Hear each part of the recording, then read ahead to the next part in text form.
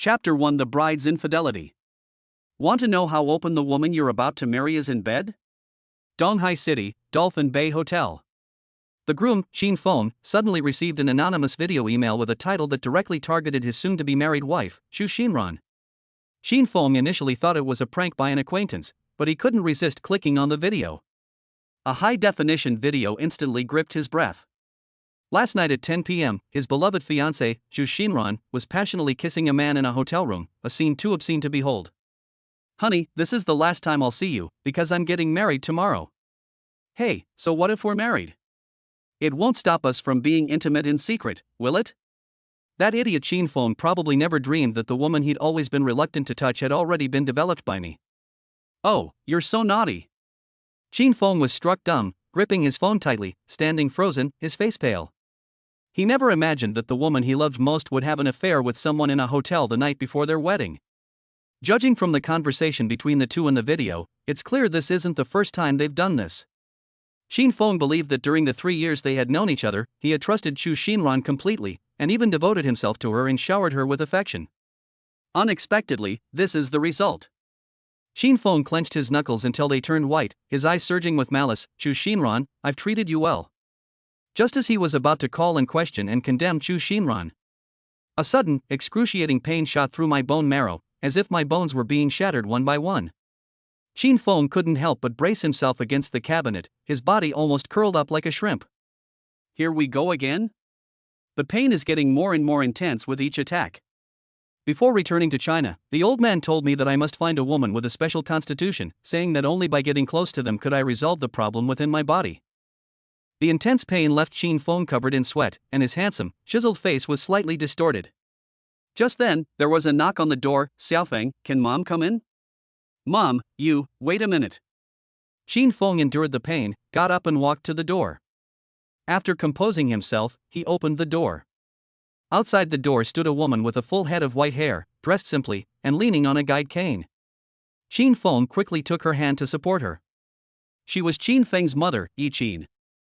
Feeling Qin Feng's icy cold hands, Yi Qin asked with concern, "Xiaofeng, why are your hands so cold?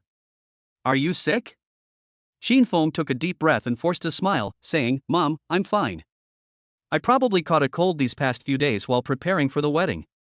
Yi Qin immediately blamed herself and said, "It's all my fault for being old and useless. Otherwise, I could have helped you a bit." "Mom, please don't say that." Qin Feng's eyes reddened. "Dad passed away early, and it's already been so difficult for you to raise me all by yourself." Upon hearing this, Yi Qin was so moved that she almost burst into tears. "Today is a happy day, so you can't cry." She turned away to secretly wipe her tears before turning back and smiling, saying, "It's getting late, and most of our relatives and friends have arrived. You should hurry up and go pick up Ran. Don't keep them waiting at the hotel for too long, and don't let the bride's family lose face." "Mom!" Shin Fong instinctively wanted to tell Chu Shinran what she had done. But the words were on the tip of his tongue when he swallowed them back. "My mother is 65 years old this year. She is in poor health, blind, and had heart bypass surgery 6 months ago. If she were to find out about Chu Shinran's infidelity, it would likely be a devastating blow to her." This was the only family Shin Fong had left in the world. Yi Qin assumed he was just a little nervous and comforted him. "Mom knows you're nervous, after all, it's your first time. But Ran's first time is the same for her. As a man, you should have the responsibility a man should have. Go on." Looking into his mother's hopeful and expectant eyes, Shin Fong suppressed all his negative emotions and let out a heavy sigh. This marriage is a must. 2 minutes later, the wedding car procession drove along the road, heading straight for the city's only 7-star hotel, Ningshi Hotel. Inside the lead-black Mercedes-Benz S-Class sedan, Shin Fong sat motionless. The excruciating pain, which had lasted for nearly half an hour, finally subsided. However, at this moment, his expression was gloomy, and the video of Chu Shinran's infidelity kept replaying in his mind. His pride as a man made him unwilling to endure it. But his filial duty as a son forced him to endure it. At the same time, on the 7th floor of the Ning's Grand Hotel, a rather attractive young woman with an arrogant demeanor was lying on a hotel bed, video chatting with a man. If Shin Fong were present, he would definitely recognize this man as the one Chu Shinran was having an affair with. The woman was naturally Chu Shinran. A middle-aged woman dressed in rich clothes and adorned with gold and silver walked in and said to Chu Xinran on the bed, "Xinran, why are you still chatting with Xiao Qi? Qin Feng is already on his way to pick up the bride. Hurry up and get dressed. She is Wu Yurong, Chu Xinran's mother." Chu Xinran scoffed and said dismissively, "Mom, why are you in such a hurry? So what if Qin Feng is here? We can just have him wait downstairs at the hotel." Wu Yurong glared at her daughter. "Even if you don't really want to marry Qin Feng and just want him to take over your life, you have to put on a good show. Don't mess things up at the crucial moment. Get up and change into your wedding dress. I'll help you." Chu Xinran's family was originally very poor. Her parents were farmers. Her father was bedridden for many years, her mother was addicted to gambling, and her only younger brother dropped out of junior high school due to lack of discipline and drifted around in society. But ever since Chu Xinran started talking to Qin Feng, he not only cured Chu Xinran's father's illness, but also secretly used his business skills to help Chu Xinran own several companies and become a famous business queen in Donghai City with a net worth of over 1 billion. For this, Qin Feng has eliminated countless competitors and averted numerous life or death crises for Chu Xinran. Chu Xinran's family, however, believed that all of this was the result of Chu Xinran's own hard work. After becoming successful, they completely looked down on Qin Feng, who had accomplished nothing. Therefore, even though they knew their daughter was having an affair, Chu Xinran's family did not blame her at all, and even helped Chu Xinran cover it up. Hearing her mother's words, Chu Xinran reluctantly got out of bed, not forgetting to remind her, "Mom, when Qin Feng comes, remember to send someone to block the door and let him wait for a while before opening it. I know this without you having to tell me. I've already told your brother and his friends. We have to let that good-for-nothing know that the fact that our family even considers him is purely because his Qin family's ancestors were incredibly lucky." Wu Yurong smiled sinisterly. "We have to let that good-for-nothing know that the fact that our family even considers him is purely because his ancestors were incredibly lucky." Soon, Qin Feng's wedding car convoy finally arrived at the hotel. Chapter 2: The Billionaire Female CEO. Meanwhile, on the hotel's most luxurious rooftop. The spacious hall is decorated in an extremely luxurious style, with expensive carpets designed by famous designers, chandeliers worth hundreds of thousands of dollars each, and wall paintings worth millions. Along the corridor stood a group of young men in suits, each wearing an expensive suit worth tens of thousands of yuan. However, at this moment, they were all standing on both sides of the corridor, looking at a woman with awe, wearing a red Chinese wedding dress, with a slender figure and breathtakingly beautiful features. The woman glanced down at the Patek Philippe in her hand, frowned slightly, and said, "Adon, hasn't the groom arranged by the matchmaking agency arrived yet?" Despite her calm tone, she still exuded an invisible spiritual aura. A young man in a suit named Adong immediately said cautiously, "President Ning, the owner of the matchmaking company just called me personally and said that the people he arranged are on their way." After saying that, he looked like he wanted to say something but hesitated. "President Ning, what if Chairman Ning finds out about our fake wedding car convoy and fake groom?" "Shut up." The woman gave a cold rebuke, which made Adong tremble and dare not say another word. Ning Qingya looked at herself in the mirror, wearing an exorbitantly priced wedding dress, her eyes cold and weary. As the eldest daughter of the Ning family, a wealthy family in Donghai City, and the president of the Ning Group, she shouldn't feel any pressure. But news came from the hospital that Grandpa was dying. That old man, who made countless contributions to the country in his early years and was a man of unwavering integrity, is about to reach the end of his life. His only wish before he died was to see his granddaughter get married in a wedding dress. To avoid leaving her grandfather with any regrets, Ning Qingya took it upon herself to contact a matchmaking agency and have them arrange a fake marriage for her. Today is the day of her fake marriage. At that moment, Adong received a phone call and then said to Ning Qingya with a happy expression, "President Ning, the wedding car procession has arrived. Okay, let's go down." Ning Qingya breathed a sigh of relief and arrived at the hotel lobby on the first floor, surrounded by numerous bodyguards. Inside, a black Mercedes-Benz S-Class sedan parked on the side of the road in front of the hotel. Qin Feng didn't rush to the 7th floor of the hotel to pick up Chu Xinran. Instead, he closed his eyes and tried his best to calm himself down. At that moment, there was a knock on the car window. The driver quickly rolled down the car window. Standing outside the window, Adong asked, "Were you sent by President Qin?" The driver was taken aback and subconsciously glanced back at Qin Feng in the back seat. Seeing that he didn't react, he had no choice but to say to Adong, "Yes, we are from the Qin family, here to pick up the bride." Qin Feng still didn't open his eyes, because the thought of seeing the Chu family's faces as soon as he opened them made him feel nauseous. After receiving confirmation, a dong walked into the hotel lobby and said to Ning Qingya, President Ning, I've asked them, it's them. Since it's them, why didn't the groom come in to greet me? Ning Qingya asked, her tone somewhat displeased. Ah Dong stammered, unsure how to reply, and could only curse the matchmaking company in his heart for being so unprofessional, not even understanding the marriage process. Even if it's a fake marriage, you should at least make it look convincing. Never mind, I'll get in the car myself. Ning Qingya coldly got up and walked out of the hotel. Since it was a fake marriage anyway, there was no need to nitpick now. A dong walked to the Mercedes-Benz S-Class first, opened the back door, and bowed slightly. A Mercedes-Benz S-Class leading the way? Ning Qingya frowned again, her pretty face turning ashen. What's the point of this matchmaking agency? She clearly requested a Bentley as the lead car. Since things had come to this, she had no choice but to suppress her displeasure and sit down. The wedding car driver didn't know the bride, but he was stunned when he saw Ning Qingya get into the car. This bride is so beautiful. However, he quickly came to his senses, immediately started the car, turned on the hazard lights, and got the car moving. As the lead car slowly drove off, the numerous wedding cars that had been waiting behind it turned on their hazard lights and followed closely. 10 minutes later, inside the lead car, the atmosphere was extremely quiet.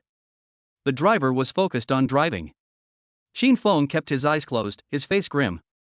In fact, he noticed it the moment Ning Qingya got into the car. He didn't think much of it, assuming that Chu Xinran had something to hide and therefore simplified the process.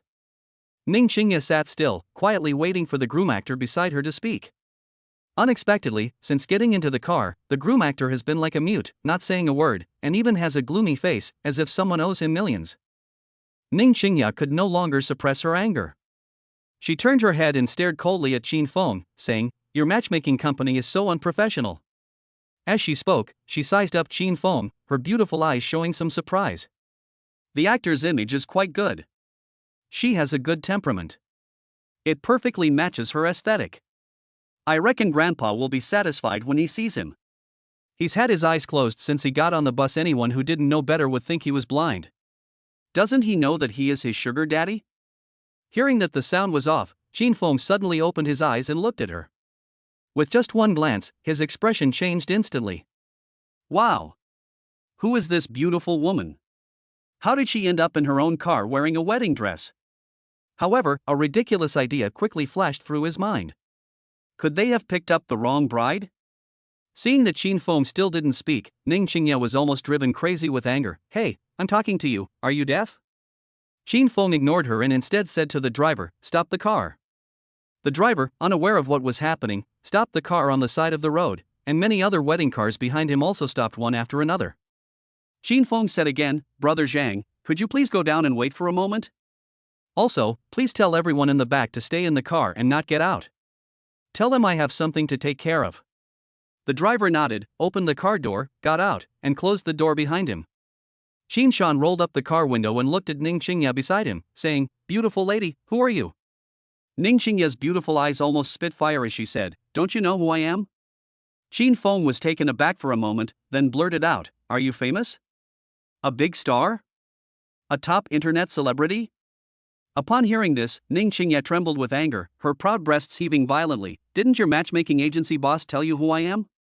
So you're the bride from the matchmaking agency. Xin Feng suddenly realized, then said with a wry smile, Miss, you're in the wrong wedding car. I'm not from the matchmaking agency. What? Ning Qingya's beautiful eyes widened involuntarily. The next moment, her phone rang. It was a dong calling, Mr. Ning, no. It's terrible, you've gotten into the wrong wedding car. Upon hearing this, Ning Qingya nearly dropped her phone, hardly believing her ears. After all that fuss, she ended up sitting in someone else's wedding car. I was even glaring at him angrily. Thinking of this, a blush instantly spread across her fair face, and she looked at Xin Feng with an embarrassed expression, saying, No. I'm sorry, I think I really did get into the wrong wedding car. Ning Qingya never dreamed that a pre-arranged fake marriage would turn into such a huge blunder. The other person is also getting married today. And since I rode in his wedding car, his bride must be incredibly anxious right now. No need to apologize to me. Xin Feng chuckled bitterly, actually, I wanted to cancel today's wedding anyway. Ning Qingya was slightly taken aback, why? Meeting her sincere gaze, Qin Feng could no longer suppress his inner resentment and told her about Chu Xinran's infidelity. After listening, Ning Qingya parted her red lips slightly, feeling as if her entire worldview had been shattered. What made her feel even more sympathy and admiration was that Qin Feng was willing to endure this humiliation so as not to upset his mother. It must be said, she is very filial. Qin Feng said self-deprecatingly, "Do I look like a clown?" Ning Qingya gently shook her head and said from the bottom of her heart, "No, you are very good. You are the best boy I have ever met." She hesitated for a moment before revealing the reason for her fake marriage. Qin Feng sighed and said, "You're a good girl too." Silence fell over the car again. After an unknown amount of time, Qin Feng finally spoke, "Thank you for listening to me. Okay, I'll tell the wedding car to turn around and take you back now. As for me, I'll continue to play out this ridiculous script." After saying that, he was about to call the driver, etc. Ning Qingya called out to him, a thoughtful look flashing across her delicate face. "Have you ever thought that since we're already wrong, we might as well just go with the flow?" "What do you mean?" Qin Feng asked, stunned. Ning Qingya's lips curled up into a charming smile. "It means I'll be your bride, and you'll take me back to give this story a perfect ending." Chapter 3 How about a fake marriage? Qin Feng was stunned upon hearing this. He turned his head, looking incredulously at the breathtakingly beautiful woman beside him, and subconsciously repeated, to make the best of a bad situation? That's right, it's about making the best of a bad situation. Ning Qingya nodded. Looking at the lingering pain and struggle in Qin Feng's eyes, she felt even more sympathetic. She also felt that this might be the most perfect solution to their respective predicaments. "Isn't this a bit inappropriate?" Qin Feng stammered, feeling that all of this was too dreamlike and absurd. He was supposed to pick up a woman who had betrayed him, but halfway there a stunningly beautiful woman he had never met before appeared in his car, and now this woman was proposing to be his bride. Even TV dramas wouldn't dare to film a story like this. What's wrong with that? Ning Qingya raised an eyebrow slightly and said, "It's just a fake marriage, everyone gets what they need. You helped me deal with my grandfather, and I'll help you deal with your mother.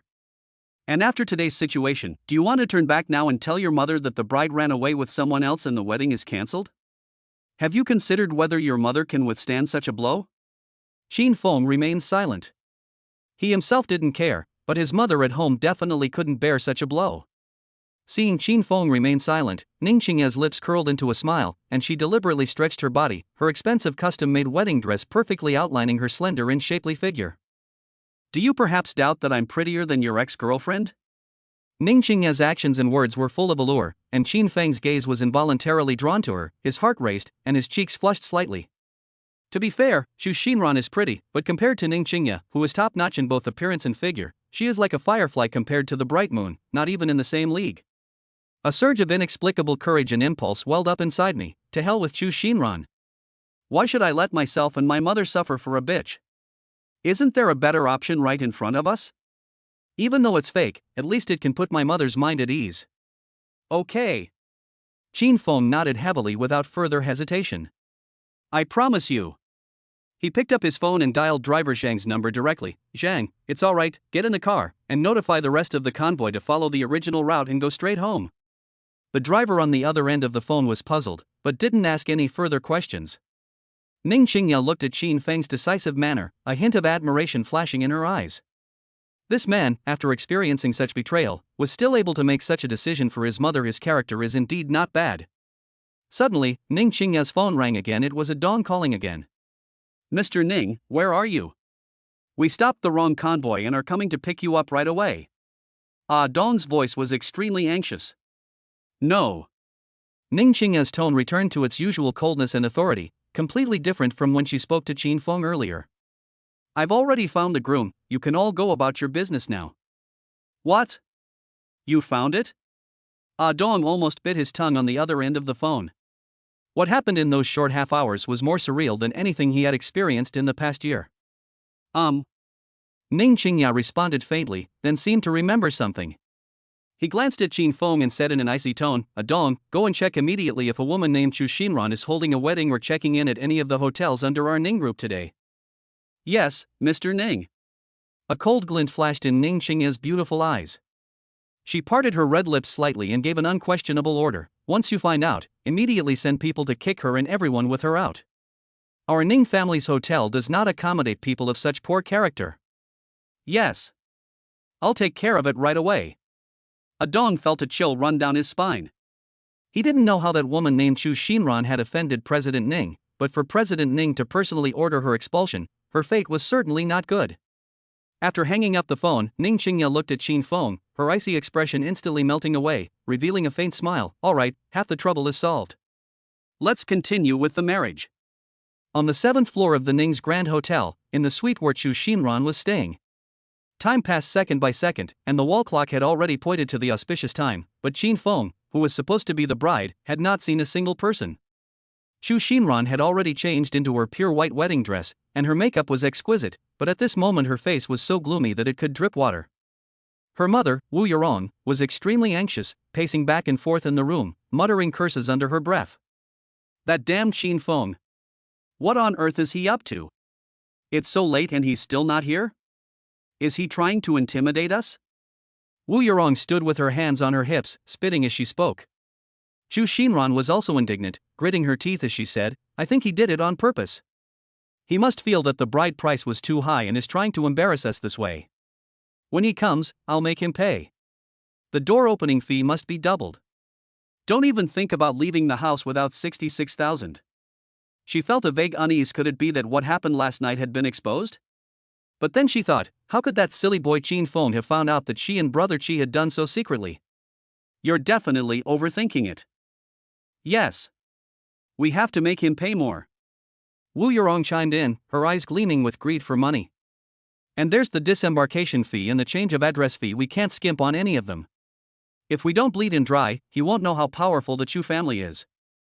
Just as the mother and daughter were plotting how to make things difficult for Qin Feng and how to squeeze more money out of him, the door was suddenly pushed open, and Chu Xinran's younger brother, Chu Shang, rushed in a panic. He was covered in sweat and his face was full of fear.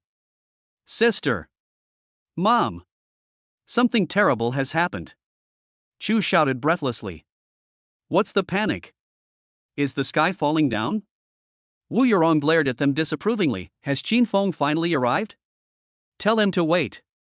Just say the bride isn't ready yet. No, Mom. Chu Sheng stamped his feet anxiously. Qin Feng. Qin Feng's convoy did indeed arrive downstairs just now. We're downstairs? Chu Xinran was taken aback, then her anger intensified. Why didn't he come up to pick me up right away? What was he dawdling about downstairs for? Was he trying to put on airs? It's not dawdling. Chu Shan was almost in tears. His convoy stopped downstairs for a moment, then turned around and left for some reason. What? Chapter 4 Qin Feng, this marriage is better off not happening. Chu Xinran and Wu Yurong screamed in unison, the mother and daughter looking at each other in disbelief. Are you sure you didn't see it wrong? Chu Xinran grabbed her younger brother's arm, her nails almost digging into his flesh. How dare Qin Feng leave before he's even picked me up? It's absolutely true, sister. Chu Sheng cried out, Chu Xinran hit me too hard, my arm hurts terribly. I saw it with my own eyes. The lead car was his Mercedes S-Class, and the entire wedding car procession that followed turned around and drove away with the lead car. I even went down to take a look, and it really was Qin Feng's convoy. This news struck Chu Xinran and Wu Yurong like a bolt from the blue. Before the bride even got into the car, the wedding procession turned around and went back. This is absolutely unheard of and absurd. Chu Xinran's face turned deathly pale instantly, and she swayed, almost losing her balance. That uneasy premonition grew stronger and stronger. Wu Yurong was first shocked, then filled with overwhelming anger. This is outrageous. Qin Feng, that bastard. What is he trying to do? Does he want to call off the engagement? How dare he? Just then, Chu Xinran's phone rang, and the caller ID showed Qin Feng. Chu Xinran, as if grasping at a lifeline, immediately answered the phone and, before Qin Feng could speak, launched into a tirade. Qin Feng, are you fucking crazy? Why did your convoy turn around and leave? What's with leaving me alone at the hotel? Get back here right now and pick me up. Otherwise, don't blame me for being impolite. And the boarding fee will be doubled. On the other end of the phone, Qin Feng heard Chu Xinran's exasperated voice, and the last trace of hesitation in his heart vanished instantly. Such a woman is indeed not worth his lingering affections. Qin Feng said calmly, Chu Xinran, we're finished. I will not marry you. What? Chu Xinran screamed, her voice shrill. You think you can just call it quits like that? Xin Feng. Are you kidding me? Aren't you afraid of what your mother will think? Aren't you afraid that your Qin family will become a laughingstock for everyone? If you want to come back, kneel down and beg me. I might consider going back with you. Otherwise, even if your mother comes and kneels down to beg me, I will never go back to the Qin family with you. Hearing Chu Xinran's threat, Xin Feng couldn't help but laugh and said, Chu Xinran, you really overestimate yourself, don't you? I only said I wouldn't marry you, but I didn't say I wouldn't marry someone else. He paused, then looked tenderly at Ning Qingya, who was listening quietly beside him and whose beauty was beyond compare. To tell you the truth, I already have a new marriage partner, and she's sitting in my car right now. She is 100 times prettier and 1,000 times kinder than you. After saying that, Xin Feng didn't give Chu Xinran any chance to react or curse. He hung up the phone and then blacklisted all of Chu Xinran's contact information. Hearing the busy tone from her phone, Chu Xinran felt as if she had been struck by lightning. She froze on the spot, the phone slipping from her hand and falling to the ground with a thud. The screen shattered instantly, just like her vanity and scheming that were now in pieces. What did he say? Wu Yurong hurriedly asked. Chu Xinran's eyes were vacant, her lips trembling as she mechanically repeated Qin Feng's words. He said he won't marry me anymore. He said he has a new bride, right there in his car. What utter bullshit! Wu Yurong was furious. With Qin Feng's poor and pathetic appearance, what woman could possibly be interested in him other than you being blind? And you even sat in his car? He's definitely doing this on purpose to annoy us. Chu Shang chimed in, adding fuel to the fire. Yeah, sis, mom's right. That good-for-nothing Qin Feng, what makes him think he's so great? Let's go to his wedding right now. I want to see which blind vixen dares to take this on. We'll settle scores with their family while we're at it. They dared to break off the engagement with our Chu family, they'll regret it. The mother and son, filled with righteous indignation, grabbed the distraught Chu Xinran and were about to storm downstairs to cause trouble at the Qin family's house. As soon as they stepped out of the suite, Chu family relatives, who had been waiting in the hallway and lobby for some time, surrounded them, offering their congratulations in a flurry of words. Oh my, Xinran is out. The bride looks so beautiful today. Congratulations, Xinran. You're about to get on the bus. Where's the groom? Is he almost here? We can't wait to see what happens. I heard the Qin family is making quite a show of things this time. The motorcade is really impressive. These words of flattery and congratulations sounded incredibly harsh and ironic to Chu Xinran and her family at that moment. Chu Xinran's face turned from white to green, then from green to red, and she wished she could find a crack in the ground to crawl into. Wu Yurong and Chu Shang were also ashen-faced, utterly embarrassed. Just as they were wondering how to explain this absurd situation, the elevator doors opened with a ding. A group of people dressed in hotel uniforms and exuding an aura walked over quickly. The leader was a middle-aged man wearing gold-rimmed glasses, who was the general manager of Ning's hotel. Upon seeing this prominent figure in Donghai City suddenly appear, the Chu family relatives present were all taken aback, and then burst into exclamations and discussions. My God! Isn't that Mr. Wang, the hotel's general manager? Why is he here? Did he hear that Xinran got married and come to congratulate her? Has the Chu family gained so much prestige now? Even a big shot like President Wang has come in person? It must be because of Xinran. Xinran really made the Chu family proud. Hearing their relatives' discussion, Chu Xinran, Wu Yurong, and Chu Shang were also taken aback, and then an unrealistic fantasy arose in their hearts. Could they really be here to offer their congratulations? If someone like President Wang could step in to support him, then Qin Feng's humiliation from breaking off the engagement might be somewhat redeemed. Thinking about it this way, Chu Xinran managed to force a smile onto her originally ashen face. Wu Yurong and Chu Shang straightened their backs instantly, and smug smiles appeared on their faces. Although it's unclear why such an important figure would appear, their mere presence here is a sign of respect for the Chu family. Chu Xinran straightened her wedding dress and walked towards President Wang, saying, President Wang, why did you come in person? I can't possibly trouble you with this. In the banquet hall, everyone's eyes were on this side. Mr. Wang merely glanced coldly at Chu Xinran, his gaze as if she were a piece of trash, completely ignoring her outstretched hand. An indifferent voice rang in everyone's ears. You're Chu Xinran? Chu Xinran's hand froze in mid-air, her smile hardening, and a bad feeling rose in her heart. Mr. Wang, it's me. Upon seeing this, Wu Yurong and Chu Sheng were overjoyed. It turned out that President Wang had indeed come for the Chu family. Wu Yurong was about to step forward to greet President Wang, but his cold voice interrupted her. "You are not welcome at our hotel. You have 10 minutes to take all your belongings and get out of here right now." Chapter 5: A Perfect Match, a match made in heaven. Upon hearing Mr. Wang's words, Chu Xinran's face instantly turned deathly pale, then flushed red with extreme humiliation and anger. She could hardly believe her ears. She never imagined that she would be treated like a fly by the hotel manager. How could such a humiliating disgrace have happened to her? Etc. "Mr. Wang. Are you mistaken? We are guests of your hotel." Chu Xinran realized what was happening and quickly caught up with President Wang, wanting to get to the bottom of things. However, President Wang did not pause at all, as if he had not heard her words at all, and walked straight into the elevator with his subordinates, not even bothering to give her a glance. Chu Xinran wanted to step forward, but several burly security guards surrounded her with cold faces. "Ms. Chu, Mr. Wang has made his point very clear. Please cooperate and pack all your personal belongings within 10 minutes and leave the hotel." "You, what right do you have to kick us out? We paid money." Wu Yurong screamed in a fit of rage. The security captain remained expressionless, merely glancing at his watch before coldly stating, 9 minutes and 30 seconds remain. "If the time limit is exceeded, we will follow the hotel's rules." Though cold, the threat was self-evident. Not only Chu Xinran's family, but also the Chu family relatives who came to attend the wedding and were still in a daze were unceremoniously asked to leave their hotel rooms and floors by the security guards. For a moment, complaints, questions, and children's cries mingled together, creating a chaotic scene. 10 minutes later, Chu Xinran and her family, along with their luggage, were invited out of the grand gates of the Ning's Grand Hotel as if they were being thrown away as trash. They stood by the roadside, disheveled and looking miserable, completely out of place in their glamorous surroundings. The relatives who had been driven out with them immediately surrounded them, venting their dissatisfaction and questions all at once. "Xinran, what's going on? Didn't we agree to attend your wedding?" "Yeah. How could they even kick us out of the hotel? That's so embarrassing. Where's Qin Feng? Where are the wedding party?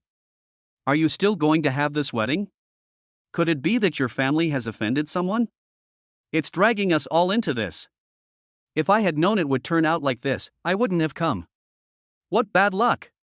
Faced with the merciless accusations and disdainful looks from their relatives, Chu Xinran and her family blushed and felt utterly ashamed.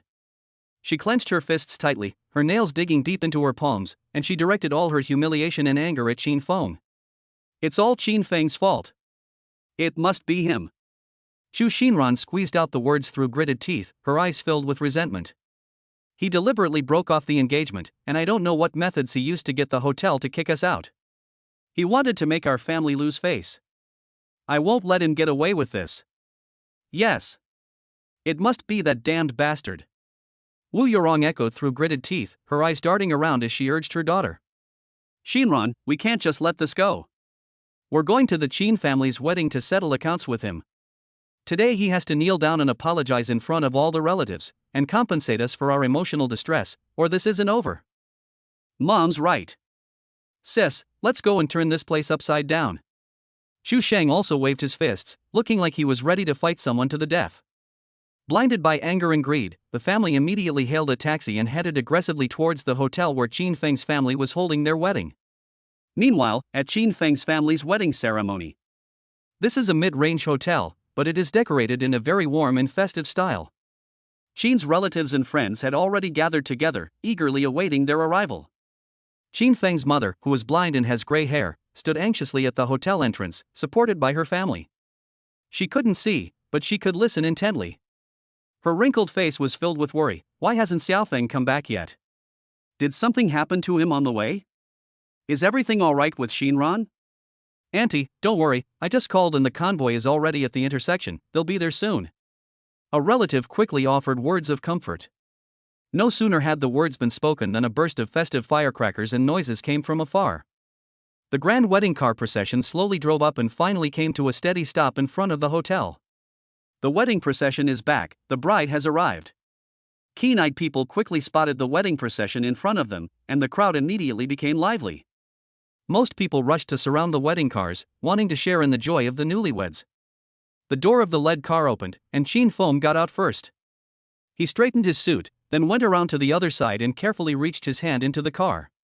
A fair hand wearing lace gloves gently rested on Qin Feng's hand. A bride in a pure white wedding dress and a light veil stepped gracefully out of the car. Although the veil concealed her face, her noble aura emanating from within, and her slender figure that even the wedding dress could not completely hide, instantly attracted everyone's attention. Wow! The bride is so tall. Her aura is just too good. Look at that wedding dress, it's so beautiful. It must have been expensive. The Qin family is truly blessed to have such a beautiful daughter-in-law. Passers-by and relatives exclaimed in amazement and praise.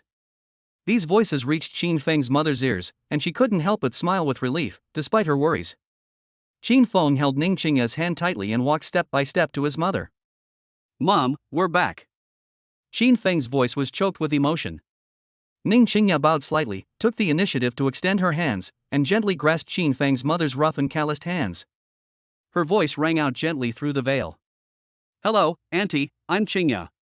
She temporarily gave herself an alias. Good child." Qin Feng's mother nodded excitedly, tightly grasping Ning Qingya's hand, tears welling up in her cloudy eyes. "It's good that you're back, it's good that you're back. From now on, we're family." After exchanging pleasantries, the group moved to the wedding hall. The MC was all ready, and the wedding march began. To avoid any complications, Qin Feng had already communicated with the MC in the car, requesting that all procedures be simplified and that the bride's surname and given name be avoided directly. The MC looked at the couple and asked with a smile, "Mr. Qin Feng, do you take this beautiful and kind lady beside you to be your wife, to love and cherish her, to be faithful to her, for better or for worse, for richer or for poorer, in sickness and in health, until death do you part?" Qin Feng took a deep breath and turned to look at the unfamiliar woman beside him. "I do." Chapter 6: How dare he marry another woman? Then, the MC asked Ning Qingya the same question. Ning Qingya barely hesitated. Through her veil, her gaze met Qin Feng's, and her clear voice resounded throughout the hall, "I do." These three simple words seemed to possess a magical power, calming the last ripples in Qin Feng's heart and winning enthusiastic applause from his relatives and friends in the audience. Qin Feng's mother was moved to tears upon hearing this. Meanwhile, at the entrance of the hotel where Qin Feng's family was holding their wedding, Zhu Xinran and her family paid the fare and rushed out of the taxi like three evil gods, heading straight into the hotel. "Stop! What are you doing here?" Upon seeing this, the security guard at the entrance immediately stepped forward to stop them. "There's a wedding banquet at the hotel today, and they need to ensure order." Zhu Shang was furious. When he saw the security guards blocking his way, he pointed at Zhu Xinran's wedding dress and yelled, "Are you blind? Can't you see my sister is wearing a wedding dress? We're here to attend a wedding." The security guard, having been scolded for no reason, darkened his face and became even more impolite. "Attending a wedding? Today, only the Qin family is hosting a wedding banquet at our hotel. The Qin family's bride has already gone in with the groom." "And who are you brides from? You've come to the wrong place." Wu Yurong immediately shrieked, "What do you mean, wrong place? My daughter, Zhu Xinran, is the Qin family's bride. Qin Feng is marrying my daughter." The security guard sneered as if he'd heard the funniest joke. He looked Zhu Xinran up and down, her face disheveled and even contorted in a grimace despite her wedding dress, and mocked, "You think you can fool me? Everyone saw the Qin family's bride just now. Her elegance and figure were like a fairy. And you? You think you can impersonate the bride and sneak into the banquet? I think you're just desperate for money and trying to freeload. You're talking nonsense." Xu Sheng was so angry that he trembled all over, and blood rushed to his head. He had never been treated like this before. First, a 5-star hotel kicked them out like dogs, and now even a lowly security guard dared to look down on them. "Damn it! We can't reason with you.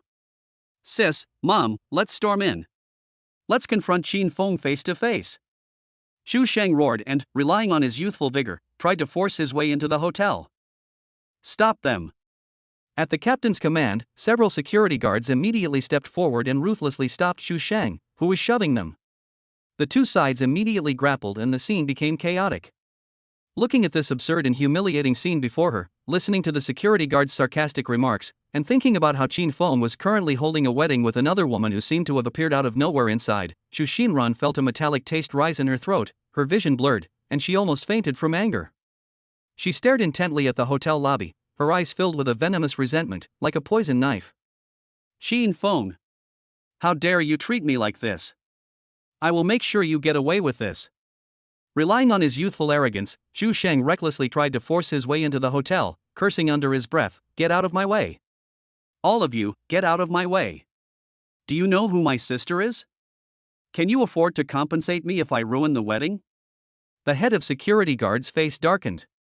He had seen people who were unreasonable and argumentative, but he had never seen anyone so tactless. Seeing that Chu Sheng was about to break through his colleague's obstruction, the security captain no longer held back and swung his rubber baton, smashing it hard down on Chu Sheng's shoulder.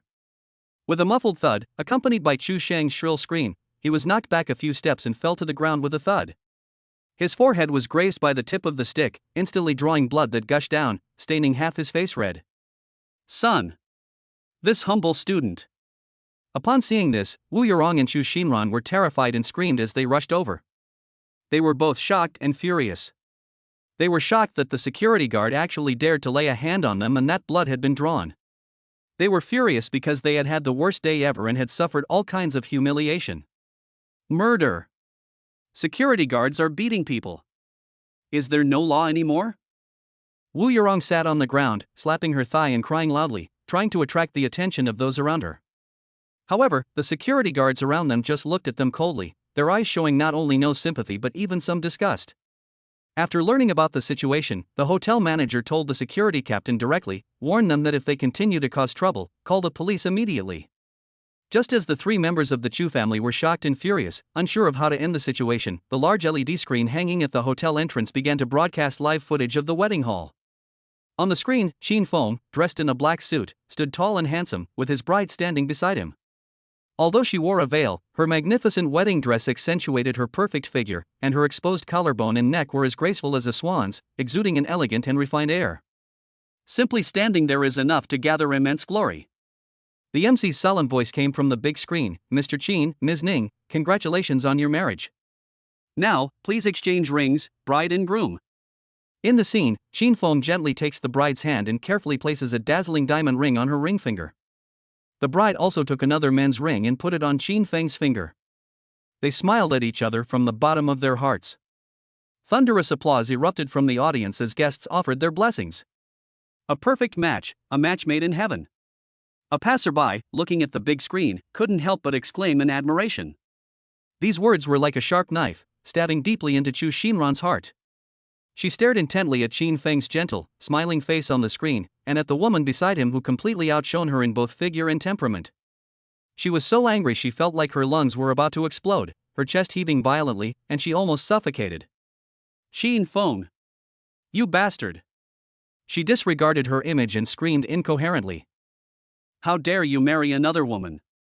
Who is that vixen?"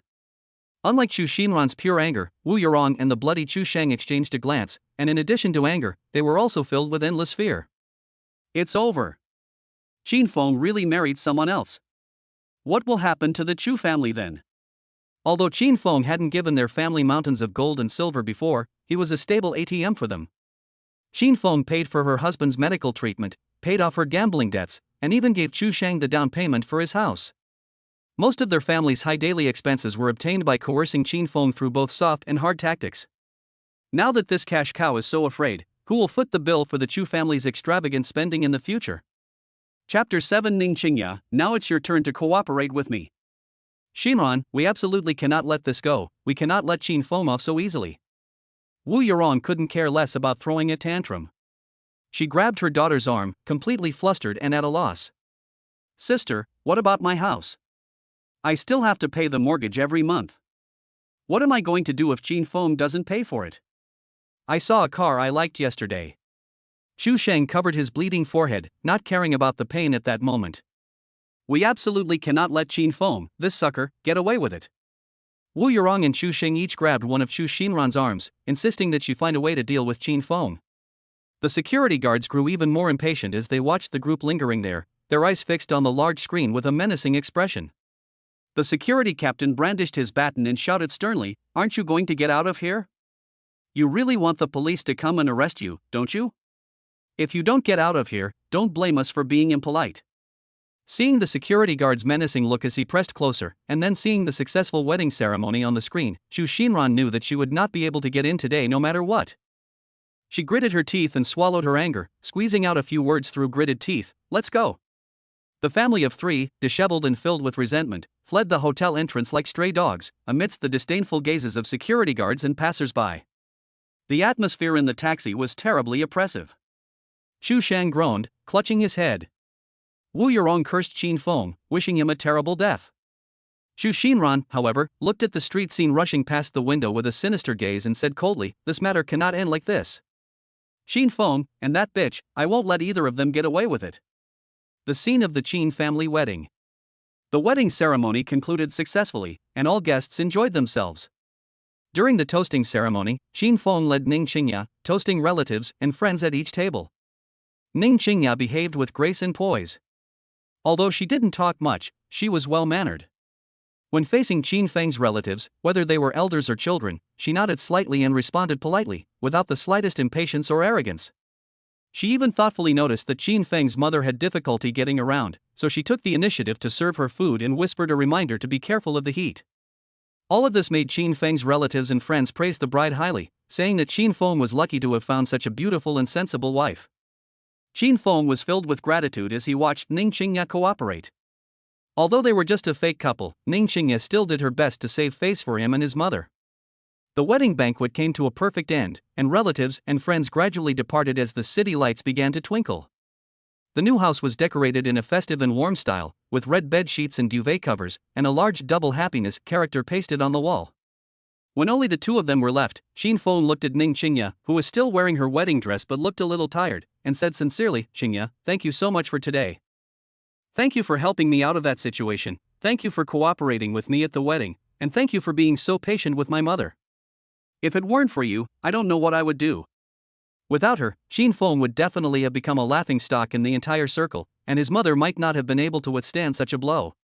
Upon hearing this, Ning Qingya turned around, a sly and lively smile appearing on her face, completely different from her usual aloof demeanor. She blinked her beautiful big eyes, her tone playful. "My dear husband, don't be so polite. I've perfectly cooperated with you in this charade, so now, shouldn't you also fulfill the spirit of the contract and cooperate with me as your wife?" She deliberately emphasized the words husband and wife, which made Qin Feng's heart skip a beat. "That's natural. What do you need me to do? As long as I can do it, I will definitely complete the task." Qin Feng nodded without hesitation. Ning Qingya helped him get back on his feet and save face today, which is no different from being a second parent to him. No matter what it is, Qin Feng will do his best to accomplish it. Ning Qingya's smile faded, and her eyes became serious with a hint of pleading. "Now, come with me to the hospital and see my grandfather. The highest-level private hospital in Donghai City, with VIP wards on the top floor." The atmosphere in the ward was very somber. The family members around him looked sad, and various sophisticated medical instruments made regular beeping sounds. On the hospital bed lay an elderly man with white hair and beard, thin as a rake. His body was covered with tubes, and his mouth and nose were covered with an oxygen mask. His breathing was so weak that his chest was barely rising and falling. An elderly man in a long robe, with an extraordinary air about him, had just finished taking the pulse of old Master Ning on the bed. He turned to look at the Ning family members gathered around the bed and shook his head heavily. "Mr. Ning, Mrs. Ning, everyone, I have done my best." The old man, known as Dr. Shui, sighed. "Brother Ning's life force has been exhausted, his internal organs are failing, and he's like a lamp running out of oil. Please forgive my bluntness, but prepare for the worst. The old man's time is up tonight." Upon hearing this, a wave of grief swept through the ward. Ning Qingya's mother couldn't help but sob softly. Standing beside her was Ning Qingya's father, Ning Guofu, the current chairman of the Ning Group, whose eyes were also red as he struggled to hold back his grief. The other Ning family relatives also all wore expressions of grief. At that moment, the ward door was gently pushed open. Still wearing her pristine white wedding dress and exquisite makeup, Ning Qingya, though unable to conceal her anxiety, pulled Qin Feng, who was also still in his wedding suit, and quickly walked in. Instantly, everyone's eyes were drawn to them, especially Ning Qingya in her wedding dress and the unfamiliar Qin Feng. "Qingya? What's with your outfit?" Ning Guofu looked at his daughter, both shocked and furious. Ning Qingya ignored her father's questioning. She took a deep breath, held Qin Feng's hand tightly, and faced all the Ning family members, saying clearly and firmly, "Dad, Mom, uncles and elders, let me introduce you. This is Qin Feng, my husband. We just got married today." "What? Husband? Wedding? Qingya, what nonsense are you spouting? Who is this man?" The Ning family was stunned, staring at her and Qin Feng in disbelief. Ning Guofu was so angry that his face turned ashen. Pointing at Qin Feng, he sternly reprimanded Ning Qingya, "Nonsense. This is utter nonsense. Qingya, do you know what you're doing? Marriage is a serious matter, not something to be taken lightly. Who is this person? Do you even know him? And you just got married without a word?" A well-dressed aunt from the Ning family immediately looked Qin Feng up and down with a critical eye and asked in a sarcastic tone, "That's right, young man, whose son are you? Where are you working now? How much are you worth? Are you a good match for our Qingya?" Chapter 8: The King of Hell's Deadly Needle. Faced with the shocked, angry, and even contemptuous gazes of the Ning family, Qin Feng straightened his back, remained calm, and answered neither humbly nor arrogantly, "I am not some young master. I am just an ordinary person who used to make a living by driving a taxi. I have no wealth." "What? A taxi driver? My God. Qingya, have you gone mad? This is utter nonsense. They're not a good match. A taxi driver dares to try and climb the social ladder by marrying into the Ning family? What a joke." Qin Feng's honesty only earned him more unrestrained ridicule and accusations from the Ning family. It was as if he were some filthy piece of trash, defiling the Ning family's reputation. "Enough." Ning Qingya suddenly stepped forward, shielding Qin Feng behind her.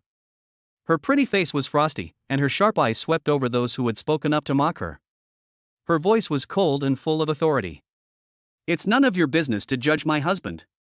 Who I, Ning Qingya, marry is my own business. Qin Feng's status is unimportant. What matters is that I'm willing to marry him, and he's willing to marry me." Her imposing presence instantly intimidated most of the people present. After saying that, she ignored everyone else and quickly pulled Qin Feng to the bedside. Looking at her grandfather lying on the bed, lifeless and withered, Ning Qingya finally broke through her tears. She knelt down by the bed with a thud, tightly grasped her grandfather's withered hand, pressed her cheek against it, and choked out, her voice filled with endless sorrow and longing, "Grandpa. Grandpa, can you hear me? I am Qingya. Haven't you always said that you wanted to see Qingya wear a wedding dress and get married in style? Qingya did it. I really did it. Please, open your eyes and look at Qingya, look at your granddaughter in her wedding dress, look at your grandson-in-law. Grandpa, open your eyes." Ning Qingya sobbed uncontrollably, her tears soaking her grandfather's hands, his hospital gown, and the pristine white hospital sheets. However, the elderly man in the hospital bed remained unresponsive, with only a faint, fluctuating curve on the electrocardiogram monitor. Seeing this, Dr. Shui shook his head and sighed again. "Miss Ning, please accept my condolences. The old man has lost consciousness. Even if you shout until you're hoarse, he won't hear you. Let him go in peace." "Grandfather." Dr. Shui's words completely broke Ning Qingya. She lay by the bedside, her shoulders trembling violently, and her desperate cries echoed in the silent ward. The Ning family members also wiped away tears, immersed in the grief of about to lose their loved ones. Suddenly, a discordant sound broke the somber atmosphere. "Wrong." Everyone looked in the direction of the voice and saw that the one who spoke was Qin Feng, the taxi driver and husband that Ning Qingya had brought back. He was staring at the old man on the hospital bed, and said with certainty, "There is a faint red glow between the old man's eyebrows, and there is still a glimmer of life in his body. He has at least 10 more years to live. How could his time be up?" Qin Feng's words were like a bolt from the blue, leaving everyone present stunned. "Absurd." Dr. Shui was the first to react, his face flushed red with anger at being questioned. "What do you know about medicine, you little brat? Old Master Ning's pulse has stopped, and his life force is waning. This is a sign that his time is up. How could you just spout nonsense like that?" Ning Guofu frowned, even more dissatisfied with Qin Feng. "Qin Feng, this is not a place for you to spout nonsense. Dr. Shui is a national-level expert, how could his diagnosis be wrong? Stop making things worse." Other Ning family relatives echoed this sentiment, criticizing Qin Feng for being arrogant and daring to make outrageous remarks even in such a setting just to show off. Ning Qingya suddenly raised her head and looked at Qin Feng with teary eyes. From the moment she first saw Qin Feng, she instinctively felt that he was no ordinary person. His composure in the face of danger and the confidence deep in his eyes were qualities that a taxi driver could not possess. As if grasping at a last straw, she asked anxiously, Xin Feng, is what you're saying true? Is there really any hope for Grandpa? Xin Feng ignored the doubts of the crowd and looked calmly at Ning Qingya, giving her a reassuring look. Qingya, believe me, Grandpa has been poisoned. It's a slow-acting poison that can erode the internal organs, disguised as organ failure.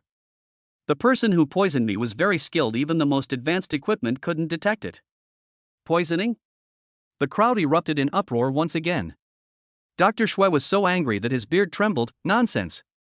I have practiced medicine for decades and have never misdiagnosed a patient. What evidence do you have that you claim poisoning?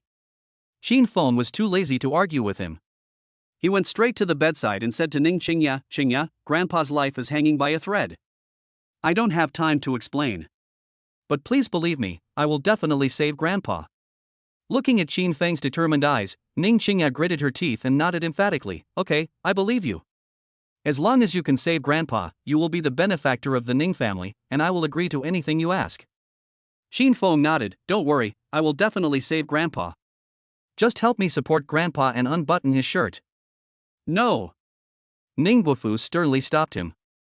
Qingya, you can't let him do this. This is your grandfather. Dad. Ning Qingya turned around abruptly, her eyes filled with unprecedented determination. Is there any other way? Dr. Shui has already given his verdict. Let Xin Feng give it a try, just in case there really is a miracle. Are we really going to just stand by and watch Grandpa? Ning Qingya left Ning Guofu speechless. Yes, Dr. Shui has already said he's preparing for his funeral. Even if she's pregnant, how far can she go? What if this young man my daughter brought home can really create a miracle? Looking into his daughter's stubborn yet sorrowful eyes, a glimmer of hope rose in his heart. In the end, he sighed heavily, turned his head away, and tacitly agreed.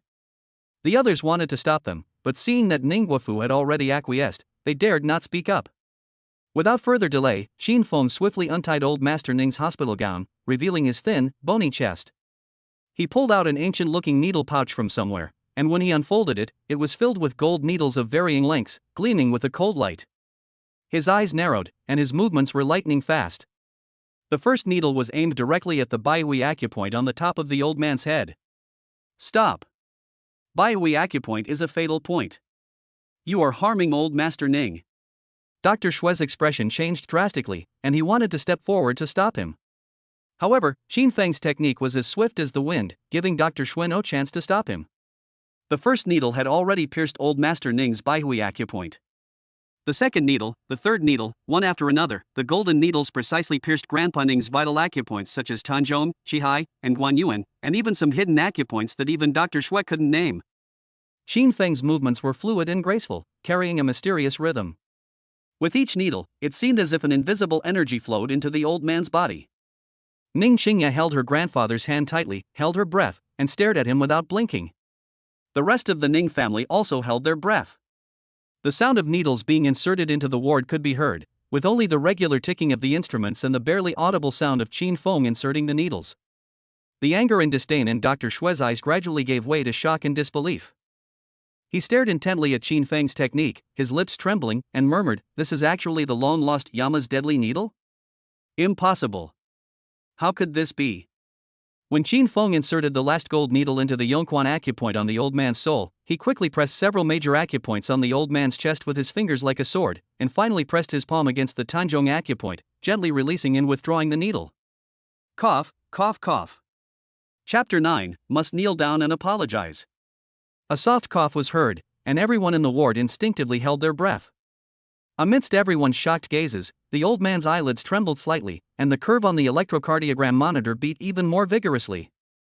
Then, under everyone's gaze, old Master Ning slowly opened his eyes. He's awake. Grandpa's awake. Ning Qingya burst into tears of joy. Her voice trembled as she expressed her intense emotions. Ning Guofu and the others immediately surrounded him, and seeing the old man regain his consciousness, they were all moved to tears. Water, water. The old man's throat moved slightly, and a weak voice rang out. Ning Qingya quickly took the warm water handed to her by the caregiver and carefully wiped Grandpa Ning's lips with a cotton swab. Dr. Xue staggered forward, placed his fingers on old Master Ning's pulse, and felt the pulse return to normal, his face full of disbelief. Then, he took a deep breath, turned to Qin Feng, and bowed sincerely, saying, "Divine Physician Qin, I was blind before and did not know you were in person. I have offended you greatly. Please forgive me, Divine Physician Qin." The old man's pulse has stabilized, and that deathly aura has indeed dissipated. Dr. Xue's words shocked everyone present. The Ning family members' gazes toward Qin Feng instantly shifted from disdain and contempt to shock and astonishment. This taxi driver, whom they looked down upon, actually possessed miraculous medical skills that could bring the dead back to life. Even the legendary physician Xue was helpless against this incurable disease, but he saved him with just a few acupuncture needles. Qin Feng glanced at Dr. Xue indifferently, not taking it to heart, and said to Ning Qingya and Ning Guofu, "I have temporarily suppressed the toxins in Grandpa's body, but they have not been eradicated. I need some medicinal herbs to prepare an antidote so that I can completely eliminate the remaining toxins and replenish my lost vital energy." I said he had 10 more years to live, and he will not lose a single day. Qin Feng was absolutely confident in his medical skills. Ning Qingya looked at Qin Feng, her beautiful eyes sparkling with admiration, her heart filled with gratitude and an indescribable emotion. She knew she had made the right bet. This seemingly ordinary man was hiding a shocking secret. Ning Guofu was also feeling conflicted. He was relieved that his father had been saved, but also embarrassed that he had previously looked down on Qin Feng. He quickly said, "What kind of medicinal herbs do you need?" Qin Feng, just tell me, and my Ning family will do everything in our power to find them." Grandpa Ning, lying on his sickbed, slowly swept his gaze over everyone, finally settling on Ning Qingya in her wedding dress and Qin Feng in his sharp suit. A faint smile of relief appeared on his frail and aged face, and his weak voice gradually rose. "My precious granddaughter, you." Upon hearing this, Ning Qingya quickly explained, "Grandpa, Qingya got married. This is your grandson-in-law, Qin Feng. He's the one who woke you up. Qin Feng, quickly call him Grandpa." Qin Feng looked at Grandpa Ning and said respectfully, "Greetings, Grandpa." Grandpa Ning looked Qin Feng over, then nodded in satisfaction and said, "Good, good." Grandpa Ning's approval of Qin Feng undoubtedly further enhanced Qin Feng's status in the hearts of the Ning family. Meanwhile, the Chu family, having fled the hotel in a sorry state, slunk back to their new home. Because he had no money, Chu Sheng's head wound was simply bandaged, and he didn't even take any painkillers. "Mom, my head hurts so much. The medical bills will cost several thousand." Chu Sheng lay on the sofa, groaning and occasionally letting out a pig-like scream. "It's all Qin Feng's fault, that damned bastard, and that vixen who appeared out of nowhere." Wu Yurong gritted her teeth, looking at her son with heartache, and the thought of losing her source of income in the future made her heartache even more. "Shinran, call Qin Feng right now. We have to make him give us an explanation. This matter cannot be left like this." Shu Shinran took out her phone with a gloomy expression and dialed Qin Feng's number again, only to find that it had been blocked. She then tried to contact them via WeChat, but the message failed to send. A sense of panic and anger at being utterly abandoned welled up inside me. He blocked me. Shu Shinran was so angry she almost smashed her phone. "What? How dare he treat you like this?" Wu Yurong screamed, "Then let's go find his mother. That old blind man can't escape, can he?" "Yes. Go find that old bastard." I refuse to believe Qin Feng doesn't care about his mother. Xu Sheng also struggled to sit up and echoed him. But when they arrived at the old neighborhood where Qin Feng's mother lived, they found the door locked and no one answered after knocking for a long time. I asked around among the neighbors and found out that the Qin family was having a wedding today. After Qin Feng's mother was taken to the hotel, it seemed that her son and daughter-in-law took her to their new house, but no one knew the exact address. Since Qin's mother no longer lives here, the last clue to finding Qin Feng has been lost. "It's over, it's completely over." Wu Yurong collapsed to the ground, utterly distraught. "How are we going to pay the mortgage? It's due next month and then there's our living expenses and your brother wants to buy a new car." Chu Shinran clenched her fists tightly, her nails digging deep into her palms, drawing blood. She had never hated Qin Feng as much as she did now, nor had she ever felt such fear. Accustomed to reaping without sowing, and to leeching off Qin Feng, once they lost this source, their family was like a tree that had lost its parasitic support, instantly exposed to the harsh realities of life. "We can't let this go." Chu Shinran's eyes flashed with resentment. "Qin Feng thinks he can get rid of me by changing women? Dream on. I'll make sure he's utterly disgraced and show that vixen what happens when she steals my man. Sister, do you have any ideas? Chu Sheng asked hurriedly. Chu Xinran gave a cold smile. Didn't he marry a woman who looks very rich? Don't you find that strange? How could such a beautiful and elegant woman fall for Qin Feng, a taxi driver? There must be something fishy going on here. Wu Yorong's eyes lit up. You mean? I'm going to find Brother Qi. Chu Xinran made up her mind. Have him investigate that woman's background. As long as we find something on her, or let her know that Qin Feng is penniless, let's see if she's still willing to follow him. When Qin Feng is desperate, won't he be begging me to come back? The brother Qi she mentioned was Qi Wenbin, the man she had an affair with in the video. The Qi family engages in shady businesses and has a complex network of connections, so investigating them shouldn't be difficult. Yes. Find Shao Qi. He'll definitely have a solution. Wu Yorong felt like she had grasped at a straw. When that good-for-nothing Qin Feng comes back begging you, you must make him kneel down and apologize, and then transfer all his house and car to your name. The family of three were once again immersed in unrealistic fantasies and malicious schemes, as if they could already see Qin Feng returning in a sorry state, begging for their forgiveness. No information could be found for Chapter 10. After Grandpa Ning was out of danger and fell into a deep sleep, the atmosphere in the ward completely changed. Ning Guofu personally escorted Dr. Xue to the ward, his attitude becoming much more polite. However, Dr. Xue seemed somewhat lost and disoriented, muttering things like the Yama's deadly needle and the divine doctor is alive repeatedly, and his eyes were filled with awe as he looked at Qin Feng in the ward. Back in the ward, Ning Guofu looked at Qin Feng with a complex expression, a mixture of gratitude, embarrassment, and a hint of scrutiny. He cleared his throat, trying to make his tone gentle. Qin Feng, thanks to you today. Don't take it to heart if your uncle was rude before. The other Ning family relatives also put on smiling faces, surrounding Qin Feng and saying words of thanks and flattery, a complete contrast to their previous harsh attitude. Although Qin Feng was just a taxi driver, he proved his ability through his actions. Qin Feng simply nodded, unperturbed by praise or criticism. He wrote down a prescription and handed it to Ning Guofu. Get the medicine according to the prescription, boil 3 bowls of water down to 1 bowl, take it once in the morning and once in the evening, for 7 consecutive days. Some of the medicinal herbs are quite rare, so we need to put in some effort. Ning Guofu took the prescription, put it away carefully without even looking at it, and said, Don't worry, even if I have to search the entire Donghai city, I will find all the medicine. Having witnessed Qin Feng save the old man with acupuncture and gained the approval of Dr. Xue, he now has no doubt about Qin Feng's medical skills. Ning Qingye stayed by her grandfather's bedside until his breathing became steady, at which point she finally breathed a sigh of relief. She walked to Qin Feng's side and said softly, Thank you, Qin Feng, I owe you another big favor. Each takes what they need, and neither owes the other anything. Qin Feng smiled, his expression meaningful. It was originally a transaction, but the development of this transaction seems to have exceeded the initial expectations. Ning Qingye's beautiful eyes flickered slightly, but she didn't reply.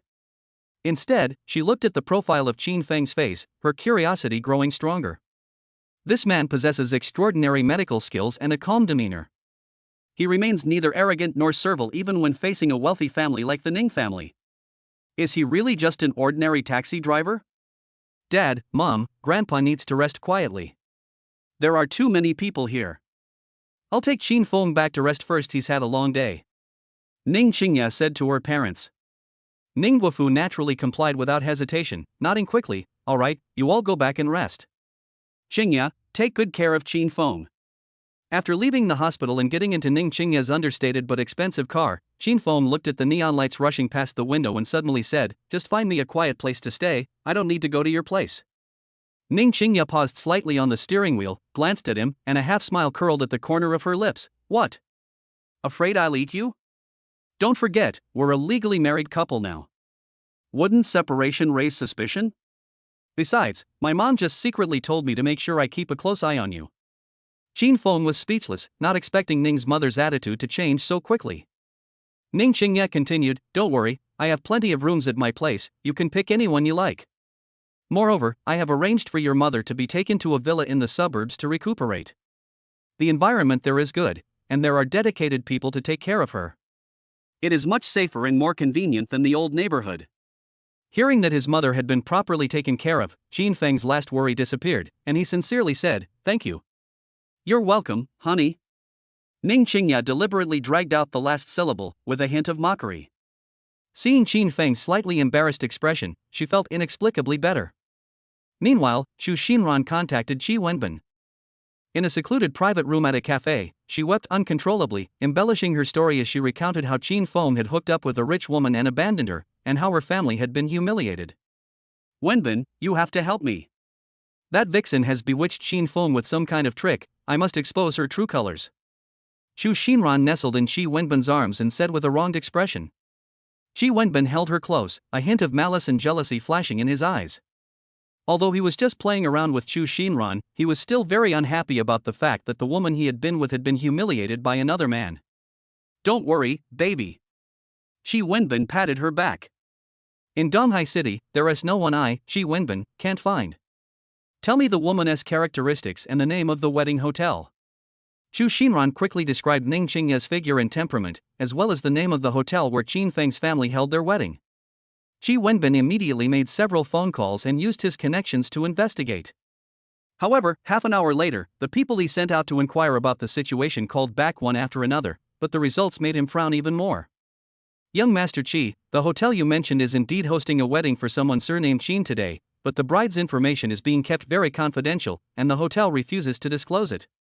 Brother Ben, we've been searching according to the characteristics Miss Chu described, but there are very few people who match the criteria, and none of them are. Wenbin, I asked a friend in the traffic police to check the surveillance footage near the hotel. The woman was wearing a veil, so we couldn't see her face at all. The car she got into had a fake license plate, and we couldn't find the owner." As one piece of bad news after another arrived, Qi Wenbin's face grew increasingly grim. He discovered that he couldn't find any useful information about the woman. There are only two possibilities: either the other party is incredibly lucky, or the other party's background and influence far exceed his imagination, making it easy for them to erase all traces. Looking at Qi Wenbin's grim face, Xu Xinran felt a sense of foreboding. "Wenbin, how is it? Have you found anything?" Qi Wenbin released her impatiently and lit a cigarette. "Can't find anything. The other party is very well hidden." "Xinran, are you sure that the woman Qin Feng found isn't anything special? What could be so special about it?" Xu Xinran retorted instinctively. "It must be some nouveau riche daughter with a little money who's blinded by Qin Feng's tricks. She considers herself a chosen one, and she would never admit that any woman who is interested in Qin Feng is better than her." Qi Wenbin took a drag of his cigarette, sensing that things were probably not that simple. "But if we give up now, we'll lose face." He thought for a moment and said, "I'll investigate from a different angle. Let's start with Qin Feng's mother. Surely that old blind man hasn't just vanished into thin air too? If we find his mother, Qin Feng won't hide." Xu Xinran's eyes lit up. "Yes, let's find that old man first." Qi Wenbin used many underworld connections and even hired professional private investigators to cast a wide net to find Qin Feng's mother's whereabouts. Several days passed, and without exception, the feedback came back that no such person could be found. The neighbors in the old neighborhood where Qin Feng's mother originally lived only knew that her son had taken her away, but no one knew where she went. The surrounding surveillance cameras were either broken or had crucial footage mysteriously missing. They even tried to search through hospital records, only to find that the relevant medical records were also encrypted and could not be accessed due to insufficient permissions. Chapter 11: Mysterious Medicinal Herbs. Damn it! A living, breathing person, could they just vanish into thin air? Qi Wenbin was so angry that he smashed his wineglass. He felt as if an invisible net was separating him and Xu Xinran from the truth, and this sense of powerlessness made him irritable. Xu Xinran was extremely anxious. With the mortgage repayment date approaching, the family's daily expenses were becoming increasingly tight, and various bills that Qin Feng used to cover were piling up, making it hard for her to breathe. "Wenbin, could it be that woman Qin Feng hired who's behind this? She seems to have some energy." Xu Xinran couldn't help but speculate, feeling both jealous and resentful. "A little bit of power?" Qi Wenbin sneered. "Being able to easily erase so many traces, that's not just a matter of having a little bit of power. Xinran, you may have bitten off more than you can chew this time." These words made Xu Xinran even more panicked, but even more so, she felt unwilling. "Then what should we do? Are we just going to let it go like this? I can't swallow this insult, and besides, my family is almost starving." Qi Wenbin's eyes flickered with uncertainty. He was wary of the other party's unknown background, unwilling to lose face in front of Xu Xinran, and even more reluctant to part with this relatively obedient fish. If the hard approach doesn't work, try the soft approach. Qi Wenbin pondered for a moment and said, "Don't rush, let me think of another way. If all else fails, we can start with Qin Feng's past social connections and see if he has any friends or colleagues. We'll be able to find a breakthrough. If we can find his mother or his current address, we can take control." After thinking for a moment, Qi Wenbin decided to temporarily refrain from confronting the mysterious woman head-on, and instead start with Qin Feng, the easy target. On the other hand, after obtaining the prescription, Ning Guofu immediately used his vast business network and connections to find the medicinal materials listed in the prescription. Although most of the medicinal herbs were very precious, that was only for ordinary people. For a family like the Ning family, it was not difficult at all, and most of the medicinal herbs were collected in a short time. However, the last ingredient, ambergris lingji, presented a challenge for the person in charge of purchasing medicinal herbs. This medicinal herb is not available in most herbal medicine shops, and many herbal medicine wholesalers have never even heard of it. They only heard it mentioned by a herb gatherer by chance. This medicinal herb exists only in some ancient Chinese medicine records. It is said to grow in extremely in places but absorb dragon energy. It is shaped like a lingji mushroom but has dark golden patterns all over its body. This medicinal herb is extremely rare, and it has almost disappeared from the modern medicinal herb market. Although they have appeared occasionally, they only appear at some top-tier, secretive auctions, or in the hands of families with ancient traditions. Let alone ordinary people, even in a large family like the Ning family, almost no one has ever seen it. Ambergris? Inside the Ning group, Ning Qingya looked at the report, her delicate brows slightly furrowed. Her strong, independent woman instinctively felt that this medicinal herb was definitely not simple. After a moment of silence, he picked up the phone and said, "Adong, announce to the black market that you are interested in the dragon saliva Ganoderma. No matter how high the price, we must get it." To cure Grandpa Ning's illness, Ning Qingya was willing to gamble, even if it meant going bankrupt. "Yes, Mr. Ning." The news that the Ning family needed the dragon saliva Ganoderma quickly spread through the black market. In the backyard of a traditional Chinese medicine clinic, an elderly man with white hair and beard, after hearing the news, couldn't help but look in the direction of the Ning family. The Ning family? What use would they have for the dragon's saliva and lingji? Inside a private club, a middle-aged man fiddled with a jade thumb ring in his hand, muttering, "Interesting, the Ning family actually knows about this." Unfortunately, the Ning family was not qualified to participate in the underground exchange meeting that followed. Because of the dragon saliva Ganoderma, many top powers have set their sights on the Ning family. They all speculated about the Ning family's purpose, how they knew about this Chinese medicine, and what they intended to do with it. The villa arranged by Ning Qingya was quiet and secluded, with first-class facilities and a professional medical team that regularly checked Qin Feng's mother's health. Although the elderly person is blind, they can feel the comfort of their surroundings and the attentive care they receive, which makes them happy and stabilizes their physical condition. This made Qin Feng's goodwill towards Ning Qingya grow day by day, and he silently remembered Ning Qingya's kindness. Living under the same roof, coupled with the methods Qin Feng had used last time, made Ning Qingya very curious about Qin Feng's past. In order to find out about Qin Feng's past, she secretly ordered someone to investigate him, but unfortunately, she never got any results. The only publicly available information about Qin Feng is that he suddenly returned 3 years ago, became a taxi driver, and then started dating Chu Xinran. Then, I met her by chance, and the two of us got into a fake marriage. I couldn't find any information about his past. Ning Qingya murmured softly, finding it somewhat amusing. As the eldest princess of the Ning group, she was well aware of the Ning group's shrewdness and capabilities. Don't even mention that Qin Feng is just a taxi driver. Even if he were a city administrator, she could investigate his background thoroughly if she wanted to. Qin Feng's past was a blank, which made Ning Qingya even more convinced that Qin Feng was not simple, and also aroused her competitive spirit. She was determined to find out the truth about this fake husband. At night, Ning Qingya knocked on the door of the study with a cup of hot milk. After receiving a response, she came to Qin Feng and said softly, "You used to eat irregularly while driving a taxi, so your stomach must be not good. Drink some hot milk to soothe your stomach." "Thank you," Qin Feng said softly. Ning Qingya replied, "I'm your wife, this is what I should do." Qin Feng was taken aback and didn't know how to respond. He had never experienced such tender care before. Ning Qingya looked down and saw that Qin Feng was actually drawing a picture, and the picture looked a bit like a lingji mushroom, but Ning Qingya didn't recognize it. Suddenly realizing something, Ning Qingya tentatively asked, "This you drew, it's not some kind of ambergris, is it?" "Yes." Qin Feng nodded and said, "This medicinal herb is hard to find, and most people don't recognize it.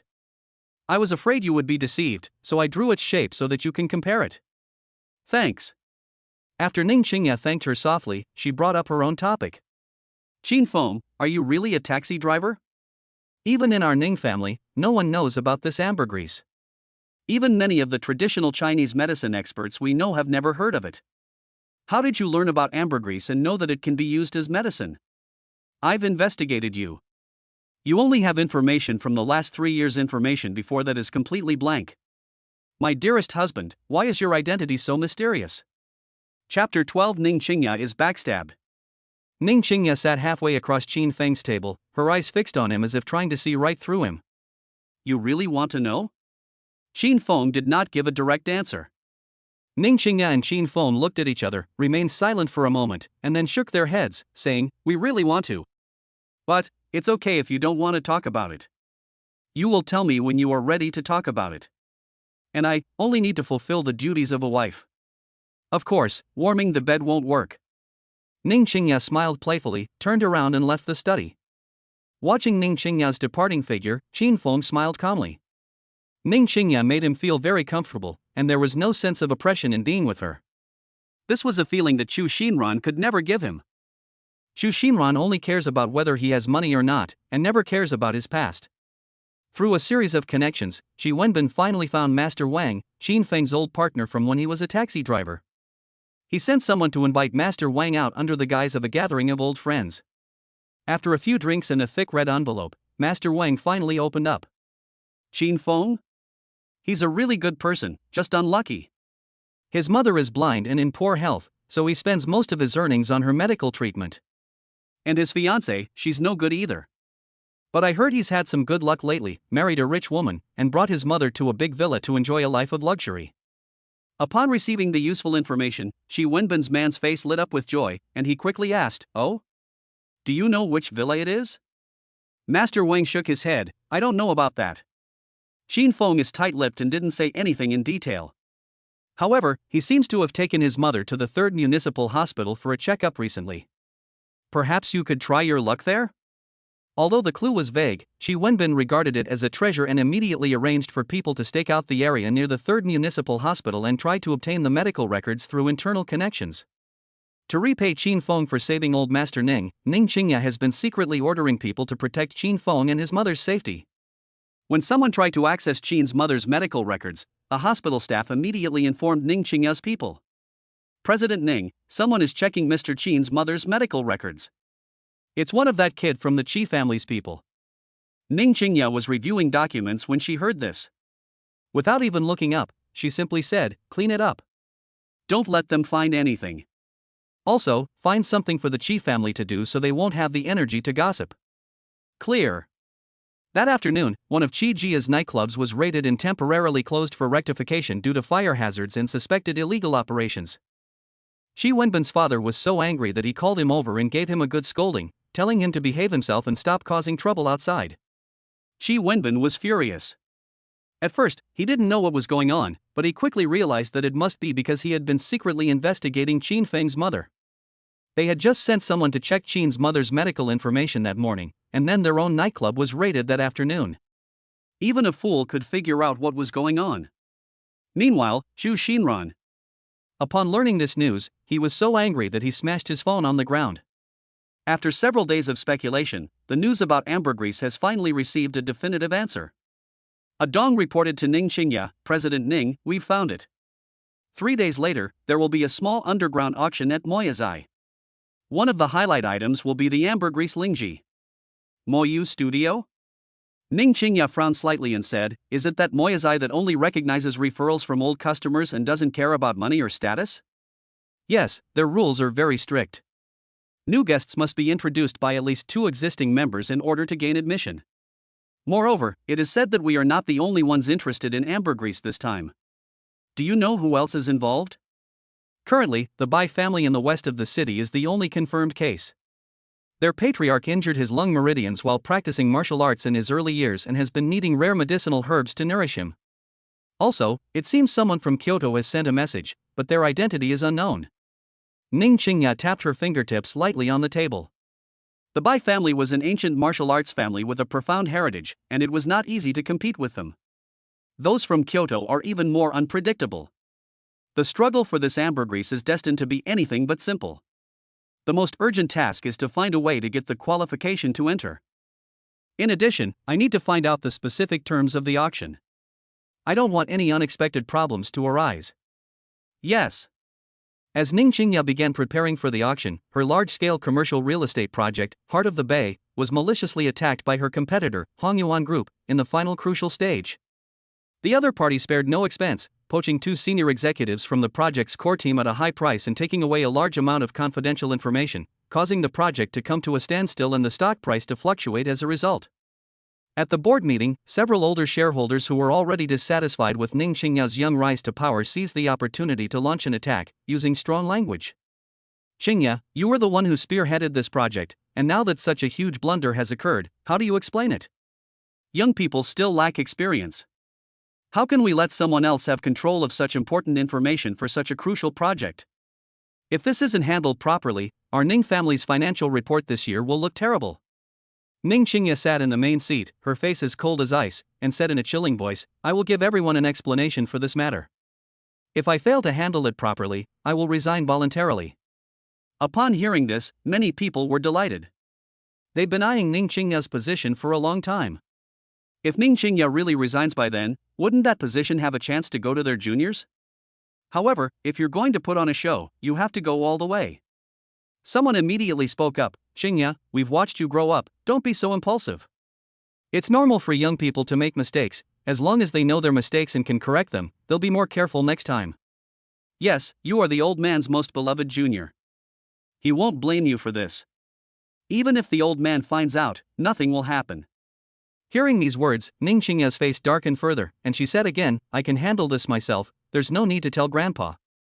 If I don't handle this well, I will definitely resign. Does anyone else have anything to say? If there's nothing else, let's adjourn the meeting. Ning Qingya's tough attitude intimidated everyone present. These past few days, she's been heartbroken over the old man's illness. She never imagined that someone in the company would betray her, and there's definitely someone from her own company involved. But the most important thing right now is to get the tickets to the auction.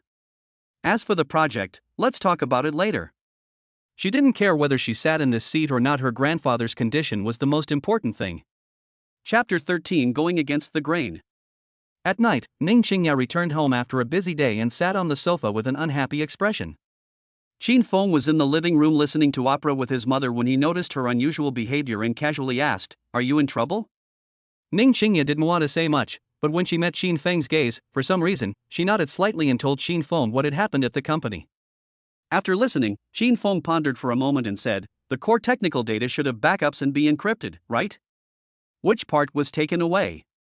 Ning Qingya was somewhat surprised that he would ask this, and replied, the core design drawings and structural mechanics models are subject to the highest level of security procedures, so they cannot take them away. But the preliminary market analysis, as well as some supplier lists and negotiation bottom lines, were taken away. If that's all, then it's relatively easy to handle.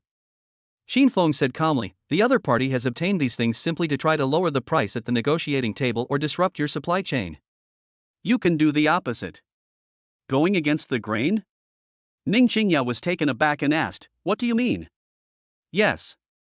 Qin Feng nodded, take the initiative to spread the word that due to changes in the core team, the project will introduce more advanced technologies and designs for a major upgrade. At the same time, they secretly contacted backup suppliers, offering them more favorable terms than before, but requiring them to sign stricter confidentiality and exclusivity agreements. Use deception and trickery to keep your opponent guessing and throw them into disarray. Ning Qingya, who had been quite angry and clueless, suddenly brightened up after hearing Qin Feng's words.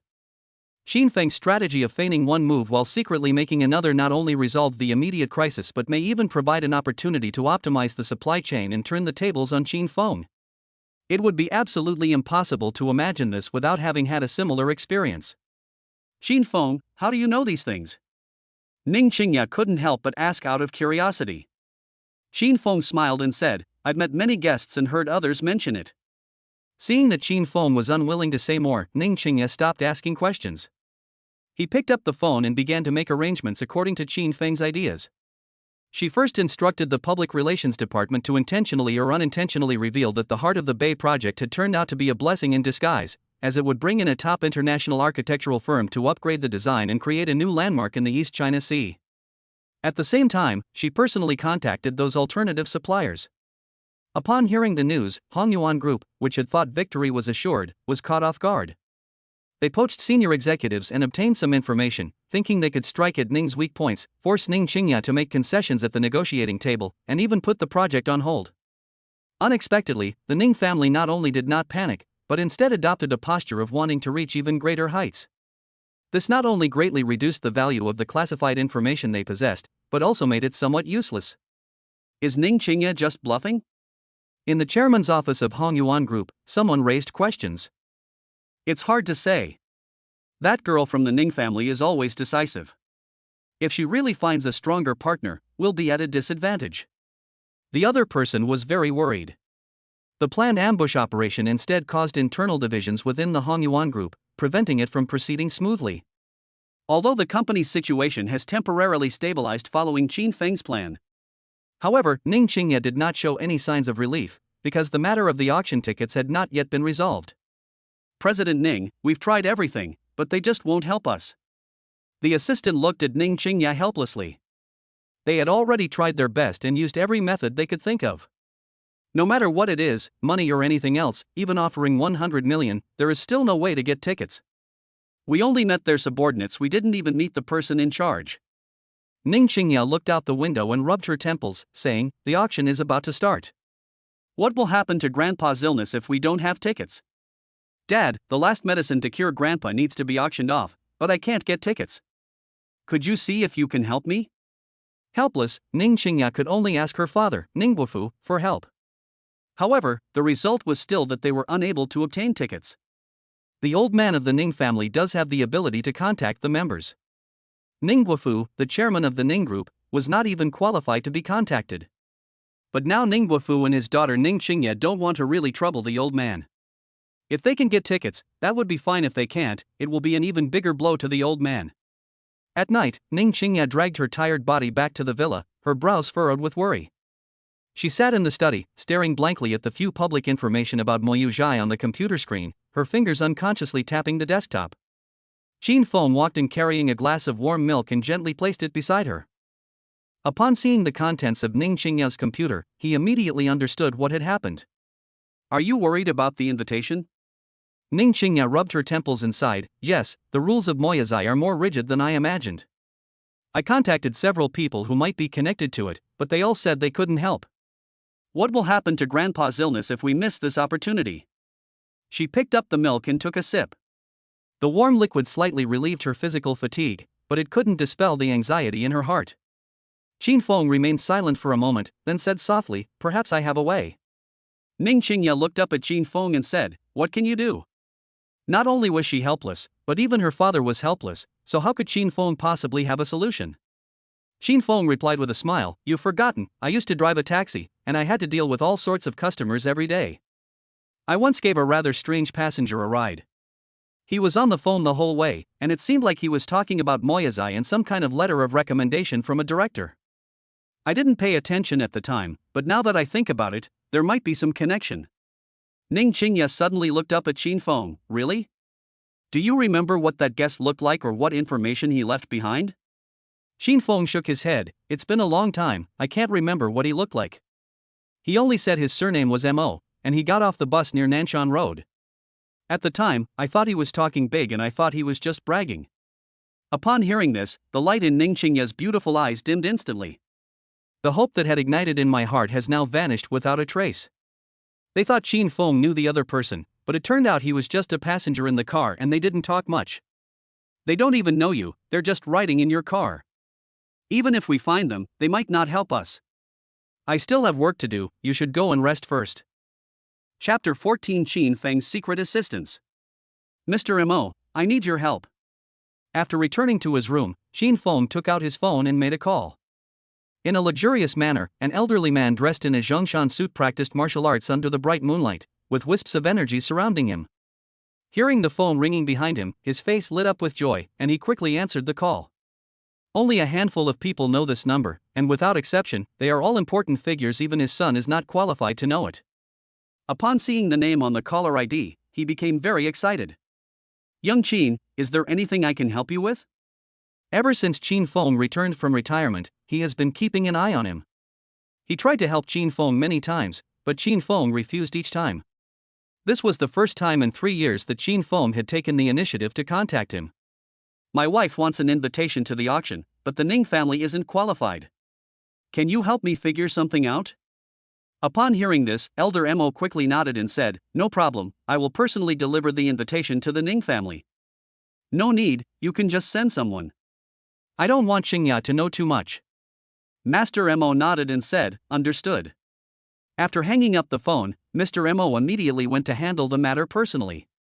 At Qin Feng's suggestion, Ning's group also strengthened its internal investigation. The 2 senior executives who were poached betrayed so thoroughly and precisely that she simply did not believe there was no inside accomplice.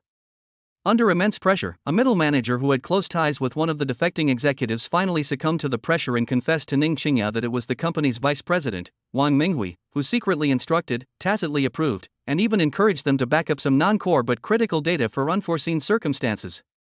Wang Minghui is a veteran of the company and one of the most vocal critics of Ning Qingya at the board meeting. Ning Qingya, having obtained the evidence, did not immediately announce it publicly, but instead met with the other party privately. Faced with irrefutable evidence, Wang Minghui turned pale. Unable to defend himself, he could only resort to pleading his case based on his years of hard work. However, Ning Qingya showed no mercy. She simply looked at him coldly and handed him a pre-prepared resignation letter and a voluntary equity transfer agreement. "Uncle Wang, considering your many years of service to the Ning family, if you leave with dignity, I can let you off the hook and preserve your final face. Otherwise..." Wang Minghui still wanted to appeal to Ning Qingya's emotions, but faced with her icy gaze, he couldn't utter a single word. In the end, he had no choice but to sign the papers and leave the company. With the internal hidden dangers eliminated, Ning Qing breathed a sigh of relief. Soon, the assistant brought some unexpected good news. "President Ning, Moyazai has responded," the assistant said incredulously. "They contacted us and offered to make an exception and issue us a temporary invitation, on the condition that we promise not to provoke any specific guests at the auction and to keep the origin of the ambergris confidential. They contacted us proactively and even made an exception to let us participate in the auction?" Ning Qingya was stunned. "Did they say why?" "No, they were very tight-lipped. They only said that a gentleman with connections to them had spoken to them, but we don't know who it was." The assistant shook his head. He couldn't understand why the person in charge of Moyazai would take the initiative to contact him when he didn't even have the qualifications to meet a member of Moyazai. "Who is helping the Ning family? Qin Feng?" Ning Qingya murmured softly, Qin Feng's image subconsciously appearing in her mind. But only for a moment before Ning Qingya shook her head slightly, feeling that it was somewhat unreal. Although Qin Feng mentioned that he had driven a strange passenger who was very likely the person in charge of Moyuzhai, given the passenger's identity and Qin Feng's status as just a taxi driver, why would the passenger possibly pay any attention to Qin Feng? Moreover, in just one night, Qin Feng managed to get the person in charge of Moyuzhai to give him this face. This is completely unrealistic. Tell them that we will agree to all their requests. Ning Qingya quickly replied that the most important thing now was to get into the auction, everything else could be dealt with later. Yes. 3 days later, the Moyazai auction was held as scheduled. The location is not in the bustling city center, but in an inconspicuous yet heavily guarded private garden at the foot of Nanshan Mountain. Ning Qingya, accompanied by her assistant and holding the hard-won temporary invitation, was finally allowed to enter after passing through multiple layers of checks. The auction hall was small, decorated in a simple and elegant style. There were only 20 or 30 attendees, all of whom were distinguished and talking in hushed tones. It was clear that most of them knew each other. Ning Qingya's entrance attracted some attention, some of which was curious, some scrutinizing, and some slightly repulsive. After all, although the Ning family is prominent, they are not considered top tier in this kind of setting that emphasizes heritage and social circles. Ning Qingya and her assistant took their seats at the back. She calmly flipped through the auction booklet, but out of the corner of her eye, she was subtly observing everyone present. These are representatives of top families who truly control the economic lifeline of this city. Although the Ning family has risen to prominence, in their eyes, they are probably still just nouveau riche. Just then, a slight commotion arose at the entrance. Ning Qingya looked up, her brows furrowing slightly. Qin Feng has arrived. He was still wearing that casual outfit that seemed out of place at the scene, with his hands in his pockets and a hint of laziness and reluctance on his face. Qin Feng originally didn't want to come, but Ning Qingya, on the grounds that as her husband, he had a duty to support the Ning family and at least show his face, semi-forced him to come. She wanted to see how the man she could never truly understand would react in such a high society setting. Qin Feng's gaze swept across the entire room, landing precisely on Ning Qingya. He then slowly walked over and sat down in the empty seat next to her. "You're here?"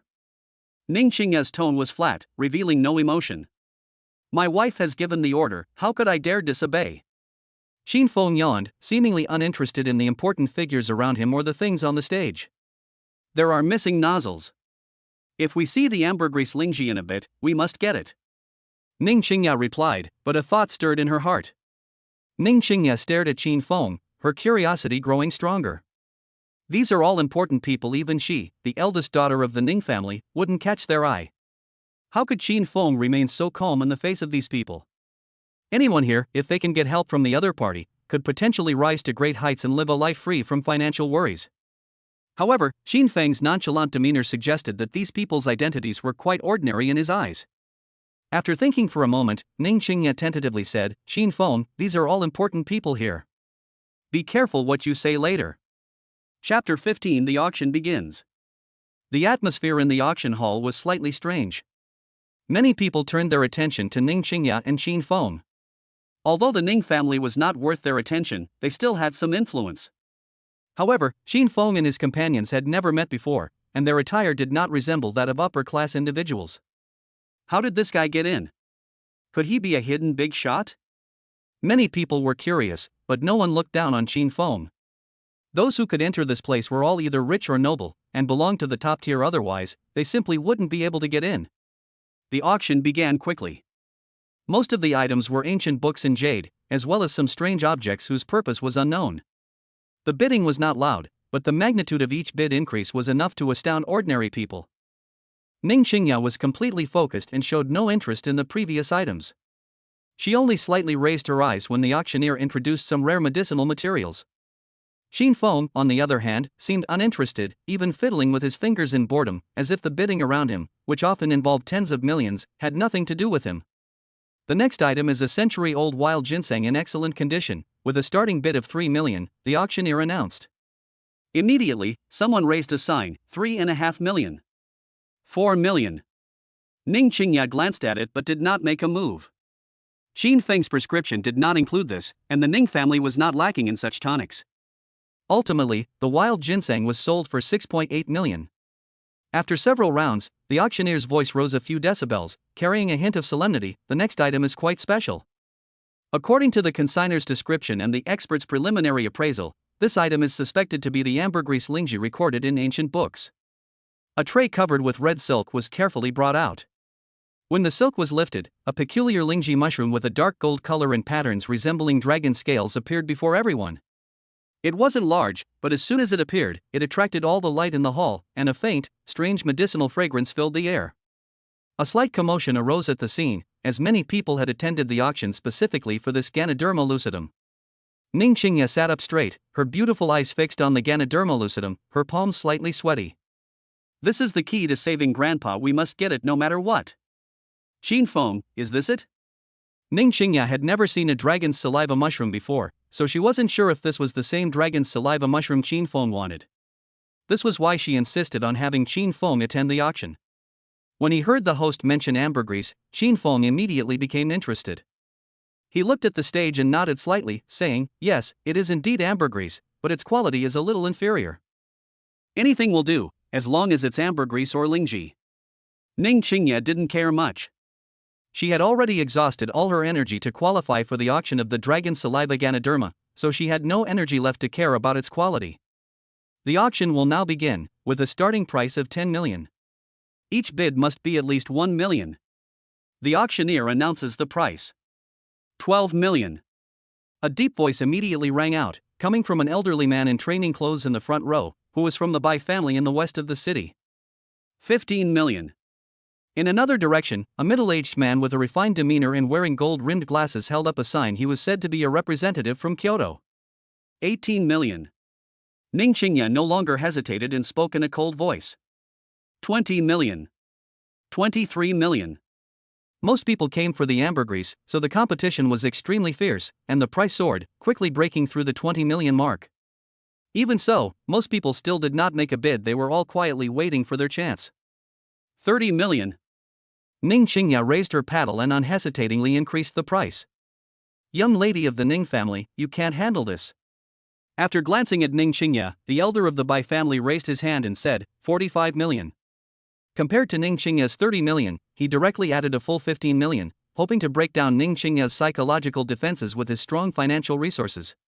50 million. A mysterious person from Kyoto immediately raised the price to 50 million. Upon hearing such an exorbitant price, Ning Qingya's palms sweated slightly. The price was somewhat beyond her expectations. She originally thought she could acquire it for a little over 30 million, but she never expected the price to exceed that much. Qin Feng looked at Ning Qingya and gently comforted her, just do your best. Even if Grandpa knew, he wouldn't blame you. Ning Qingya shook her head and said, even if I have to sell the Li Group, I must get my hands on the dragon saliva Ganoderma. Ning Qingya's eyes were filled with determination. She was willing to give anything to save her grandfather. 55 million. As Ning Qingya called out the price, the scene fell silent, and no one continued to raise the price. This price was indeed a bit beyond their expectations. Although ambergris and lingji are good, they are ultimately just tonics, not some kind of miracle cure. The auctioneer surveyed the room, 55 million, for the first time. The old man from the Bai family sighed and fell silent. This price was also beyond his means. 50 million and 5 million, for the second time. Seeing that no one else was bidding, Ning Qingya breathed a sigh of relief. Ning Qingya felt somewhat relieved. However, just as the auctioneer was about to bring down the gavel, a flippant voice suddenly rang out, 60 million. Everyone looked on in astonishment. The one who spoke was not any of the previous competitors, but a young man sitting in the corner, wearing a flashy suit and with a somewhat pale face. He had his arm around a glamorous woman, a cynical smile playing on his lips. Ning Qingya's face darkened. She recognized this person. This man was none other than Zhao Yuan from the Zhao family, a notorious playboy in Donghai City. His family made their fortune in mining, and he had the air of a nouveau riche. He was usually not allowed to mingle in this circle, so no one knew how he had obtained the invitation. Young Master Zhao, what do you mean by this? Ning Qingya asked coldly. Zhao Yuan chuckled, President Ning, it's an auction, the highest bidder wins. I've been feeling a bit weak lately and I'd like to buy some to help me recover, is that not allowed? Ning Qingya forcibly suppressed her anger and spoke again, 65 million. 70 million. Zhao Yuan followed up with the price without caring. You. Ning Qingya was furious. This price far exceeded the actual value of the dragon saliva Ganoderma. Zhao Yuan was determined to go against her. The assistant whispered, Mr. Ning, our working capital. Ning Qingya gritted her teeth. Her grandfather's life was more important than money, 75 million. Ms. Ning, most of the funds in your Ning group have been invested in new projects, so you probably don't have much working capital left, right? Zhao Yuan smiled faintly and said, I'll offer 80 million. Chapter 16. Zhao Yuan, you want me to spend 80 million to send someone away? A murmur of discussion arose in the room, and many people looked at Ning Qingya with expressions of sympathy and amusement. Being targeted by a playboy like Zhao Yuan is just bad luck for her. Ning Qingya's face turned pale. 80 million was already at the limit of what she could use, and it was clearly not worth it. Suddenly, a sense of powerlessness welled up in my heart. Qin Feng simply watched quietly, showing no intention of making a move. Ning Qingya glanced at Qin Feng, her eyes filled with pleading. Qin Feng. She wanted Qin Feng to help her, but she didn't know how to say it. Although Qin Feng is very mysterious, this is 80 million, or even more than 100 million. How could Qin Feng possibly come up with so much money? If we can't win, we won't. I'll think of another way to treat Grandpa. Helpless, Ning Qingya could only nod and say, all right. She glared at Zhao Yuan fiercely, then sat down dejectedly. She really couldn't afford the price of 80 million. Even if the Li Group were sold, they wouldn't be able to come up with that much money in a short time. Auctions are all cash-based. Otherwise, even if an auction is successful, the transaction could not be completed. President, should we? Behind the crowd, a middle-aged man in a black suit looked at Yi Zhaoyuan in the crowd. Elder Mo shook his head and said, before young friend Qin speaks, neither of us should interfere. If his identity is exposed, neither of us will be in good shape. Yes. The price of 80 million was already very high, and no one was willing to bid anymore. In the end, Zhao Yuan successfully won the bid for the dragon saliva Ganoderma. Zhao Yuan looked at Ning Qingya with a provocative gaze, making no attempt to hide his biting words. Miss Ning, I heard that this ambergris was used to save your grandfather. If you stay with me for a month, I will give you this ambergris. Ning Qingya angrily retorted, you're shameless. Upon hearing this, Qin Feng stood up with a cold face. How dare this guy provoke his woman right in front of him? Even if it's fake, she's still his woman in name only. Qin Feng, what are you doing? Don't be impulsive. Seeing Qin Feng about to get up, Ning Qingya quickly spoke up to stop him. Although Zhao Yuan is a spoiled brat, his family. Qin Feng shook his head and said, don't worry, I won't cause any trouble. Zhao Yuan frowned as Qin Feng approached him and asked, where did this pretty boy come from? Get out of my way, don't disturb my enjoyment, or else I'll break your legs. Qin Feng stood in front of Zhao Yuan and slowly said, young master Zhao, is that right? That's me, young master, Zhao Yuan replied. Have you been waking up every night around 1-3 a.m. lately, experiencing palpitations, night sweats, and weakness in your lower back and knees, with medication proving ineffective?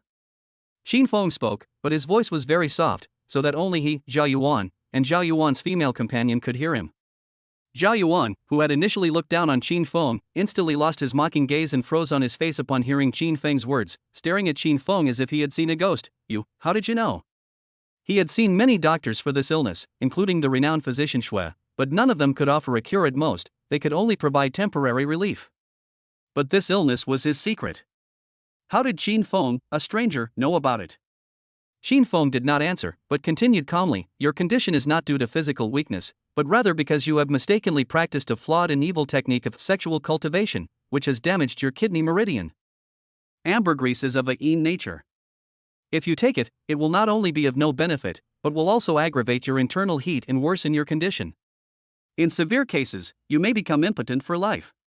Upon hearing this, Zhao Yuan's expression instantly turned to one of utter shock.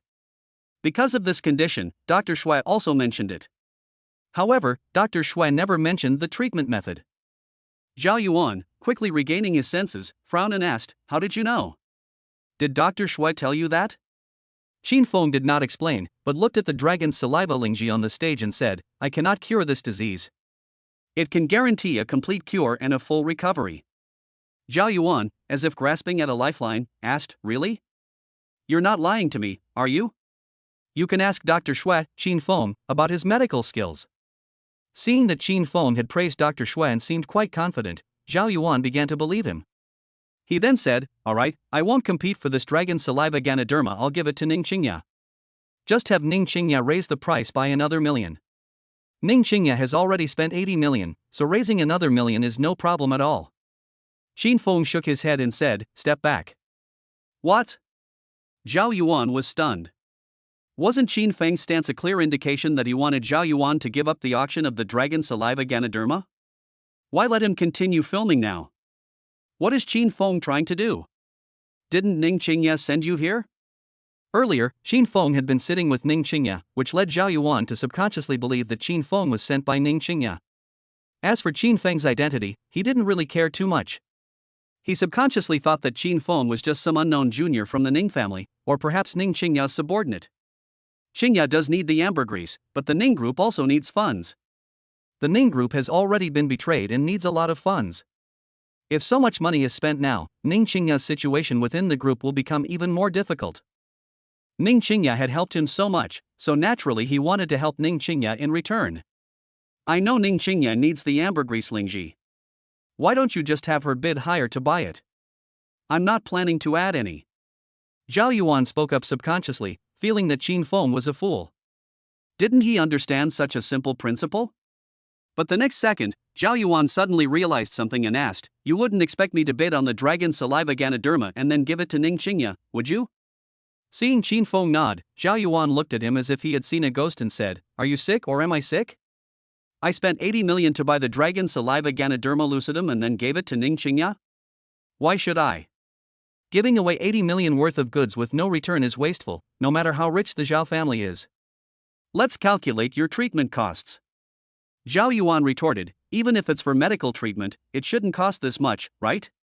Whatever you say. Xin Feng glanced at Zhao Yuan, said nothing more, and turned back to Ning Qingya's side. In response to Ning Qingya's question, Xin Feng shook his head and said, "It's nothing, just a friendly exchange." The auction ended quickly, and Ning Qingya sat dejectedly in the passenger seat. That Zhao Yuan is really going too far. He doesn't need the dragon saliva Ganoderma at all, so why did he have to take it from me? It's just too much. Xin Feng gently comforted him, every cloud has a silver lining. I'll find other medicinal herbs to replace them. The effect was a bit lacking. Chapter 17 Auction ends. Ning Qingya was in low spirits after the auction. Although Xin Feng comforted her by saying he would find another way, she was still very worried about her grandfather's health after missing out on the dragon saliva Ganoderma. Ning Qingya sat in the passenger seat, recalling what had happened at the auction. That Zhao Yuan is obviously targeting me on purpose. Ning Qingya gazed at the rapidly receding street scene outside the window, a hint of confusion in her tired eyes. Our Ning family and his Zhao family have always kept to themselves, so why would he do this? Xin Feng gripped the steering wheel with one hand and gently comforted him. Maybe it wasn't intentional, just a playboy's whim, something he thought would be fun. That's a whopping 80 million. Even our Ning group can't come up with that in a short time. Ning Qingya turned her head, her gaze fixed on Xin Feng's profile, and asked, "What did you and he talk about?" I saw his expression change several times just now. Xin Feng smiled slightly, avoiding the main point. I didn't say anything, just told him that he was not worthy of the Ganoderma lucidum, and that eating it might worsen his condition. A hint of curiosity flashed in Ning Qingya's beautiful eyes as she asked, "You only glanced at him, yet you could tell what illness he had?" His complexion was pale and his eyes were dark, which was obviously a sign of excessive indulgence and kidney deficiency. Anyone who has studied traditional Chinese medicine for a couple of days can tell that. Ning Qingya continued, "This is something that most men are likely to experience, and given the Zhao family's powerful background, it wouldn't be a problem to give Zhao Yuan some tonics." She didn't believe it was as simple as Xin Feng made it out to be. There was definitely a secret behind it. The mystery surrounding Xin Feng was even deeper than she had imagined. Men are generally more concerned about their abilities in that area, and Zhao Yuan, being the young master of the Zhao family, would naturally never admit that he is incapable. Xin Feng chuckled lightly, offering no further explanation. Seeing this, Ning Qingya stopped asking questions. Although Xin Feng is very mysterious, he is now her man, and one day she will definitely find out what's going on. A friend needs to see me, so I might be back late. You should get some rest. After sending Ning Qingya back to the villa, Xin Feng made an excuse that he had to go out for a while. Ning Qingya watched his departing figure, hesitated for a moment, and finally dialed a number. Continue investigating Xin Feng, focusing on all his experiences before he appeared in Donghai City 3 years ago. Don't overlook any clues. She was extremely curious about Xin Feng and really wanted to find out about his background. Furthermore, she found it utterly unbelievable that she had received an invitation to the auction today. She tried everything, even bringing up her father, but still couldn't get an invitation to the auction. Xin Feng simply said he might help find a solution, and then he received an invitation. This made Ning Qingya suspect that the auction invitation was related to Xin Feng. Although the other party did not reveal any information, she always felt that this matter was related to Xin Feng. Meanwhile, at the Zhao family villa. Holding the dragon's saliva Lingji worth 80 million, Zhao Yuan showed no joy on his face. In fact, his expression was slightly grim. His mind kept replaying the words Xin Feng had said. Practicing a flawed and evil technique of sexual cultivation has damaged the very foundation of my kidney meridian. He repeated Xin Feng's words in a low voice, his expression shifting between anger and uncertainty. He acquired this skill by chance, which did indeed make him make great progress in certain aspects, but his recent physical discomfort was just as Xin Feng had said. Dr. Shui only said it was due to excessive indulgence and prescribed some mild tonics, but the effect was minimal and almost negligible. Could that kid really have some skills? Zhao Yuan muttered to himself as he took out his phone and dialed Dr. Shui's number. Old Shui, it's me, Zhao Yuan. I'd like to ask you about someone. His name is Xin Feng. Upon hearing this, Dr. Shui was taken aback and asked, Dr. Qin? You've offended him? Dr. Xue knew very well what kind of person Zhao Yuan was. He was a complete playboy who was always causing trouble. If it weren't for the Zhao family's considerable strength, they would have died countless times already. Suddenly bringing up Qin Feng would most likely mean offending him. Young Master Zhao, if you offend Qin Feng, I cannot help you. He also wanted to learn medicine from Qin Feng, and at this moment he really didn't want to offend Qin Feng because of Zhao Yuan's matter. This deal and favor were not worth it at all. No, I didn't offend him. Zhao Yuan was momentarily stunned and said, I only saw him at the auction today. He mentioned my illness and said he had a way to treat it, so I wanted to ask you about his medical skills. Have you heard of him? How good is his medical skill? Upon hearing this, Dr. Xue breathed a sigh of relief and said, Young Master Zhao, Dr. Qin's medical skills far surpass mine. You know the Ning family patriarch, right? I was powerless to help, but it was the miraculous skills of Dr. Qin that brought me back to life. Zhao Yuan was stunned. Was that old man from the Ning family rescued by Qin Feng? Although the Zhao family didn't have much contact with the Ning family, the fact that the Ning family patriarch was impotent was known throughout the upper echelons of society. More importantly, Dr. Xue had already indicated that the old master of the Ning family was dying, yet Qin Feng was able to bring him back to life. This medical skill is indeed far superior to that of Dr. Xue. After hanging up the phone, Zhao Yuan looked at the ambergris in his hand and remained silent. He recalled Qin Feng's last words, whatever you want. Now, knowing Qin Feng's medical skills, and recalling Qin Feng's final gaze, it was as if he were looking at a dead person. In an instant, a chill ran down my spine. The man Ning Qingya brought with her is definitely not a simple person. He spent 80 million to buy this Ganoderma lucidum, originally intending to please an extremely important elder who was recuperating abroad. But if what Qin Feng said is true, the properties of this Ganoderma lucidum clash with his illness. Zhao Yuan scratched his head in frustration and threw the Ganoderma lucidum on the table. He needs to think carefully about who should receive this Ganoderma lucidum. More importantly, if this Qin Feng truly possesses medical skills surpassing those of the divine Dr. Qin, then he must not be easily offended. After leaving the villa, Qin Feng didn't go anywhere special. He simply sat by a quiet lake in a park for a long time. He gazed at the shimmering lake, his eyes distant. For 3 years, he deliberately concealed his identity and lived the life of an ordinary person, thinking he could finally settle down peacefully. However, he was unexpectedly drawn into the vortex again because of a ridiculous wrong marriage. In order to help Ning Qingya solve her problem, he gradually revealed himself. But for Ning Qingya's sake, he did not regret it. Because Zhao Qingya knew he was deliberately hiding it, she chose to respect that and didn't press him further. Instead, she protected him in every way and took care of his mother. He kept this kindness in his heart. A fake marriage. Chapter 18 Zhao Yuan's flattery. The next morning, as soon as Ning Qingya arrived at the company, her assistant delivered an exquisite brocade box. President Ning, this was sent by Zhao Yuan, the young master, who specifically requested it be delivered to you. Ning Qingya frowned, opened the brocade box, and inside was the dragon saliva Ganoderma that she had been longing for but could not obtain. She froze, picked up a note from the box, and saw Zhao Yuanlong's flamboyant handwriting on it. President Ning, I apologize for offending you at yesterday's auction. It was not my intention. This item is returned intact to its rightful owner as a token of my apology. I hope you will accept it with a smile. Also, please give my regards to Mr. Qin. Ning Qingya held the note and looked at the ambergris on the table, her heart filled with shock. Looking at the Ganoderma lucidum that she had lost and then found again on the table, Ning Qingya felt a complex mix of emotions. Not only did Zhao Yuan give her the Ganoderma lucidum he had won at an auction for 80 million, but he was also so humble and polite. Ning Qingya suppressed her shock and looked at her assistant, saying, Tell Adong that we have obtained the dragon saliva Ganoderma and arrange for someone to deliver it to Grandpa. Yes, President Ning. Upon hearing this, the assistant took the Ganoderma lucidum and turned to leave. After hanging up the phone, Ning Qingya took a deep breath, temporarily suppressing the thoughts in her mind. In any case, there is hope for Grandpa's illness, and that is the most important thing. As for Qin Feng, she picked up the note again and looked at the words, Please give my regards to Mr. Qin once more, her eyes flickering slightly. She dialed Qin Feng's number, trying to calm herself down. Qin Feng, Zhao Yuan has delivered the ambergris. On the other end of the phone, Qin Feng didn't seem surprised, simply replying, Yeah, it's good that you got it. His calmness left Ning Qingya unsure how to respond. She paused for a moment before continuing, What exactly did you say to him yesterday? He seemed very afraid of you?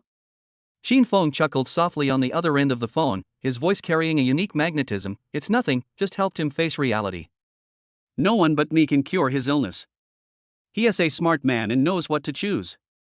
Xin Feng's words were full of confidence, as if he had already guessed that Zhao Yuan would definitely send the Ganoderma lucidum over. Upon hearing this, Ning Qingya fell silent once again. What method did he use to get Zhao Yuan to send over 80 million worth of Ganoderma lucidum? Thank you. Ning Qingya expressed her sincere gratitude. Regardless of what method Xin Feng used, he had indeed helped her and the Ning family. It's simply a matter of each taking what they need. Xin Feng repeated the same words, but this time, Ning Qingya sensed a different meaning. It no longer seemed to be the same simple act of drawing a clear line. Are you coming home for dinner tonight? Mom said she wants to go to the opera with you. Ning Qingya naturally changed the subject, gently bringing up the word home. Xin Feng paused for a moment, then replied, Okay, I'll go back early. After hanging up the phone, Ning Qingya unconsciously smiled slightly. These everyday conversations, so full of warmth and relatability, gave her a strange sense of peace. On the other side, Xu Xinran's family was like ants on a hot pan. Xi Wenbin's investigation was stalled, and his family business was inexplicably targeted, which made him extremely irritable, and he also became less friendly towards Xu Xinran. The debts from mortgage payments, car loans, and extravagant spending are like a tightening net, making it hard for them to breathe.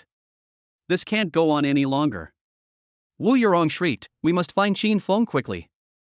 I refuse to believe he can hide forever. We can't rely on Brother Qi either. What do we do now? Xu Sheng covered his head. The wound on his forehead still throbbed, a reminder of the humiliation he had suffered. Xu Xinran was scrolling through her phone in a frustrated mood when she suddenly saw a post on a local, niche financial gossip forum. The post was titled Shocking. Princess Ning's secret marriage, groom's identity remains a mystery, and included a blurry profile photo that vaguely showed Xin Feng at the wedding. Although the post wasn't very popular and was quickly buried by other information, the photo instantly caught Xu Xinran's attention. The eldest princess of the Ning group? She sat up abruptly, her fingers trembling as she zoomed in on the photo. Is it the Ning group? Is Xin Feng associating with Ning Qingya? She finally understood why Xi Wenbin couldn't find any information and why they were running into walls like headless flies. If the woman behind Xin Feng is Ning Qingya, then everything makes sense. The Ning family was a behemoth that even the Chu family couldn't see the top of. After the initial shock came an even more intense surge of jealousy and resentment. Why? How could that good-for-nothing Xin Feng possibly get together with Ning Qingya? Xu Xinran, acting as if she had gone mad, slammed her phone onto the sofa. That vixen must be blind. Xin Feng must have used some despicable means to deceive her. Wu Yurong and Xu Shang were stunned when they heard Ning Qingya's words. Ning Qingya's name was known to almost everyone in Donghai City. It's over. If it really is the Ning family, then we. Wu Yurong's eyes were filled with fear. The Ning family was a real behemoth, not one they could afford to offend. What happened to the Ning family? This matter cannot be left like this. A malicious glint flashed in Xu Xinran's eyes. Isn't Ning Qingya supposed to be high and mighty? If she knew Xin Feng was just a worthless taxi driver and a piece of trash dumped by his ex-girlfriend, would she still want him? In the evening, Xin Feng returned to the villa on time. The restaurant was warmly lit, Xin's mother had a smile on her face, and Ning Qingya was carefully serving her food. The scene was so harmonious that it seemed as if they were really a family. Seeing Xin Feng return, Ning Qingya looked up at him. In the instant their eyes met, she smiled naturally. You're back? Wash your hands and eat. Mom has been waiting for you for a while. Seeing this heartwarming scene, a taut string in Xin Feng's heart seemed to loosen slightly. This feeling of having someone waiting for him, of having a loved one waiting for him at home, was a warmth he had never experienced in the past 3 years. After accompanying his mother to the opera after dinner and taking her back to her room to rest, Xin Feng returned to the living room and found Ning Qingya sitting on the sofa, seemingly waiting for him on purpose. Something on your mind? Xin Feng sat down opposite her. Ning Qingya looked at him, her expression somewhat serious. Thank you for the lingji. Xin Feng shook his head and said, We are husband and wife, there's no need to be so formal. Ning Qingya felt a warmth in her heart upon hearing this. Her face flushed slightly, and a thought stirred within her. Suddenly, the thought arose in my mind that it wouldn't be bad to stay with this man forever. Qingya, how could you think like that? You two are just a fake couple. Ning Qingya forcibly suppressed her impulse and explained, "I'm worried that your ex-girlfriend will cause you trouble. She's been investigating you for a while now." "Ignore her," Qin Feng said calmly. "From the moment she betrayed me, we had nothing to do with each other anymore." Chapter 19: Xu Xinran's Threat. After taking the ambergris, Grandpa Ning's health improved at a speed visible to the naked eye. Her previously withered complexion gradually regained its rosy hue, her cloudy eyes regained their sparkle, and she was even able to slowly walk a few steps around the room with the help of the housekeeper and medical staff. The Ning family, from top to bottom, went from being skeptical and even secretly repulsed by Qin Feng, the suddenly appearing son-in-law, to now all wearing sincere gratitude and respect on their faces. When the servants saw Qin Feng, they would respectfully call him son-in-law. Even the Ning family's collateral relatives, who had previously had some reservations about Qin Feng, could no longer find fault with him. After all, it was Qin Feng who saved the old man's life. Qin Feng lived in the Ning family home. Besides regularly taking Ning's pulse and adjusting his prescriptions, he studied medical books and occasionally chatted with Ning Qingya to keep the old man company. His relationship with Ning Qingya, a couple whose marriage began with a misunderstanding and an agreement, seems to be subtly changing as they spend time together day after day. The initial awkwardness and unfamiliarity have faded, replaced by an indescribable tacit understanding. Sometimes, a single glance is enough to understand what the other person means. A week later, in the afternoon, sunlight streamed in through the French windows of the study. Qin Feng was sitting at his desk, flipping through several old medical books collected by the Ning family, trying to find a gentler prescription to help old Master Ning further strengthen his body. Ring ring. His phone, which was on the table, vibrated, and an unfamiliar local number appeared on the screen. Qin Feng frowned. Not many people knew his number. He instinctively wanted to hang up, but then worried it might be his mother calling through someone else, so after a moment's thought, he decided to answer. "Qin Feng. You heartless bastard." As soon as the call connected, it was Xu Xinran's sharp and sarcastic voice again. Upon hearing this, Qin Feng's eyes instantly turned cold. "Xu Xinran? We've already broken up, so please don't bother Qingya and me." Qin Feng emphasized the word Qingya very much. She was the only person he cared about right now. "You broke up?" Xu Xinran sneered. "Qin Feng, do you think you're so great just because you've climbed the social ladder and become a son-in-law of a wealthy family? Let me tell you, I never agreed to break up. It's all just wishful thinking on your part." Qin Feng said coldly, "What do you want to do? I'm already married, there's no way we can get back together." Xu Xinran scoffed. "Qin Feng, you think too highly of yourself. What kind of man can I, Xu Xinran, find to get back together with you?" Qin Feng was taken aback and asked, puzzled, "What do you want by calling? Are you trying to disgust me?" "That's right, I'm here to disgust you." Xu Xinran didn't care at all. "Qin Feng, do I have any leverage over you?" Qin Feng frowned even more. "A handle?" "That's right. When we were together, I took a lot of loving photos and videos. Imagine if I packed them up and sent them to your noble wife Ning Qingya, or sold them directly to those gossip tabloids. At that time, will your high and mighty wife, and the Ning family, still want a good-for-nothing like you with a terrible reputation? Can you still live comfortably as a kept man like this?" Upon hearing this, Qin Feng's eyes grew even colder. During his relationship with Xu Xinran, they only took ordinary photos together, and there were very few even slightly intimate photos, let alone any private photos. Xu Xinran was clearly desperate and trying to extort money from him. Take a deep breath and suppress your disgust for the content. "Xu Xinran, you can try all you want. I want to see who will end up disgraced and unable to recover. Stop trying to scare me." Xu Xinran roared. "Qin Feng, I'm not going to beat around the bush with you anymore. Give me 5 million, and I promise to delete all of this stuff completely and disappear from your site forever, never to appear again. Otherwise, even if it means risking everything, I will drag you down from that luxurious nest of the Ning family. If I don't get this 5 million, you won't have an easy time either." "5 million? Qin Feng scoffed, as if he had heard the biggest joke in the world. "What makes you think I'll give it to you?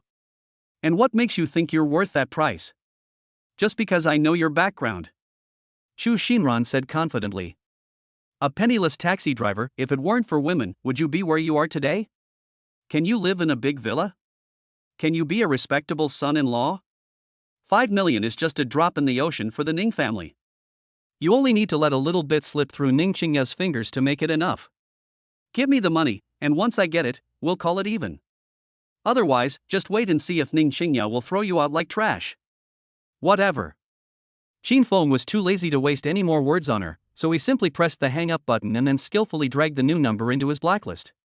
He put down his phone, rubbed his temples, and his good mood was ruined again. Xu Xinran is like a stubborn plaster that you can't get rid of, a venomous snake lurking in the shadows. If this problem isn't completely resolved, there will likely be endless troubles in the future. Thump thump thump. There was a gentle knock on the study door. Qin Feng composed himself and said softly, "Come in." The door was gently pushed open, and Ning Qingya walked in carrying a cup of freshly brewed hot tea. Dressed in her home clothes, she exuded a more intellectual beauty than usual. "You've been in the study all afternoon, without even going out for a walk or getting some sun. How about you try my tea ceremony?" Ning Qingya placed the teacup in front of Qin Feng, keenly noticing that something was wrong with his mood. She gently comforted him, "Grandpa is doing well right now, so it won't make a difference if he stays up a little longer. Don't overwork yourself." Hearing Ning Qingya's concerns, Qin Feng nodded gently and said, "Yes, I will be careful." After a moment of silence, Qin Feng spoke softly, "Xu Xinran just called me." This matter should not be kept from her, not only because Ning Qingya is currently his girlfriend, but also because Xu Xinran's threats target not only him, Qin Feng, but also Ning Qingya and the Ning family. Ning Qingya needs to be informed about this so that she can be mentally prepared in advance. "Xu Xinran?" Ning Qingya was taken aback for a moment and asked, "Your ex-girlfriend? Is she still bothering you?" Xu Xinran had only heard Qin Feng mention it on the day she and Qin Feng got their marriage certificate, and he hadn't mentioned it since, so she didn't really realize it at first. She threatened to ruin my reputation and that of the Ning family if I didn't come up with 5 million. Qin Feng told Ning Qingya about Xu Xinran's previous threats. Ning Qingya didn't react much after hearing this, but asked softly, "What do you think?" "A person with a clear conscience has nothing to fear, let her do whatever she wants," Qin Feng said softly, without the slightest fear. Chapter 20 Ning Qingya, "My wife will handle this. She was the one who investigated our mother last time. I was thinking of finding an opportunity to warn her not to bother our mother, but I didn't expect her to be so impatient and jump out on her own initiative. I'll handle this." Ning Qingya smiled faintly, not taking Xu Xinran seriously. She was just a clown, not worthy of respect. Hearing Ning Qingya's words, and the way she addressed his mother, "Not your mom but our mom," Qin Feng was shocked, but also felt a warmth in his heart. You should know that when he talked to Xu Xinran, she always referred to him as "your blind mother" or something like that, and never showed him any respect. To his utter surprise, Ning Qingya, the woman he had a fake marriage with, actually respected his mother so much. Qin Feng took a deep breath and tentatively asked, "Qingya, you don't mind what she said? What do you mind? Do you mind your shameful past? Or do you mind her underhanded and flawed threatening tactics?" Ning Qingya raised an eyebrow slightly, looking at him with amusement. "Don't worry, leave this to me." Qin Feng frowned, not wanting to involve Ning Qingya. "Qingya, this has nothing to do with you, you don't need to." Knowing what Qin Feng was about to say, Ning Qingya didn't give him a chance to continue and interrupted him directly, saying, "No need for anything? Qin Feng, don't forget, we are now a legally recognized married couple, we are all in the same boat. Someone is bullying my husband and trying to extort money from me. Do they really think I, Ning Qingya, am made of clay and so easy to bully?" She slightly raised her chin, with an innate arrogance. "Besides, I have more experience dealing with people of this level than you, and I know better where to start for the most effective results. Why use a sledgehammer to crack a nut? Just focus on your medical studies and take good care of Grandpa and Mom. I'll handle this little thing." Looking at Ning Qingya standing in front of him, facing the wind and rain with him, Qin Feng felt a warmth in his heart once again. Now, he is no longer alone in facing these messes, but has someone willing to face them with him. Qin Feng nodded and stopped insisting, "Okay, I'll do whatever you say. Let me know whenever you need my cooperation or to do anything else." Upon hearing this, Ning Qingya teased, "Of course, you're my wife, who else would you listen to if not me? Of course, dealing with love rivals should be left to my wife." Seeing Ning Qingya completely immersed in her role, Qin Feng didn't want to disturb her elegance, so he simply said softly, "Yes, I'll do whatever my wife says." Half an hour later, Ning Qingya left Qin Feng's study and returned to her own study where she usually worked. The gentleness on her face vanished instantly, and she made a cold, icy phone call. "Adon, Xu Xinran has started making moves.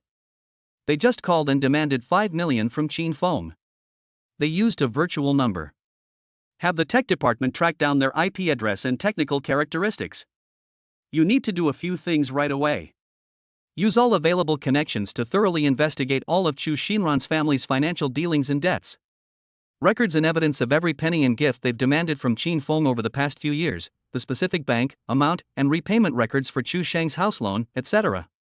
Also, find out who the creditors are and how much their mother, Wu Yurong, owes all the gambling debt she has. Then we'll have the top experts in the group's technical department find a way to recover all the deleted information from Qin Feng's old phone. Investigate all his communication records, text messages, social media chat logs, and financial transfer vouchers during his relationship with Chu Xinran. Pay attention to whether there are any signs of tampering, forgery, or misinterpretation, especially in ordinary group photos that may be used to create fake private photos. Contact the media in advance and prepare several press release templates to deal with different situations. Do not make any rash moves without my orders. Finally, we found out the specific workplaces, positions, and contact information of Xinran and her brother Chu Sheng, as well as the locations of the mahjong parlors that her mother Wu Yurong frequented in her main mahjong friend circle.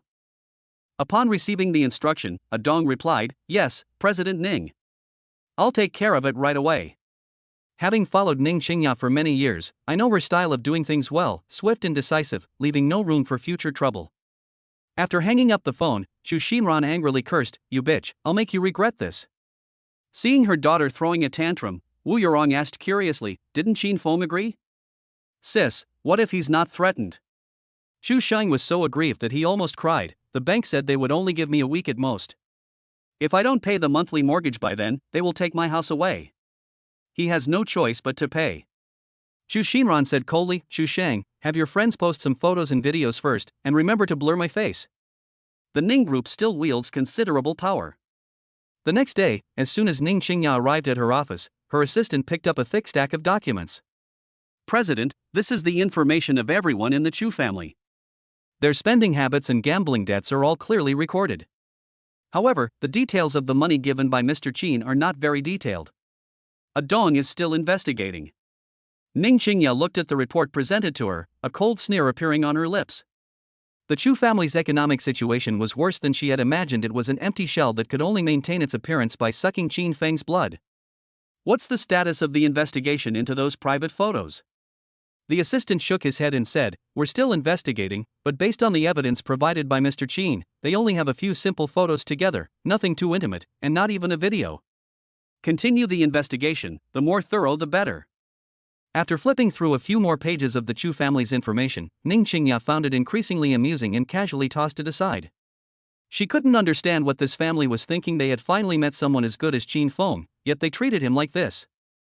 If they hadn't treated Qin Feng this way, such a good man might not have ended up in their hands. Meanwhile, on the other side, Zhao Yuan was still thinking about when to visit Qin Feng. His condition had worsened these past few days, and even with the medicine prescribed by Dr. Shui, it was difficult to suppress it any longer. However, Qin Feng remained at the Ning family residence and did not come out. Zhao Yuan had offended Ning Qingya last time, so it wasn't appropriate for him to go looking for Qin Feng at this time. "Young Master Zhao, it seems the Ning group is facing some difficulties." Upon hearing this, Zhao Yuan immediately perked up. This was a great opportunity for him to show off. Chapter 21. Ning Qingya, the iceberg female CEO, is married? Damn it, Qin Feng blocked me again. After being blocked by Qin Feng without hesitation, Chu Xinran was so angry that she almost threw her newly bought phone away. She wanted to give Qin Feng one last chance, but to her surprise, he blocked her again. "Good, very good. Qin Feng, you forced me into this situation. If you won't let me have an easy time, I will never let you live a peaceful life as a son-in-law of a wealthy family." Consumed by rage, Chu Xinran had lost all reason. She had only one thought in her mind: she had to destroy Qin Feng. "Brother Qi, I need your help." Chu Xinran contacted Qi Wenbin without hesitation. This was the biggest connection she could currently make, and only Qi Wenbin could help her get in touch with the Ning family. Because of Ning Qingya's pressure, Qi Wenbin was under house arrest by his father and couldn't go out at all. At this moment, he received a call from Chu Xinran and frowned, asking, "What's wrong?" He was already tired of this woman and didn't really want to pay her any attention. However, because Qin Feng, a taxi driver, had actually dumped the woman he had slept with, Qi Wenbin was unhappy and had been looking for an opportunity to get revenge. However, because he had offended the Ning family, Qi Wenbin's attitude towards Chu Xinran was not very good. "Brother Qi, I've already posted the photos online, but I'm afraid the Ning family doesn't know about them." Xu Xinran quickly voiced her thoughts, so I'd like to ask you to spread these things around your circle. Xu Xinran was quite clear about her identity. Although she had slept with Qi Wenbin, that was all. She wasn't qualified to integrate into the upper circle, and Qi Wenbin would at most take her to hang out in the middle circle. Moreover, she was only qualified because she had Qi Wenbin's guidance. Without Qi Wenbin, she probably wouldn't even be able to get into the middle level circle. This method is also good. External pressure is ultimately not as great as internal pressure. Ning Qingya hired such a taxi driver, and the Ning family must be unhappy about it. Frustrated by the repeated setbacks in his family business, Qi Wenbin blamed Xin Feng for everything. Upon hearing Xu Xinran's suggestion, he readily agreed. As night fell, Qi Wenbin secretly left home and went to a bar frequented by wealthy young men. Pretending to be drunk, he told the people around him the inside scoop he knew. Young Master Lin, have you heard? Ning Qingya actually married a taxi driver, and it's said that this taxi driver has a rather scandalous private life. A group of rich kids immediately became interested upon hearing this. Young Master Zhao, are you telling the truth? That's probably unlikely. Ning Qingya is a well-known Ice Queen CEO who doesn't even glance at other men. I also feel it's unlikely. Ning Qingya has such high standards she doesn't even like us. How could she possibly like a taxi driver? That's not necessarily true. What if Ning Qingya has unique tastes? Seeing that the men had taken the bait, Qi Wenbin was overjoyed. He took out his phone and found Ning Qingya and Xin Feng's wedding video, as well as the evidence that Xu Xinran had released. Although I can't see her face clearly, her figure is definitely Ning Qingya's. There's no way I could mistake her. It really is Ning Qingya. Is she really married? Why haven't we heard the Ning family mention it? This video can't be fake, right? If Ning Qingya really got married, how could we not have heard anything? The rich kids didn't quite believe it when they heard this. Ning Qingya is a well-known ice queen in the industry. Everyone present had their eyes on her, but Ning Qingya was particularly aloof and ignored them completely, not giving them any chance at all. Most importantly, they had never heard the Ning family mention it before. It was highly unlikely that the Ning family would hide something so important. Young Master Wang, don't you know young Master Ning? You can ask young Master Ning. That's right, young Master Wang, you should ask young Master Ning. He's Ning Qingya's cousin, so he must know whether Ning Qingya is married or not. Alright, I'll invite Ning Hao over and ask him. Wang Fan frowned. He also had a good impression of Ning Qingya. In order to pursue Ning Qingya, he never thought of currying favor with Ning Hao. He even gave her gifts worth more than 1,000,000 yuan, just to get Ning Hao to say good things about him in front of Ning Qingya. To Wang Fan's utter surprise, Ning Qingya got married without a word, which made him very uncomfortable. At the Ning family mansion, Ning Hao was still thinking about how to prepare a gift for old Master Ning. Grandpa Ning has almost fully recovered, and the elders suggested holding a family dinner to celebrate. Ning Hao, who was troubled about the gift, suddenly received a call from Wang Fan. After answering the phone, he said, Wang Fan, I'm in a bind right now, so I won't make plans for today. The Wang group was established longer than the Ning group and had slightly more power. However, because the other party liked Ning Qingya, Ning Hao treated him as his subordinate. Hearing the way the other person addressed him, Wang Fan was displeased. In the past, he wouldn't have reacted much, since he needed Ning Hao's help. But now that Ning Qingya was married, he naturally didn't want to give Ning Hao a friendly look. Ning Hao, come to room 88, I have something to ask you. Hurry up, I don't want to hear your nonsense. Wang Fan didn't give Ning Hao a chance to speak and hung up the phone directly. King. Hearing the dial tone of the call being disconnected, Ning Hao instinctively cursed, Wang Fan, you just wait. Ning Hao, who was being treated like this for the first time, was filled with rage and stormed off to their usual meeting place. Half an hour later, a luxury sports car pulled up in front of a high-end KTV and stormed into room 88. The driver immediately spotted Wang Fan in the crowd and frowned, saying, Wang Fan, what are you? Before Ning Hao could ask, Wang Fan interrupted him, asking, is Ning Qingya married? Ning Hao was stunned before he could finish speaking, his eyes wide with disbelief. He instinctively asked, how did you know?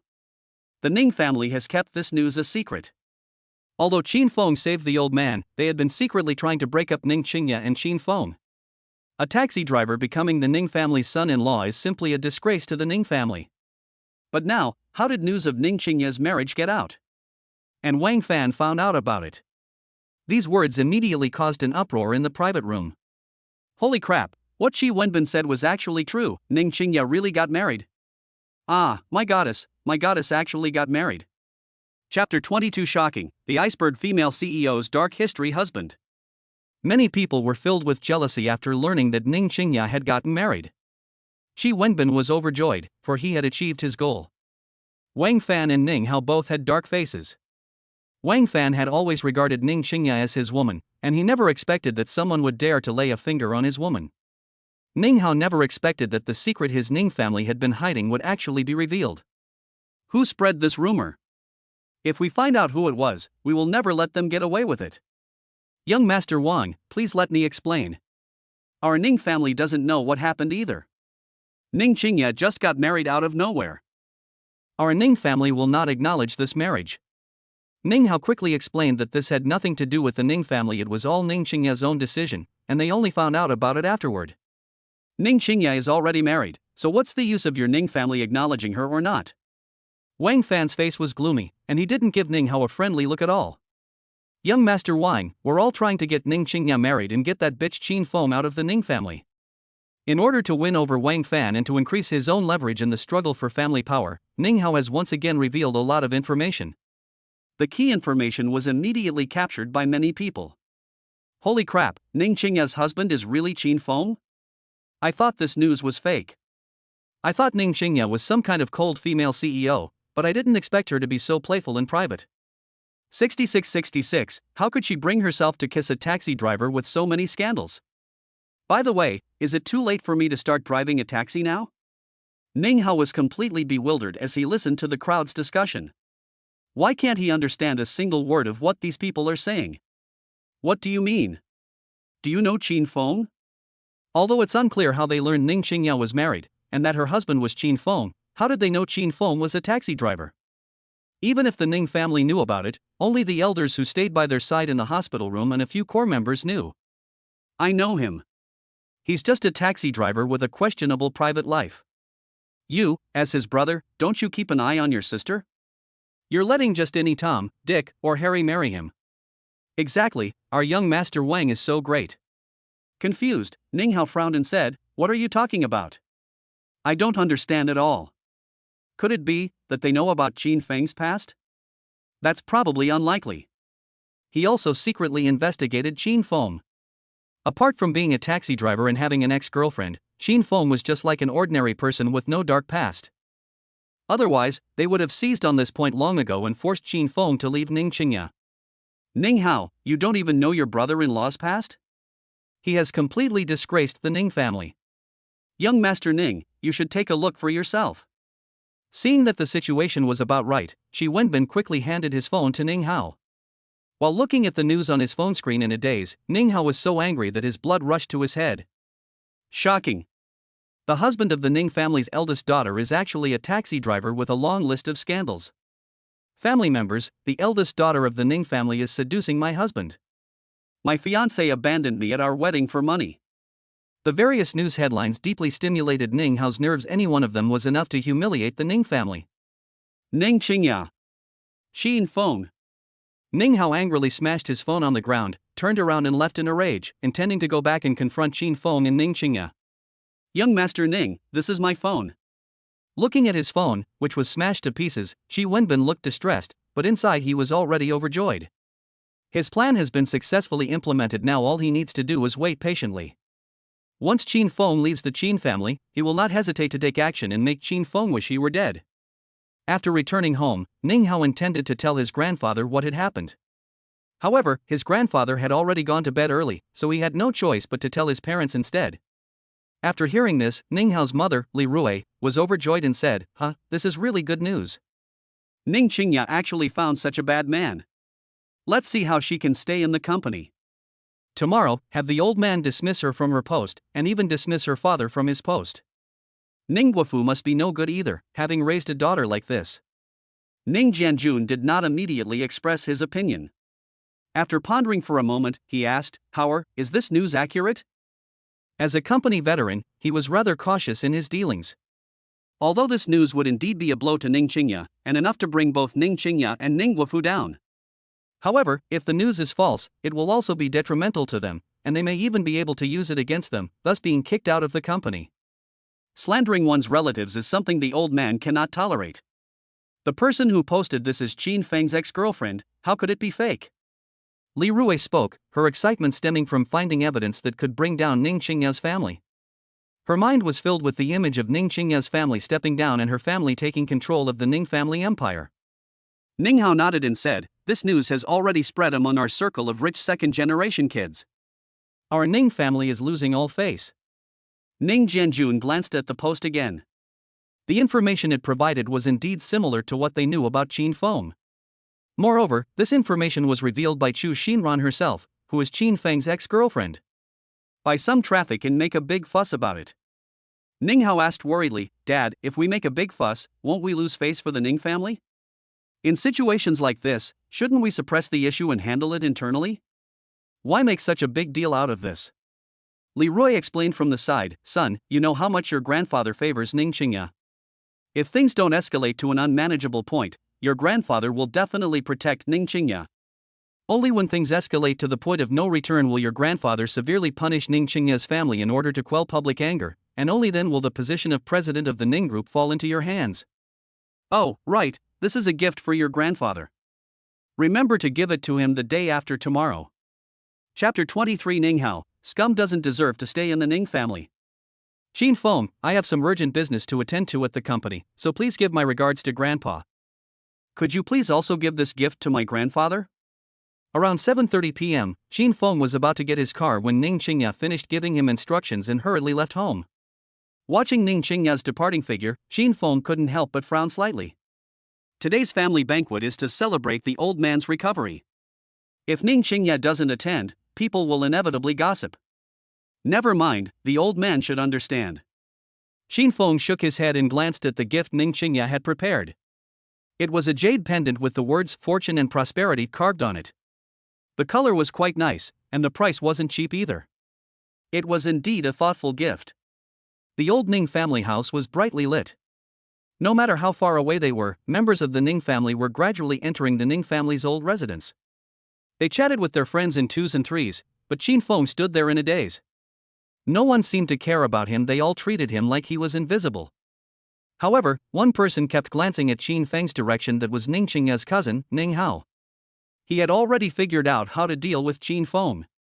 Around 8:30 p.m., the old man of the Ning family arrived at the banquet hall with the help of Ning Guofu. More than 30 members of the Ning family quickly got up to greet him. "Dad, good evening." "Good evening, Grandpa."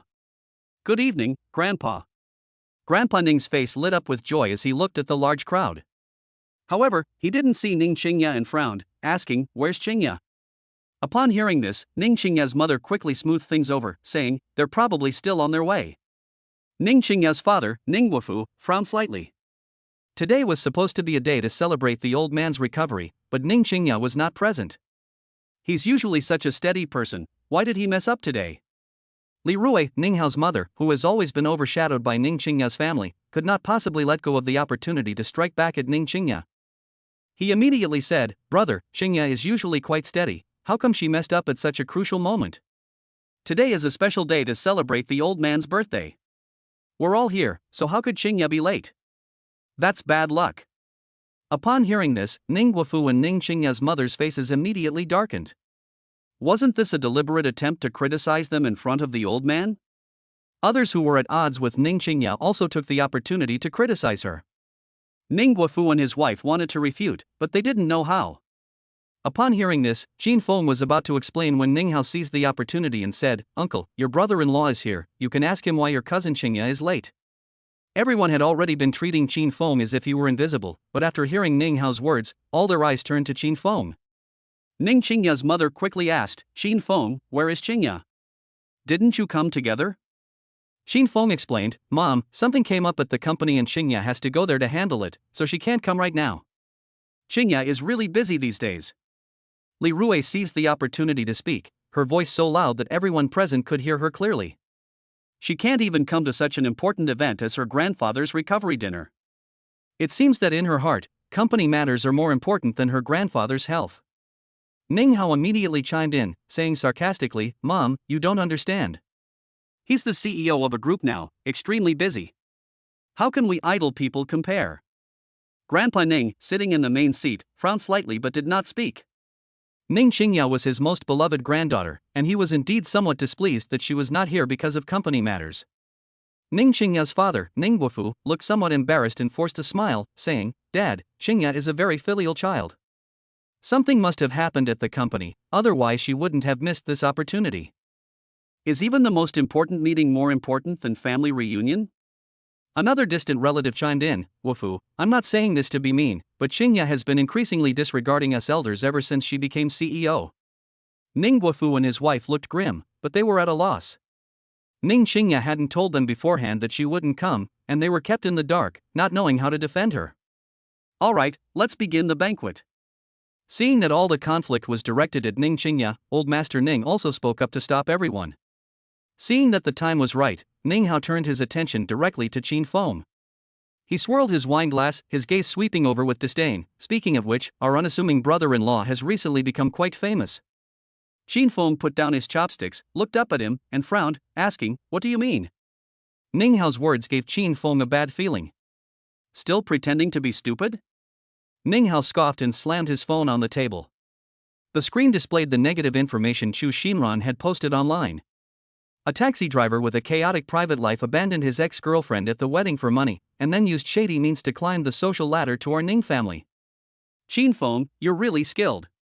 Standing on the moral high ground, Ning Hao raised his voice again, saying, "A person like you, with such poor character and filthy thoughts, is like a rotten apple spoiling the whole barrel if you stay in the Ning family.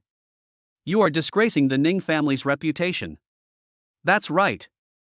Li Rui immediately chimed in, pointing at Qin Feng and saying to Grandpa Ning, "Dad, look, the news is going viral outside.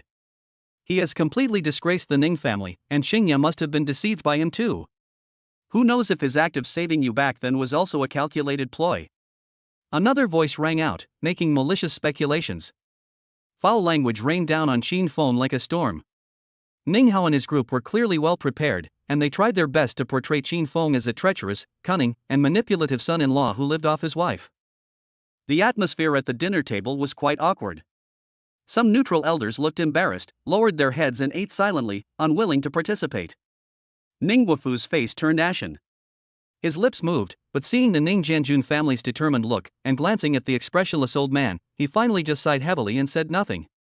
Ning Qingya's mother opened her mouth, wanting to say a few words in defense of her daughter and son-in-law, but Ning Guofu gently pulled her hand under the table, signaling her not to speak up. In this family that values face and interests, Qin Feng at this moment is like a sinner abandoned by the world.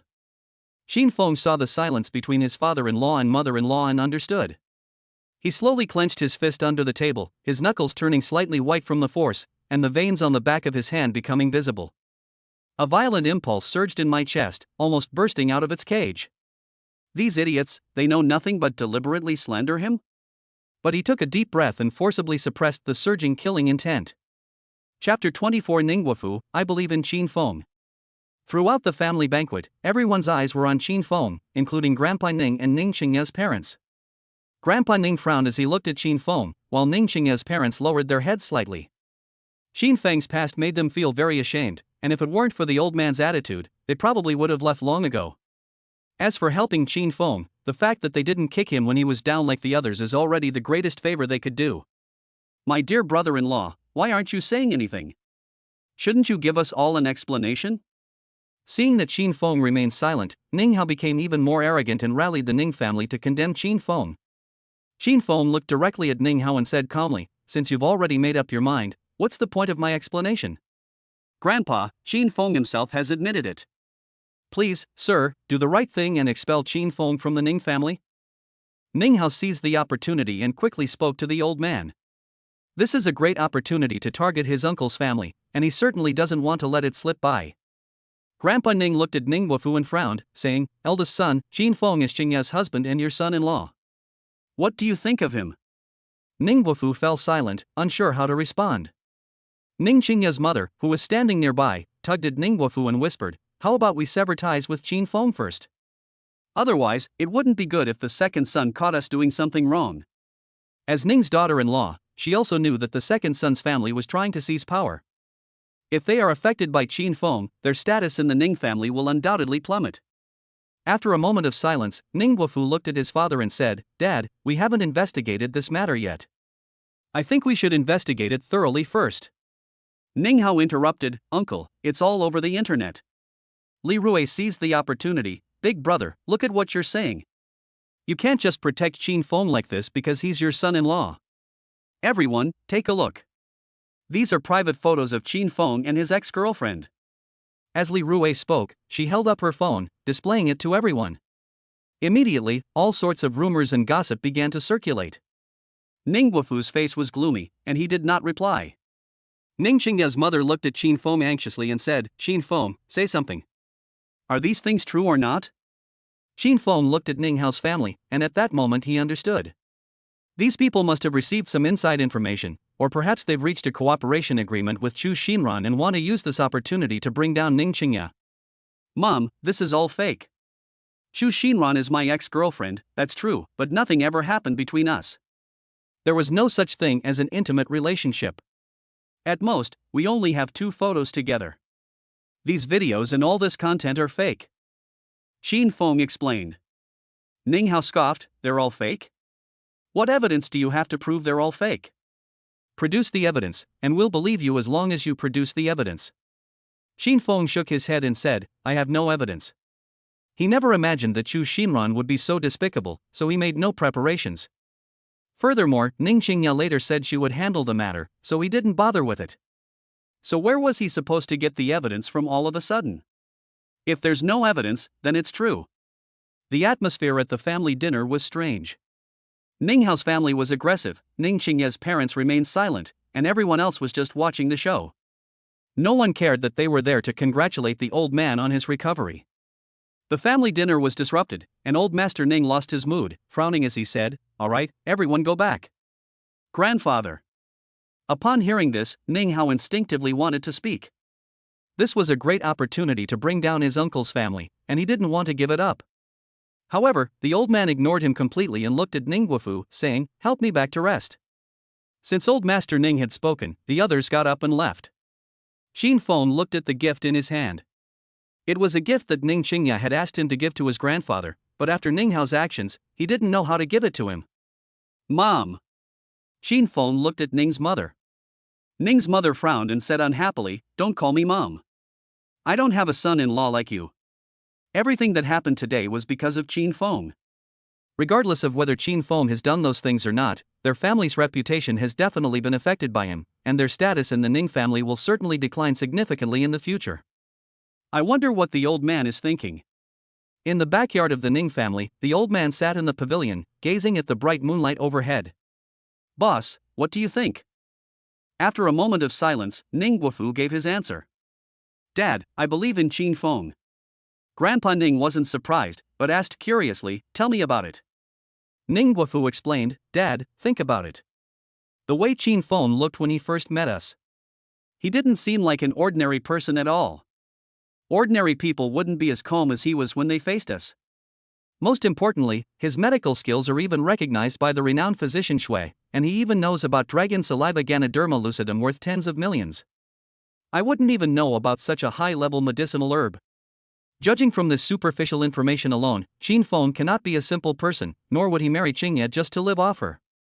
Most importantly, I secretly investigated Qin Feng and only know that he returned 3 years ago, but I know nothing about what happened 3 years ago, except that he joined the army." After hearing Ning Guofu's reasons, old Master Ning nodded gently and said, "It seems you're not stupid after all. I'm very relieved to entrust the Ning family to you." He had a good attitude towards Qin Feng when they first met, simply because of Qin Feng's medical skills, believing that Qin Feng would definitely be able to help the Ning family in the future. But as he got to know Qin Feng better, he realized that Qin Feng's identity was definitely not simple. "Dad, I'll handle this." With the old man's support, Ning Guofu felt even more confident. Grandpa Ning shook his head and said, "Don't get involved in this matter. Let young people handle their own affairs." Ning Hao was very unhappy in his family's villa. "Mom, Grandpa is being biased. He not only doesn't punish Uncle's family, but he doesn't even kick Qin Feng out of the Ning family. Indeed, the old man is too biased towards the eldest son's family. You, the head of the household, must think of a solution quickly. This can't go on." Ning Jiangwo said with a gloomy face, since Dad won't punish my eldest brother's family, then we can only let the Ning family lose face. I refuse to believe that if this gets back to the company, Dad won't care. Chapter 25 Chu Xinran, Ning Qingya is shameless, she stole my fiancé. The family dinner ended unhappily, and Ning Hao and his family returned to the villa with faces so gloomy they could drip water. Dad, Grandpa is clearly biased. We put the evidence right in his face, but he hasn't reacted at all. Ning Hao was so angry that he kicked the coffee table, which made a dull thud. Li Rui gritted her teeth and said, that's right. That old man only cares about that slut Ning Qingya and Ning Guofu. What's with the pretense of fairness? He just wants to protect his precious son-in-law. Ning Jianjun remained relatively calm. He lit a cigar, took a deep drag, and slowly exhaled a smoke ring. If the old man doesn't give the word, it's no use even if we make a huge fuss. My elder brother's prestige in the Ning family won't be shaken by just a few words from us. What should we do then?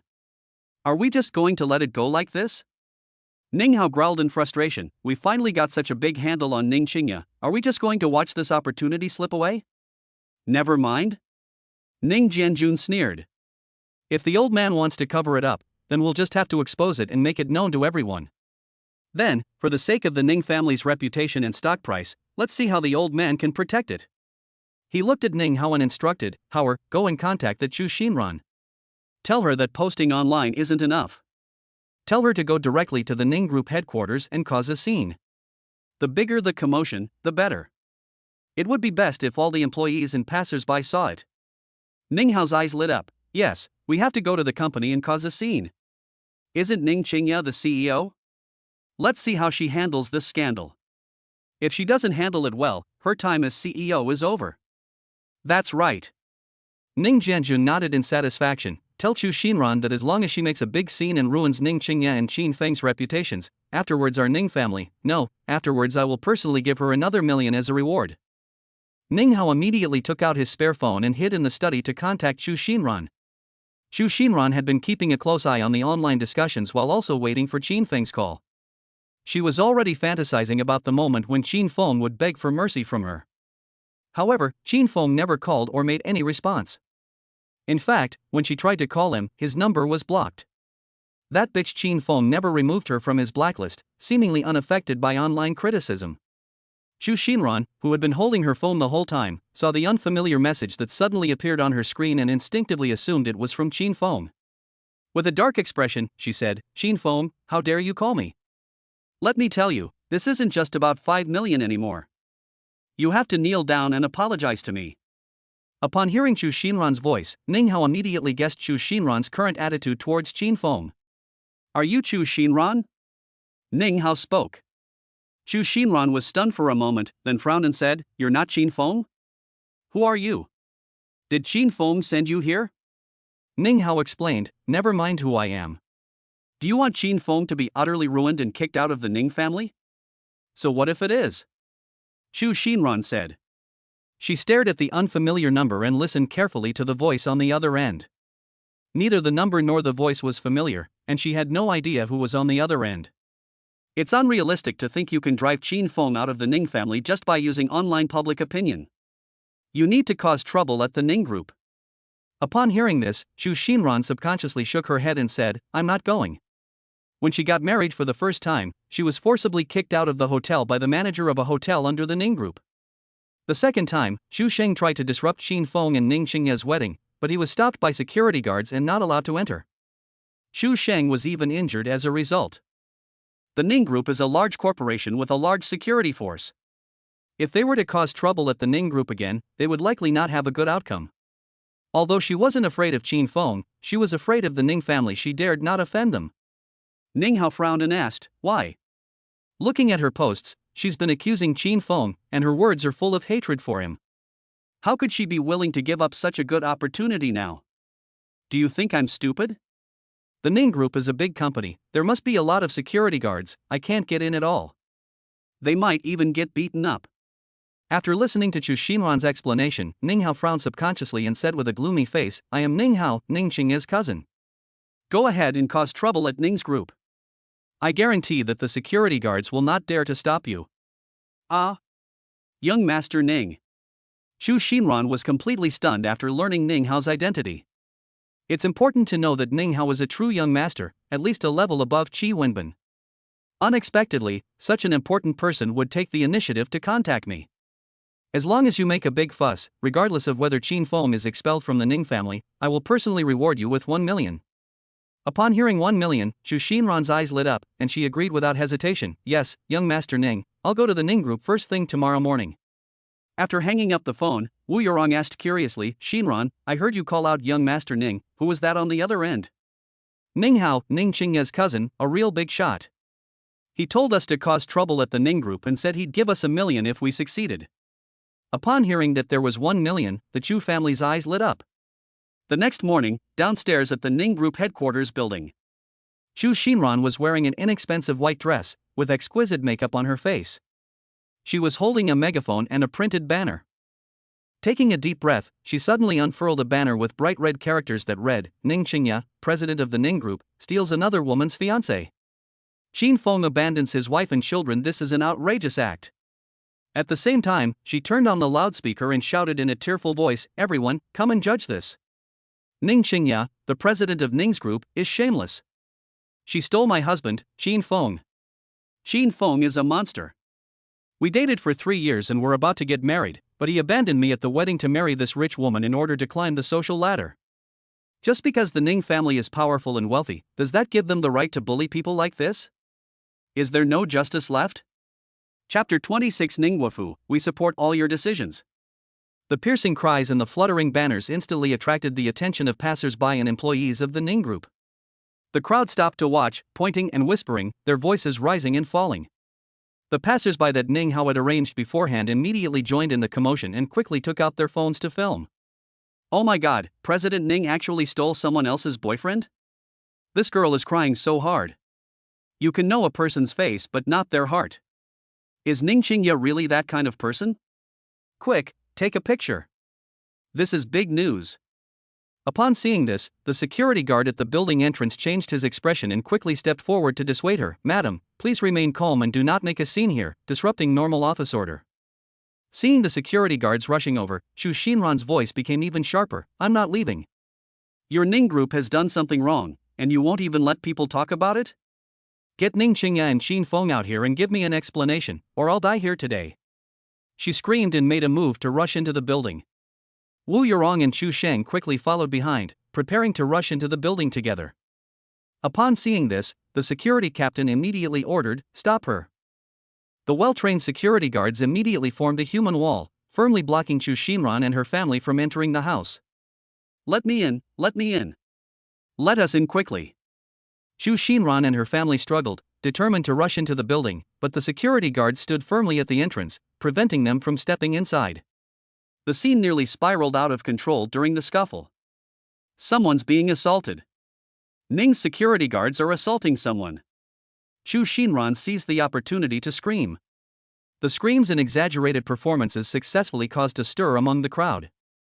The security captain was sweating profusely as he directed his men to stop Xu Xinran while urgently reporting to his superiors. Report, someone is causing trouble, demanding to see the president. We can't stop them any longer. Xu Xinran struggled like a pig during the Lunar New Year, and it was impossible to stop her without using all her strength. There was no way to stop her, let alone her mother, Xu Sheng, or other bystanders who were just watching the show. If this continues, they really can't stop it. Top floor, CEO's office. Ning Qingya was listening to her assistant's report on the Heart of the Gulf project when the security director knocked on the door and said, Ning Qing, I have something important to report. Come in. After the security chief entered, he quickly reported, President, there's a disturbance at the entrance. They're demanding an apology from you by name. We can't stop them any longer. Should we call the police? Ning Qingya was taken aback, not expecting Xu Xinran to dare to cause trouble at the entrance of Ning's group. After thinking for a moment, she said, they're just clowns, we don't need to pay them any mind. Continue. Upon hearing this, the assistant immediately continued the project that had not been finished, while the safety director stood aside anxiously waiting. Ning Qingya did not reply. He did not know what to do either. If it were any other matter, he would know how to handle it. But that crazy woman outside specifically asked to see President Ning, so she must know Ning Qingya and they probably have some kind of conflict. If we call the police and report this to them, it will be really hard to explain. Half an hour later, after the assistant finished reporting, Ning Qingya looked at the security director and said, "What are you still doing here?" "President Ning, what's going on outside?" Ning Qingya shook her head and said, "Don't worry about her, let her make a scene, the bigger the better." Ah? The security chief was bewildered and didn't quite understand Ning Qingya's meaning. Shouldn't they step in to resolve the issue at this point and prevent it from escalating and affecting the group? Judging from Ning Qingya's appearance, she seemed completely unconcerned and even intended to escalate the situation. "What are you still standing there for?" "Yes, Mr. Ning, I'll take care of it right away." After the security chief left, the assistant asked, puzzled, "President Ning, why did you deliberately make such a big deal out of this? This will have a huge impact on our group." Ning Qingya explained with a smile, "The last internal incident caused a major crisis of trust within our group. This is a good opportunity to raise our group's profile. Advertisements don't generate this kind of buzz." Upon hearing this, the assistant paused for a moment, then suddenly realized something and exclaimed with delight, "President Ning, you mean?" When her assistant was about to speak, Ning Qingya shook her head slightly. This matter had to be kept secret and could not be known by Chu Xinran and the Ning Group's rivals, otherwise her plan would be ruined. "Go tell the security department that the person causing trouble downstairs is not allowed to step into the building and must not have any physical conflict with her. Let her cause trouble however she wants, just watch." And the Ministry of Justice was notified to prepare a lawyer's letter to file a lawsuit for defamation and disturbing public order. After giving the order, she got up and walked to the floor-to-ceiling window, looking down at the crowd below, which looked as small as ants yet bustling with noise. Her gaze quickly locked onto Chu Xinran. "Chu Xinran, I was going to leave you some leeway, but since you've chosen your own path to death, don't blame me for being impolite." But, where did she get the audacity to cause trouble at the Ning family's residence? Adong, go and find out who is backing Chu Xinran. She had investigated the Chu family and found that the whole family bullied the weak and feared the strong. The reason they dared to bully Qin Feng was because they thought Qin Feng was easy to manipulate. As the president of Ning's group, with her background and status, the Chu family should never dare to provoke her. President, at the Ning family's banquet yesterday, HR Director Ning Hao publicly humiliated Mr. Qin. Adong reported on everything he knew. Ning Hao? He embarrassed Qin Feng in public? Ning Qingya frowned slightly. Ning Hao did indeed look down on Qin Feng, but Qin Feng had saved his grandfather's life and held some prestige in the Ning family. Given Ning Hao's personality, even if he dislikes someone, he shouldn't openly make trouble for them. The specific reason is still unclear, but it seems to be related to Qin Feng's ex-girlfriend. Ning Qingya immediately understood and said softly, "You may all leave." After her assistant and Adong left, she immediately dialed Ning Guofu's number. Before she could speak, Ning Guofu said first, "Qingya, I know about the company's affairs. You can handle everything." Ning Qingya was taken aback. "Dad, you already know?" From the time Chu Xinran caused trouble until now, only 10 minutes have passed. Although her father was not at the company, he knew everything about it. Thinking of this, she felt much more at ease, knowing that no matter what she did, she would always have her father's support. She spoke again. "Dad, what happened at the banquet last night?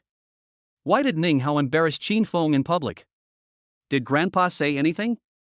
Ning Guofu was silent for a moment, then said, "Ning Hao questioned Qin Feng about his improper lifestyle. Your grandfather wanted to help Qin Feng, but Qin Feng couldn't produce any evidence to prove his innocence. Your grandfather was helpless." Ning Qingya did not get angry, but calmly asked, "Dad, I understand Grandpa's difficulties, but Qin Feng is definitely not that kind of person. Qingya, Dad trusts your judgment in Xiaofeng's character."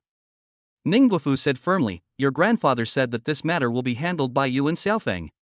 No matter what happens, the family will not interfere and will fully support your decision. However, you should be careful of your second uncle's family, they may very well be pulling the strings behind the scenes." Chapter 27 Passerby, how could someone as handsome as him be interested in you? He had been wondering why Chu Xinran dared to cause trouble at the Ning family, but upon hearing his father's words, he suddenly understood. It turns out that all of this was orchestrated by my second uncle's family behind the scenes. Thinking of this, Ning Qingya's gaze grew even colder. Ning Hao. She took a deep breath, suppressed her anger, and threw herself back into her work. She ignored the noise outside.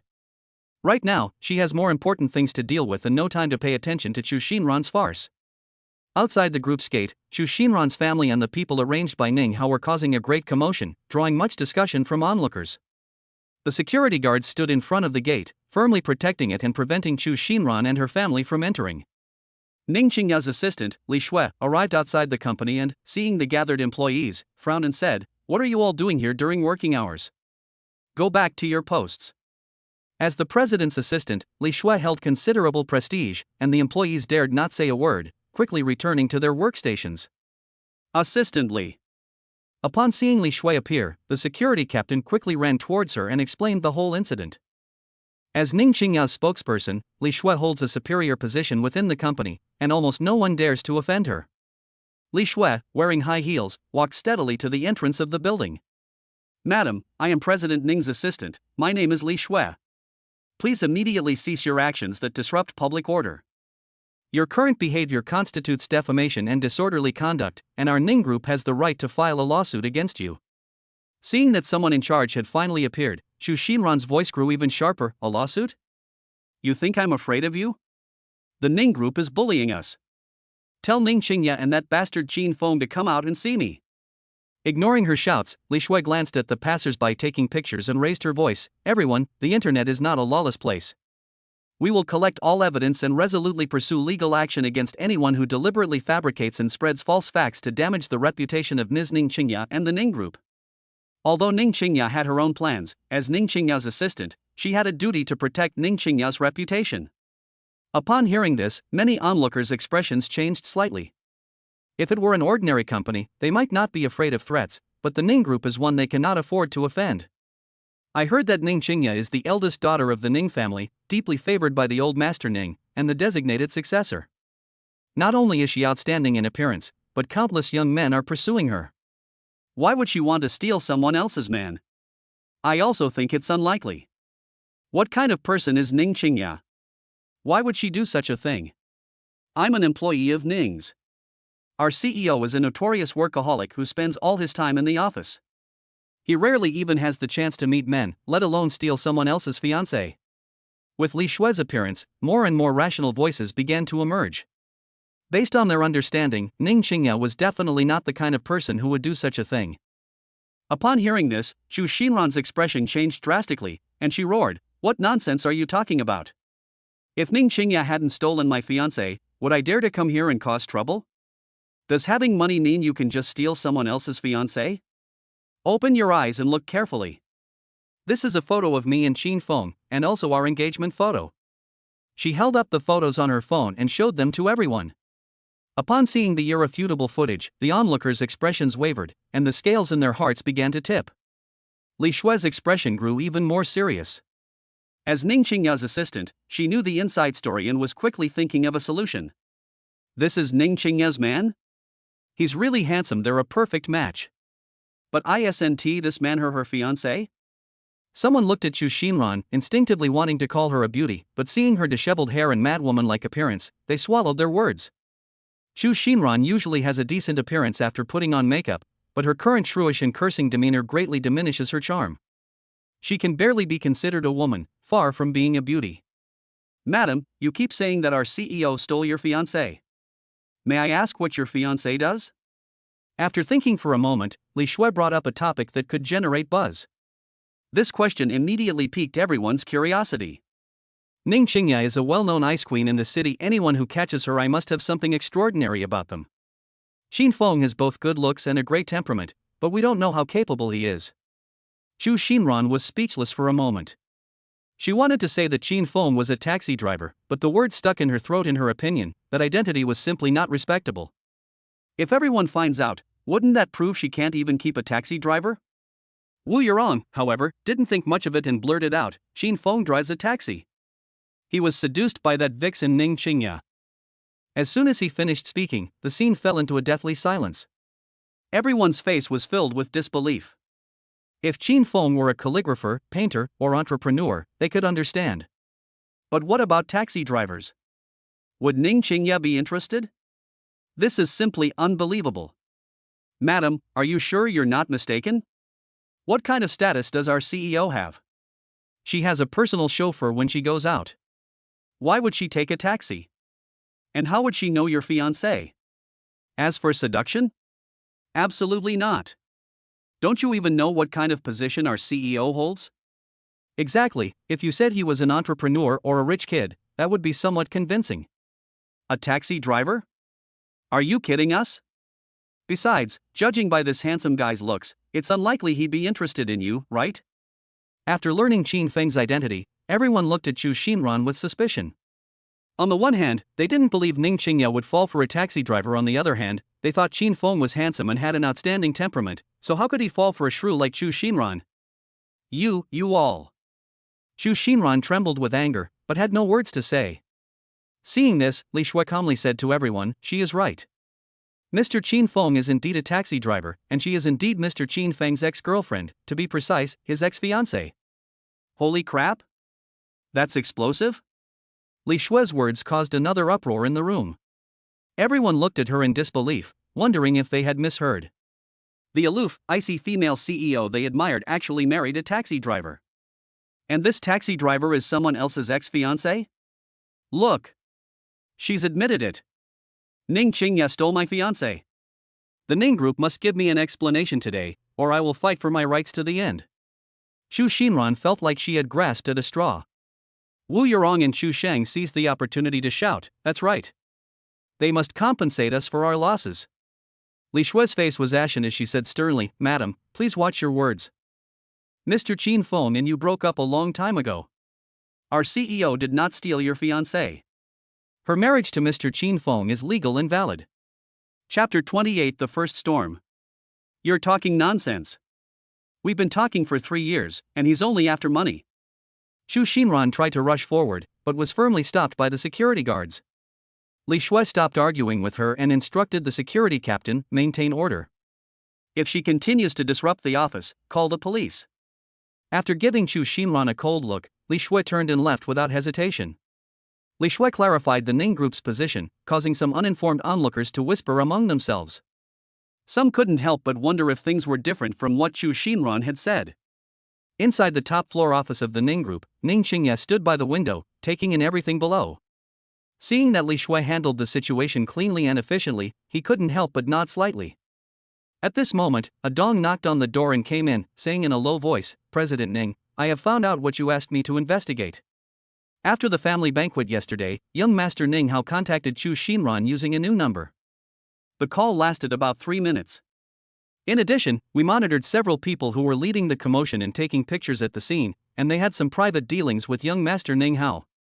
A cold glint flashed in Ning Qingya's eyes, it really was him. She sat back in her office chair, her fingertips lightly tapping the desk. Ning Hao had gone too far this time. Not only did he cause trouble at the family dinner, but he also colluded with outsiders to cause trouble at the company. This had already affected the company's interests. Since he wants to make a big deal out of this, I'll grant his wish. After a moment of silence, Ning Qingya quickly made a decision. Adong, compile the evidence we collected earlier regarding the Chu Xinran family's extortion of money from Qin Feng over the years, Chu Sheng's illegal loans, Wu Yorong's huge gambling debts, and their previous attempts to investigate and harass Qin Feng's mother's medical records. Mr. Ning, what do you mean? Let's not rush things, let's let things play out for a while. Ning Qingya said calmly, Chu Xinran has already attracted enough attention with her outburst. We'll release evidence to reverse the situation once the public opinion has reached its peak. At that time, I will make everyone see clearly who is being unreasonable and who is of bad character. And Ning Hao, who orchestrated all of this, I'll see how he gets out of this mess. This time, we not only need to completely solve the problem of Chu Xinran for Qin Feng, but also take this opportunity to teach my second uncle's family, who have been making trouble behind my back, a lesson. On the other side of the city, inside the Zhao family compound, Zhao Yuan also soon learned of the farce that had occurred at the entrance of the Ning Group. What? That crazy woman surnamed Chu dared to cause trouble at the entrance of Ning's group? Zhao Yuan said incredulously, isn't that woman just an ordinary person?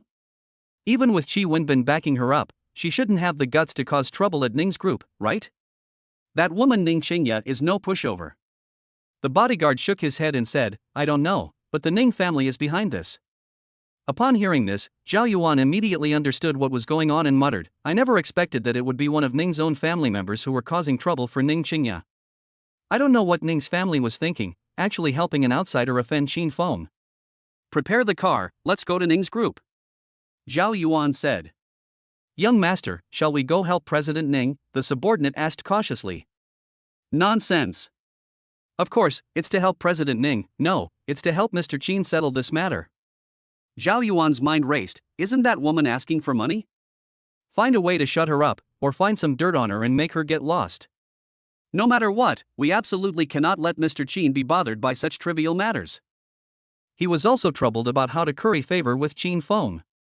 Although he had given the Ganoderma lucidum to Ning Qingya, it was not something Qin Feng needed, and the favor was not that important to Qin Feng. But this matter was different. It was a deliberate attempt to smear Qin Feng. If he can help Qin Feng resolve this matter, Qin Feng will definitely remember this favor, and he can then take the opportunity to ask Qin Feng about the treatment. On the other side, in the mysterious backyard of Mo Yu Zhai, Master Mo was sipping tea when a subordinate respectfully reported to him. Oh? Someone caused trouble at the Ning group, targeting Qin Xiaoyu and his wife?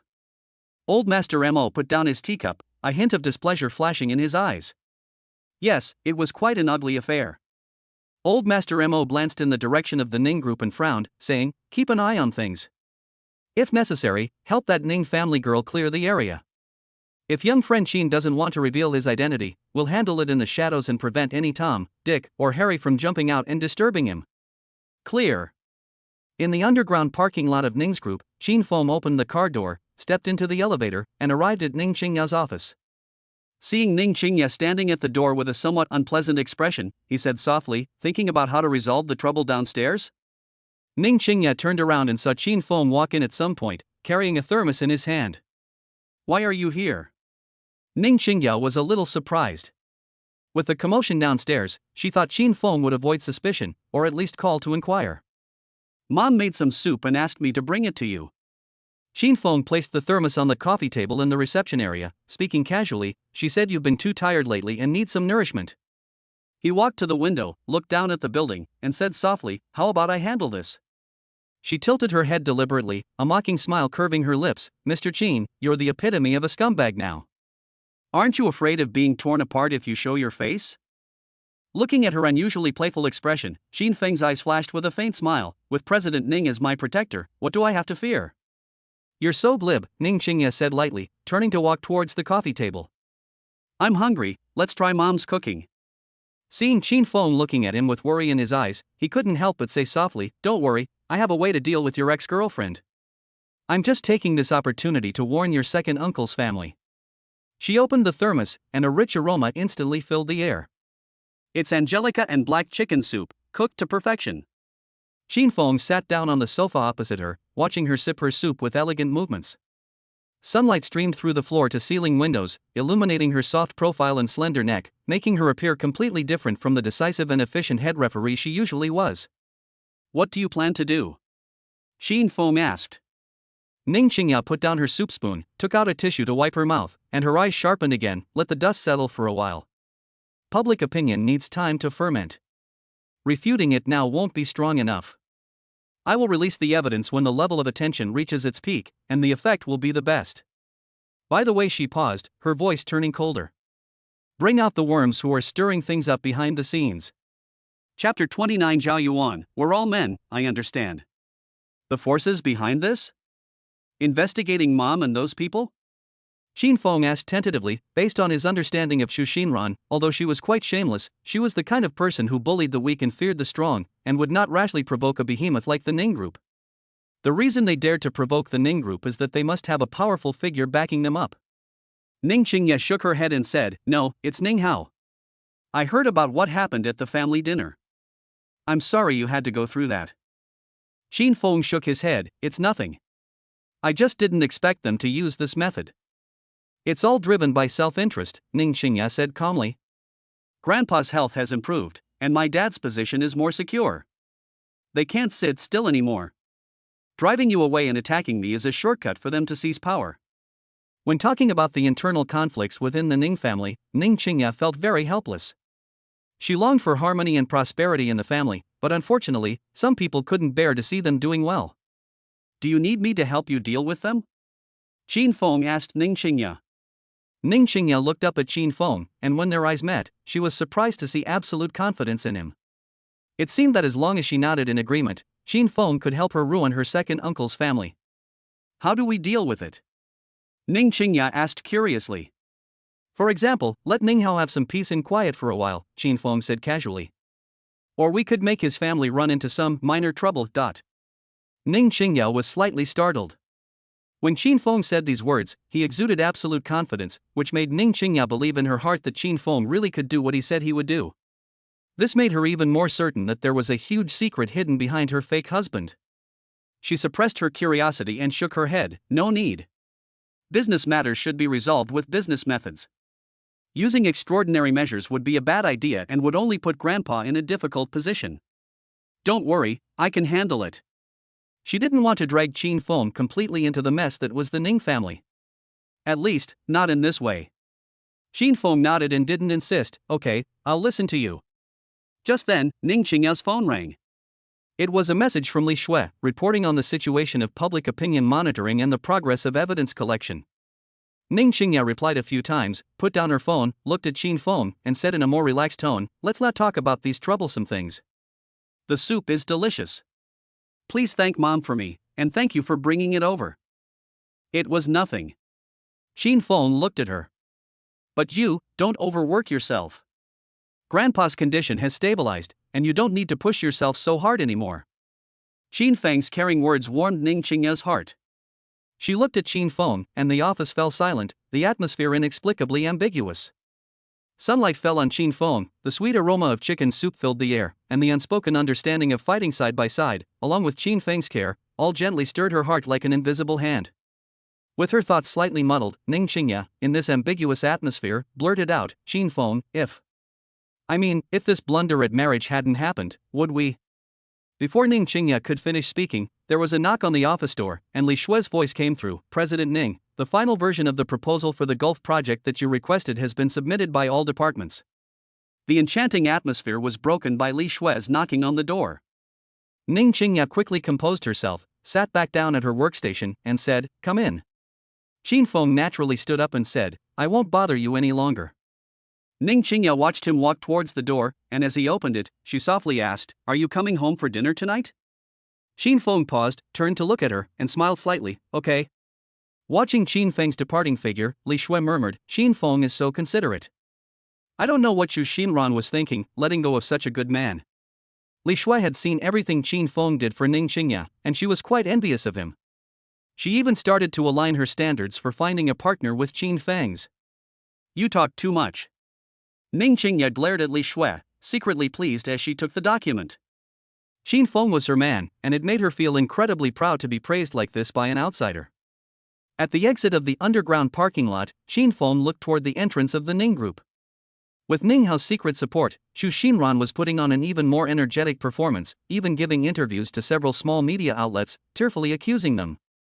Ning Qingya has not responded publicly, and the Ning Group has only issued a strong-arm lawyer's statement. Zhao Yuan, what's he doing here? Could it be that he's the one behind Xu Xinran? Upon seeing Zhao Yuan and his bodyguards appear, Qin Feng quickly walked towards Zhao Yuan and blocked his way. Are you blind? How dare you block young Master Zhao's path? The bodyguard didn't recognize Qin Feng and instinctively started cursing at him. Snap. However, before the bodyguard could finish speaking, Zhao Yuan slapped him across the face and yelled, Are you blind? How dare you offend Mr. Qin? Get the hell out of here, and don't let me see you again. After kicking the bodyguard, Zhao Yuan looked at Qin Feng apologetically and said, Mr. Qin, I'm so sorry. Qin Feng, who was already used to this, didn't react much and went straight to the point. What are you doing here? As far as I know, your Zhao family and the Ning Group are not on good terms, are they? Ning Qingya would often bring up things with him when she had nothing to do, so Qin Feng was naturally aware of the discord between the Zhao and Ning families. This was one of the reasons why Zhao Yuan wanted to compete with Ning Qingya at the last auction. Mr. Qin, you've misunderstood. I'm not here to cause trouble, I'm here to help. Zhao Yuan quickly explained, genuinely afraid that Qin Feng would misunderstand. What help are you here for? Qin Feng was somewhat puzzled. Mr. Qin, that woman surnamed Chu wasn't deliberately trying to smear you. I'm here to shut her up. As a spoiled brat, he might not do anything good, but he was adept at silencing people. As long as he speaks, that woman Xu Xinran will immediately get out of Ning Group's territory. Upon hearing this, Qin Feng immediately became interested. What do you plan to do? Zhao Yuan said, she just wants money. Give her the money and tell her to get lost. For him, anything that can be solved with money is no big deal. A few million is nothing to him. For a few million, befriending a divine doctor like Qin Feng is an incredibly worthwhile deal. After understanding the implication in Zhao Yuan's words, Qin Feng frowned and said, you also believe that I did those things? Zhao Yuan chuckled and said, men, they all understand. But Mr. Qin, aren't you being a bit too easygoing? You actually like a woman like that. Chapter 30, a flood of online trolls and a deluge of negative reviews. Zhao Yuan glanced at Chu Xinran again, his eyes full of disdain. Even if he offered himself to her, he wouldn't be interested in a woman like that. I don't know how Qin Feng could be so rude. Qin Feng was speechless for a moment, unsure how to respond. In the past, all he wanted was a home and to give his mother an explanation. But now that Ning Qingye is here, he finds Chu Xinran disagreeable in every way. But Chu Xinran was, after all, his ex-girlfriend, that much was undeniable and there was no way to refute it. Qin Feng took a deep breath and said, I didn't do those things. Zhao Yuan was taken aback for a moment, then noticed that Qin Feng's expression was a little off, and quickly corrected himself. Yes, Mr. Qin is such a person, only a woman like Ning Qingye is worthy of him. Mr. Qin, rest assured, I will definitely handle this matter perfectly for you. Chu Xinran and her family will definitely not be able to survive in this city. Qin Feng stopped him, saying, don't get involved in this matter. Although he didn't know what kind of person Zhao Yuan was or what he would do to Chu Xinran's family, based on his guesses about playboys, once Zhao Yuan got involved, the development of things would definitely exceed his expectations. Even if everything Chu Xinran accused was false, Zhao Yuan would not be able to escape unscathed after intervening, even if those things were not true. This is an internal power struggle within the Ning family. Upon hearing Qin Feng's words, Zhao Yuan couldn't help but recall that the reason Chu Xinran dared to cause trouble at the Ning group was because the Ning family was secretly pushing her forward. It now appears that Qin Feng is using this opportunity to help Ning Qingye suppress the Ning family members who are making underhanded moves behind her back. We'll do as Mr. Qin says. Zhao Yuan quickly changed the subject, asking, I wonder how old Master Ning is doing after taking the medicine? I've wanted to visit the old man for a long time, but it's not easy to explain to my father. He didn't tell his father about giving the Ganoderma lucidum to the Ning family, otherwise, given his father's personality, he would definitely have given him a good beating and then forced him to get the Ganoderma lucidum back. Much better. Qin Feng nodded, glanced at Zhao Yuan, and immediately guessed what he was thinking. He took out his phone, found his QR code, and handed it to Zhao Yuan. Add me, and I'll send you the prescription. Taking it will relieve the symptoms, and you should be fully recovered in 3 months at most. After adding Qin Feng as a friend, Zhao Yuan quickly thanked him, saying, Thank you, Mr. Qin. I won't bother you any longer. Since Qin Feng had other ways to handle Chu Xinran's matter, he quickly took his men home. Not long after getting into the car, Qin Feng sent over the prescription, which immediately made Zhao Yuan extremely excited. However, Zhao Yuan did not act rashly. Instead, he sent the prescription to Dr. Xue to see if it was genuine. Meanwhile, inside the Maya studio, although Elder Mo had not left for a moment, he was fully aware of the situation outside. Watching Chu Xinran crying her eyes out on the news broadcast, if he didn't know Qin Feng's identity, he would really doubt whether Qin Feng had done such a thing. Qin Feng and Lu Xiaohui? Abandoning his wife and children for money? How is this possible? The Ning group and Ma Yu Zhai are quite different. He tried to win Qin Feng over with a large sum of money, but Qin Feng refused without even thinking about it. Let alone the Ning family. Mr. Mo, Zhao Yuan, the second young master of the Zhao family, appeared in front of the Ning group, but was driven away by Mr. Qin. Elder Mo nodded and said, Continue to monitor the situation, but don't interfere. Since Qin Feng wants to handle it himself, there's no need for him to interfere. Inside the HR director's office at the Ning group, Ning Hao stood in front of the floor-to-ceiling window, his gaze fixed on Chu Xinran standing in front of the Ning group's main gate. He was quite satisfied with Chu Xinran's performance. He took out his phone and watched the live broadcast of Chu Xinran's interview. Family members, look. Chu Xinran faced the camera, tears streaming down her cheeks. She held up a photo of herself and Qin Feng on her phone, her voice choked with emotion. This is what my relationship with Qin Feng has been like for 3 years. We've even found a place to live and are just waiting to have the wedding. But what about him? Just because Ning Qingya is rich and powerful, he abandoned me without hesitation. On our wedding day, I waited for him for 3 whole hours in my wedding dress outside the hotel. He wouldn't answer my calls or reply to my messages. What we finally received was the news that he and Ning Qingya were getting married at another hotel. She was crying so hard she could barely breathe. Wu Yuron, who was next to her, supported her and cried out to the camera, "My poor daughter. She's been ruined like this by that heartless bastard." Ning Qingya, as the president of a large corporation, what kind of man can't she find? Why are you trying to steal our son-in-law from our humble family? Aren't you trying to drive us to our deaths? Xu Shang waved his fist, his face full of anger. That bastard Qin Feng, that good-for-nothing who lives off a woman, and the Ning Group, they deserve an explanation. The tearful accusations quickly spread online through the live broadcast. Holy crap! You can never judge a book by its cover. Ning Qingya seems so aloof, but she actually did something like this? Stealing someone else's fiancé? That's disgusting. Does money really mean you can do whatever you want? That Qin Feng is no good either, a total scumbag. He'll do anything for money. I feel so sorry for this young lady, she's wasted 3 years of her youth. The Ning Group, come out and apologize. Fire Ning Qingya. Boycott the Ning Group. How can a company be any good if such a morally corrupt person is the president? +1 to the comment above. I've already uninstalled all apps from the Ning Group. Scumbag and bitch, lock them up. Don't let them come out and ruin other people's lives. Wait a minute, doesn't anyone find this strange? Someone like Ning Qingya, would she need to rob a taxi driver? Is the person upstairs a hired troll by Ning Qingya? Go ahead and try to whitewash it. The facts are right in front of us. I've met President Ning, and I feel she's not that kind of person. Feelings? What good are your feelings? You can know a person's face but not their heart. Are those photos and videos photoshopped? Perhaps there's some hidden story? The real secret is that money makes you superior. Your values are dictated by your looks? Qin Feng may be handsome, but does that make him a scumbag? Various obscene remarks spread online like a virus. Ning's Group's stock price fell by several percentage points after the market opened in the afternoon. Inside the group, employees were whispering among themselves, their gazes towards the top-floor president's office filled with complex emotions. In their minds, the aloof and cold female CEO shouldn't have done such a thing. They wanted to defend Ning Qingya, but their comments were immediately overwhelmed by a flood of negative reviews.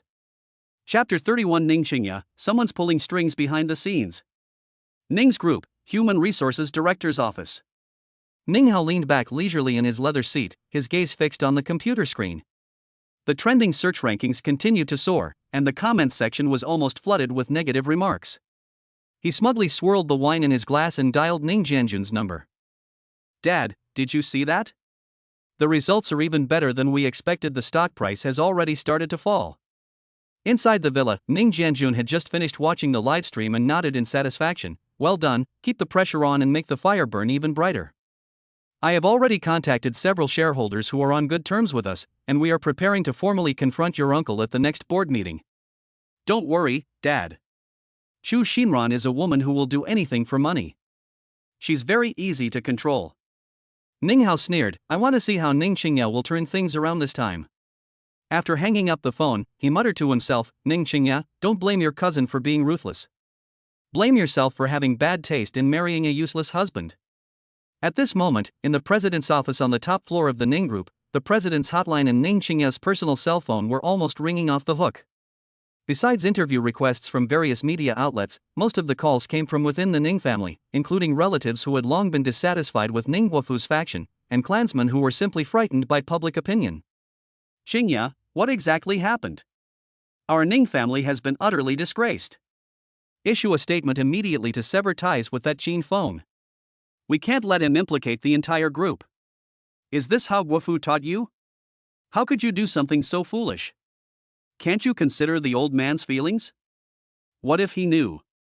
Listening to the continuous scolding on the phone, Ning Qingya took a deep breath and said coldly, "I will handle it. I'm going to get busy now." She hung up the phone and immediately turned it off. These indiscriminate accusations only made my already irritable mood more chaotic. These people were only focused on putting pressure on her and had no intention of listening to her explanation. Ning Qingya took a few deep breaths, trying to calm herself down. In 3 days at most, she can shut everyone up. She lowered her head and continued working on the documents, and 2 hours passed by without her realizing it. Li Shui knocked on the door and came in, holding a tablet in her hand, her face gloomy. "What's wrong?" Noticing that Li Shui's expression was off, Ning Qingya asked softly. Li Shui handed over the tablet, which displayed a live broadcast of Chu Xinran's interview. "President Ning, these people's insults are really awful, they've gone too far." Ning Qingya glanced at it and smiled indifferently. "Go ahead and criticize, this is all just buzz, free traffic." She didn't react much to the negative comments. To maintain high popularity, there must be discussion, and these negative comments are precisely the best catalyst. But what they said was so awful. Li Shui said indignantly. Ning Qingya did nothing wrong, so why should she have to endure these slanders? Ning Qingya smiled and continued working. Suddenly remembering something, Li Shui tentatively asked, "President Ning, do you think there might be online trolls involved?" Although Chu Xinran's interview seemed authentic and her remarks were highly inflammatory, enough to incite uninformed netizens to attack Ning Qingya, the number of such attacks was quite abnormal, and most of the IP addresses were concentrated in the same region. Ning Qingya answered without looking up, "Of course there's water." She paused halfway through her sentence, frowned, and said, "You mean, there's an online army hired by Ning Hao behind this?" She took the tablet and examined it carefully. She found that the IP addresses of those negative comments were indeed highly concentrated, and many of the accounts were new accounts that had been registered for less than a day, or even just 2 or 3 hours. There is indeed someone behind this. Go contact the technical department and see if you can collect any evidence. To teach Ning Hao a lesson he'll never forget, we must have solid evidence. Hiring online trolls to smear one's own company is also a violation of the grandfather's principles. Okay, Ms. Ning. Li Shui nodded. However, this may take some time. Our group's main business is offline, and we don't have a dedicated online department. The Ning Group primarily focuses on physical industries, and its weakness lies in internet technology. Tracing the source of online trolls is not easy. Let's find as much information as we can. Watching Li Shui's departing figure, Ning Qingya rubbed her temples, feeling a wave of exhaustion. She was exhausted both physically and mentally from collecting evidence against Chu Xinran's family these past few days. The evidence we have now is enough to bring Chu Xinran's family to ruin and also to restore the prestige of the Ning Group. She simply didn't have the energy to deal with anything else. Young Master Zhao, this prescription is genuine, and it has a high probability of curing your illness. After carefully studying the prescription sent by Zhao Yuan, Dr. Shui drew a conclusion after comparing it for a long time. The combination of medicinal herbs is exquisite, and it is indeed an effective remedy for Zhao Yuan's illness. How could I not have thought of adding these few ingredients? Dr. Shui slapped his forehead in frustration. My brain. The prescription wasn't complicated. He was familiar with the herbs and their properties, but he had never imagined they could be combined like this. If Qin Feng hadn't given him this prescription, he probably would never have thought of it in his entire life. Really? Thank you so much, Dr. Shui. Overjoyed to confirm that the prescription was effective, Zhao Yuan immediately rushed to the pharmacy to get the medicine. In the largest traditional Chinese medicine pharmacy in Donghai City, the doctor saw Zhao Yuan enter and hurriedly stepped forward. Young Master Zhao, you're here to get your medicine again. I'll prepare it for you right away. Zhao Yuan waved his hand. No need, just follow this prescription. At this moment, several well-dressed rich second-generation heirs entered the pharmacy. One of them spoke up. Young Master Wang, it's just Ning Qingya, isn't it? You can't ruin your health for a woman. The others chimed in. Young Master Lin is right. Young Master Wang, you need to exercise restraint. Although Ning Qingya is married, isn't Lin Wanner from the Lin family still unmarried? You bastard, what the hell are you saying? Zhao Yuan usually has his own circle of friends. Although he is also a playboy, he doesn't associate with these idle rich kids. Hearing them mention Ning Qingya immediately piqued his interest. Ugh, that bastard Ning Hao, he didn't even tell me Ning Qingya got married, making me his lackey for so long. And that bitch Ning Qingya, she actually chose a taxi driver but didn't even choose me. Snap. Zhao Yuan, who was about to leave after buying the medicine, overheard the conversation of these rich kids. When he heard Ning Qingya's name, he wanted to hear what they would say. After all, he had met Ning Qingya before she was top-notch in both looks and figure, so it was normal for her to have several suitors. Men, you know, all like beautiful women. Zhao Yuan had once been interested in Ning Qingya, but after learning that she was Qin Feng's woman, he completely gave up the idea. Chapter 32 Zhao Yuan, buying medicine and still being able to eat melons? These guys are actually gossiping about Ning Qingya behind her back, and they even dare to call her a bitch to his face? Ning Qingya is Qin Feng's woman, and Qin Feng is a miracle doctor who can cure his illness, essentially his second parent. How can I allow others to insult the woman of my benefactor? Zhao Yuan, already a spoiled brat, instantly flew into a rage and slapped Wang Fan across the face. In an instant, the entire pharmacy fell silent, and everyone's eyes were focused on it.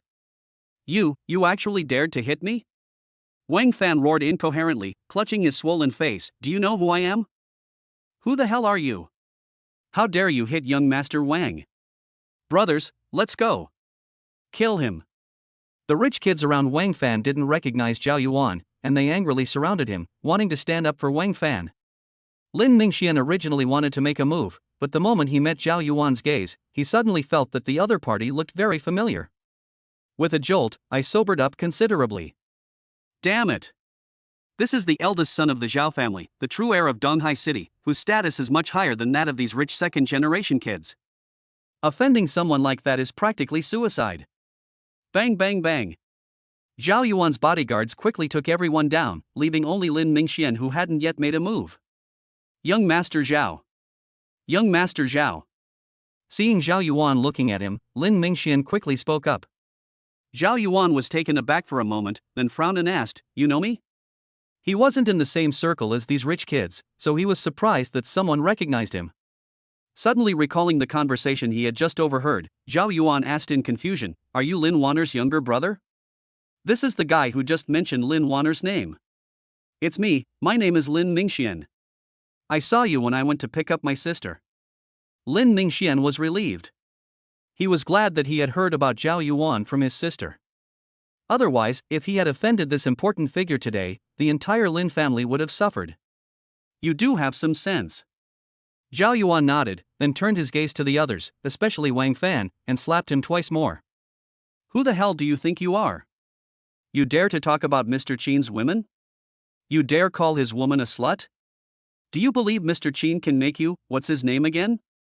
Zhao Yuan didn't recognize Wang Fan, so he could only look at Lin Mingxian. The latter immediately replied, "Wang Fan, a member of the Wang family." "Wang Fan, is it?" Zhao Yuan sneered, "Do you believe that Mr. Qin can make your Wang family disappear from the East China Sea with just a word?" Everyone was stunned by these words.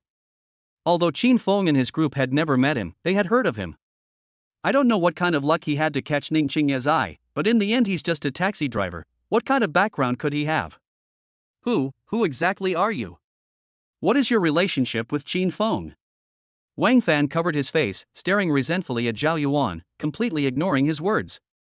He's just a taxi driver. What kind of skills could he possibly have? Could they possibly command all the taxi drivers in Donghai City to kick the Wang family out of Donghai? The other rich kids also glared at Zhao Yuan resentfully. Accustomed to a life of luxury, they had never suffered such humiliation. They were determined to avenge this. "Wang Fan, this is young Master Zhao, the eldest son of the Zhao family," Lin Mingxian hurriedly explained. Blinded by rage, Wang Fan ignored everything else. "So what if he's from the Zhao family?" "What did you say? He's Zhao Yuan, the eldest son of the Zhao family? This is impossible. How could Qin Feng possibly know him? Are you sure you're not mistaken?" Upon learning Zhao Yuan's identity, Wang Fan's first reaction was that Lin Mingxian had mistaken him for someone else. How could a taxi driver possibly know someone like the eldest son of the Zhao family? "It's true, I saw it with my own eyes, there's no way I could be mistaken," Lin Mingxian said confidently. "If it weren't for the eldest son of the Zhao family, who would dare to lay a hand on these rich kids? They have considerable influence in Donghai City." I. Wang Fan was completely stunned, unable to speak coherently, and finally knelt down and kowtowed. "Young Master Zhao, I'm sorry, I was blind to your greatness." Seeing this, the other cronies quickly knelt down and begged for mercy. The strongest among them was Wang Fan. The fact that even Wang Fan was so humble made them realize that Zhao Yuan was someone they could not afford to offend. The passers-by were stunned, staring at Zhao Yuan with shocked eyes, wondering what his background was. These rich kids often make public appearances, and most people who surf the internet know them. These companies are all quite powerful in Donghai City, yet Zhao Yuan was able to consistently outmaneuver them, demonstrating his formidable strength. Zhao Yuan ignored Wang Fan and the others' pleas for mercy and directly took out his phone to call Qin Feng. What? Is something wrong? Qin Feng's voice came from the other end of the phone, sounding somewhat impatient. Instead of being angry, Zhao Yuan said ingratiatingly, "Brother Phone, there are a few people here who are insulting your wife. I've already taught them a lesson. I suspect that the current predicament your wife's group is facing is related to them, but I think it's best if you handle it."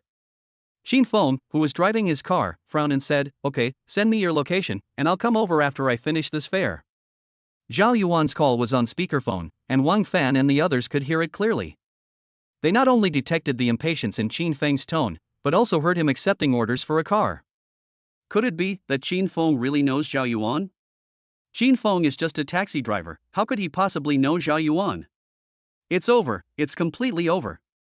Wang Fan and the others, who had initially disregarded Qin Feng, were now filled with regret. They couldn't understand why Zhao Yuan not only knew Qin Feng but was also so respectful to him, acting almost like Qin Feng's underling. Half an hour later, a taxi stopped in front of the traditional Chinese medicine pharmacy. As soon as Qin Feng walked in, Zhao Yuan quickly waved, "Brother Feng, over here." Who are they? Qin Feng asked, looking at Wang Fan and the others. These guys were bruised and battered, and they were all kneeling on the ground, too afraid to move. When they saw Qin Feng get out of the taxi, their eyes were filled with disbelief. Is he really Ning Qingya's taxi driver husband? They simply couldn't understand why a seemingly ordinary taxi driver could command such respect from the eldest son of the Zhao family, even to the point of fawning over him. "Brother Feng, these are the guys who insulted Madam, but I've already taught them a lesson." Zhao Yuan stepped forward and pointed at Wang Fan and the others. Qin Feng calmly swept his gaze over the group. "Who's the leader?" Wang Fan looked directly into Qin Feng's eyes, as if trying to see through him. "Are you really just a taxi driver?" He investigated Qin Feng, whose background was as ordinary as could be. How did he get involved with Zhao Yuan? Snap. Chapter 33. Qin Feng, the dog-eat-dog show is quite good. Before Qin Feng could answer, Zhao Yuan slapped him across the face. "Answer whatever Mr. Qin asks you. If you dare to talk nonsense again, I'll kill you." After being slapped again, Wang Fan's eyes cleared up considerably, and he quickly nodded. Yes. I was the leader." "Mr. Qin, what would you like to ask?" Qin Feng looked at them expressionlessly. "Are you the ones behind Chu Xinran?" "Chu Xinran?" Wang Fan was stunned for a moment, then quickly shook his head. "It wasn't us. Qi Wenbin told us." "Qi Wenbin?" Qin Feng recalled that someone had investigated his mother's hospitalization, but because of Ning Qingya's intervention, those people stopped. Although Ning Qingya told him not to worry, he had still heard the name from her. He looked at Zhao Yuan. "You know him?" "I don't recognize it." Zhao Yuan shook his head and turned to Wang Fan, asking, "What is that thing that dares to provoke Mr. Qin?" Wang Fan quickly revealed all of Qi Wenbin's background, then hastily distanced himself. "Mr. Qin, we really don't know Chu Xinran. How could I possibly be interested in a woman like that?" As soon as he spoke, he felt Zhao Yuan's murderous gaze and quickly shut his mouth and lowered his head. Isn't this statement a blatant mockery of Qin Feng's poor judgment? "Mr. Qin, should I go and bring Qi Wenbin here?" Zhao Yuan asked Qin Feng. This guy and Chu Xinran definitely have some kind of shady relationship. Qin Feng was silent for a moment, then shook his head and said, "No need." Based on his understanding of Chu Xinran, it's highly likely she had already betrayed him during their relationship. The message he received before the wedding was probably about Chu Xinran. He didn't want to talk about being cuckolded anymore.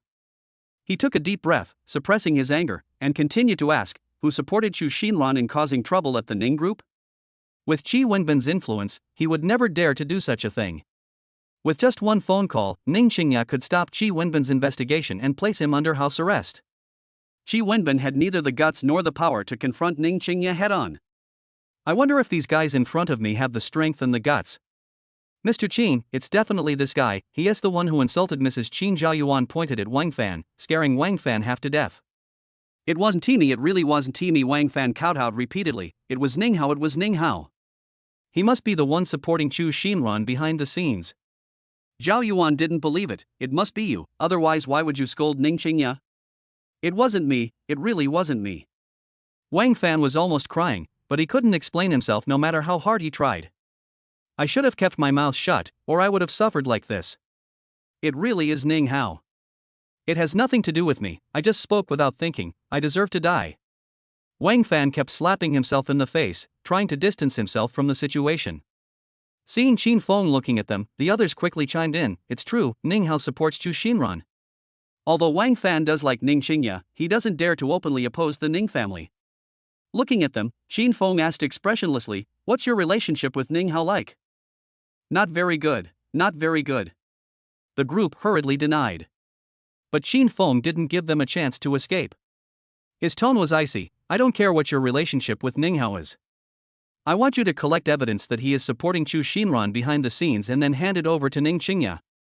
Of course, it would be even better if there were other evidence that could affect the Ning group, you know what I mean? How could Wang Fan and the others dare to say no? They all nodded vigorously. All right, get out of here. Hearing that Qin Feng was willing to let them go, the group felt as if they had been granted a pardon and scrambled out of the traditional Chinese medicine shop. Watching them flee, Zhao Yuan asked, puzzled, Mr. Qin, are we just going to let them go like that? In his view, regardless of whether these people were targeting the Ning group or not, they had at least insulted Ning Xingya, so letting them off so easily was too lenient. Qin Feng glanced at Zhao Yuan and shook his head, saying, Ning Hao is ultimately a member of the Ning family, so it's not easy for him to make a move against Xingya. Ning Xingya values family ties very much, something Qin Feng witnessed firsthand. Therefore, no matter how outrageous Ning Hao's actions were, Ning Xingya would always consider family ties and the reputation of the Ning family patriarch. Since Wang Fan and his group were not members of the Ning family, they naturally didn't need to care about the Ning family's attitude. Holy crap, awesome. Zhao Yuan thought about it carefully and suddenly realized. Mr. Qin is really good at this dog-eat-dog tactic. Mr. Qin, it's lunchtime. How about I treat you to a meal? I can also ask you some questions about martial arts. Although Qin Feng never mentioned that he knew martial arts, Zhao Yuan believed that he must be extraordinary after all. The other party could tell at a glance that his illness was caused by martial arts practice, so he must be a master of martial arts. I don't know much about this either. Qin Feng shook his head and declined, not wanting to reveal too much. It's nothing, just consider it a thank you for saving my life. For a man, that aspect of his life is like a second life. Qin Feng's ability to cure him truly deserves to be called a life-saving act. Seeing that Qin Feng was still hesitating, Zhao Yuan quickly said, Mr. Qin, I've already given my sister-in-law 80 million worth of Ganoderma lucidum. You wouldn't refuse to do me this favor, would you? Qin Feng, who originally didn't want to go, couldn't refuse after hearing this, and said helplessly, okay then, but I'll have to wait until after I hand over my shift. Okay, see you at 8 p.m. tonight in the VIP room of the Emperor Hotel 888. At the First People's Hospital, Wang Fan was furious. Damn Ning Hao, how dare he cheat us like this? Didn't he say Qin Feng was just a taxi driver? How could a taxi driver have such connections to no young Master Zhao? Lin Mingxian, who hadn't been beaten, was also watching from the side. Recalling what had happened in the pharmacy, he couldn't help but frown and say, I really didn't expect that taxi driver would actually know young Master Zhao. Looking back now, Lin Mingxian still finds it unbelievable. If it weren't for his sister, he wouldn't have been qualified to meet Zhao Yuan, let alone get to know him. Thinking of this, Lin Mingxian quickly dialed his sister Lin Wanner's number and asked, Sister, do you know Qin Feng? I don't know you, what's wrong? Lin Wanner's voice rang out. Is there anyone in Donghai City that Zhao Yuandu can't afford to offend? I don't think so. Why are you asking this? Lin Mingxian quickly told Lin Wanner what had happened, and then continued, Sister, are you sure you really don't know Qin Feng? Inside the Lin family company, Lin Wanner frowned and pondered for a moment before shaking her head and saying, I don't recognize it, but the name seems familiar, like I've heard it somewhere before. I can't recall where I've heard that before. Given Zhao Yuan's personality, there's no way he would associate with a taxi driver. Could you be mistaken? Lin Mingxian tentatively asked, Sis, did you see this on the trending topics? Chapter 34 Lin Wanner, don't worry about Zhao Yuan. Lin Wanner shook her head and said, No, I can't think of it right now since you asked me so suddenly. Do you have a photo of the other person? Lin Mingxian quickly pulled out a photo of Qin Feng and Chu Xinran and handed the news article and photo to Lin Wanner. Sister, did you see this in there? No. Lin Wanner denied it almost without thinking, this content is obviously fake. You don't actually believe it, do you? Huh? Lin Mingxian looked bewildered.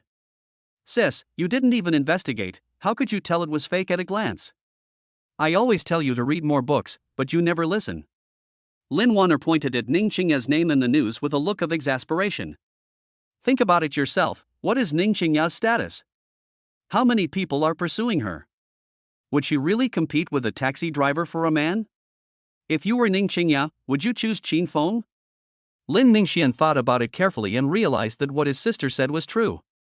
If he were Ning Qingya, there would be no way he would have fallen for Qin Feng.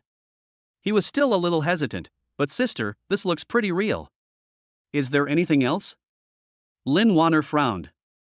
Don't bother me if there's nothing else, I'm busy. She had important matters to attend to and no time for these trivial things. As for Zhao Yuan and Qin Feng, she didn't care, as long as Lin Mingxian didn't offend them. Sis, could you please apologize to Brother Zhao for me? I'm a little scared. Lin Wanner interrupted him, ignore him. The call was abruptly ended, and Lin Mingxian looked bewildered as he listened to the busy tone. The older sister's attitude seemed to show no fear of Zhao Yuan whatsoever. Young Master Lin, what did your sister say? The people in the ward looked over curiously when they saw Lin Mingxian hang up the phone. They were filled with curiosity about Qin Feng's identity. Who exactly was he to have the ability to be acquainted with the young master of the Zhao family? My sister said she doesn't know Qin Feng, and she'll handle things with Zhao Yuan, so we don't need to worry. That's good. Upon hearing this, the group breathed a sigh of relief. It's better to have someone clean up the mess than to face Zhao Yuan's retaliation head-on. Young Master Wang, are we really going to investigate Ning Hao? The Ning family is not to be trifled with. Yes, I heard there's a fierce internal power struggle within the Ning family, and the older generation might even be involved. If we rashly get involved and offend the Ning family elders, they'll skin us alive. I don't want to be locked up because of this. The few who had readily agreed when threatened by Qin Feng now hesitated, considering the consequences of investigating Ning Hao. Their family has many collaborations with the Ning family. If their personal actions cause the collaboration to change, they will be beaten at best, and confined to their quarters for several years at worst. Wang Fan also hesitated. He met Ning Hao because his family had a business relationship with the Ning family. If this matter affects the relationship between the two families, his father will not let him off easily. Lin Ningxian warned, think carefully. You're offending Qin Feng and young Master Zhao. If you don't do as they say, the consequences will be even more serious. His words fell silent, and everyone's expressions became complicated. They faced pressure from Zhao Yuan on one side and punishment from their families on the other, making it a difficult choice for them. Wang Fan paused for a moment, then looked at Lin Mingxian. Young Master Lin, what are your plans? The Lin family has cooperated with the Ning family quite a bit, and you have a good relationship with Ning Hao. Lin Mingxian said helplessly, I have no choice. Putting aside Qin Feng's identity, Zhao Yuan alone is someone that our families cannot contend with. Besides, we're not helping Ning Qingya deal with Ning Hao, we're just exposing the things Ning Hao himself has done. The group exchanged glances and immediately understood. That's right. Ning Hao, that treacherous villain, knew perfectly well that Ning Qingya was married, yet he still used us as pawns. Wang Fan covered his still throbbing cheek, his eyes filled with resentment. Didn't he want to ruin Ning Qingya? Let him taste what it's like to be betrayed by his own people. Yes. Expose all his dirty secrets. I know he used his position to arrange for several mistresses to work in affiliated companies. I also heard that he had privately contacted the group's competitors. We can't let Qi Wenbin off the hook either. The group immediately huddled together and began listing all sorts of dirt on Ning Hao. To protect themselves and to vent their anger, they spared no effort in using all available resources. At 7 p.m., Qin Feng parked his taxi on the side of the road and dialed his home phone. Auntie, please tell my mom that I have something to do tonight and won't be home for dinner. After hanging up the phone, he took a taxi to Ning's group. Chu Xinran was still sitting outside the group's gate, vehemently accusing him and Ning Qingya. Qin Feng entered through the parking lot as usual and went straight to Ning Qingya's president's office. Ning Qingya was taking a nap leaning back in her chair, while her assistant Li Shui was scrolling through her phone on the sofa out of boredom. Seeing Qin Feng enter, Li Shui was about to get up, but Qin Feng stopped her with a gesture. He tiptoed up behind Ning Qingya and gently placed his hands on her temples. Ning Qingya woke up with a start and instinctively grabbed his hand. When she opened her eyes and saw that it was Qin Feng, she breathed a sigh of relief. Why are you here? I'm handing over my shift and just dropping by to see you. Qin Feng applied slight pressure with his fingertips, gently pressing her acupoints. A comfortable, tingling sensation spread through Ning Qingya's shoulders, and the fatigue of the past few days seemed to dissipate. She closed her eyes, enjoying his massage. President Ning, I'll go now. Li Shui tactfully got up and left. Is my love rival still causing trouble outside? Ning Qingya asked lazily. Yes, it's still there. Let her be, she won't cause any trouble. It's just that you had to go through this. Ning Qingya chuckled, feeling wronged? I'd love for her to make a scene. This is traffic that money can't buy. She never took Chu Xinran seriously, so how could she feel wronged? It was all just a businessman's scheme. That's good. Qin Feng nodded, not asking any more questions, and then said, Zhao Yuan invited me to dinner, do you want to come along? The Zhao family wields considerable influence in the East China Sea. If we can establish a good relationship with them, it will benefit both the Ning Group and Ning Qingya's position within the family. Zhao Yuan? The one who tried to steal the Ganoderma lucidum from me at the auction? Ning Qingya suddenly opened her eyes and looked at Qin Feng. By the way, why did he give me the Ganoderma lucidum last time? This matter had been on her mind, but she had no opportunity to ask about it. Qin Feng's mention of Zhao Yuan at this moment provided her with an opportunity. I can cure his illness, Qin Feng replied calmly, his gaze serene. All right. Seeing that he was unwilling to say more, Ning Qingya did not press him and shook her head. I have an international conference to attend and don't have time to have dinner with you, but could you ask Zhao Yuan for me if there's any possibility of cooperation? Qin Feng nodded in agreement and continued massaging her. Ning Qingya closed her eyes to enjoy the moment. The office was quiet, with only the sound of their heartbeats quietly accelerating. Ning Qingya's cheeks flushed slightly, as if she were secretly anticipating something. Qin Feng gazed at her alluring lips, his heart torn between conflicting emotions. Chapter 35 Lin Wanner, are you the Azura King? Inside the Lin Group building, Lin Wanner had just finished her work. She glanced at her phone subconsciously. The screen was still showing her chat with Lin Mingxian, with Qin Feng's news and photos prominently displayed. At this moment, her thoughts were calm. She stared at Qin Feng's photo and frowned slightly. For some reason, she felt that he looked familiar. Where exactly did we see him before? Unable to contain her curiosity, she dialed Zhao Yuan's number. Inside the 888 VIP room of the Emperor Hotel, Zhao Yuan had been waiting for a long time. After drinking the medicinal soup prepared by Qin Feng, he felt a warm current flowing through his body, and his whole body felt comfortable. Even the inexplicable chill he used to feel disappeared without a trace.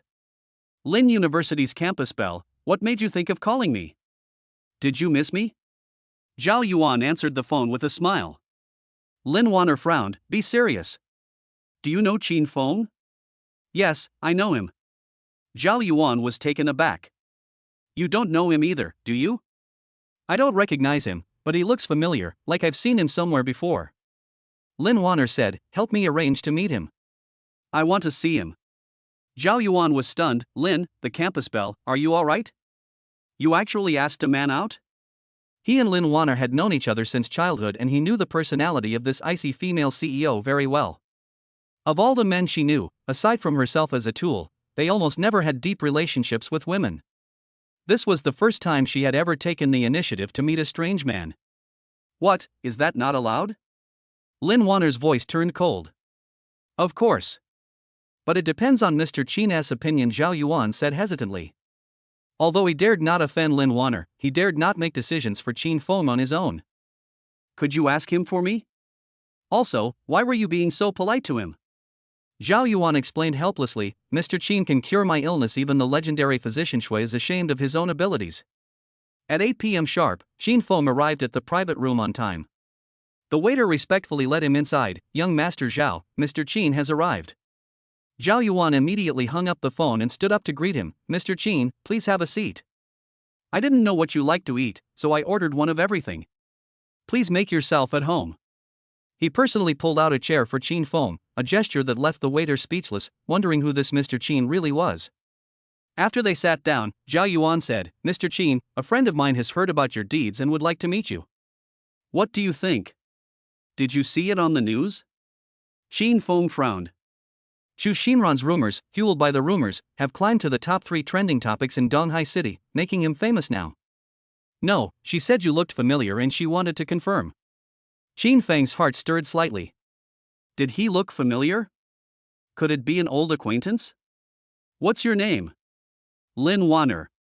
Qin Feng searched his memory and, confirming that he did not recognize the person, said indifferently, "You make the arrangements." Zhao Yuan quickly informed Lin Wanner. Half an hour later, Lin Wanner rushed to the private room. The moment she pushed open the door, she froze, staring at Qin Feng's back. That silhouette is all too familiar.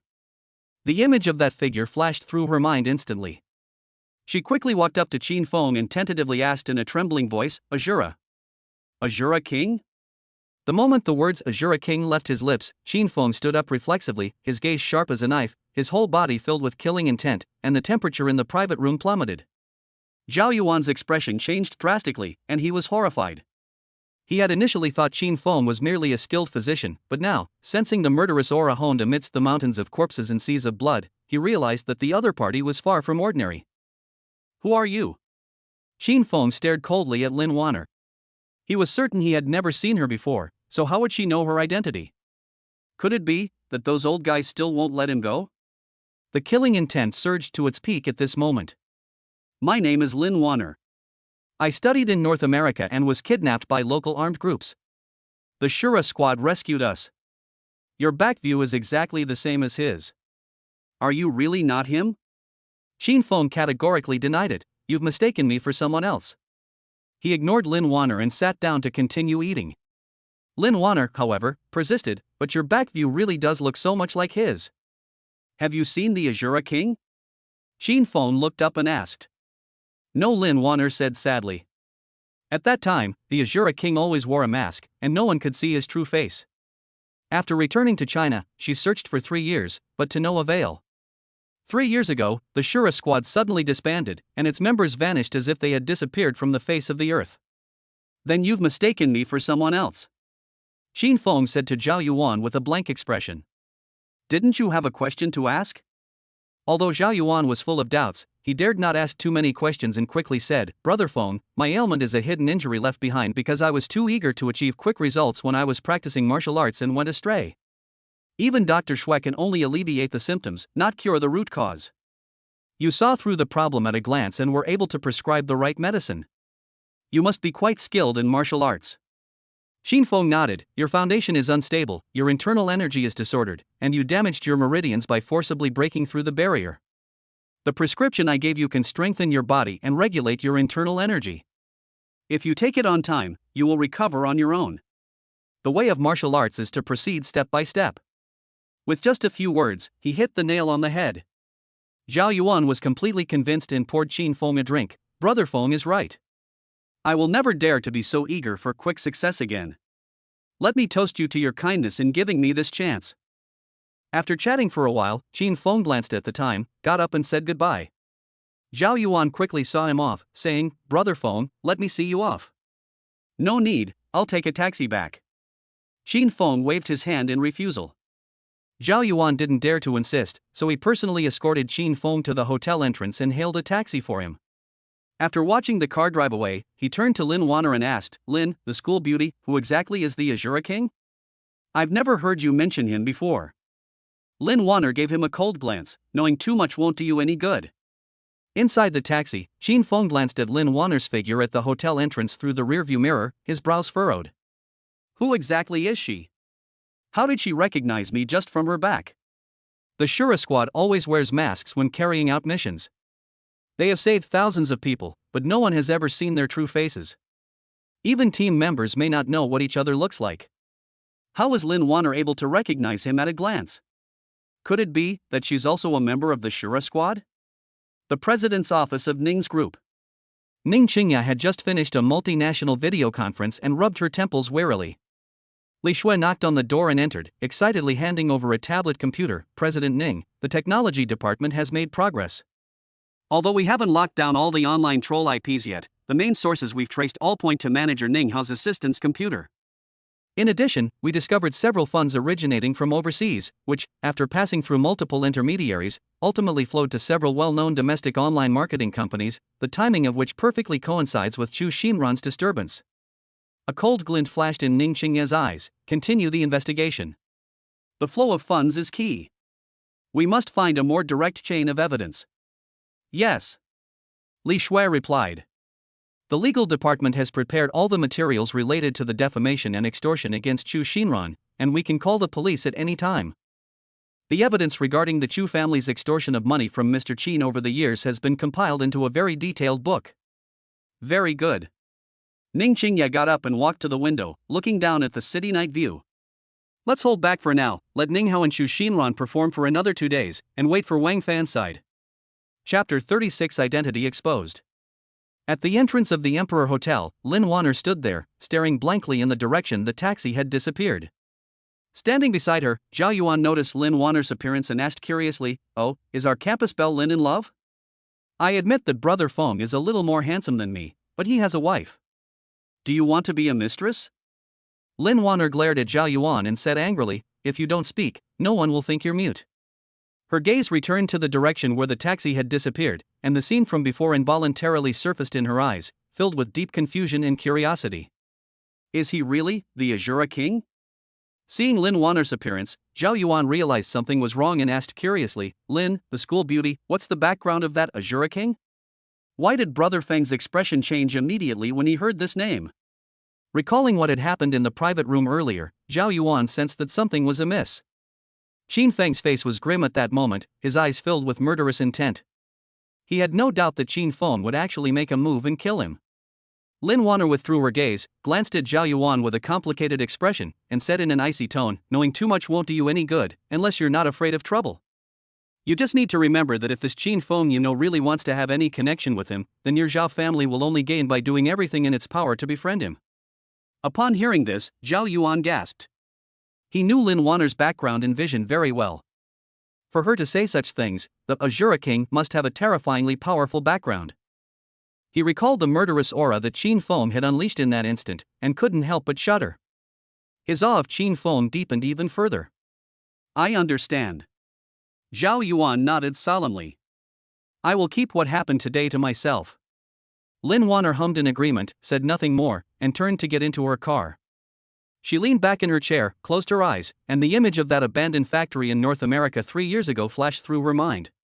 Smoke filled the air, and gunfire erupted everywhere. The group of kidnapped people huddled in a corner, trembling. A masked squad descended like divine intervention, swiftly and decisively eliminating all the militants. The leader, codenamed Azura King, never uttered a word, fighting silently.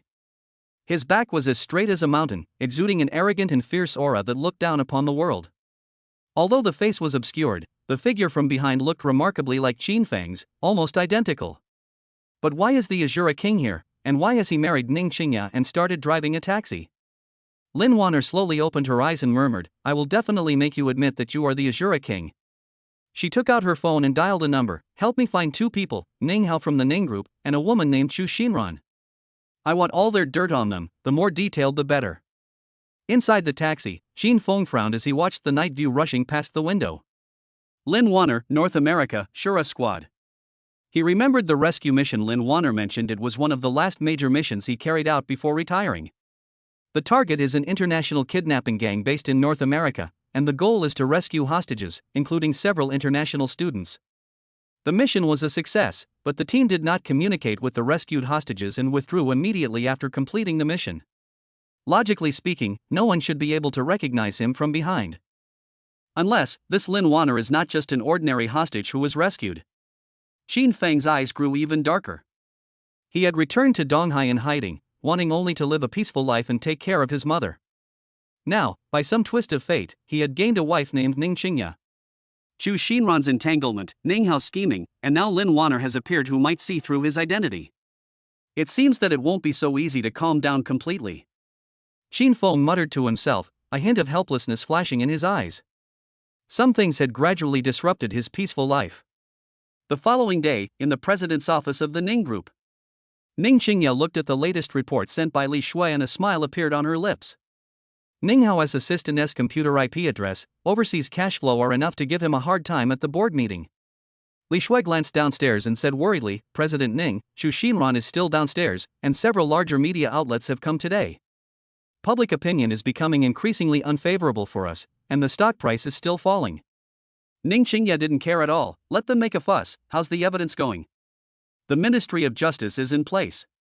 The evidence regarding Chu Xinran's family's extortion, as well as the evidence that all the photos were created by AI, has been compiled. Very good. Ning Qingye stood up, walked to the French windows, and looked down at the group of people below who were making a ruckus like clowns.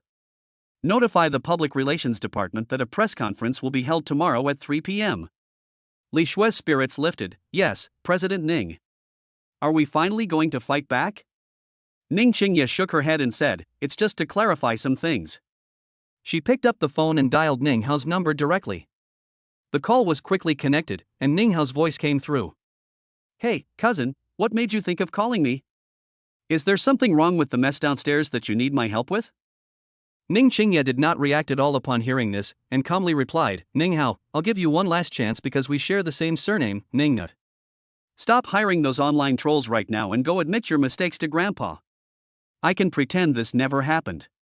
Ning Hao on the other end of the phone was visibly taken aback for a moment, then sneered, Ning Qingye, who are you trying to scare?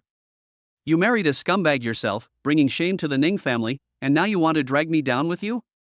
If you have evidence, then produce it. Stop playing games with me. I gave you a chance. Ning Qingye's voice suddenly turned cold. Since you don't want it, then don't blame me for being ruthless. After saying that, she hung up the phone.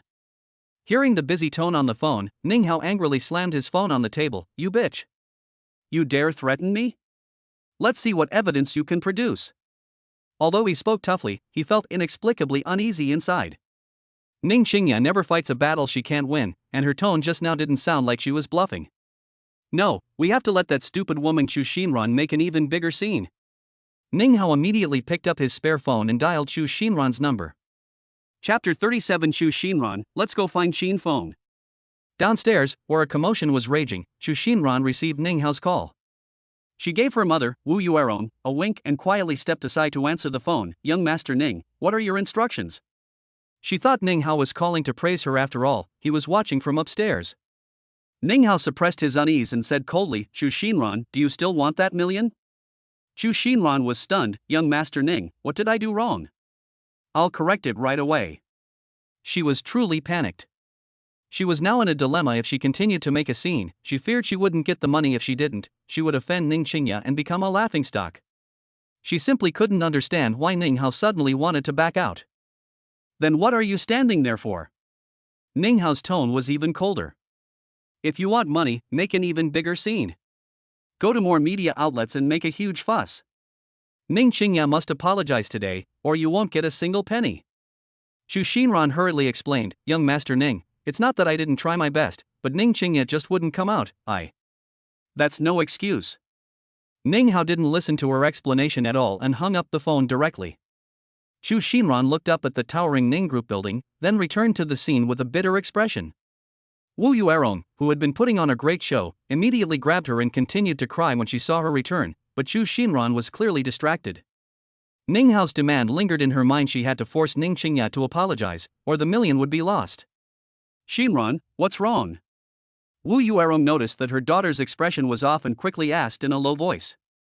Chu Xinran glanced at the media and internet celebrities around her, then pulled her mother to a corner and whispered, Mom, Young Master Ning said that we must force Ning Qingye to come out and apologize today, otherwise he won't give us the money. What? Wu Yuerong's voice suddenly rose, attracting attention from those around her before she quickly lowered her voice. What are we going to do? Ning Qingye won't come out at all. Ning Hao was clearly deliberately making things difficult for them. They couldn't even get through the Ning family's gates, so how could they force Ning Qingye to show herself? I don't know either, Chu Xinran said dejectedly. She had done all this for money, and now that the money might be gone, she suddenly lost all motivation.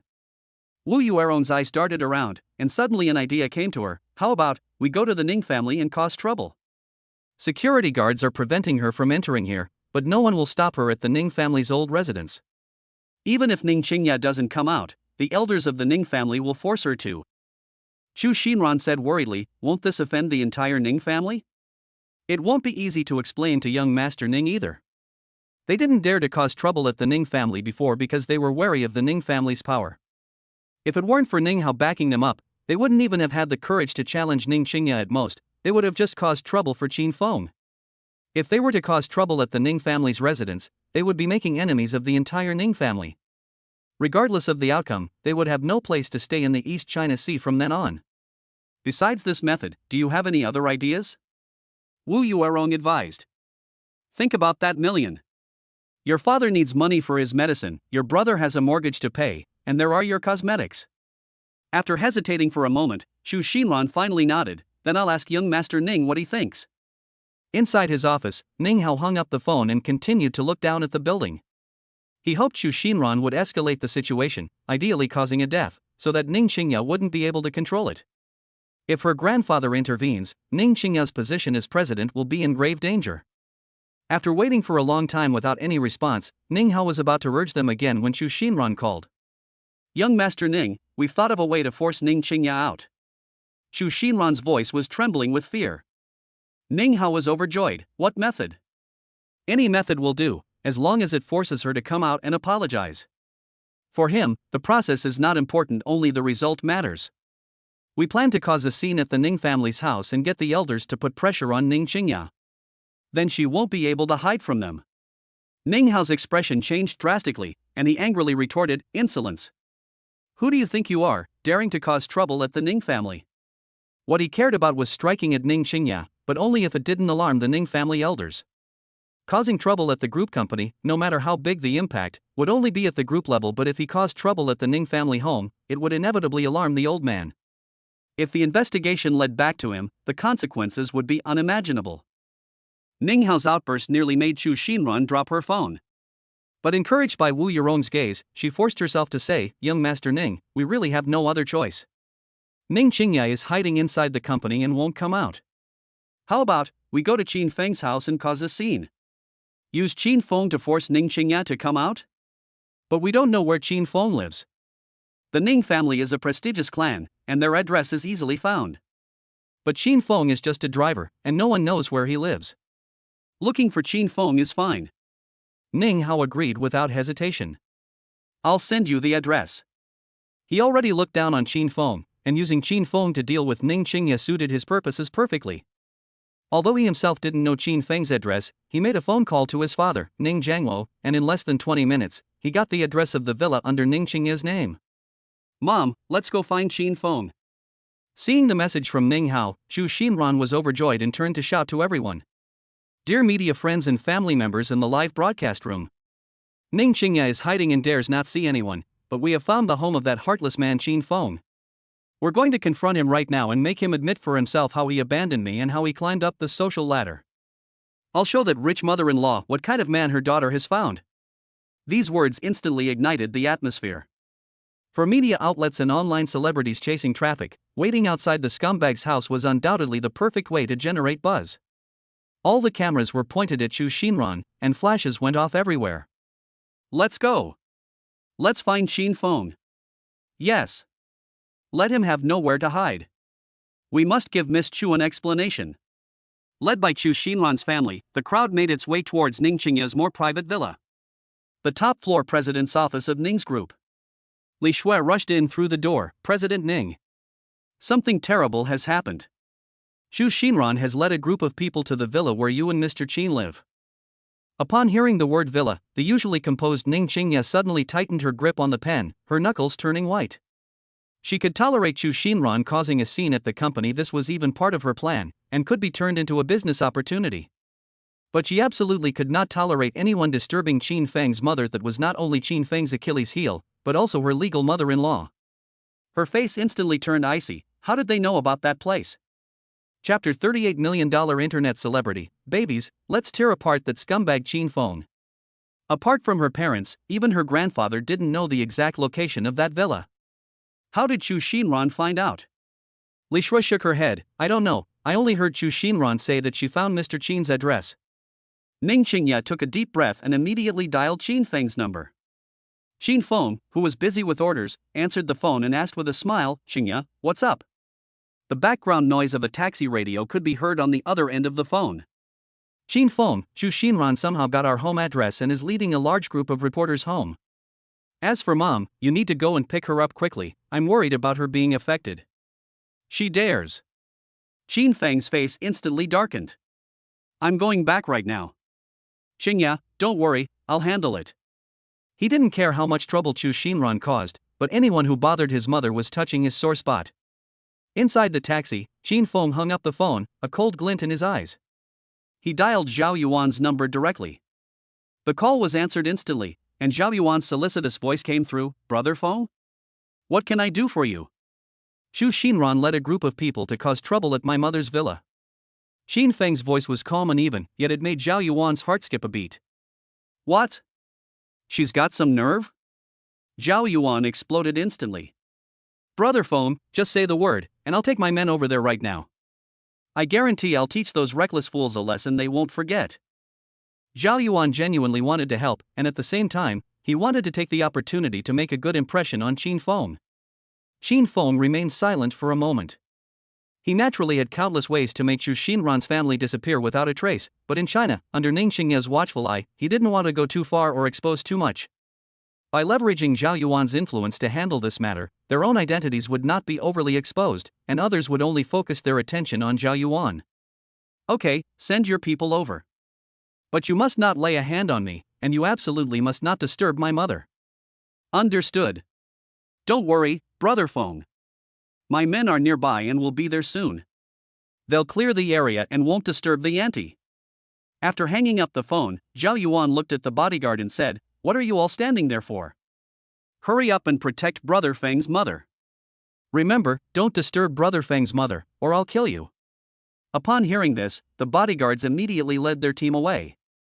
After hanging up Zhao Yuan's call, Qin Feng called his housekeeper and learned that his mother had just taken her medicine and fallen asleep, which put him at ease. A long convoy of cars and a large crowd surged toward the villa area, attracting the attention of passers-by. The incident gained increasing popularity, and even people in surrounding cities began to pay attention to it. Veteran reporter Wang urged the photographer to keep up while excitedly telling his colleagues, "Big news. Absolutely big news. The secret love nest of the icy female CEO has been exposed, and her ex-girlfriend has come to expose the scumbag." Internet celebrity streamer Spicy Girl Xiaowei excitedly shouted into the camera, "Babies, we're on our way to the house of scumbag Qin Feng right now. Send us gifts. Xiaowei will take you straight to the scene." One of the more rational reporters frowned and said, "This is getting out of hand. Online trials and disturbing the peace are already suspected of being illegal. Netizen A, this kind of heartless scoundrel should be exposed. We must support the young girl in seeking justice. Netizen B, this woman is a bit crazy. Making trouble at the company wasn't enough, she's making trouble at someone's home too?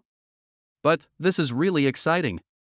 Wang Fan's subordinate mingled in the crowd and reported, "Young Master Wang, Chu Xinran has led her people to Qin Feng's house." Inside the Moya studio, the assistant reported to Master M.O., "Master M.O., Chu Xinran went to Mr. Qin's house and caused a scene." Old Master M.O. gently put down his teacup, his eyes flashing with displeasure. It was indeed a bit too much. Putting pressure on those media outlets and those internet celebrities is pointless. In a private club, Wang Fan swirled his wineglass, gloating, "Ning Hao has stirred up a hornet's nest this time. He went to someone's house to make trouble. Can Qin Feng tolerate it? Can Zhao Yuan tolerate it?" Lin Mingxian nodded. "Ning Hao has really bitten off more than he can chew this time. I don't know how he became the brother-in-law." He didn't even know that Zhao Yuan was standing behind his brother-in-law. Another rich kid retorted, "I think Qin Feng is standing behind Zhao Yuan." Yunqi Garden, a renowned top-tier villa district in Donghai City, is known for its tight security and exceptional privacy. There are security guards stationed here all year round, and the gate is always locked. You can't get in without an access card. I'm sorry, this is a private residential area. Gatherings and interviews of any kind are strictly prohibited without the permission of the owners. The security captain's loud voice boomed over the noisy crowd. All the people were kept out and unable to pass through the tightly closed gates. "We're here to find Qin Feng. He lives in here. Make way." Chu Xinran tried to rush forward, but was blocked by the security guard without any politeness. "The owner's information is confidential. Please leave immediately, or we will take coercive measures and call the police." The captain remained firm and showed no sign of backing down. Even when facing the cameras of reporters and internet celebrities, they did not back down in the slightest. "We are reporters from Donghai Evening News. I'm Spicy Xiaowei, and I have 1 million followers. The reporter and the online celebrities tried to use their identities to exert pressure, but the security guards here were not buying it and directly warned them that they were suspected of illegal intrusion and disturbing the peace. Just as the two sides were deadlocked and the situation was about to get out of control, several black minivans sped over and stopped in unison on the side of the road. The car door opened, and a group of burly men in black suits and wearing headsets got out. The leader was Zhao Yuan's bodyguard, Bao. Bao walked straight up to the security captain, showed him his badge, and whispered a few words. The captain glanced at it, his expression immediately becoming respectful, and stepped aside, relinquishing control. Bao's cold gaze swept over the rioting crowd, finally settling on Chu Xinran's family. Miss Chu, take your people and leave immediately. Bao's voice was devoid of any warmth. Otherwise, you will bear the consequences. Chu Xinran was intimidated by Bao's imposing manner and took a step back, but thinking of the million, she still gritted her teeth and screamed, "Who are you? Why are you driving us away? We're here to seek justice from Qin Feng." Too lazy to waste words, Bao waved his hand, and the men in black immediately stepped forward to disperse the crowd. The dark mass of bodyguards exuded a powerful sense of oppression. Sensing the danger, the internet celebrities and reporters quickly retreated to take photos, not daring to approach. They're hitting people. Rich people are bullying ordinary people. Upon seeing this, Wu Yuerong immediately resorted to her signature tantrum, sitting on the ground and wailing loudly. But Bao's men weren't having any of it. The two of them stepped forward and unceremoniously lifted her up. "Let go of my mother."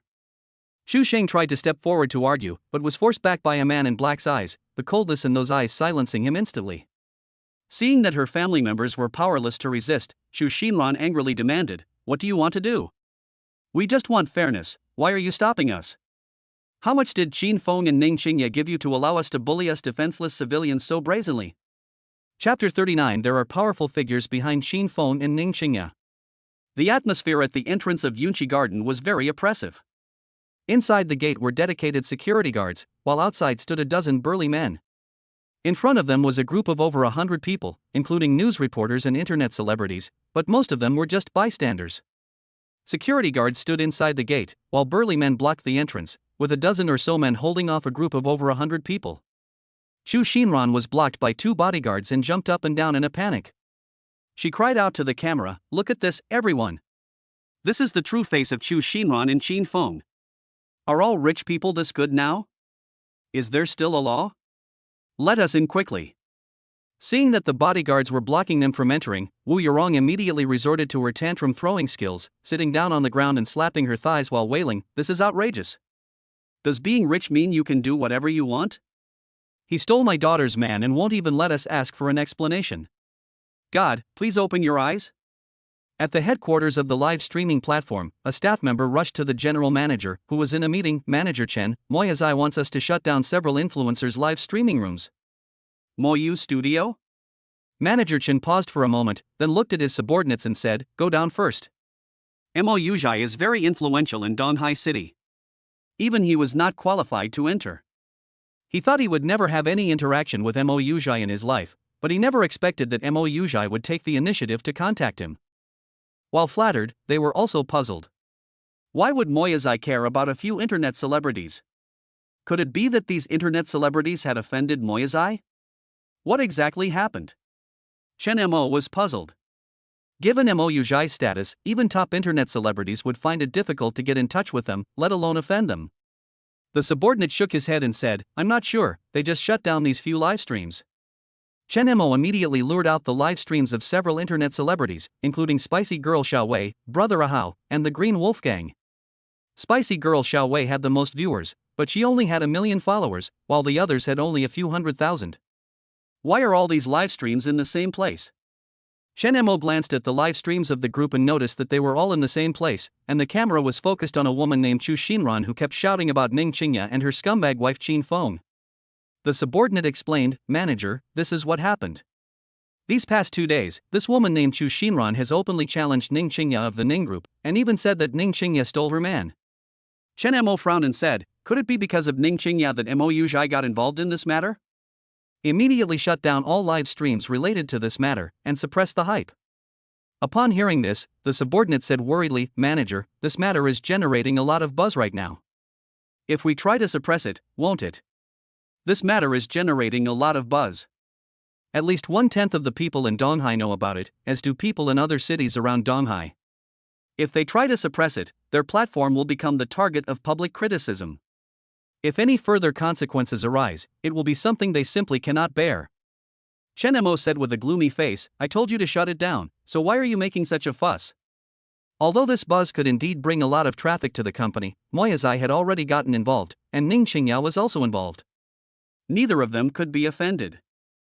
Upon hearing this, his subordinates had no choice but to comply.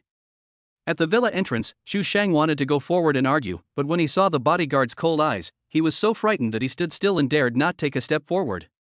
That look reminded him of the scene when he was beaten by security guards at the hotel entrance where Qin Feng and Ning Qingya were getting married. His heart was instantly filled with fear, and he stammered, not daring to go forward. He even hid behind Chu Xinran and Wu Yorong. Holy crap, it's impossible for them not to become famous.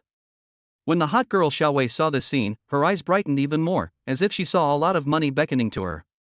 Did you all see that, my friends in the livestream? Not only did that scumbag Qin Feng not show up, he actually sent so many thugs. Family members, send gifts.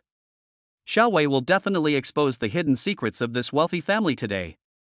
However, as soon as she finished speaking, she suddenly found that the signal in her livestream became extremely unstable, the picture froze, the sound was intermittent, and finally the screen went black. What happened? Why did something go wrong at this time? Crap phone. She was so angry that she wanted to smash her phone.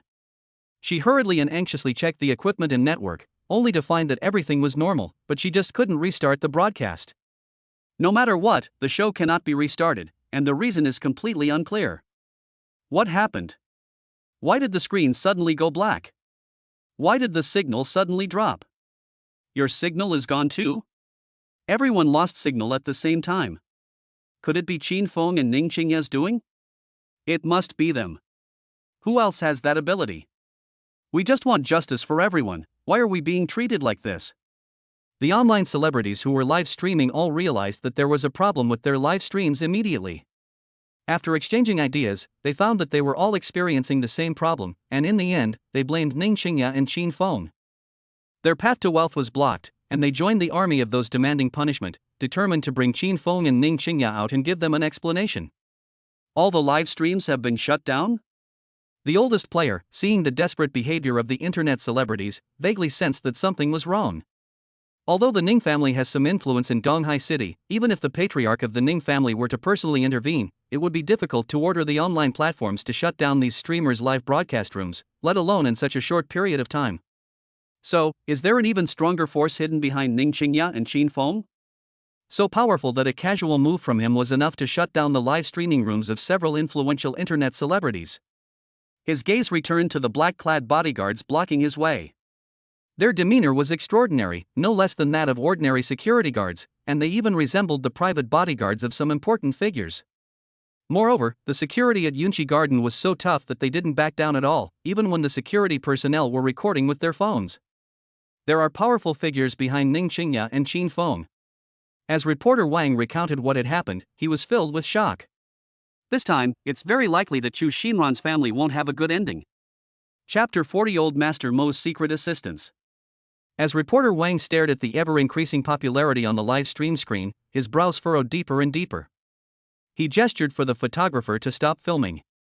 Stop filming. He lowered his voice, we can't afford to mess with the people behind Qin Feng and Ning Qingya. The photographer looked puzzled, Brother Wang, this is big news, it's getting so much attention right now.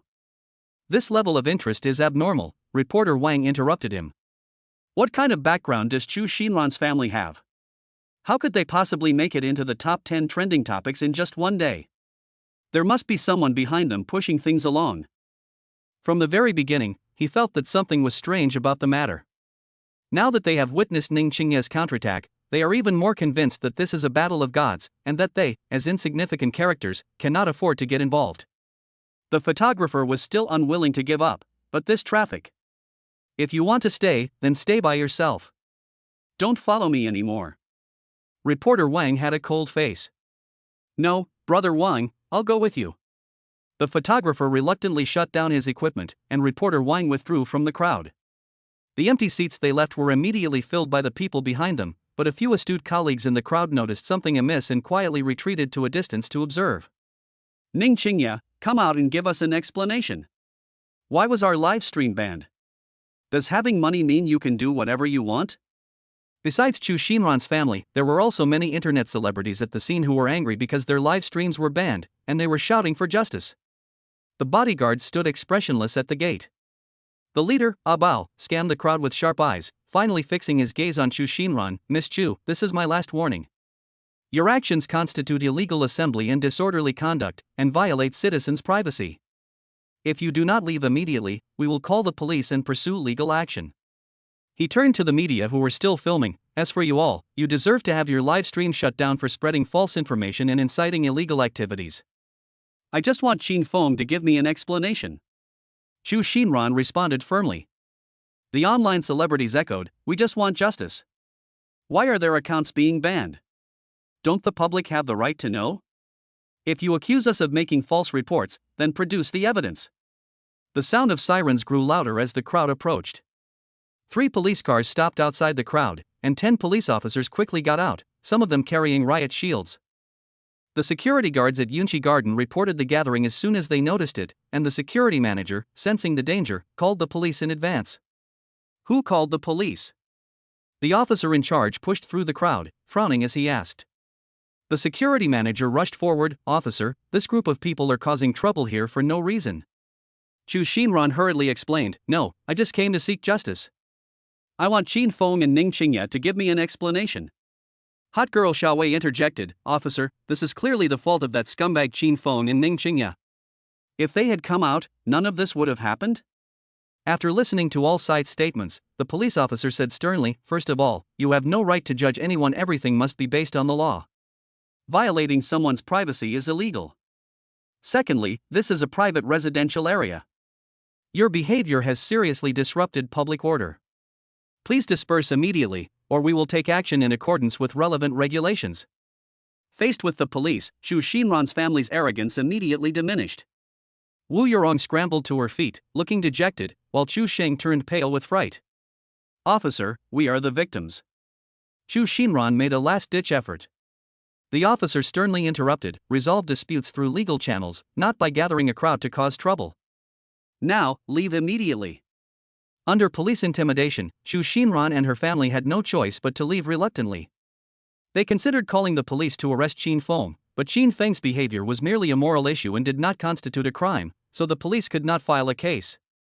Several online celebrities wanted to continue causing trouble, but since the person involved had already left, they lost their reason for causing trouble and had no choice but to disperse. The officer in charge glanced at the group and suddenly called out their names, internet names, Spicy Girl Xiaowei, Green Wolfgang, Brother Ahao. You are suspected of violating others' privacy. Please come with us for investigation. Before the internet celebrities could even react, they were taken to a police car by the police. From a distance, the photographer next to reporter Wang saw the scene and said with lingering fear, Brother Wang, you were right to have foresight, otherwise we would have had to go in too.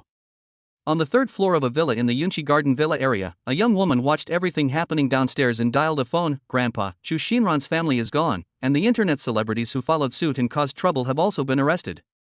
What should we do next? An aged voice came from the other end of the phone, the Ning family is behind this. Let them handle it themselves. Are we just going to abandon this? Mr. Qin is unwilling to get involved, and Mrs. Qin is still young and may not be able to withstand the pressure from the Ning family. You should put some pressure on the Ning family appropriately. The young woman understood, I get it. At the Zhao family residence, Zhao Yuan received a call from Bao, young Master Zhao, the matter is resolved. Chu Xinran's family has left, but those troublemaking internet celebrities have been arrested. Zhao Yuan was taken aback, who did this? I don't know. After hanging up the phone, Zhao Yuan muttered, Brother Feng made a move? Even he couldn't mobilize such a level of power, only the old man had that kind of influence. Chu Xinran is even less likely to be involved. Brother Feng, how many secrets are you still hiding? The more Zhao Yuan interacted with Qin Feng, the more he felt that Qin Feng was unfathomable, and every time he revealed even a small part of Qin Feng, he was shocked. After hesitating for a moment, he dialed Qin Feng's number, Brother Feng, the matter is resolved. Chu Xinran and her family have left, and the troublemaking internet celebrity has been arrested. Brother Feng's actions are indeed extraordinary. Qin Feng had just parked his car when he looked at the empty villa gate and was a little confused. Wasn't Chu Xinran supposed to be bringing people to cause trouble? Where are they? Hearing Zhao Yuan's words, he was about to thank him, but was stunned by the last sentence. I just arrived, he said honestly. I didn't do it. Huh? Not Brother Feng? Zhao Yuan was also stunned. Who is that? In that instant, Zhao Yuan thought of Lin Wanner. In the entire East China Sea, besides Ning Qingya, she is probably the only one who can help Qin Feng. But does Lin Wanner really have that much power? Or did someone behind her make a move?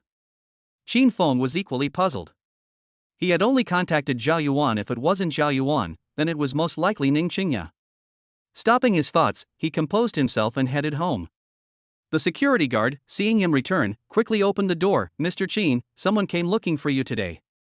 Qin Feng handed over a pack of cigarettes and said with a smile, "Thank you, Brother Wang." After exchanging a few pleasantries, he thanked him and left. On the other end of the line, Zhao Yuan, equally puzzled after hanging up, dialed Lin Wanner's number. "Lin Wanner, are you helping Brother Feng?" "Those police." "It wasn't me," Lin Wanner interrupted directly. Chapter 41. A warm and cozy couple. Not one of the people behind you either? No. How did Brother Feng mobilize those forces? If he really is that person, he could mobilize the police, or even the military. Don't ask questions you shouldn't ask.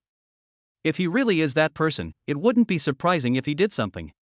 Lin Wanner, who almost let something slip, hurriedly hung up the phone.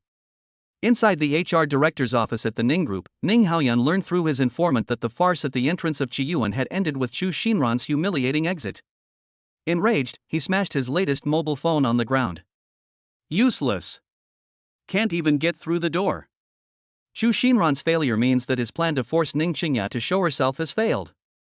Ning Qingya was already on guard, so it would be difficult to deal with her now. Where did those bodyguards come from, he pondered.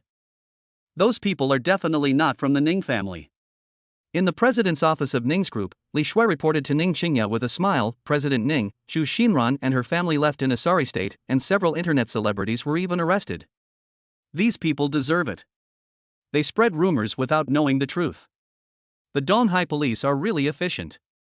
Ning Qingya took the tablet and browsed the content, frowning as she said, "Where did these bodyguards come from? They look like well-trained retired veterans." Qin Feng walked briskly through the quiet paths of the villa area, the setting sun casting dappled light and shadows on him through the branches and leaves.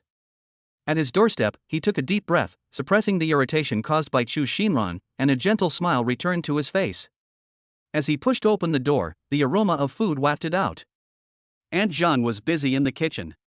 Seeing him return, she smiled and said, "Mr. Qin is back? Dinner is almost ready." "The old lady is still resting." "Thank you, Aunt Zhang." Qin Feng nodded. His mother was still asleep, so he didn't disturb her. He was still thinking about who else, besides Zhao Yuan, was secretly helping him. It was reasonable for the police to disperse Chu Xinran's family, but arresting an internet celebrity without sufficient evidence must have been orchestrated by someone behind the scenes. My phone lit up. It was Ning Qingya calling. "Qingya, are you done with your work?" He answered the phone. In the CEO's office, Ning Qingya playfully retorted, "Still calling me Qingya? We're a legally married couple, shouldn't I call you my wife?" Hearing her playful voice and imagining her sweet smile, Qin Feng's frustration and physical exhaustion dissipated considerably. He jokingly said, "Then call me husband first, let me hear it." Ning Qingya blushed slightly, glanced at Li Shui who was playing on her phone, and said softly, "Li Shui, why don't you go out for a bit?" Li Shui muttered reluctantly, "She's married and still so shy." Although I didn't hear the conversation, I could tell from the blush on Ning Qingya's face that she was talking to Qin Feng. Ning Qingya lowered her voice and gently scolded into the microphone, "Dream on. We'll talk about it in person sometime." Qin Feng could imagine what she looked like right now, and couldn't help but chuckle. It's all over now. Chu Xinran and the others were dispersed by the police, so it didn't affect Mom. Ning Qingya stopped joking and frowned slightly. Li Shui told me about what happened over there. Those bodyguards don't seem like ordinary people. Are they Zhao Yuan's men? Qin Feng didn't hide anything. "Yes, I'm worried that Chu Xinran's family might disturb Mom." They hadn't discussed their whirlwind marriage with Qin's mother, and if Chu Xinran brought it up in front of her, it would inevitably cause unnecessary trouble. Well done. Ning Qingya was very satisfied with Qin Feng's handling of the situation. However, the speed at which those internet celebrities were arrested is unusually fast. The Zhao family's influence in this area doesn't seem to be that great, does it? Qin Feng admitted, I asked Zhao Yuan, and he said it wasn't his arrangement, and he didn't know what happened either. So what leads do you have? In the East China Sea, do you know anyone with more influence than Zhao Yuan? Ning Qingya recalled the last auction. She had tried everything to get in but couldn't, yet Mo Yazai had proactively sent her tickets. She had always suspected Qin Feng was involved, but he had never admitted it. If he mentioned Mo Yazai this time, then the last incident must have been his doing. Someone with more power than Zhao Yuan? The image of Elder Mo flashed through Qin Feng's mind. Yes, I'll go ask. You go ahead with your work, I won't bother you anymore. Guessing that it might be related to Elder Mo, Qin Feng prepared to make a phone call to inquire. Just as he was about to hang up, he suddenly remembered something. Are you coming back for dinner?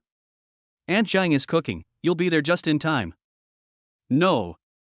Ning Qingya instinctively wanted to refuse, but she still had work to do at the company. But considering that she hadn't been home for a long time and hadn't seen Qin Feng's mother, and that Chu Xinran wasn't going to wait at the company entrance any longer, she changed her mind and said, okay, wait for me. She grabbed her car keys and hurriedly left the office. President Ning. Li Shui, who was guarding outside the door, rushed forward upon seeing this. What happened? It's okay, I'm going home for dinner. You can go ahead and do what you need to do. I'll call you later. Before Li Shui could respond, Ning Qingya had already jogged into the elevator. Watching her retreating figure, Li Shui sighed softly, sigh, yet another young person falling in love. In the living room, Qin Feng said to the kitchen, Aunt Zhang, Qingya is coming back for dinner. Make a couple more of her favorite dishes. Okay. After receiving a response, Qin Feng found Mo Lao's number and dialed it. In the backyard of Moya's studio, old Master Mo was leisurely listening to music, eagerly awaiting good news from his granddaughter. The Ning family is truly ungrateful they don't cherish the son-in-law Qin Feng, but instead secretly bully him. They're so blind. The phone rang, and seeing that it was Qin Feng calling, old Mo answered without any surprise, young friend Qin. Qin Feng cut to the chase, Mr. Mo, those internet celebrities were arrested, wasn't it you who did it?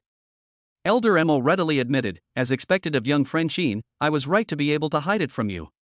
Indeed, it was I who had someone put in a good word for you. The internet is not a lawless place.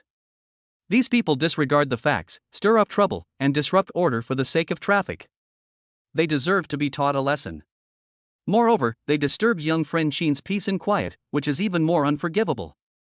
Qin Feng kept this favor in his heart. Thank you very much, Elder Mo. It is my honor to be able to help young friend Qin. Old Master Mo chuckled, then changed the subject. The Ning family is not at peace.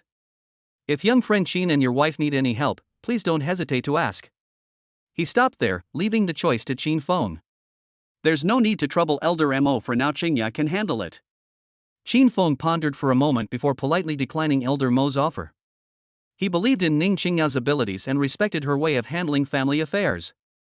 It's good for young people to exercise more. Mr. Mo accepted the offer readily, and the two exchanged a few pleasantries before ending the call. Qin Feng looked out the window, a cold glint in his eyes. Ning Hao has repeatedly caused him trouble, and now he even wants to involve his mother, which has crossed his bottom line. He was determined to avenge this. But everything has to wait until Qingya returns to discuss it. Ning Hao is, after all, a member of the Ning family and Qingya's cousin, so he needs to consider Qingya's position and face. Chapter 42: The Panic of the Ning family's second branch. In a luxury apartment in the city center, Ning Jianjun, his face ashen, slammed his phone to the ground. Ah! Li Rui was startled. Ning Jianjun, what's wrong with you? Ning Jianjun took a deep breath and said coldly, tell Ning how to get back here. Howard is at work, wait for him if you need anything. Tell him to get back here right now. Ning Jianjun stared intently at Li Rui, his eyes bloodshot. Li Rui noticed that something was wrong with him and immediately dialed Ning Hao's number. In the office of the HR director of Ning's group, Ning Hao was furious about Chu Xinran's failure and wanted to go out to vent his anger, but he received a call from his mother saying that his father was acting strangely and that he should return immediately. Rushing home in a panic, Ning Hao asked anxiously, Mom, what happened to Dad? I don't know. Li Rui pointed to Ning Jianjun, who was sitting on the sofa without saying a word. Your dad got this from just one phone call. Was that Grandpa calling? Ning Hao asked instinctively. No one but the old man could make my father do this. The old man is so biased. Even after Ning Qingya did something like that, he still protected her. From childhood to adulthood, the old man only had eyes for Ning Qingya and never cared about his grandchildren. Now, because of Ning Qingya, he actually called to blame her family. Ning Hao took a deep breath and stepped forward, saying, "Dad, it's all right. As for Grandpa, it has nothing to do with Grandpa." Ning Jianjun slammed his hand on the coffee table, startling Ning Hao and Li Rui. "I just received news that Xin Yuan Building Materials, with whom we have cooperated for many years, suddenly wants to re-evaluate the contract. Bank President Liu has also become vague about the loan that was previously agreed upon." What? Ning Hao was stunned. Aren't they afraid of offending the Ning family? Offend? Ning Jianjun shook his head. They made it clear that someone above had given the order that they could no longer cooperate with the Ning family. Use your brain. Do you think someone who can change the minds of partners and banks in Donghai with just a word is afraid of the Ning family? Ning Hao was even more confused. We haven't offended any big shots like this recently. Only Ning Qingya offended Zhao Yuan at the auction, but even the Zhao family doesn't have that kind of power. He racked his brains but still couldn't understand why that mysterious big shot was targeting the Ning family. Ning Jianjun paused for a moment. It might be because of Qin Feng and Ning Qingya. We're only targeting them right now. How could Ning Qingya possibly know such an important person? Li Rui interjected. Qin Feng is even less likely, he's just a lousy taxi driver. The family of three fell silent. Ning Hao and Ning Jianjun shared the same thought. No matter what the other side wants to do, we must behave ourselves for now, Ning Jianjun said in a deep voice. Have you cleaned up the mess left by hiring online trolls? Ning Hao felt guilty, but forced himself to remain calm. Dad, don't worry, they can't find us through overseas accounts and intermediaries. Can't find it? Ning Jianjun's tone was gloomy. If you can't find anything, where does this pressure come from? I've said it before, you have to be methodical in your actions and not leave any loopholes. Do you think your little bit of cleverness can fool everyone? Ning Hao didn't dare to say a word. Ning Jianjun remained silent for a long time, weighing the pros and cons. If he continues to put up with this, and the mysterious pressure intensifies, his position in the Ning family may be in jeopardy, and it could even affect the upcoming board election. It's not worth risking everything for Ning Qingya. He took a deep breath and made a decision. Uncertain of their intentions, the plan against Ning Qingya is suspended. Especially Chu Xinran, tell her to shut up immediately and stop causing trouble. As for you, he looked at Ning Hao. Behave yourself for now and don't provoke Ning Qingya and Qin Feng again. I don't want to make any more mistakes before the board meeting. Dad! Ning Hao cried out in frustration, we were so close to success. Shut up! Ning Jianjun shouted sternly, you're more trouble than you're worth. The most important thing now is to stabilize the situation and keep our seats on the board. We'll talk about the rest later. Seeing the determination in his father's eyes, Ning Hao knew that there was no turning back.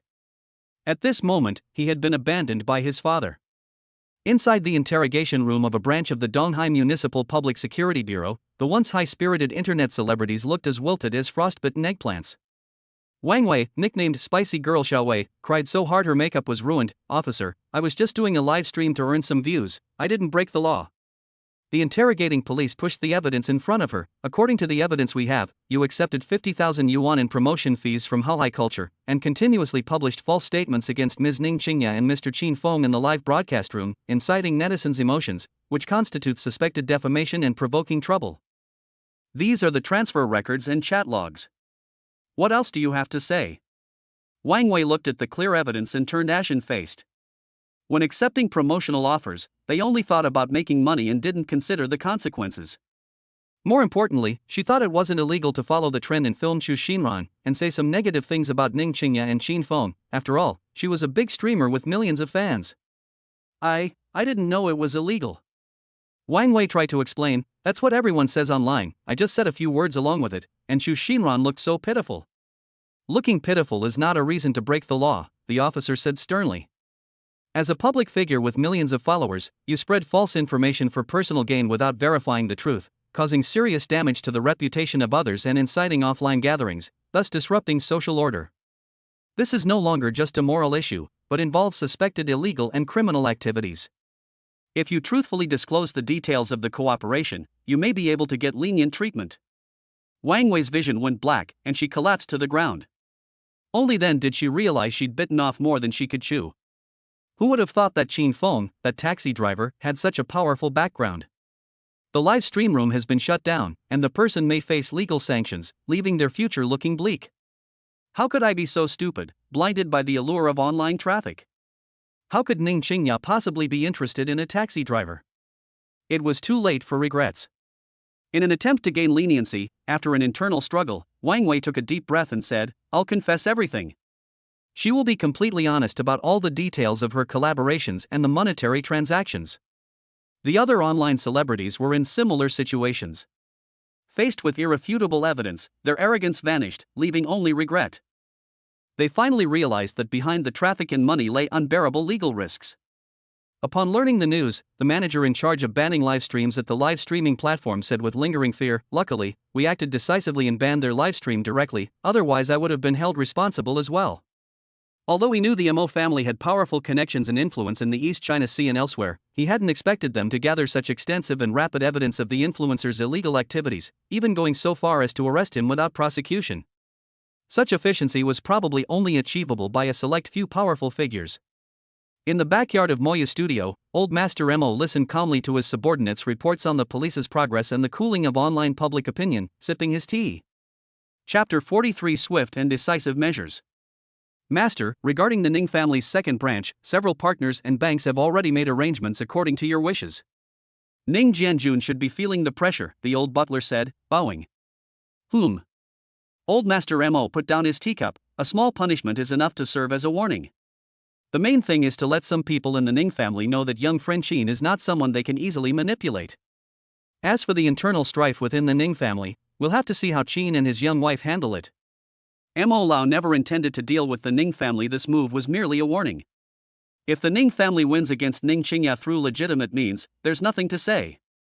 But if they resort to underhanded tactics behind the scenes, Moya's eye will never allow it. At the Ning family's old residence, after finishing his Tai Chi practice, old Master Ning asked Ning Guofu, who was waiting behind him, "How is the company doing? I heard that many suppliers and banks are unwilling to cooperate with the Ning family anymore?" Since taking the medicine given by Qin Feng, Grandpa Ning's health has been getting better and better, and he can hardly be seen to be sick. Although he did not go to the company, he was very familiar with its affairs. "Dad, nothing can be hidden from you," Ning Guofu explained. "I'm not entirely sure of the specifics, but it seems to be targeting the second son's family. Currently, the problem only applies to the project the second son is in charge of. Everyone else is fine." When Ning Guofu learned that someone was targeting the Ning family, he panicked. After investigation, he found that the other party was not targeting the entire Ning family and Ning group, but only Ning Jianjun's family. I wonder who Ning Jianjun's family offended. Grandpa Ning breathed a sigh of relief, but was puzzled. Is this only targeting Jianjun's family? Why? I don't know either. I contacted a few suppliers privately, but they only said that a big shot had warned them, and they wouldn't say anything else. There aren't many big shots with this kind of influence in Donghai. Old Master Ning frowned. Have Jianjun come over. In Ning Jianjun's villa, Ning Hao, though unwilling to accept his father's decision, could not resist under his father's authority and could only grit his teeth and agree. "Dad, I'll contact the middleman right away and get the online trolls to stop their activities." Ning Jianjun took a deep breath and suppressed his anger. Not only should the online army stop, but also Chu Xinran. Give her a sum of money and make her shut up and leave Donghai. Warn her that if she continues to spout nonsense, don't blame the Ning family for being impolite. Seeing that his father was truly angry, Ning Hao quickly nodded. "Okay, Dad." This was the first time in his life he had ever seen his father so angry. Although Li Rui felt sorry for her son, she also knew what was important and complained. What good luck did Ning Qingya have? Did she really marry into a wealthy family? Could it be that Qin Feng? Shut up! Ning Jianjun interrupted impatiently. No matter the reason, the situation is beyond our control right now. Let's wait until the board of directors stabilizes before discussing anything else. The ringing of the cell phone broke the tense atmosphere. Ning Jianjun saw the caller ID and his heart skipped a beat. My brother is calling. Does Dad already know about the company's affairs? Ning Qingya drove the car into the yard, and as soon as she parked, she smelled the aroma of food. She opened the door, saw Qin Feng on the sofa, and smiled. "Honey, I'm home. Madam is back. Dinner will be ready soon," Aunt Zhang greeted, peeking out from the kitchen. Okay, Aunt Zhang. Ning Qingya changed into slippers, sat down next to Qin Feng, and leaned against him. Have you missed me? Smelling the fragrance of the beautiful woman's hair and gazing at her stunning face, Qin Feng's heart skipped a beat. He nodded and said, "Yes, I've thought about it." Although it was a fake marriage, just to appease his family, Qin Feng would indeed think of Ning Qingya from time to time. Compared to Chu Xinran, Ning Qingya was superior in every way, a complete game changer. Really? Ning Qingya looked at him playfully. I'm back, but you seem unhappy. No, Qin Feng said. Then give your wife a smile. Qin Feng smiled, and Ning Qingya stared at him for a while before reaching out and poking at his face. She smiled with satisfaction and said, "This looks better." No wonder you're my husband, so handsome. I really struck gold. Hearing her sincere praise, Qin Feng smiled genuinely. Ah, that's it, laugh like that next time. The two chatted and laughed on the sofa, their relationship quickly growing closer and their feelings for each other deepening. Xiaofeng, Qingya, you're back? Qin's mother's voice came from behind. The two were startled. Ning Qingya quickly distanced herself from Qin Feng and got up to help Qin's mother. "Mom, you're awake. Dinner will be served soon. Let me help you sit down first."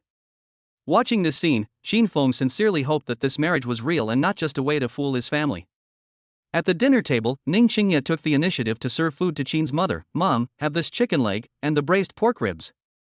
This fish is also good." Ha ha. Thank you, daughter-in-law. Mother Qin was overjoyed. Ning Qingya was also very happy and didn't mind being called daughter-in-law.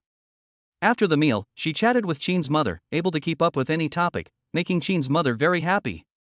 Suddenly, Qin's mother tentatively asked, "Qingya, when are you planning to have a child?" Ning Qingya was immediately embarrassed. At the peak of her career, she had always prioritized work. If it weren't for the need to bring good fortune to her grandfather, she would never have gotten married, let alone considered having children. She looked to Qin Feng for help. Qin Feng quickly came to the rescue. "Mom, Qingya is very busy lately and doesn't have time right now. We'll talk about it later. But I want to have a grandson." Ning Jianjun walked nervously into the Ning family mansion.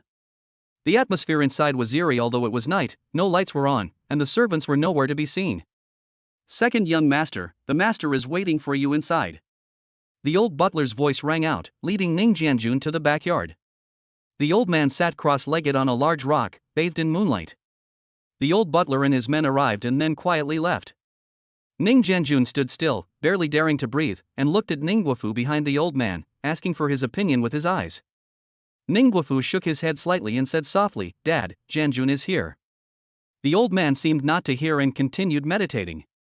Ning Jianjun stood there like a fool for nearly an hour before the old man slowly opened his eyes.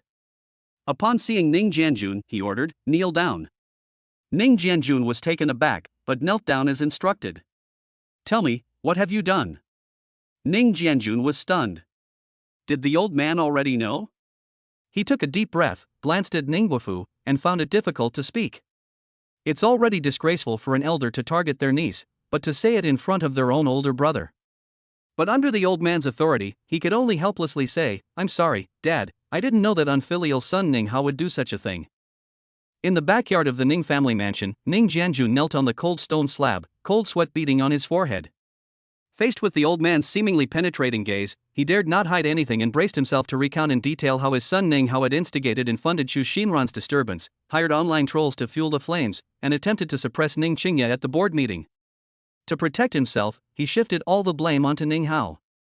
"Dad, it's my fault for not disciplining Ning Hao properly, which led him to do such a foolish thing and damage the company's reputation. I have given him a stern talking to and I promise it won't happen again."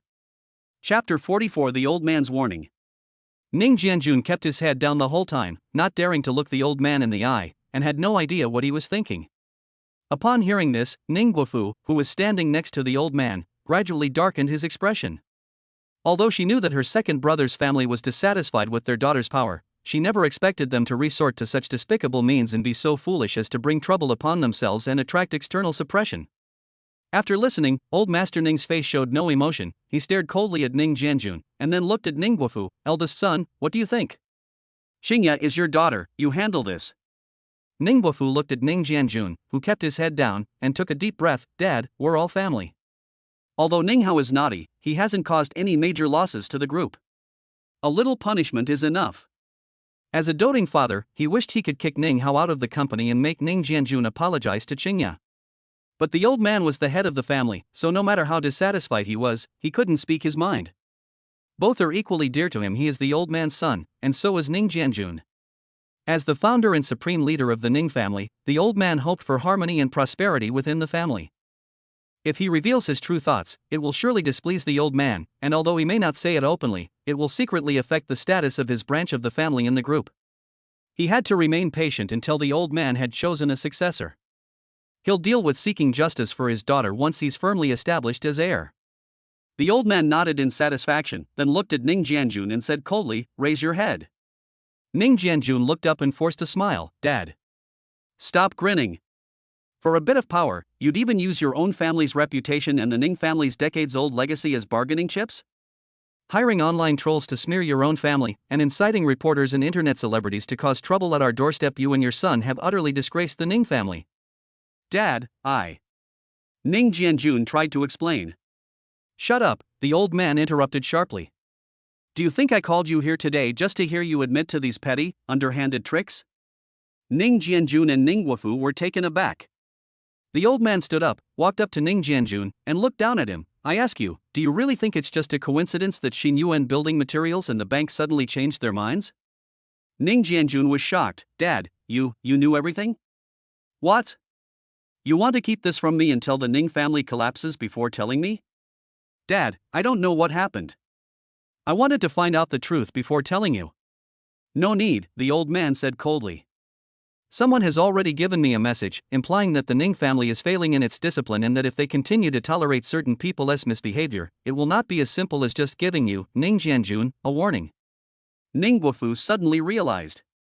It turns out that the mysterious pressure was not only directed at the second branch of the family, but had even alarmed the old man. The other party was putting pressure on the entire Ning family through the old man. Who exactly is it? And why is it helping Ning Qingya and Qin Feng? Ning Jianjun was both shocked and frightened. He couldn't understand it. The Ning family didn't have the power, Ning Qingya wasn't capable either, and Qin Feng was just a taxi driver. He had been thinking about it the whole way here, but he still couldn't understand it. To his surprise, the other party not only put pressure on him, but also directly warned the old man. Anyone who can make the old man wary must have immense power in the East China Sea. It doesn't matter who it is, the old man sighed. All you need to know is that they are warning the Ning family. Internal strife is acceptable, but it must be done with open strategies, not underhanded tactics, and especially not to touch the wrong people.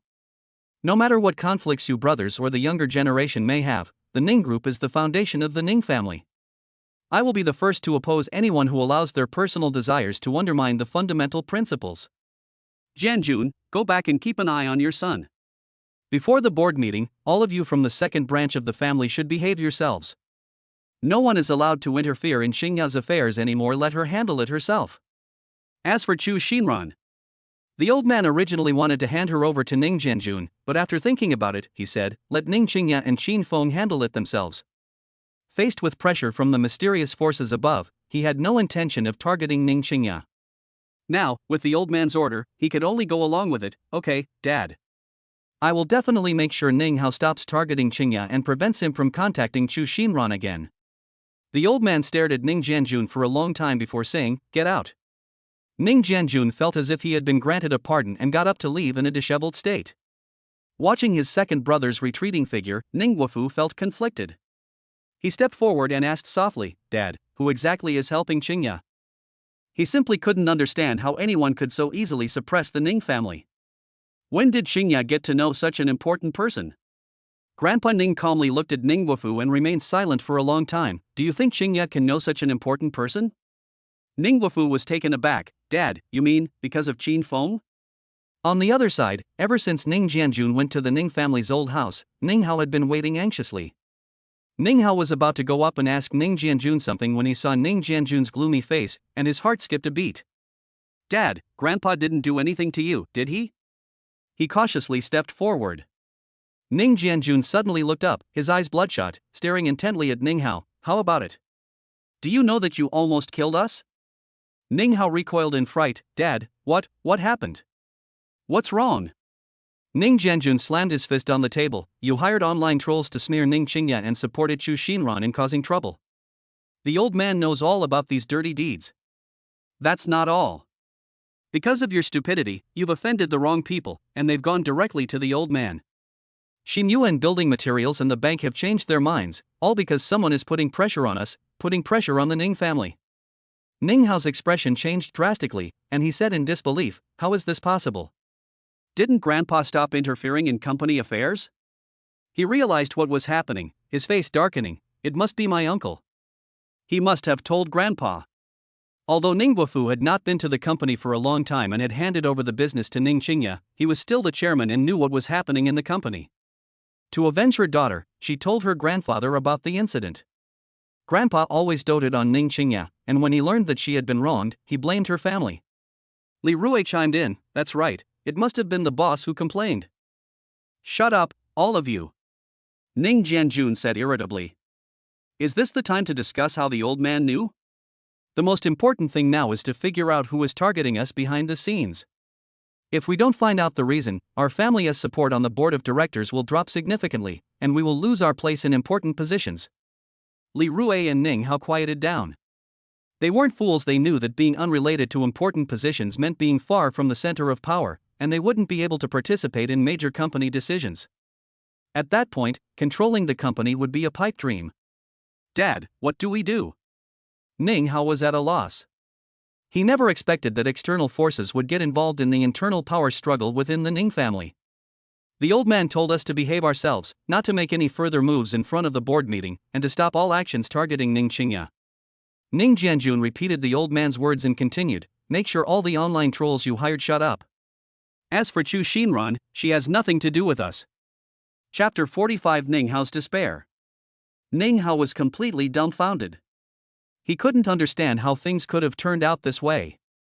He was only targeting Ning Qingya and the good-for-nothing Qin Feng, so how could he have provoked a mysterious figure that even the old man was wary of? Dad, are we really going to give up like this? Ning Hao still refused to believe it. Ning Jianjun said coldly, what? You have other ideas? Ning Hao slumped onto the sofa. He truly had no other choice. The pressure from the old man and the pressure from the mysterious forces behind him left them no choice. If the struggle continues, the only outcome will be leaving the company. To protect the company, the old man will not only make them leave the company, but may even make them leave Donghai. Dad, I understand. Ning Hao lowered his proud head as if he had been defeated by a rooster. In contrast to the warm and loving relationship between Qin Feng and Ning Qingya, Chu Xinran's family was furious. After returning home, I collapsed onto the sofa, threw a tantrum for 2 days straight, stood for hours, and walked to Qin Feng residential area. Exhausted from the whole day's ordeal, I didn't even want to move a finger. Wu Yuerong's stomach rumbled, and she said to Chu Xinran, Xinran, go cook. Mom, I don't want to move, Xu Sheng go. Xu Sheng was dumbfounded, I don't know how. Normally, Qin Feng does most of the cooking at home. When he's not around, they order takeout. They can't even remember the last time they've been in the kitchen. Let's order takeout. Chu Xinran forced herself to sit up, only to find her phone was off. When I turned on the phone while it was charging, several missed calls and abusive messages popped up, all from Ning Hao. Oh no, it's young Master Ning on the phone. Chu Xinran panicked and quickly called back. Chu Xinran, are you fucking stupid? You dare not answer my calls. Ning Hao, who was feeling wronged at home, became even angrier when Chu Xinran didn't answer his phone. He roared as soon as he finally got through. The sound was so loud that Wu Yuerong and Chu Sheng could hear it clearly without amplification. But they knew it was Ning Hao, so they dared not say anything.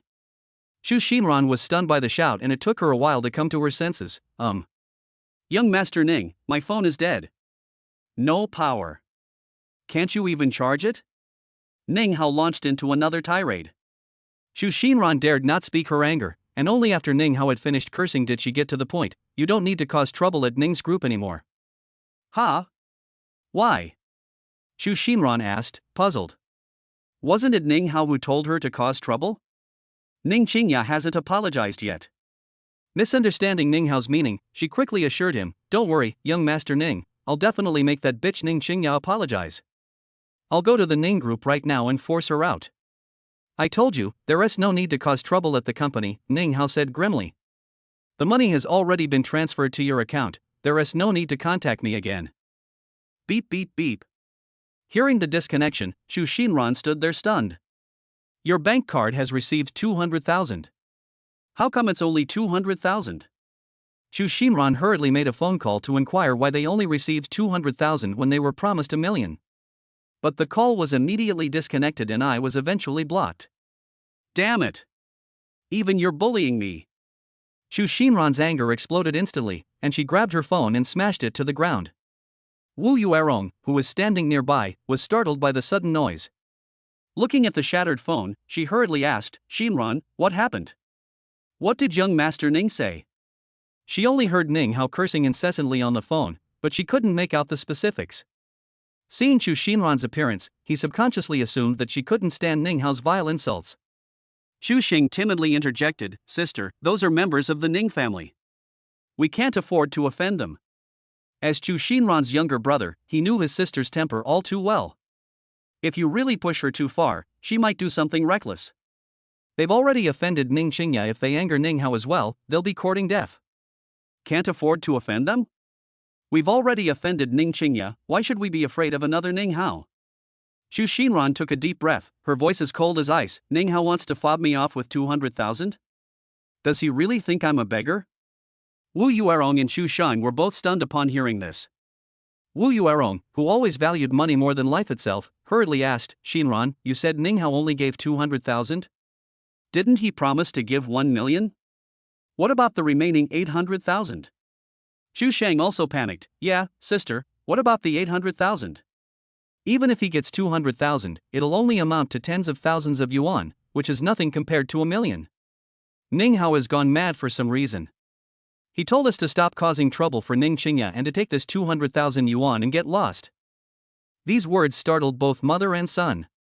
Ning Hao was a direct descendant of the Ning family, and his status was no lower than Ning Qingya's.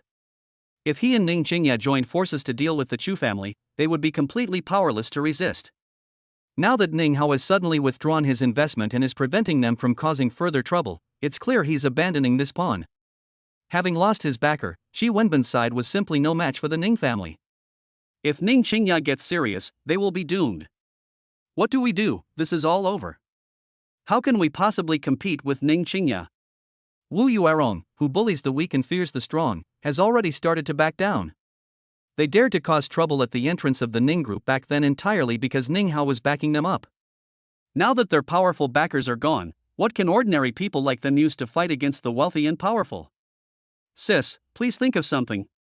Chu Sheng's eyes reddened with anxiety, and he instinctively covered his cheeks, still vividly remembering the pain of being beaten by the security guard that day. Ning Hao dragged us into this mess, and now he wants to get rid of us? There's no such thing as a free lunch. Chu Xinran's face was gloomy, and a fierce glint flashed in her eyes. From the moment she agreed to let Ning Hao cause trouble in front of Ning Qingya's company, there was no turning back. Moving forward with a gamble might offer a chance of survival, while retreating means certain death. "Xinran, what do you want to do?" "That's the Ning family."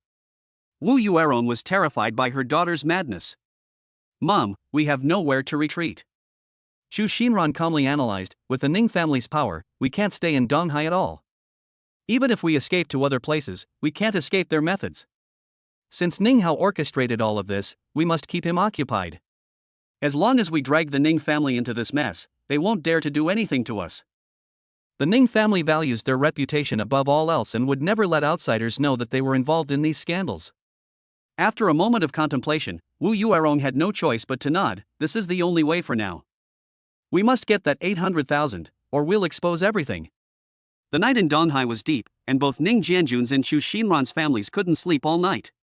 Each lost in their own thoughts, they tossed and turned in bed, waiting for dawn to break. Ning Qingya, however, slept soundly. Chapter 46: The Madness Before the Counterattack. The next morning, after having breakfast with Qin Feng, she smiled and took her husband's arm. "Honey, take me to the company." At the entrance of Ning's group, Ning Qingya got out of the car and gave Qin Feng a sweet smile. "See you tonight." After watching his wife walk into the building, Qin Feng drove away. Good morning, Mr. Ning. The security guards and employees at the entrance greeted him, but in their hearts they were all wondering, doesn't President Ning have his own car? Why is he taking a taxi to work today? Isn't it a bit beneath a big boss like Mr. Ning to take a taxi? Could the car have broken down? Even if the car broke down, you should have had your family driver take you home. Do you think that taxi driver just now might be President Ning's husband? That's quite possible. The crowd buzzed with discussion, inevitably thinking of Qin Feng, the scumbag Chu Xinran had mentioned. Could he really be a taxi driver? Ning Qingya was in a good mood and didn't notice the whispers. She walked straight into her office. Inside the CEO's office, assistant Li Shui had not yet arrived. Ning Qingya turned on her computer and opened the email sent by Wang Fan. It contained detailed information about Ning Hao, from his chaotic private life to his abuse of power, with irrefutable evidence. As Ning Qingya read on, her eyes grew brighter and brighter, and she murmured to herself, "Husband, you've done me a huge favor again." If she were to collect this evidence herself, it would not only take a lot of effort, but it would also be impossible to complete in a short period of time. At 9:30, Li Shui rushed in through the door. "President Ning, something bad has happened. Chu Xinran is here again." Ning Qingya looked up at her assistant and said calmly, "Isn't it normal for her to cause trouble?" This was exactly what she expected. It would be strange if Chu Xinran hadn't come. But they already left yesterday. Li Shui was very puzzled. Yesterday, Qin Feng had clearly diverted Chu Xinran's attention, so why is he making a comeback today? Moreover, the police had already warned them yesterday, yet they still dared to be so arrogant. Could it be that the Ning family is supporting them from behind? I'm afraid she won't come.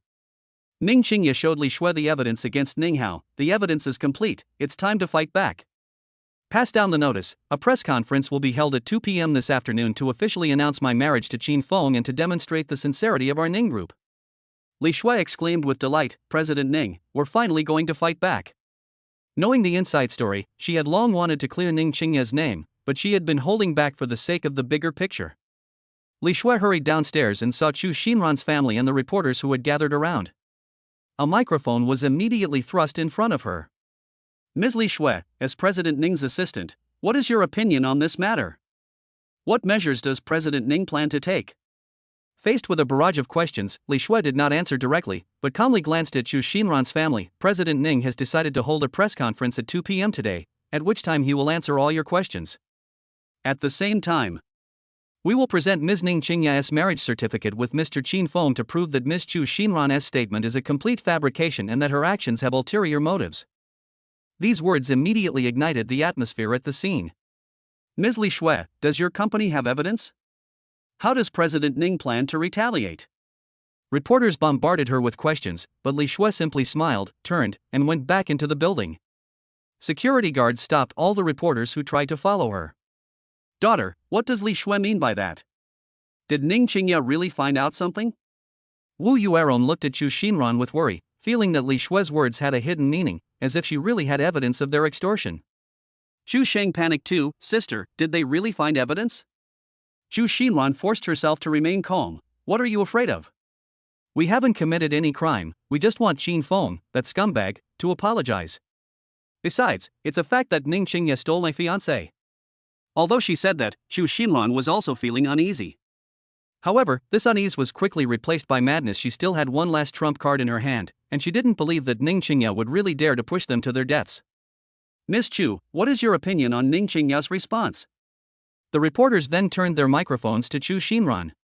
She continued her tearful accusations, accusing Ning Qingya of stealing her love and condemning Qin Feng for his heartlessness and infidelity. Behind the crowd, in a luxury sports car, Ning Hao slammed his fist on the steering wheel. "Damn it! Didn't I tell them to get lost? How dare you cause trouble again?" He was furious and wanted to confront Ning Qingya, but reason stopped him. Showing up now would be tantamount to exposing his crime.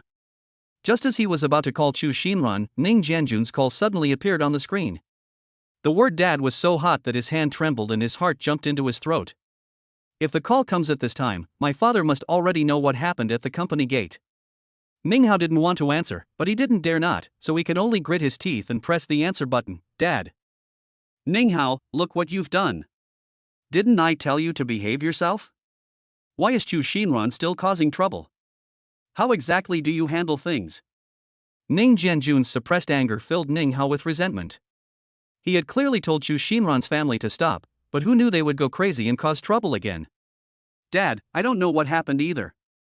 I told them to stop making a fuss last night. I don't care how you handle it, make sure Chu Xinran and her family disappear immediately. Ning Jianjun roared and hung up the phone.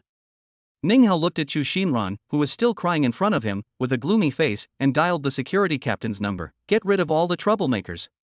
The security captain said hesitantly, Young Master Ning, the president instructed that as long as they don't enter, we don't need to interfere. We dare not act without the president's orders. Because Ning Qingya had given instructions beforehand, the security guards had been standing by and watching. Unexpectedly, Ning Hao, who never interfered in this matter, suddenly ordered the troublemakers to be driven away. Do you still want to work here? Get that person out of here immediately, or you can forget about staying at the Ning family. As the head of the Human Resources Department, Ning Hao does indeed have the power to dismiss employees. He can replace a security captain at any time. After weighing the pros and cons, the security captain had no choice but to compromise. Young Master Ning, I'll go and disperse them right away. Although Ning Qingya is the president, she doesn't have direct power over personnel appointments and dismissals. Ning Hao, however, is the head of the personnel department and can decide his fate. He can't afford to lose this job. So the security guards, who had been standing by and watching, started to move, shouting at Chu Xinran and the reporters, stop causing trouble immediately and leave the company area. Otherwise, we will call the police. The change in the security captain's attitude in front of the Ning Group building stunned Chu Xinran and the reporters. What are you doing? Didn't you ignore it yesterday? Chu Xinran screamed, trying to break through the human wall formed by the security guards. Is Ning Qingya feeling guilty? Is she sending you to kick us out? Chapter 47 Multifaceted Strategy. The security captain remained expressionless, simply repeating Ning Hao's order, please leave immediately, or we will take coercive measures. The reporters at the scene keenly sensed something unusual. It seems there are internal disagreements within the Ning Group. Some reporters became even more excited, focusing their cameras intently on the center of the conflict. Ning Qingya, who was upstairs, looked at the scene below through the gaps in the blinds and frowned, saying, Ning Hao couldn't sit still so quickly. She turned back to her desk and dialed the security department. This is Ning Qingya. Who allowed you to have a conflict with Chu Xinran? The security chief looked troubled and said, President Ning, it was Director Ning from the Human Resources Department who gave the order. Have your men withdraw immediately, Ning Qingya ordered without room for argument. Maintain the status quo without my permission. The Human Resources Department has no right to interfere with the security department's on-site dispatching. Don't they even understand this basic rule? Yes, Mr. Ning. The security director breathed a sigh of relief and immediately relayed the instructions. Downstairs, the security guards who were about to forcibly disperse the crowd received a new instruction and froze. Then, under the astonished gazes of the reporters and Chu Xinran's family, they slowly retreated to their original positions and continued to stand guard. This scene was faithfully captured by the live broadcast, sparking even more speculation online. Holy crap, is there some internal strife within the Ning family? It's obvious someone tried to cover their mouth, but President Ning wouldn't allow it. It's getting more and more exciting. Looking forward to the press conference this afternoon. Chu Xinran watched the security guards retreat, and although she didn't understand what was going on, her arrogance returned. See? Ning Qingya doesn't dare to touch us. She's scared. Wang Fan, Lin Mingxian, and others watching from afar clearly knew that behind this seemingly chaotic scene was Ning Qingya's absolute suppression of Ning Hao. Around noon, Chu Xinran and her family, exhausted from the sun, returned to their cheap temporary hotel, where the atmosphere was oppressive. Sis, what about the press conference this afternoon? Will we? Xu Sheng trembled with fear at the thought that Ning Qingya might produce evidence. Wu Yuerong was at a loss. Xinran, how about we call it even? 200,000 it is. Forget it? Xu Xinran's face twisted in disbelief. Why should we forget it? Ning Hao wants me to be a scapegoat? No way. I still have cards to play. She took out her spare phone, found a number, hesitated for a moment, and then dialed it. The phone rang for a long time before being answered, and a man's impatient voice came through. Hello? Who is it? Wenbin, it's me, Xinran.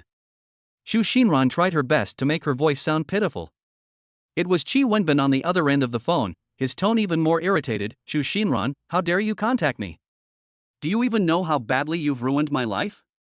Now my dad has not only cut off all my financial support, but he's also locked me up at home and won't let me go out. I've lost all my freedom. Chu Xinran was shocked, not expecting that Qi Wenbin's family had also been affected, but she still gritted her teeth and said for her own sake, Wenbin, I need your help now. Ning Qingya is going to hold a press conference this afternoon to deal with me. Can you come out and testify for me? You said that Qin Feng seduced Ning Qingya, which proves that Qin Feng is a scumbag. Upon hearing this, Qi Wenbin almost laughed in anger. Are you crazy or am I crazy? You want me to offend Ning Qingya for you? I'm trying to avoid her right now. I'm warning you, don't drag me into your messy family affairs. Also, I have nothing to do with you, so don't come looking for me again. After saying that, Qi Wenbin hung up the phone without waiting for Chu Xinran's response and quickly blocked the number. He glanced out the window with lingering fear, as if he could hear the old man's voice again. If you dare to provoke the Ning family again, I'll disown you as my son. Hearing the busy tone on the phone, Chu Xinran's face turned completely pale. Her last resort, before it could even be used, died in the womb. In the president's office of the Lin Group, Lin Wanner stood by the window, looking down at Donghai City. On her desk was a document about the rescue operation 3 years ago. According to the data and clues collected, the Azura King did indeed disappear after completing the mission. The time he disappeared perfectly matched the time Qin Feng appeared in Donghai City. The back view, the eyes, and that explosive aura, it's so similar. Lin Wanner murmured to herself, but if he really is the Azura King, why would he hide here, willingly work as a taxi driver, and even get involved in this pointless feud between wealthy families? She picked up her phone and called Zhao Yuan. Zhao Yuan was at home brewing medicine according to Qin Feng's prescription when he received a call from Lin Wanner, which surprised him. Lin, the school beauty, what instructions do you have now? Zhao Yuan, do me a favor. Lin Wanner didn't waste any words and said directly, find a way to bring Qin Feng to Ning's press conference this afternoon. Why? Zhao Yuan asked, puzzled. It seems like Brother Feng doesn't really want to go to this kind of event, does he? Based on his understanding of Qin Feng, he knew that Qin Feng had no desire to go to such a boring place. Lin Wanner said, don't worry about it, just find a way to get Qin Feng there. Consider it a favor I owe you. After thinking for a moment, Zhao Yuan said, since the campus bell Lin has said so, I have no choice but to agree. However, I want to make it clear beforehand that I cannot decide whether Brother Feng is willing to go or not. After hanging up the phone, Zhao Yuan looked at the bubbling medicine pot and muttered, why is Lin Wanner so concerned about Qin Feng? What exactly is that Azura King? Zhao Yuan's curiosity about Qin Feng's identity grew stronger, and he immediately took out his phone to search for information about the Azura King. You won't believe it until you look it up, and what you find will shock you. The information he had access to about Shura was extremely limited. Even when he occasionally found a few clues, they were all related to major events abroad. His investigation quickly triggered an alarm, and minutes later, his father called, launching into a tirade of abuse. You little brat, are you tired of living? Who the hell told you to check that code name? Go to the police station right now and explain yourself. If you want to die, don't drag the Zhao family down with you. Once you're inside, tell me honestly why you investigated that code name. Zhao Yuan, holding his phone, stood there dumbfounded, unable to come to his senses for a long time. He never imagined that simply checking the code name would cause such a huge impact. They never expected that their father would be so terrified, and that it would even alarm the relevant authorities. No wonder Lin Wanner wouldn't let me investigate. At this moment, Zhao Yuan finally understood why Lin Wanner wouldn't let him investigate the matter. It turned out that not only Zhao Yuan, but even Zhao Yuan himself, was not qualified to know about this code name. Chapter 48, Did a Fake Marriage Steal the Real Marriage? At 2 p.m., the press conference venue of Ning's group was packed. All those who came here were reporters and media staff. Chu Xinran and her family were not invited. Why can't we go in? We are the parties involved. Wu Yuerong insisted on going in, but the security guards at the entrance wouldn't let them in at all, firmly blocking them from entering. They wanted to force their way in, but dared not push through in the face of the security guards' fierce gaze. At the press conference, Ning Qingya, dressed in a white business suit, appeared on time accompanied by Li Shui. She was like a cold goddess, scanning the entire room with an expressionless face. Even when facing the entire room, her powerful aura did not falter in the slightest. Ning Qingye stood on the stage of the press conference, her eyes fixed on everyone below the stage, taking in all the questioning, spectator, and doubtful glances.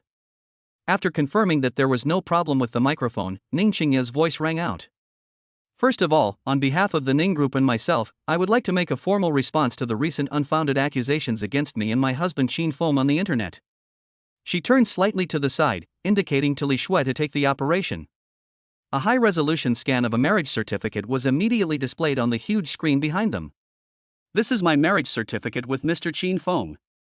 The registration date is indeed the same as what Ms. Chu Xinran said, the date she originally planned to hold her wedding. Ning Qingye readily admitted it, which immediately caused an uproar in the audience, with reporters snapping photos like a storm. President Ning, doesn't this just prove that you stole Miss Chu's fiancé on her wedding day? One reporter couldn't wait to ask a question loudly, his tone full of accusation. Yes, Mr. Ning, registering on the same day is too much of a coincidence. How do you explain that? As far as we know, your wedding with Mr. Qin was very rushed, and even many members of the Ning family were not informed. Does this mean that you yourself knew that this relationship was not honorable? Faced with a barrage of questions, Ning Qingye showed no sign of panic. She raised her hand to signal everyone to be quiet, and her composure remained unchanged throughout. A coincidence? Perhaps. But the truth is often more dramatic than coincidence.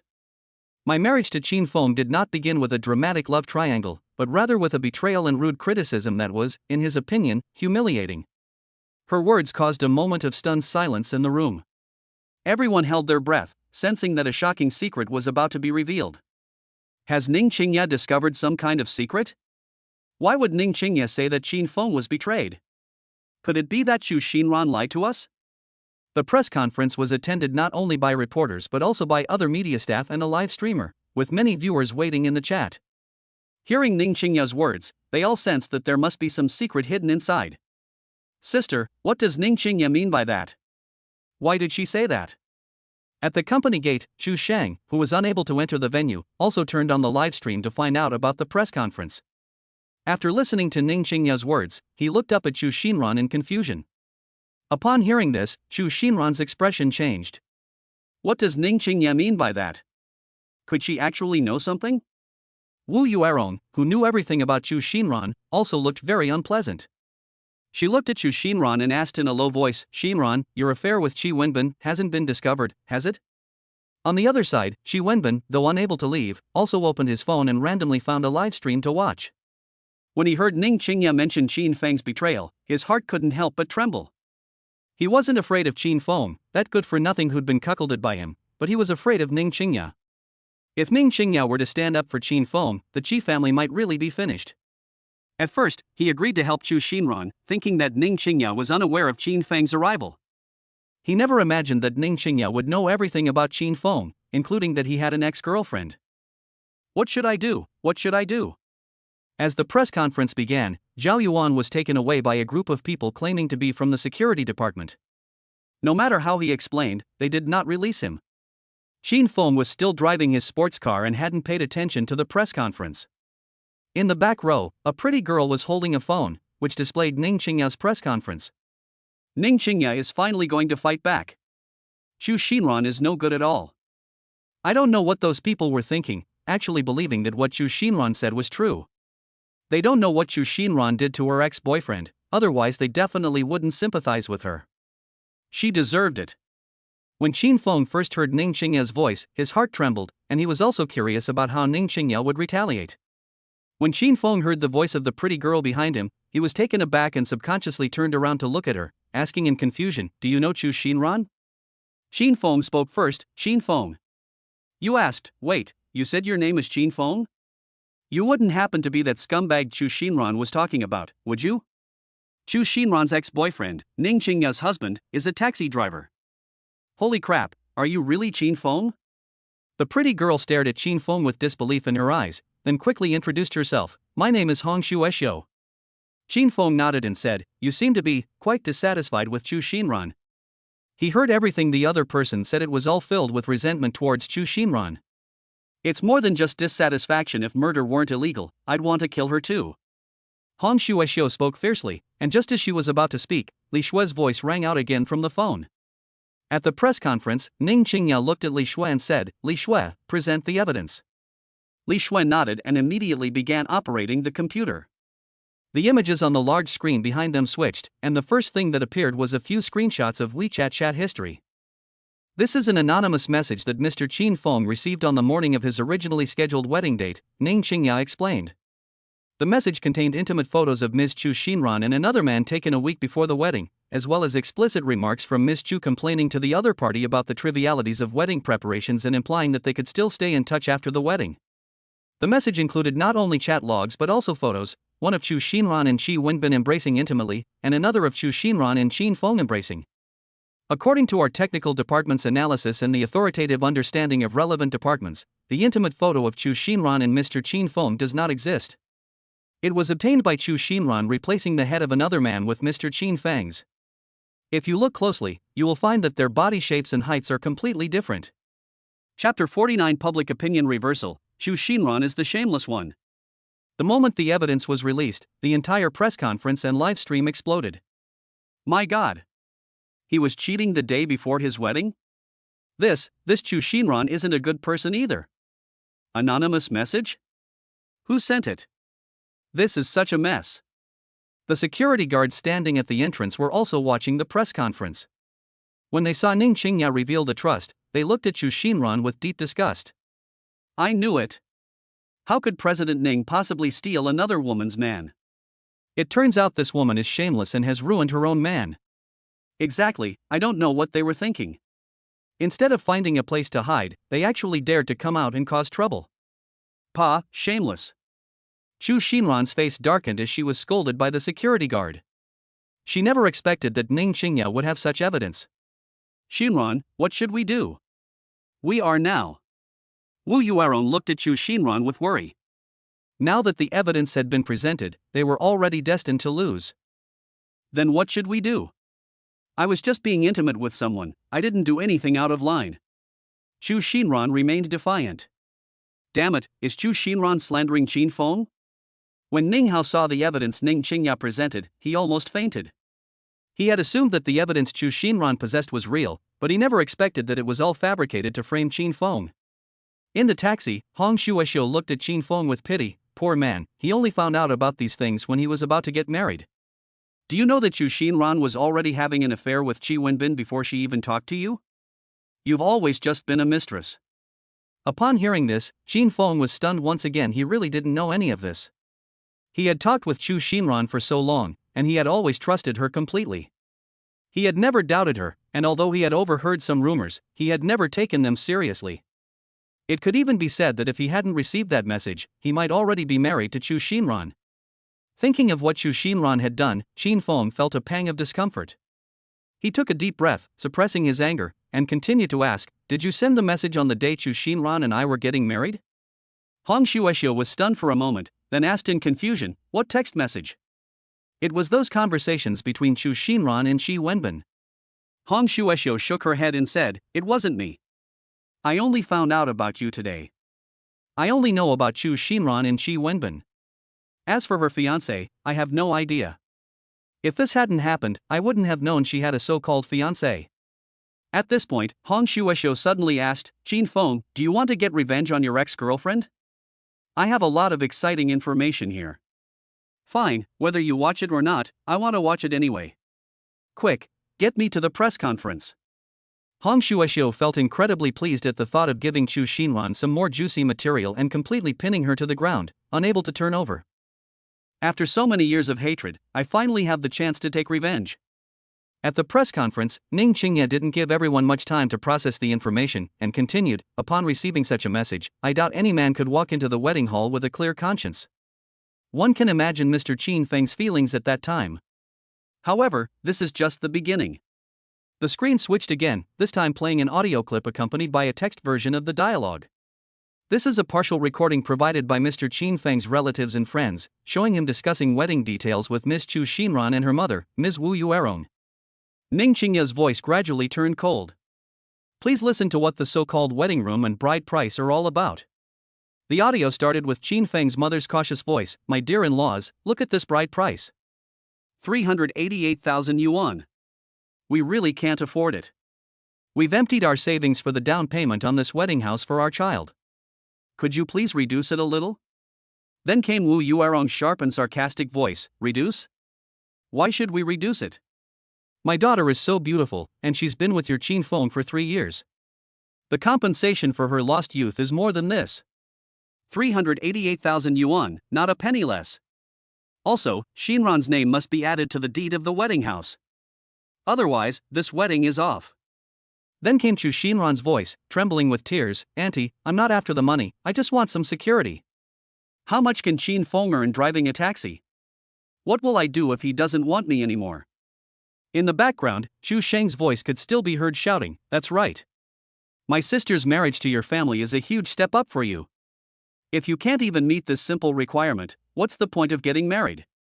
After the recording finished playing, the room was completely silent. You could hear a pin drop. The reporters who had previously sympathized with Chu Xinran now wore expressions of disbelief and disgust. This is practically selling a daughter. That's outrageous. He's cheating on his wife while demanding a huge dowry and adding her name to his deed? This family are vampires.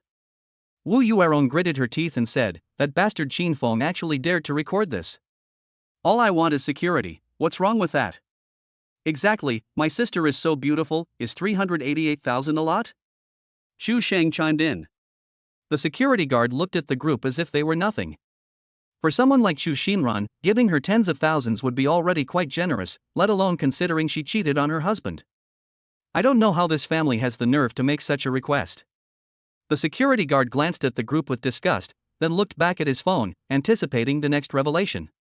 As you have all heard, Mr. Qin Feng was not only betrayed on his wedding day, but was also extorted for money by the Chu family under various pretexts for a long time before the marriage. We have compiled detailed transfer records and item lists, totaling more than 300,000 yuan, all of which are verifiable.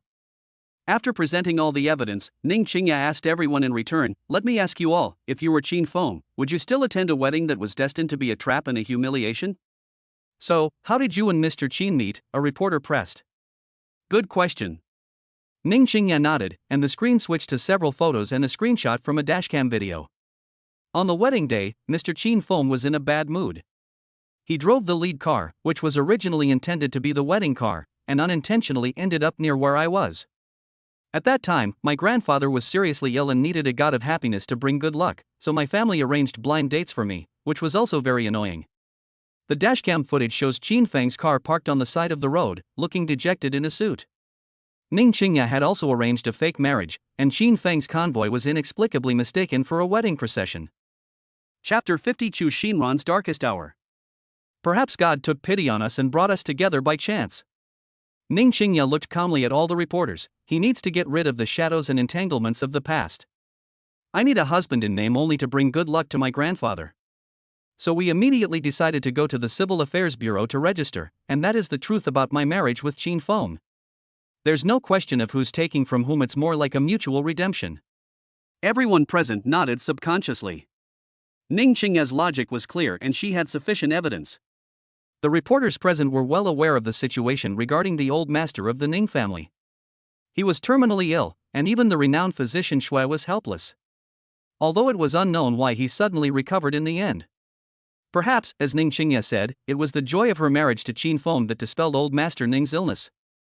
As for Chu Xinran, Ning Qingya brought up Chu Xinran again, her tone gradually turning cold. It is true that she waited anxiously for the groom at the wedding, but he never came. However, the real reason is not what she accused us of. She concealed the fact that she had cheated on him and demanded a large sum of money. She took advantage of the public's sympathy to slander and defame us, and her actions have seriously infringed on our right to reputation. The legal department of Ning's group has officially filed a lawsuit against Chu Xinran, Wu Yuerong, and Chu Sheng to pursue their legal responsibilities. One bombshell after another, and the reporters could hardly keep up. Ning Qingya's chain of evidence was too complete, from emotional betrayal to material demands, and then to the dramatic encounter, almost overturning all of Chu Xinran's accusations. At this moment, the scales of public opinion have tipped decisively. President Ning, do you mean that your marriage with Mr. Qin Feng began as a mutually beneficial agreement? A reporter astutely grasped the key words in Ning Qingya's words. Ning Qingya had anticipated this question and did not dodge or deny it. She nodded and said, at first, it was indeed just mutual exploitation, but as we spent more time together, I discovered that Qin Feng is truly outstanding. Perhaps we can continue on this path together. That's a slap in the face. A blatant slap in the face. In Chu Xinran's eyes, Qin Feng was utterly worthless, and even cheated on her. However, in Ning Qingya's eyes, Qin Feng was the most outstanding man, and she was gradually attracted to him. The reporter pressed for more information. So, besides legal means, will the Ning Group take any other measures regarding Ms. Chu Xinran and her family's actions? Will they investigate whether someone is behind them? Another reporter immediately raised the most crucial question, which was also on the minds of many viewers watching the live stream. Chu Xinran's family may seem to be making a big fuss, but without someone pulling the strings, it would be difficult to stir up such a storm. Ning Qingya's gaze swept across the entire room, her eyes sharp for a moment, but she quickly regained her composure. She possesses irrefutable evidence of Ning Hao's involvement, but now is not the best time to make it public. Ning Hao is ultimately a member of the Ning family. If Ning Hao is exposed, it will inevitably make outsiders laugh at us. At the same time, it also gives competitors an opportunity, which is not what she wants to see, nor is it what her grandfather wants to see. Regarding whether there is a mastermind behind it, the police and relevant regulatory authorities have intervened in the investigation, and we believe there will be a fair outcome. Ning Qingya avoided the main point and did not answer the question directly. Ning's group's attitude is very clear: we are determined to safeguard our own and our employees' legitimate rights and interests, and we will pursue any defamatory or slanderous behavior to the end. At the same time, we also urge netizens to view online information rationally and not to be misled by one-sided false statements. Let me in quickly, I have dirt on Chu Xinran. Just as Ning Qingya finished speaking, a clear voice rang out from the doorway. It was Hong Shueshio. He was stopped by security guards, but he held up a USB drive and shouted, I have more evidence about Chu Xinran. She not only committed marriage fraud and cheated on her husband, but she also committed academic fraud and stole other people's design results. This sudden turn of events excited all the reporters, and their cameras immediately focused on Hong Seol-su. Ning Qingya frowned slightly and looked at Li Shui. Li Shui immediately understood, quickly walked to the entrance, whispered a few words to the security guard, and then brought Hong Shueshio in. Hong Shueshio walked to the front of the stage, first giving Ning Qingya on the stage a complicated look, and then handed the USB drive to Li Shui. This contains evidence that Chu Xinran stole my graduation project during her university years and obtained scholarships through improper means. There are also chat logs between her and Qi Wenbin and others, which prove that she had been with Qi Wenbin for a long time and had repeatedly belittled and ridiculed Qin Feng behind his back. Ning Qingya took the microphone from Li Shui and nodded to Hong Shueshio. Thank you for providing the evidence, Mississippi. Li Shui, please show the information. New content appeared on the big screen again. The evidence provided by Hong Shueshio was more detailed, including a comparison between Chu Xinran and the original design, ambiguous email exchanges between her and her mentor, and explicit chat logs between her and Qi Wenbin.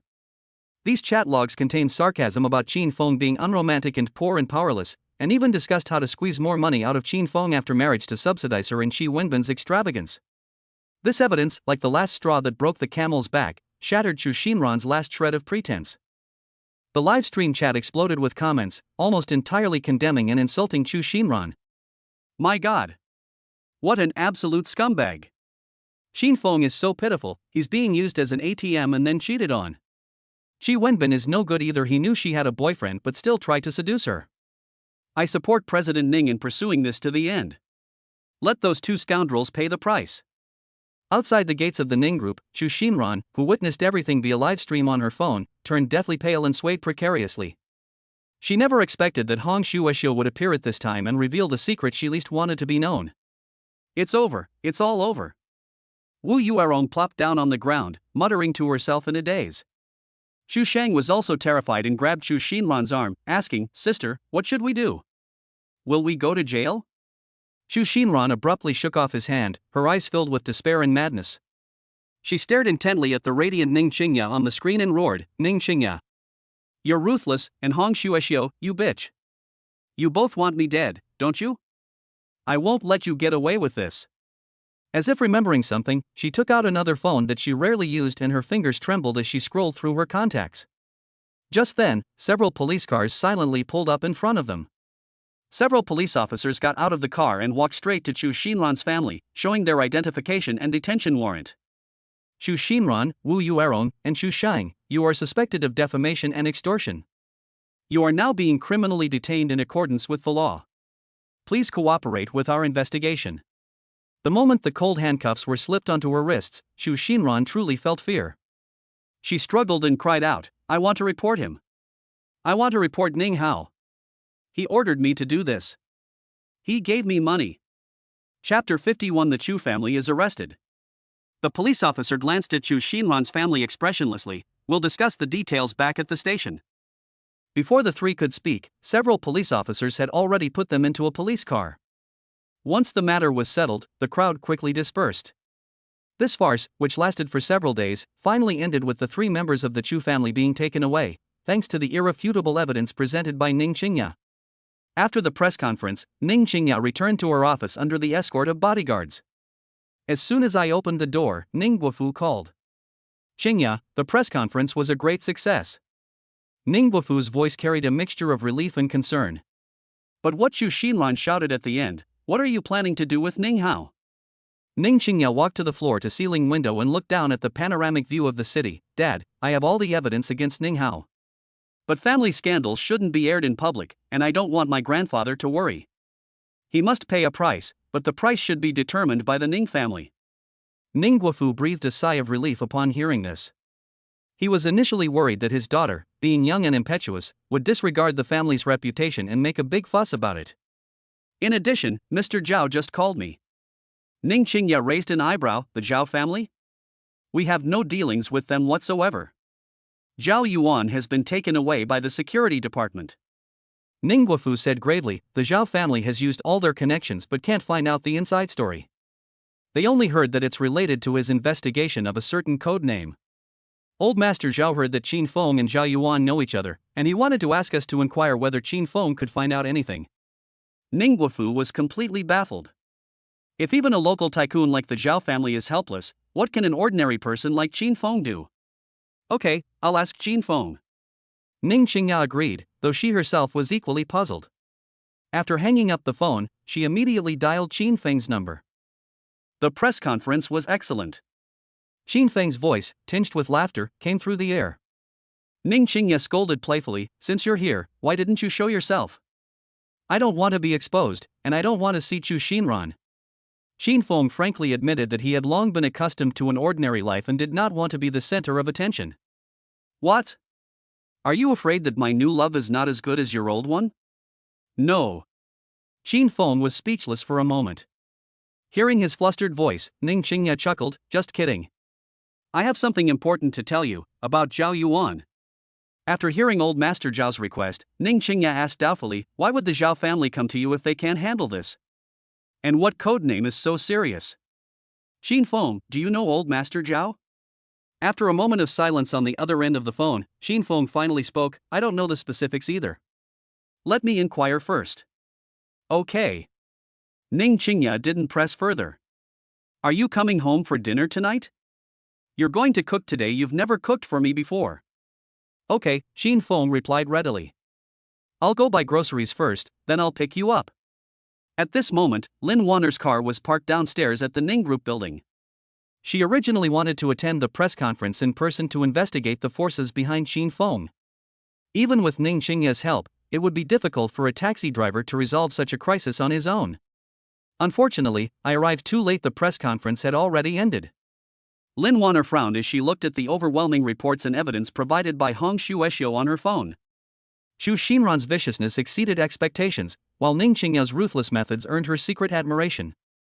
This evidence couldn't have been gathered by Ning Qingya in just a few days. There must be a powerful figure behind it. She muttered to herself, but this is still not enough to prove that he is the Azura King. Just as Lin Wanner was about to leave, she saw Qin Feng drive a taxi out of the garage. After a moment of silence, she followed without hesitation. Qin Feng seemed not to notice Lin Wanner, and simply drove the car into the garage of a large shopping mall. Inside the fresh produce section, Qin Feng carefully selected ingredients, his skillful demeanor suggesting he was a stay-at-home dad who cooked frequently.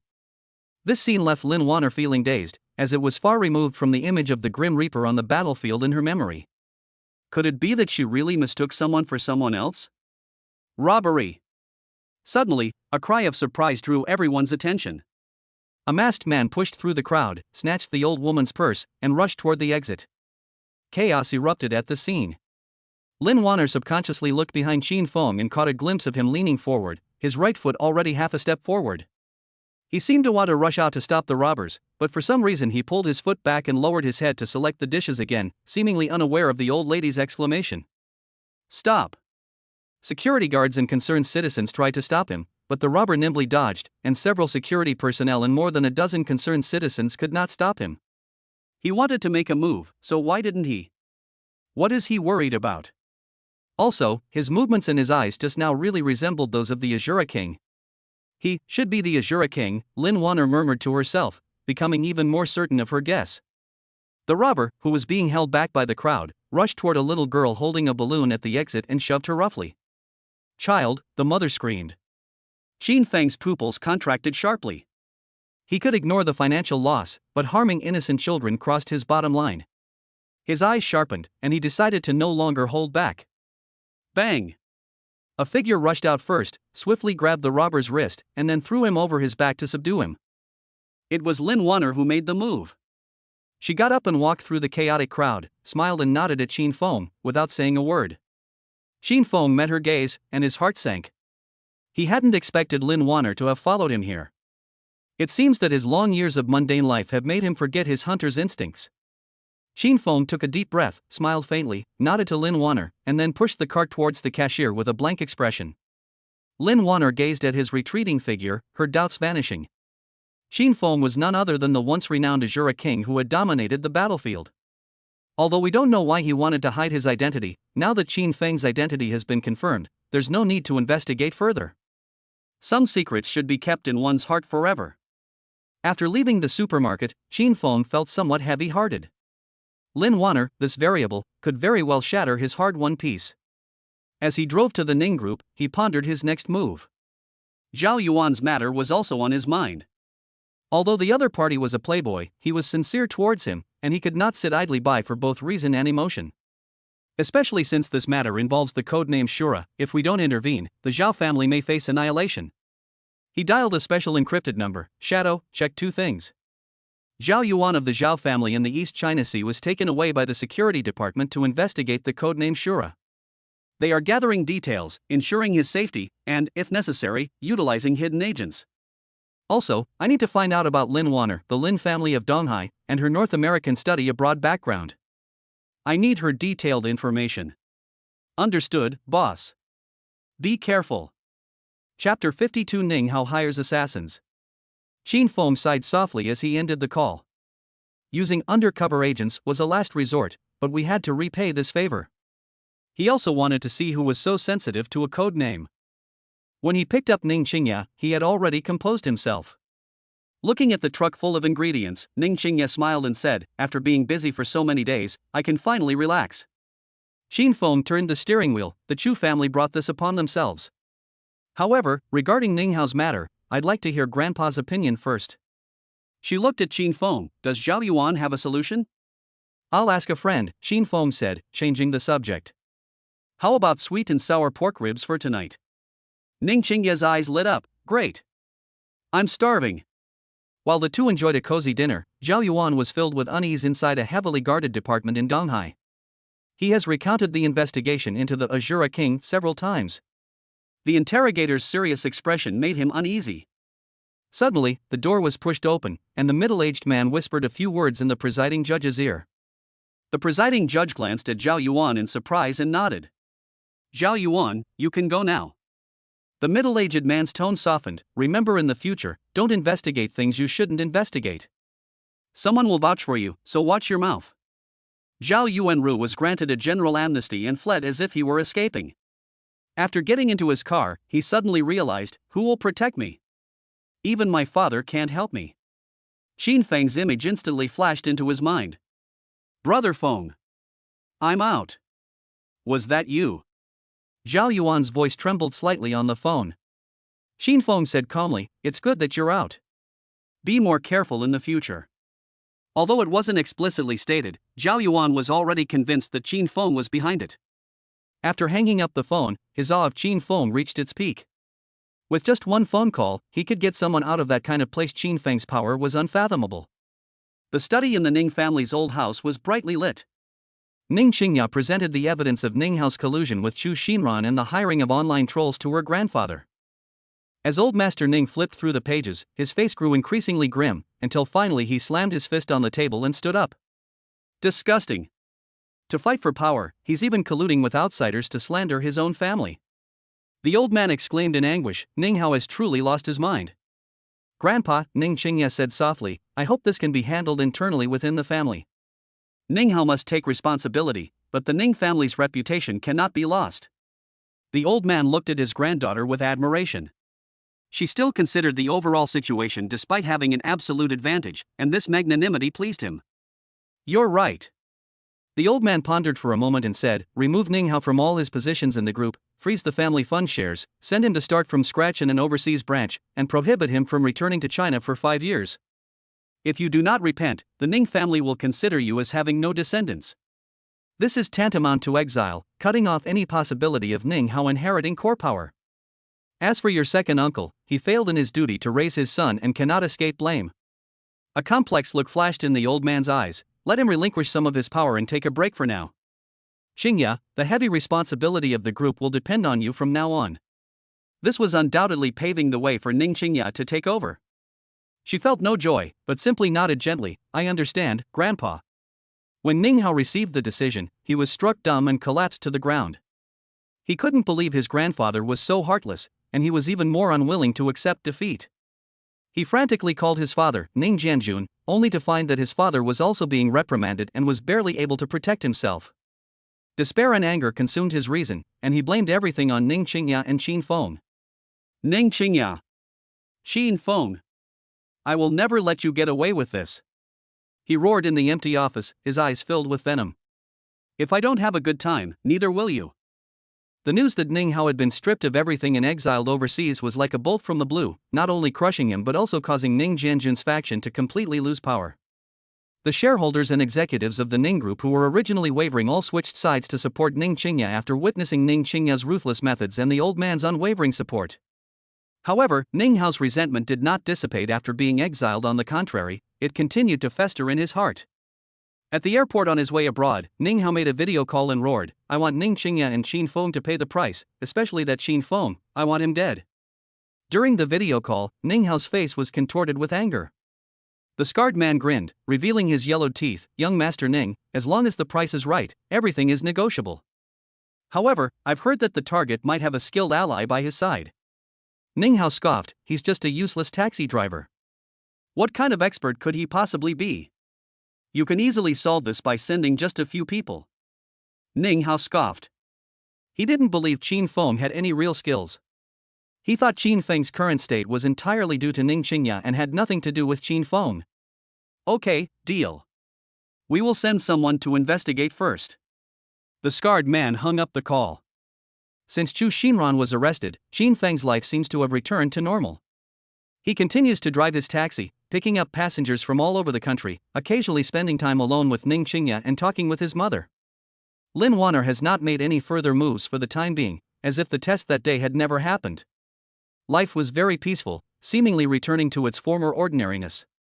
Ever since Qin Feng rescued Zhao Yuan has been devoted to him, almost regarding him as a second parent.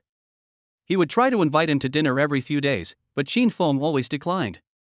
A few days later, in the evening, Qin Feng finished driving early and prepared to go to the supermarket to buy some groceries to cook at home. Just as he parked his car in the supermarket's underground parking lot and walked toward the elevator, several seemingly casual figures quietly gathered around from different directions.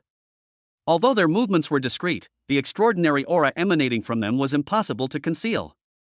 Qin Feng didn't stop walking, seemingly oblivious, and continued to stroll forward casually. There were 4 of them, surrounding him and blocking all possible escape routes. As they approached the elevator lobby, in the darkest corner, 2 men suddenly accelerated, one on the left and one on the right. A flash of cold light appeared in their hands. They were holding poison daggers, aiming straight for Qin Feng's waist and neck. The actions were swift, precise, and ruthless, clearly those of a well-trained killer. The other 2 watched their surroundings warily, while simultaneously sealing off all escape routes for Qin Feng. Just as the dagger was about to pierce his body, Qin Feng moved. His body twisted at an incredible angle, as if boneless, narrowly avoiding the attack from both sides. At the same time, his left and right hands shot out with lightning speed, precisely grabbing the wrists of the two assassins. Snap! With two soft cracking sounds, the assassin's wrist had been snapped. Ugh! The two assassins groaned as the excruciating pain instantly rendered them incapable of fighting, and their daggers clattered to the ground. Upon seeing this, the other two assassins also pounced on Qin Feng immediately. Chapter 53, Counterattack breaks the stalemate, the mastermind revealed. Qin Feng slapped the two assassins away. The assassins pulled out two silenced pistols from their pockets, aimed at Qin Feng, and pulled the triggers without hesitation. Bang! Bang! Qin Feng flicked his toe, and a dagger fell into his hand, which he then threw at an assassin. Whoosh! Puff! The dagger flashed like a cold light and pierced the shoulder of a gunman. The immense force sent him staggering backward, the gun barrel veering to the side. Almost simultaneously with throwing out the dagger, Qin Feng moved like a ghost to close in on the last gunman, delivering a precise chop to his carotid artery. The assassin's eyes bulged out, and he collapsed limply to the ground. The entire process, from the attack to the elimination of the four people, took no more than 10 seconds. The underground parking lot fell silent again, save for the suppressed groans of the two assassins whose wrists had been broken, and the terrified look in the eyes of the man with the knife in his shoulder. Qin Feng walked up to the assassin with a knife wound in his shoulder, looking down at him with murderous intent. "Who sent you?" The assassin gritted his teeth, his eyes fierce, and showed no intention of speaking. Qin Feng pressed down slightly on the knife wound. Ah! The assassin let out a shrill scream, cold sweat instantly soaking his entire body. It's Ning Hao. Ning Hao sent us. Overwhelmed by excruciating pain, he could no longer endure it and screamed in agony. Ning Hao? Qin Feng's eyes turned cold. He hadn't expected it to be Ning Hao. He stared coldly at the assassin, picked up the man's phone, and dialed the police. "Hello, there's trouble here." After hanging up the phone, Qin Feng silenced the witness and then disappeared. He didn't want anyone to know what was going on here. Leaving any survivors would do him no good. The police team that received the emergency call arrived at the scene quickly, and they were all stunned when they saw the killer lying in a pool of blood. This is the center of Donghai City. How could there be such a murder case? Quickly, set up a cordon immediately and call the forensic doctor over. Team leader Huang Tianming immediately led his team to seal off the entire parking lot, while also sending people to check surveillance footage and conduct door-to-door investigations. These people all died from a single, fatal blow. The opponent's abilities were extremely strong, far surpassing theirs, and were suspected to be ancient martial arts.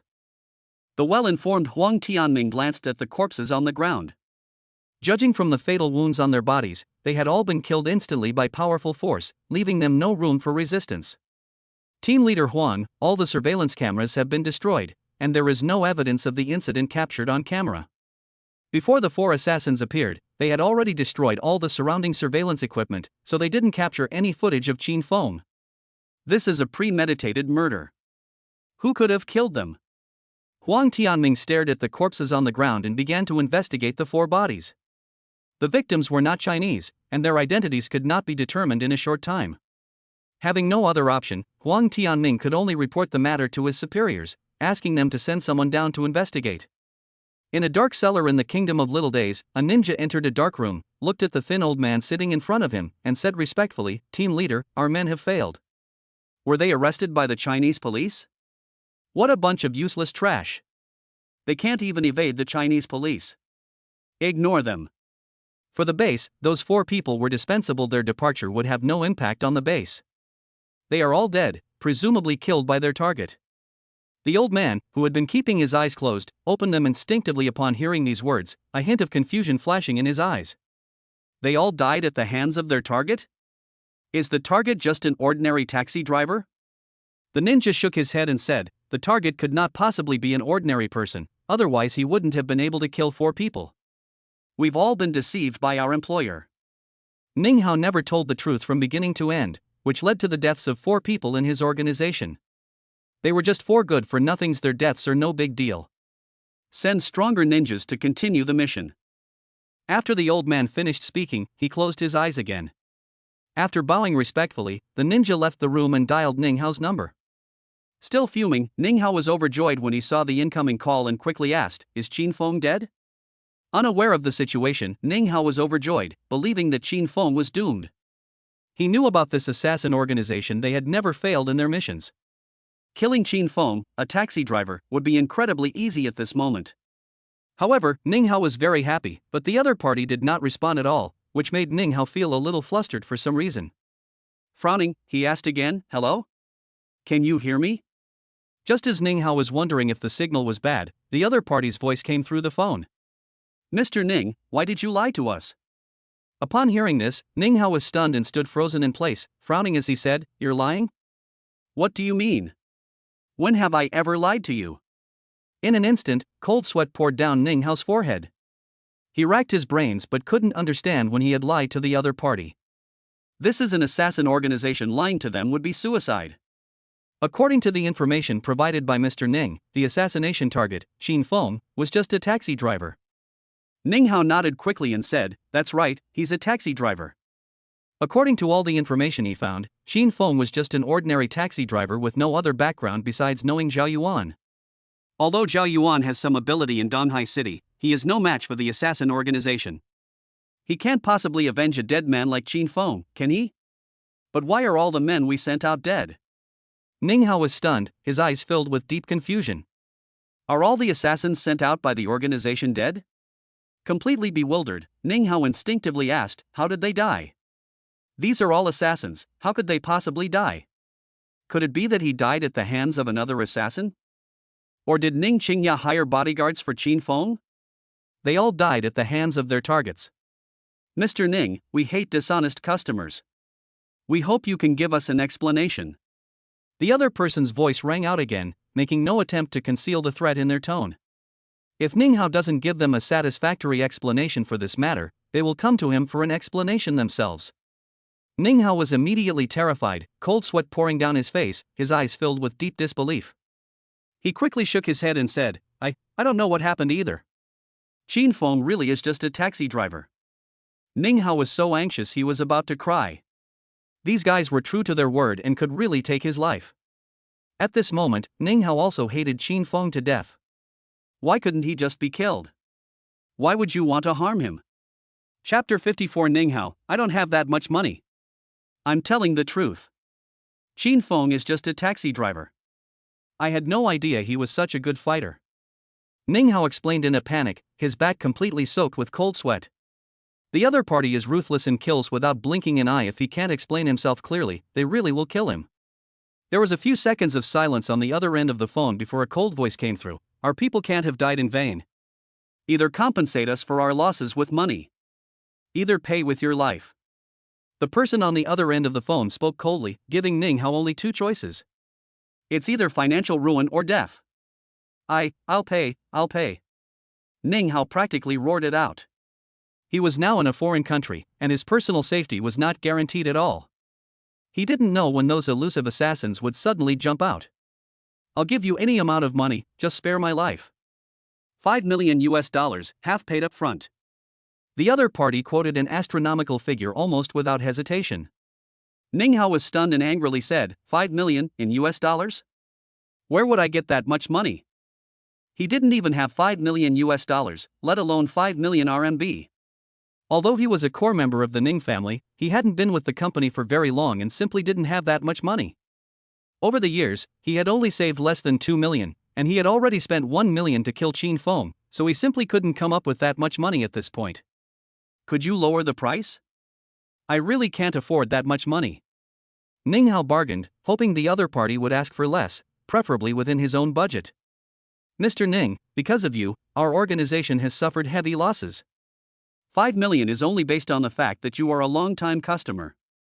Otherwise, it would be much more than 5 million. I hope Mr. Ning can think it over carefully before answering. We'll give Mr. Ning 3 days to consider. After the other party finished speaking, they hung up the phone immediately. Ning Hao plopped down on the ground, his whole body soaked in sweat. He never dreamed things would develop this way. He's in dire straits himself, and he can't possibly tell Ning Jianjun about this. The thought that all of this was caused by Qin Feng brought her to the peak of resentment towards him. This good-for-nothing is so powerful, it's impossible. On the other side, Qin Feng acted as if nothing had happened, and after buying groceries, he came to the company to pick up Ning Qingya. After dinner, Ning Qingya went back to her room to work on some documents, while Qin's mother chatted with An Zhang about everyday matters. Qin Feng looked out the window at the bright moonlight and murmured, "We're already abroad, why can't we stay put?" Given his past personality, Ning Hao would be dead by now. But since Ning Hao was a member of Ning Qingya's clan, he could only mutter, "I hope you behave yourself." I don't want to embarrass Qingya. After thinking for a moment, Qin Feng dialed Zhao Yuan's number. Inside a luxurious KTV, Zhao Yuan was embracing a glamorous woman. Ever since Qin Feng cured him, he had wanted to test his male function and see if he had regained his former peak. Just as the beautiful woman had squatted down, Zhao Yuan suddenly received a call from Qin Feng. He immediately pushed the woman away and said, "Brother Feng, you finally called your little brother." Those around were stunned upon hearing this. This is Zhao Yuan from the Zhao family. In Donghai, he's practically a prince. Who's on the other end of the phone? How could someone as a spoiled brat as Zhao Yuan be willing to be his underling? There doesn't seem to be such a big shot in the East China Sea, does there? Could it be a big shot from Kyoto? Where are you? Qin Feng asked.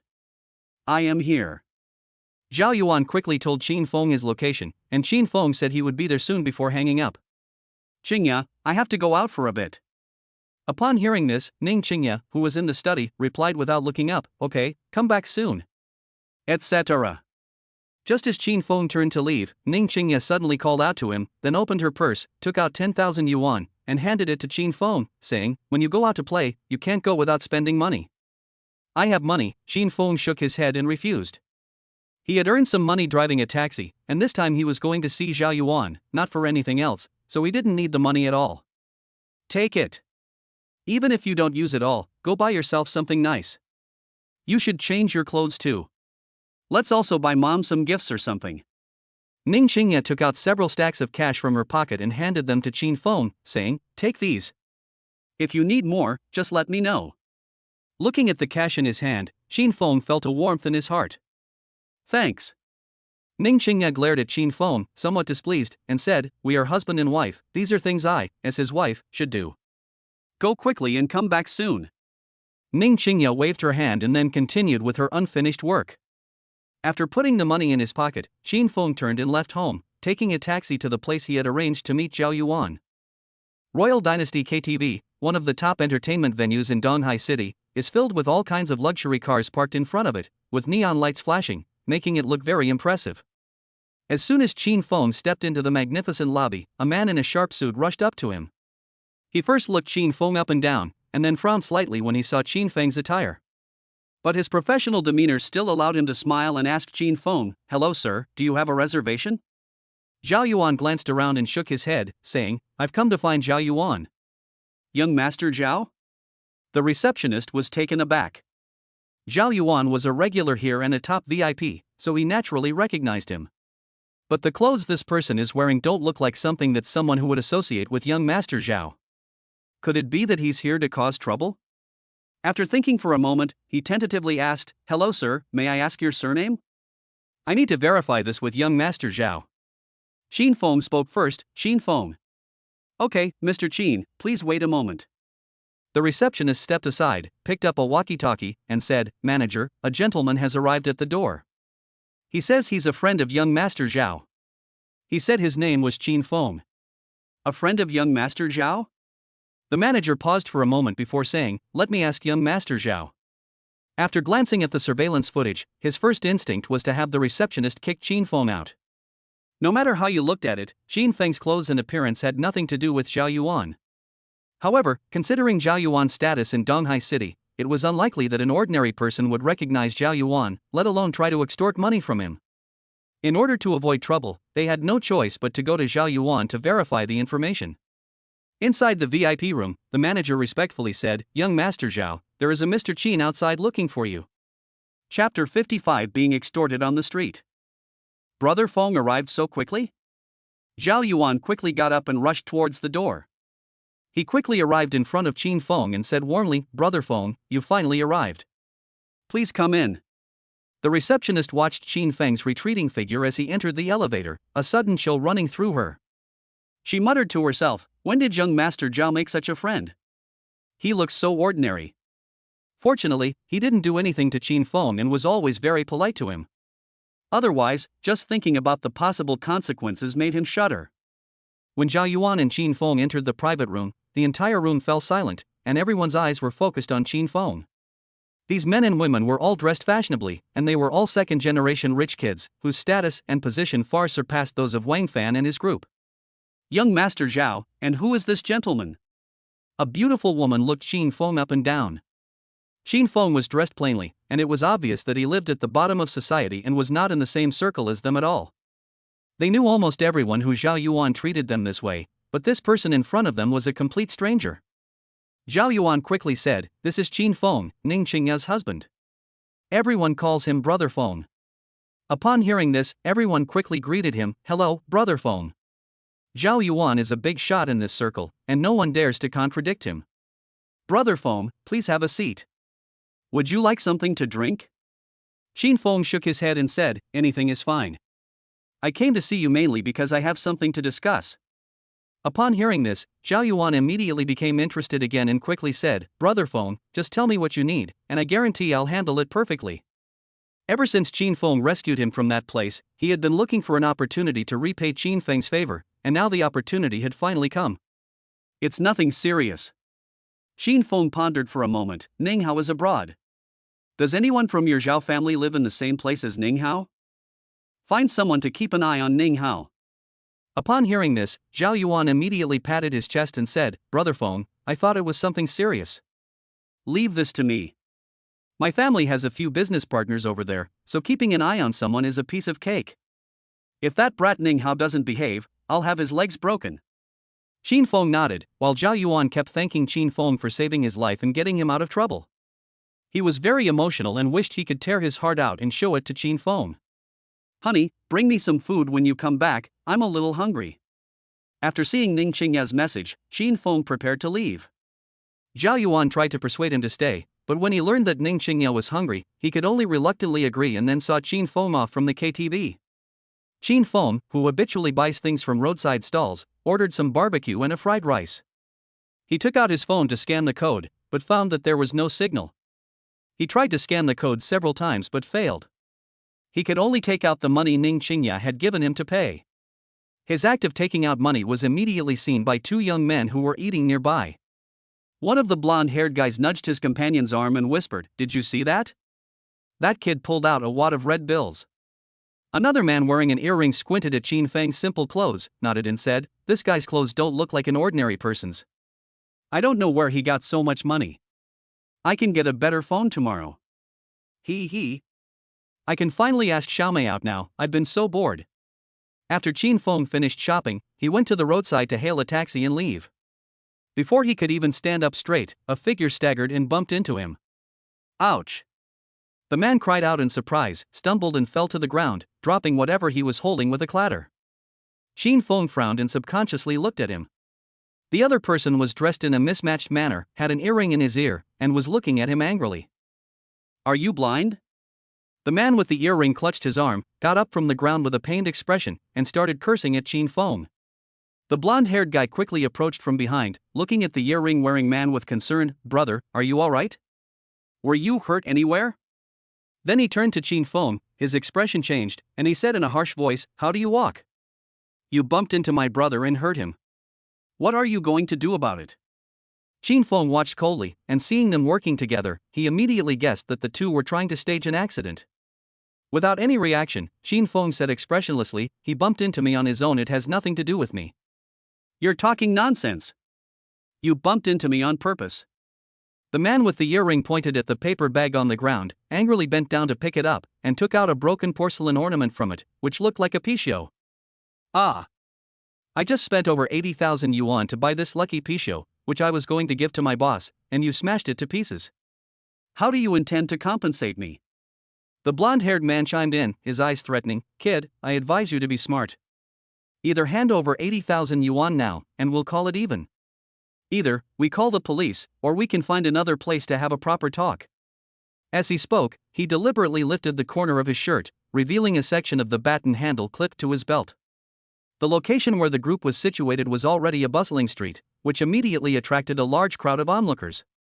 People looked at the shattered porcelain on the ground, then glanced at Qin Feng carrying barbecue and fried rice. Some of the residents living nearby guessed what had happened, but they could only watch helplessly, and no one intervened. These two are repeat offenders. Messing with them will not end well, and you'll definitely be targeted by the local authorities. Qin Feng glanced at the so-called antique Pichio fragments on the ground and frowned, saying, "You say these things are antiques, so they really are? Look closely, this is the receipt. I bought it from the Ink Treasure Pavilion." The man with the earring raised his hand and handed a receipt to Qin Feng. "Open your dog eyes and look carefully." "How much is it?" "More than 80,000. Mo Baogu is the largest antique dealer in Donghai City. Don't tell me the antiques they're selling are fake."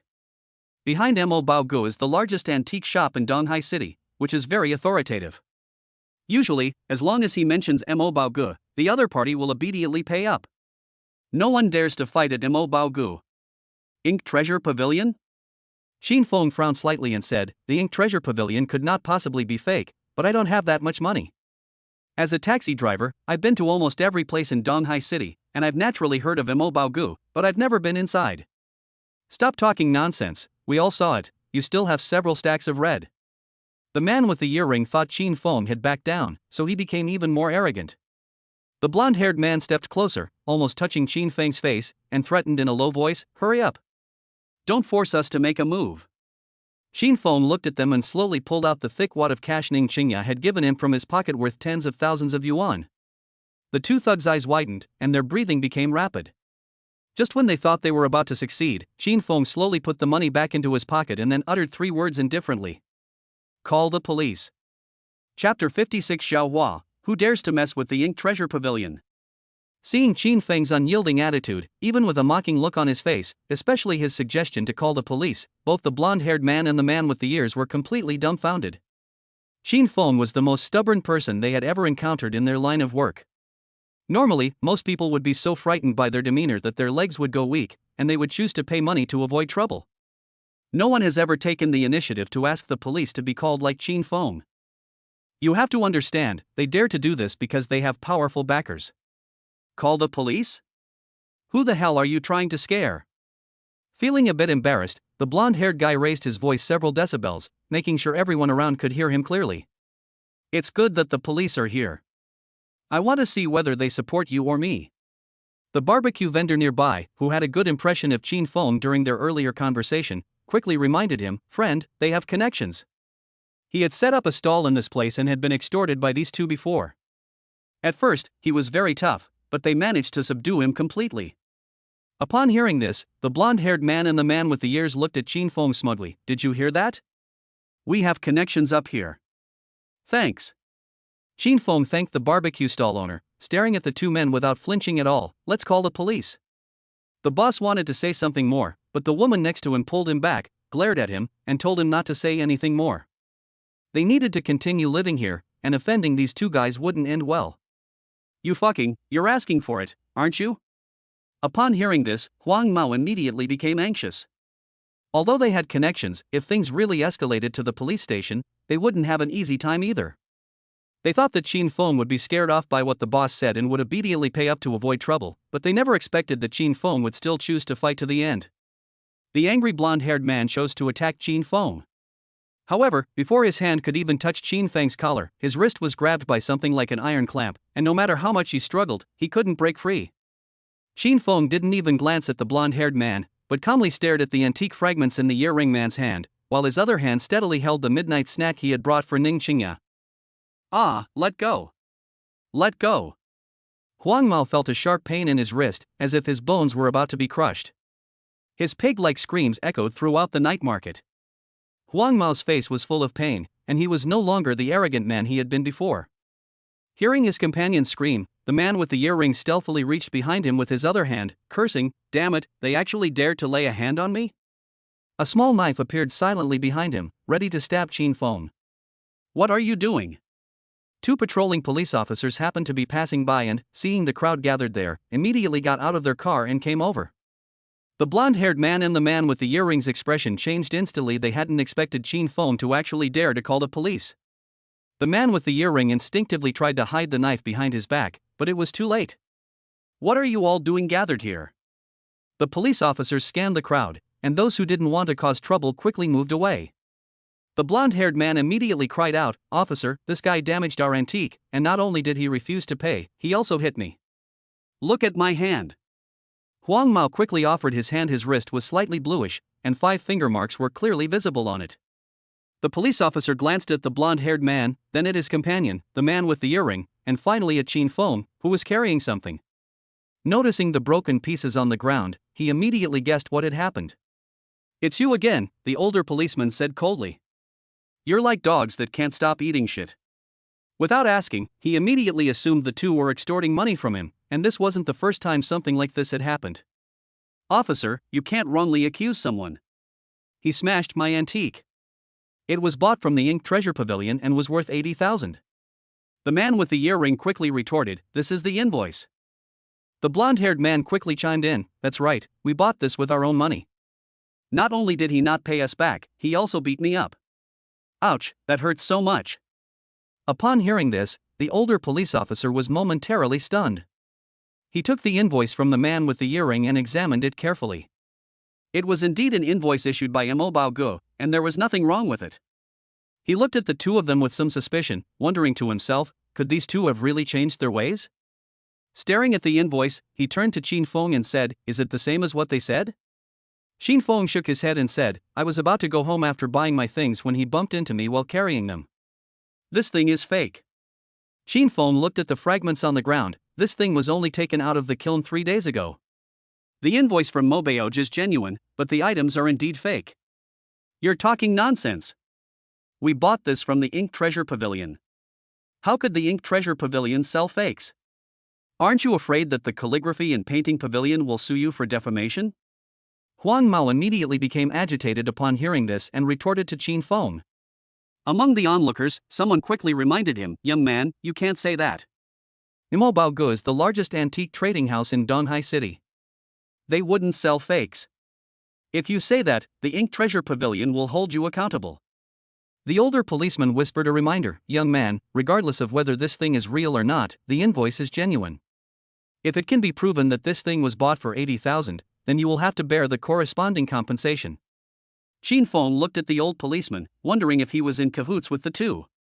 The barbecue owner had said earlier that these two had someone backing them. Could it be that they were the protectors? After a moment of silence, Qin Feng said softly, "Then let the people from Mo Baogu come over and confirm whether this is something from their store." Everyone present was stunned.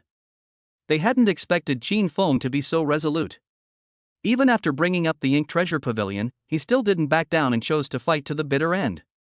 The two policemen were momentarily stunned, then said, "Please come with us. We'll contact the person in charge of the Ink Treasure Pavilion." When the man with the earring and the blonde man heard that they were going to the police station to confront the Mo Baogu, they panicked. Although their invoices were genuine, the items were fake. Offending a powerful organization like the Mo Baogu meant that even if their backers wanted to protect them, they wouldn't dare to act rashly. For a moment, they were all stunned and didn't know how to answer. Looking at the two men, the two policemen immediately guessed what was going on. The so-called antique was most likely fake, something the two men had concocted to deceive people. "No need, I'll have someone from the Ink Treasure Pavilion come over." Chapter 57. Yellow Hair. How does he know the manager of Mo Baogu? With barbecue still in his hand, Qin Feng didn't have time to go to the police station. He took out his phone and dialed old Mo's number. It was almost 11 o'clock, and old Master Mo had already gone to bed early, but he was still woken up by his phone ringing. He frowned, picked up his phone, and glanced at it. When he saw that it was Qin Feng calling, the anger on his face immediately dissipated. "Young friend Qin, is something wrong that you're looking for me so late?" Qin Feng said softly, "Elder Mo, this is what happened. Someone is causing trouble by using the name of Mo Baogu." Upon hearing that someone was tarnishing the reputation of the Ink Treasure Pavilion, Elder Mo immediately flew into a rage. "Young friend Qin, where are you?" "I'm coming right away." After Qin Feng gave his address, old Mo hurriedly hung up the phone. Qin Feng looked at the two policemen. "Please wait a moment, the person in charge of Mo Baogu will be here shortly." Upon hearing this, the blonde-haired man and the man with the earring were stunned, staring at Qin Feng with disbelief in their eyes. This person is dressed so plainly, he looks like the kind of wage slave who works on construction sites or in factories. How could he possibly know any important figures from the Ink Treasure Pavilion? This must be a joke. The two policemen stared at Qin Feng, somewhat incredulous. Young man, what do you do? Judging from Qin Feng's attire alone, it's unlikely that he knows anyone at the Imobaogu, let alone be able to summon the person in charge of the Imobaogu with just a word. Could he be a relative of the person in charge of the Imobaogu? A taxi driver. Upon hearing this, the two policemen were momentarily speechless. It was unlikely that a taxi driver would know the person in charge of Mayu Pavilion. Although he didn't trust Qin Feng, he didn't expose him. Instead, he glanced at his phone and said, "Young man, we still have to patrol. I'll give you 15 minutes. If you haven't arrived by then, please come with us." Qin Feng nodded and did not refuse. The blonde-haired man and the man with the earring exchanged a worried look, both contemplating whether to run away. Leaving now would not cause them any loss, but if they really clashed with the Ink Treasure Pavilion, they would definitely not have a good outcome. Should we run away? Why are you running? Do you really think he thinks the people from the Ink Treasure Pavilion are right? He's just trying to scare us.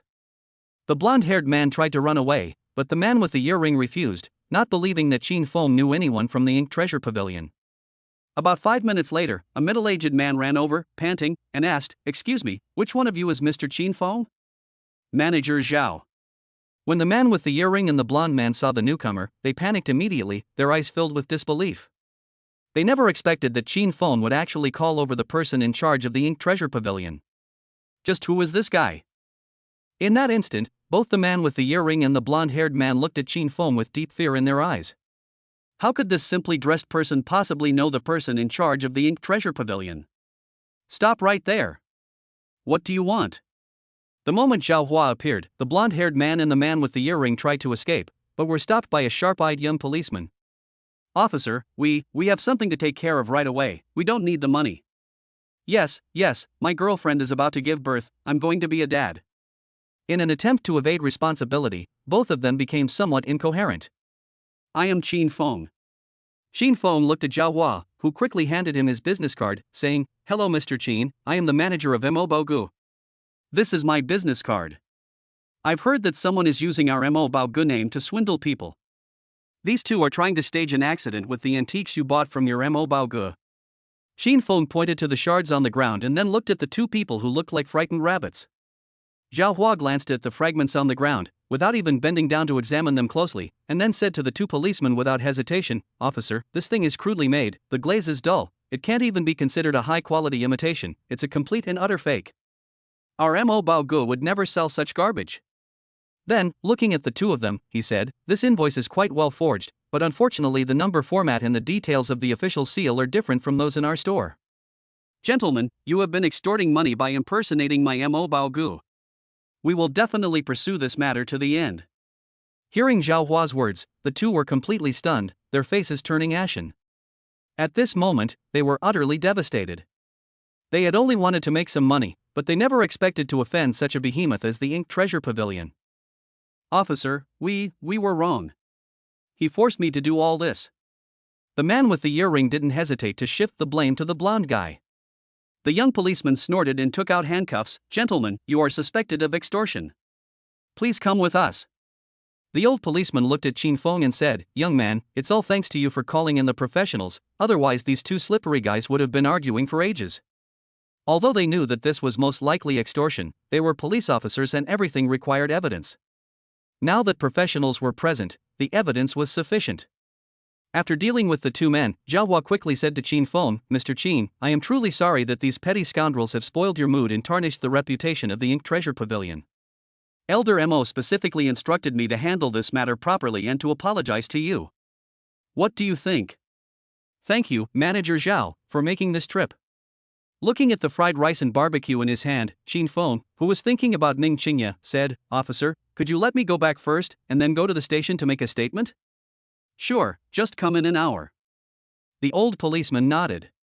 Qin Feng's ability to know people from the Ink Treasure Pavilion and to command such respect from Zhao Hua suggests that he is not an ordinary person. Furthermore, this matter was not Qin Feng's fault, and there was no need to offend the other party because of the statement. "Manager Zhao, please come with us to make a statement." After receiving permission, Qin Feng did not hesitate to take a taxi and leave. Everyone watching Qin Feng leave was somewhat shocked. These two have been running rampant in this area for a long time. Although the locals hate them, they are powerless to do anything about it. Even if someone calls the police and takes them away, they will reappear within a few days and then retaliate against the person who called the police. Over time, no one dared to bother with them anymore, and they would avoid them whenever they saw them. They thought Chin Fong was destined to be unlucky today, but they never expected that Chin Fong would be so powerful. He could summon the manager of the Ink Treasure Pavilion with just one phone call. His ability was indeed very strong. Serves you right, you bastards, you got what you deserved, didn't you? Those who had been bullied looked on with glee as they watched the people being led into the police car. Chapter 58 Brother Fong, you're still too kind. Inside the villa, Ning Xingya was still working on documents in the study when she heard the door open. She looked up and rubbed her sore eyes, saying, "Honey, you're back. What delicious food did you bring back for me?" Chin Fong placed the food on the restaurant table and said apologetically, "I ran into some trouble on the way and got delayed a bit, so it might be a little cold. I'll go heat it up." "It's okay." Ning Xingya walked over, opened the package, and took a deep breath. "It smells so good. It's all right to eat something cold once in a while." She picked up a skewer of grilled meat, took a bite, and squinted her eyes in satisfaction. "What my husband buys is always delicious." Looking at her childlike appearance, Chin Fong felt a wave of tenderness wash over him, and turned to go to the kitchen to pour her a glass of warm water. "What happened on the way?"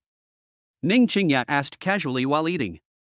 Chin Fong briefly recounted the incident of being staged for an accident and calling the manager of the Ink Treasure Pavilion, omitting the details of the conflict and only saying that the other party had forged an invoice and was exposed. After listening, Ning Xingya frowned slightly. These people are really lawless. "But when did you become so familiar with the manager of Mo Baogu?" Although Mo Baogu is not as prestigious as Mo Yuzhai, it is still an enterprise under Mo Yuzhai and has a great reputation. Logically speaking, Chin Fong should not be able to know it.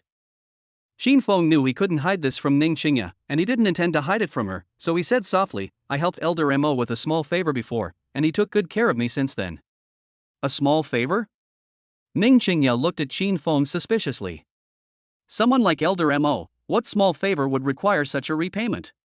"Honey, you're revealing more and more secrets." Ning Xingya gazed at Chin Fong, feeling both curious and quite satisfied. She had resolutely chosen to marry Chin Fong even before they were familiar with each other. And this man, he can even easily get in touch with Elder Mo, he's really too mysterious. Chin Fong smiled, without going into further explanation, and simply pushed the warm water in front of her. "Eat quickly, it's getting late." Ning Xingya didn't press the matter further. Everyone has their own secrets, and she trusted Chin Fong. She believed that Chin Fong would definitely tell her when the time was right. "Honey, you should eat too." Ning Xingya handed a skewer of barbecue to Chin Fong, and the two enjoyed this wonderful and warm moment. Meanwhile, in the interrogation room of a branch of the Donghai Municipal Public Security Bureau, faced with irrefutable evidence, the blonde-haired man and the man with the earring quickly confessed to their crimes. The invoice for that calligraphy and painting exhibition was forged through special channels, and the so-called antiques were bought from a craft wholesale market for just a few yuan each. "Officer, we admit defeat. We've really messed with them this time," the blonde-haired guy said dejectedly, "but could you please not let the Ink Treasure Pavilion pursue this against us? We'll pay compensation and apologize." What they were truly afraid of was the investigation by the Ink Treasure Pavilion. Given Mo Yuzhai's capabilities, if they were to investigate further, their actions would likely go far beyond just a few days of detention. The police officer in charge of the interrogation sneered, "Now you're scared? Where were you before? As for whether Mo Baogu will pursue the matter or not, that's not up to us. It depends on your attitude and whether Mr. Chin is willing to forgive you." Mentioning Mr. Chin made the two men turn pale. To this day, they still can't figure out who that seemingly ordinary young man really is. An hour later, after Ning Xingya returned to her room, Chin Fong went to the police station to give a statement, and the matter was settled in half an hour. The next day, Chin Feng's life returned to normal without being affected in the slightest. Around noon, Chin Fong was eating when Zhao Yuan called. "Brother Fong, the task you asked me to do has been completed. My friend has already found Ning Hao. That kid is on secondment at a branch of the Ning Group, and he's living in constant fear. I heard he owes a lot of money." "Okay, just keep an eye on him and make sure he doesn't pull any more tricks," Chin Fong said calmly. "Don't worry, Brother Fong, my friend is reliable. If that kid Ning Hao dares to lay a finger on me again, I guarantee I'll chop him up."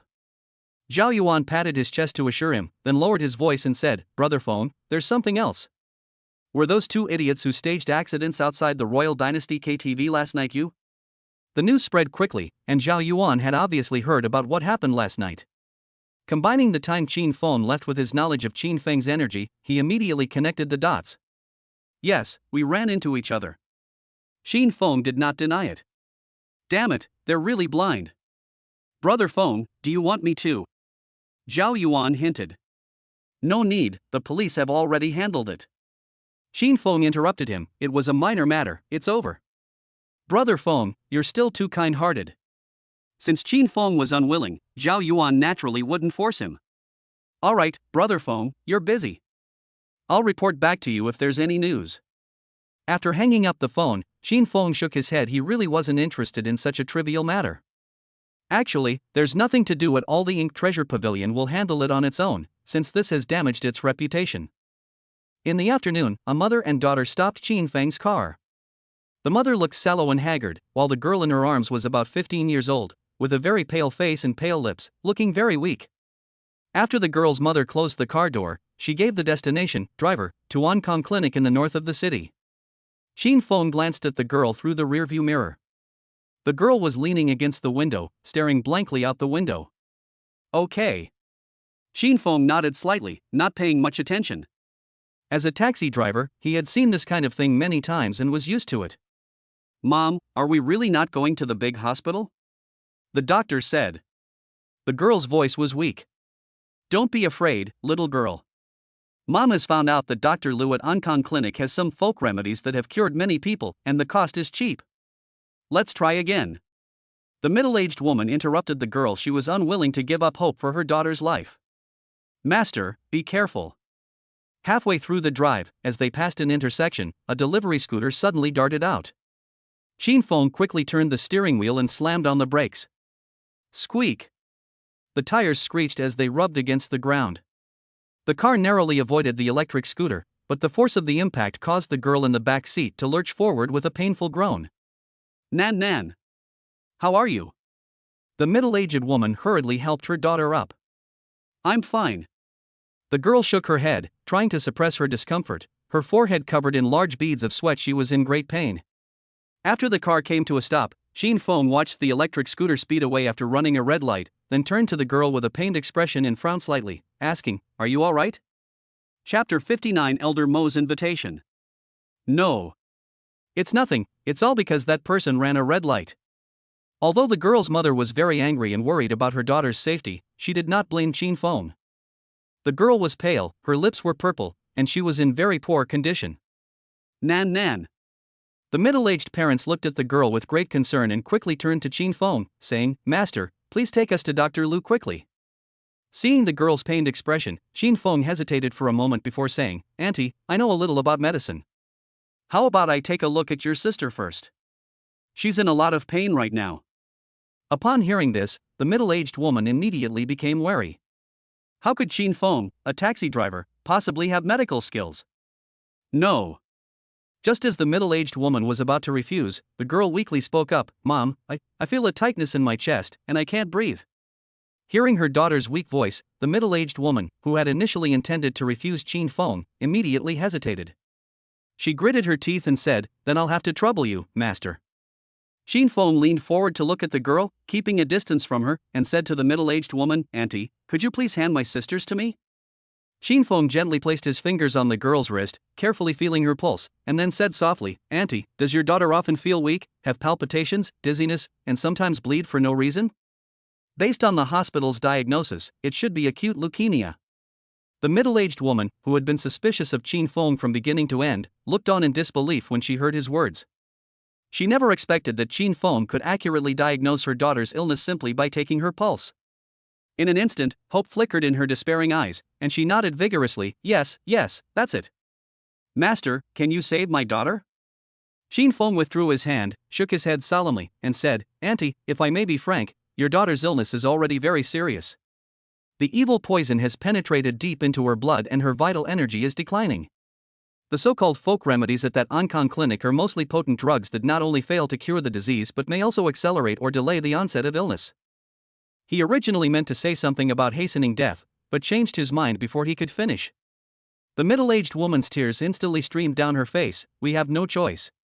The big hospitals said chemotherapy will cost hundreds of thousands, and we'll need to find a suitable bone marrow donor. We can't raise that much money even if we sell everything we own. Mom, don't cry. The girl weakly comforted her mother, her own eyes reddening. Looking at the desperate mother and daughter, Xin Feng remained silent for a moment before saying, "Auntie, if you trust me, I'll give your sister a few acupuncture treatments to stabilize her condition and at least make her feel a little more comfortable. Then, I can prescribe a medicine for you. Although it cannot guarantee a complete cure, if you persist in taking it and cooperate with regular treatment, there is a great chance that you can control the condition and even improve it." Really? The middle-aged woman felt as if she had seen a glimmer of hope in the darkness. I can only do my best, but I can't guarantee whether it can be cured. Xin Feng took out a small bag of silver needles that he always carried with him, a habit he had maintained for many years, just in case. After parking the car in a safe area, Xin Feng opened the back door and looked at the little girl in the middle-aged woman's arms. "Little sister, don't be afraid. It's just a little sore, but you'll be fine in a moment." The girl nodded weakly. Xin Feng acted swiftly, accurately inserting silver needles into the girl's acupoints such as Higu, Neguan, and Zusanli, and infusing a trace of barely perceptible true energy to protect her heart meridian and stimulate her own vital energy. After just 5 minutes of acupuncture, the girl's complexion visibly regained a rosy hue, and her breathing became much more even. She was amazed by the changes in her body. "Mom, I feel much better. My chest doesn't feel tight anymore, and I have more energy." Seeing the changes in her daughter, the middle-aged woman trembled with excitement and was about to kneel down before Xin Feng, "Miracle doctor. Thank you. Thank you." Xin Feng quickly helped her up. "Auntie, you mustn't." Then, Xin Feng took out paper and pen, quickly wrote down a prescription, and handed it to the middle-aged woman. "Get the medicine according to this prescription, take it for 7 days, and contact me again after 7 days. I will adjust the prescription according to the situation. Remember, you must get your medication from a reputable pharmacy and take it on time." The middle-aged woman accepted the prescription with trembling hands, as if holding a rare treasure, and expressed her deepest gratitude. Xin Feng dropped them off near their original destination, Ancon Clinic, and watched them get out of the car. The middle-aged woman hesitated for a moment, but ultimately did not enter the clinic that looked unreliable. Instead, she took her daughter's hand and walked in the opposite direction towards a large chain pharmacy. Xin Feng watched their retreating figures, a knowing smile appearing on his face. That was all he could do. He hoped the prescription would help them. The prescription given to the girl is an ancient one, which has remarkable effects on strengthening the body's resistance, eliminating pathogens, and regulating qi in blood. However, the process is relatively slow and the effects are not very obvious, but it does not harm the body's vital energy. Everything Xin Feng did was witnessed by the person in a black sedan not far away. Sitting in the car was Lin Wanner. She came to the hospital today and happened to see Xin Feng get out of the car to save the person and then administer acupuncture and prescriptions. As expected. Lin Wanner murmured to herself, such superb medical skills, calm demeanor, and composure in the face of danger. Besides his unparalleled combat prowess, it is said that the Azura King's medical skills are also deeply rooted in the legacy of the old divine physician in the army, capable of bringing the dead back to life. Having already confirmed Xin Feng's identity, Lin Wanner became even more certain of her guess when she saw him make a move again. However, he only watched from a distance and did not go over to disturb them. Since Chu Xinran's outburst, Ning Qingya's counterattack caused Ning Group's stock to surge. Ning Qingya also took advantage of the situation to completely control Ning Group.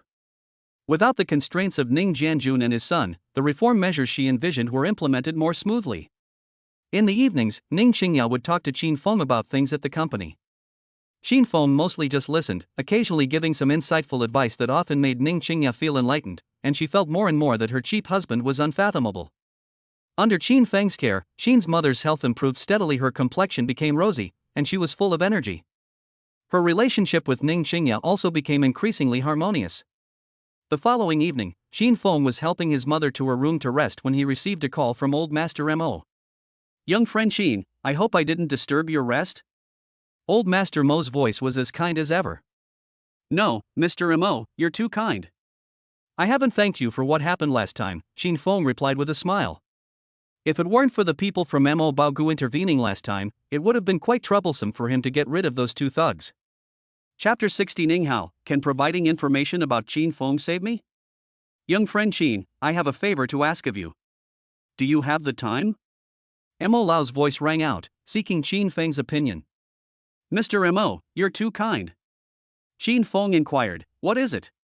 Even Elder Mo finds it troublesome. Although he owed Elder Mo a favor, Qin Feng did not directly agree to any of Elder Mo's requests. The day after tomorrow night, there is a small private exchange meeting in Donghai.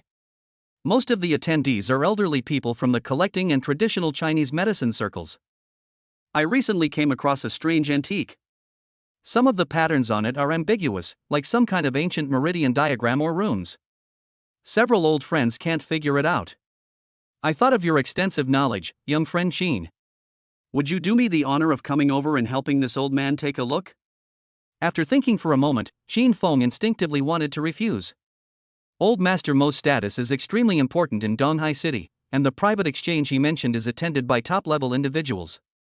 He just wanted an ordinary life and didn't really want to associate with people in high places. After thinking for a moment, he said, Elder Mo, it might be a little inconvenient for me here. Elder Mo continued, young friend Qin, rest assured, we will not reveal any information about you, nor will anyone investigate you. It will absolutely not affect your life. Qin Feng, who was still thinking of making excuses, saw that Qin Feng had already said so. If he continued to make excuses, it would really be disrespectful to Elder Mo. So he nodded and said, okay, I will definitely be there on time the day after tomorrow. Then this old man will look forward to your arrival, young friend, old Mo said with a smile. The location is in the backyard of Moyazai. I will have Zhao Hua pick you up then. No need to trouble Manager Zhao, I can go by myself. Alright then, I won't bother you any longer, young friend. After Qin Feng hung up the phone, he saw Ning Qingya in the living room and said softly, Old Mo has a private meeting and would like to invite me to attend. Do you want to go? Those who can go there are all wealthy and powerful, wielding considerable influence in Donghai City.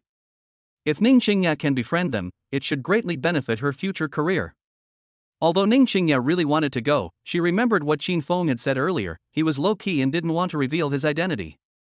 If he took her along, it would definitely expose his identity. Thinking of Qin Feng's sake, Ning Qingya suppressed her inner thoughts and said, no, I have a lot of things to do at the company, I don't have time. Just come back and tell me. Qin Feng nodded and said, okay. Meanwhile, on the other side, Ning Hao was huddled in a small, dirty rented room, his eyes bloodshot. His phone screen displayed the ultimatum from the assassin organization, with less than half a day left before the 3-day deadline.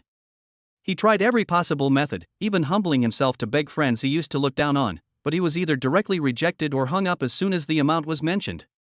$5 million, such an astronomical figure, was like a mountain, weighing him down and making it hard for him to breathe.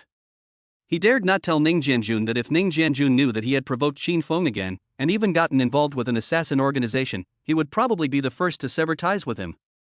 The fear of the assassin organization shrouded his heart like endless darkness, making it impossible for him to see even a glimmer of hope. Qin Feng. Ning Qingya. It's all your fault. If it weren't for you all, I wouldn't have ended up in this state. He roared like a madman, smashing the bottle in his hand against the wall, scattering shards of glass everywhere. Just then, his phone rang. It was an unfamiliar overseas number. Ning Hao, like a frightened bird, answered the phone with trembling hands. Hello, who is it? Mr. Ning Hao? An unfamiliar voice came from the other end of the phone, seemingly processed by special equipment, making it impossible to distinguish whether it was male or female. It's me. I really can't come up with $5 million. Ning Hao thought it was an assassin organization coming to kill him. We are not from Dark Moon, the electronic voice interrupted him. We are well aware of your current situation and are very interested in your enemies. Ning Hao was taken aback and asked warily, who are you? What do you want? You don't need to know who we are. You just need to know that we can help you solve the Dark Moon problem and give you some money to make a comeback. What do you want to do? He's not stupid, he doesn't believe there's such a thing as a free lunch. The conditions are simple. The electronic voice paused, then continued, we need you to provide everything you know about Qin Feng, the more detailed the better, especially his current situation. Ning Hao was shocked. These people were only investigating Qin Feng? How could a taxi driver possibly have such power? I don't know much either. He's just a taxi driver, and he seems to be pretty good at fighting. We know that. The electronic voice seemed a little impatient. Tell us something we don't know, like what his purpose was in coming to the East China Sea, and who he was in contact with. Ning Hao racked his brains and told everything he knew about Qin Feng, including that Qin Feng had cured Zhao Yuan's hidden illness, might know some medical skills, and that Elder Mo seemed to treat him differently, etc. The other person's appearance gave him hope of survival, and he desperately wanted to prove his worth. After listening to Ning Hao's intermittent narration, the electronic voice remained silent for a moment, then said, "This information is still somewhat useful. We will pay Dark Moon $5 million on your behalf. In addition, we will give you a new identity and $500,000 and allow you to return to the East China Sea. However, you will need to provide us with all information about Qin Feng on a regular basis. I don't want any third party to know about what happened today." Ning Hao quickly assured him, "I promise, no one will know." Less than a minute after hanging up the phone, Ning Hao suddenly received a remittance of $500,000 into his account. He stared blankly at the balance, feeling extremely shocked. He didn't even tell the other party his account number, and the money just flowed in so easily? Doesn't that mean everything he does is under the other party's surveillance? Thinking of this, Ning Hao felt extremely terrified. Being exposed to the enemy's watchful eye every moment was even more terrifying than those assassin organizations. Meanwhile, the vice president of the Dark Moon organization in the island nation hurriedly issued an order. "Don't worry about Ning Hao, he has someone protecting him."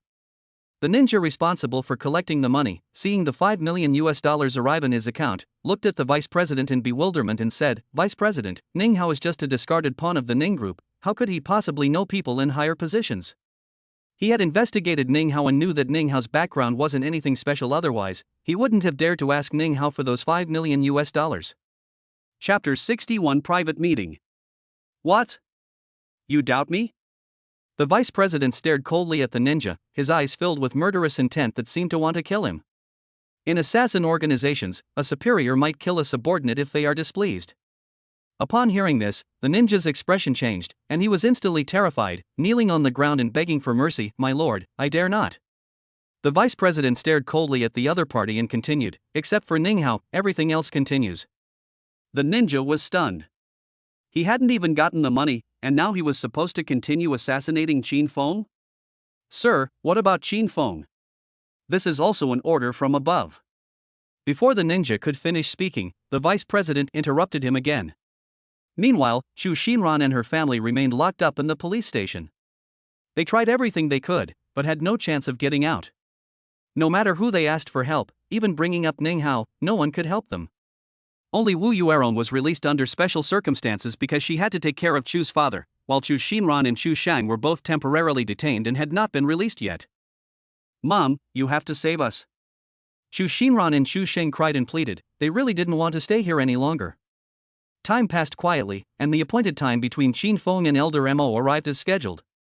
In the evening, Qin Feng parked his car and walked to Moyazai. Tonight, Mo Yuzhai was different from usual. There were several security personnel at the entrance, their demeanor calm and their sharp eyes scanning the surroundings. They were clearly martial artists who had undergone special training. Private address, no unauthorized personnel allowed. Qin Feng was stopped by security personnel as soon as he arrived at the entrance. After sensing the other party's aura and confirming that the other party was not an ordinary person, Qin Feng became even more certain that this private exchange meeting was indeed not simple. "Qin Feng, this is the invitation. Yesterday, Elder Mo sent someone to deliver the invitation." After carefully inspecting the invitation, the security personnel took out their equipment and said to Qin Feng, "Mr. Qin, this is the regulation. Please cooperate with the inspection."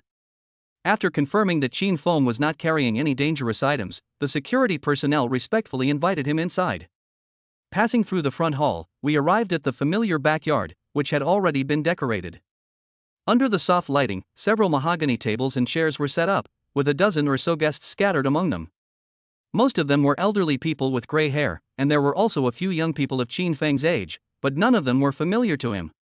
Qin Feng's arrival did not attract much attention. Although some eyes were turned toward them, they all subconsciously assumed that Qin Feng was just a security guard or a service worker. "Young friend Qin, you finally arrived." Old Mo, who had been keeping an eye on Qin Feng, immediately greeted him with a smile when he saw him appear. In an instant, everyone's eyes were focused on Qin Feng, and they were all startled, wondering about his identity. I didn't look closely before, isn't this the young friend who faced off against Zhao Yuan at the auction? It really is him. I never thought he was still alive. To be able to live a good life after offending Zhao Yuan, he must be quite something. Most of the people present had attended the last auction organized by Moyazai and witnessed how Qin Feng offended Zhao Yuan. They had also secretly investigated Qin Feng and knew that he was just a taxi driver. Although they didn't know why he received an invitation from Moyazai, such a status was ultimately incomparable to Zhao Yuan's. Although there wasn't much discussion, everyone agreed that Qin Feng would most likely be forced to leave the East China Sea by Zhao Yuan. Even Ning Qingya, who brought Qin Feng in, will most likely be affected. However, the Ning family seemed to be unharmed, and Qin Feng was standing there perfectly fine. This seems inconsistent with Zhao Yuan's image as a vindictive and dissolute playboy. Most importantly, Elder Mo was so polite in his hospitality. Could it be that Qin Feng really has some special background? Seeing Elder Mo rise to greet him, Qin Feng quickly returned the greeting, saying, "Thank you, Elder Mo. I'm sorry, there was a bit of traffic on the way." "It's alright, young friend Qin, these are all my old friends." Old Mo warmly pulled Qin Feng to an elderly man with gold-rimmed glasses and a ruddy complexion. "This is Xue Jingchun, the honorary president of the East China Sea Traditional Chinese Medicine Association. His medical skills are renowned in East China Sea." Mr. Mo gave a thumbs up. Xue Jingchun looked at Qin Feng and quickly stood up, saying, "Brother Mo, what are you saying?" "In front of Dr. Qin, I am nothing." He had met Qin Feng before. Because of the Ning family patriarch's matter, he had been thoroughly humiliated by Qin Feng. He hadn't seen Qin Feng since then, but unexpectedly, he saw Qin Feng again at Moyazai. At the same time, he became even more curious about Qin Feng's identity. When he first met Qin Feng was just an unknown nobody, and he didn't even take him seriously. I never expected that when I met Qin Feng, the other party would be so polite to Elder Mo. Even considering the other party's medical skills, it seems unlikely. Upon hearing this, Elder Mo was taken aback and asked, "You two know each other?" I was just about to introduce Qin Feng to everyone, but I never expected that Xue Jingchun would actually know Qin Feng. In fact, Xue Jingchun, this contemporary miracle doctor, actually called Qin Feng a miracle doctor.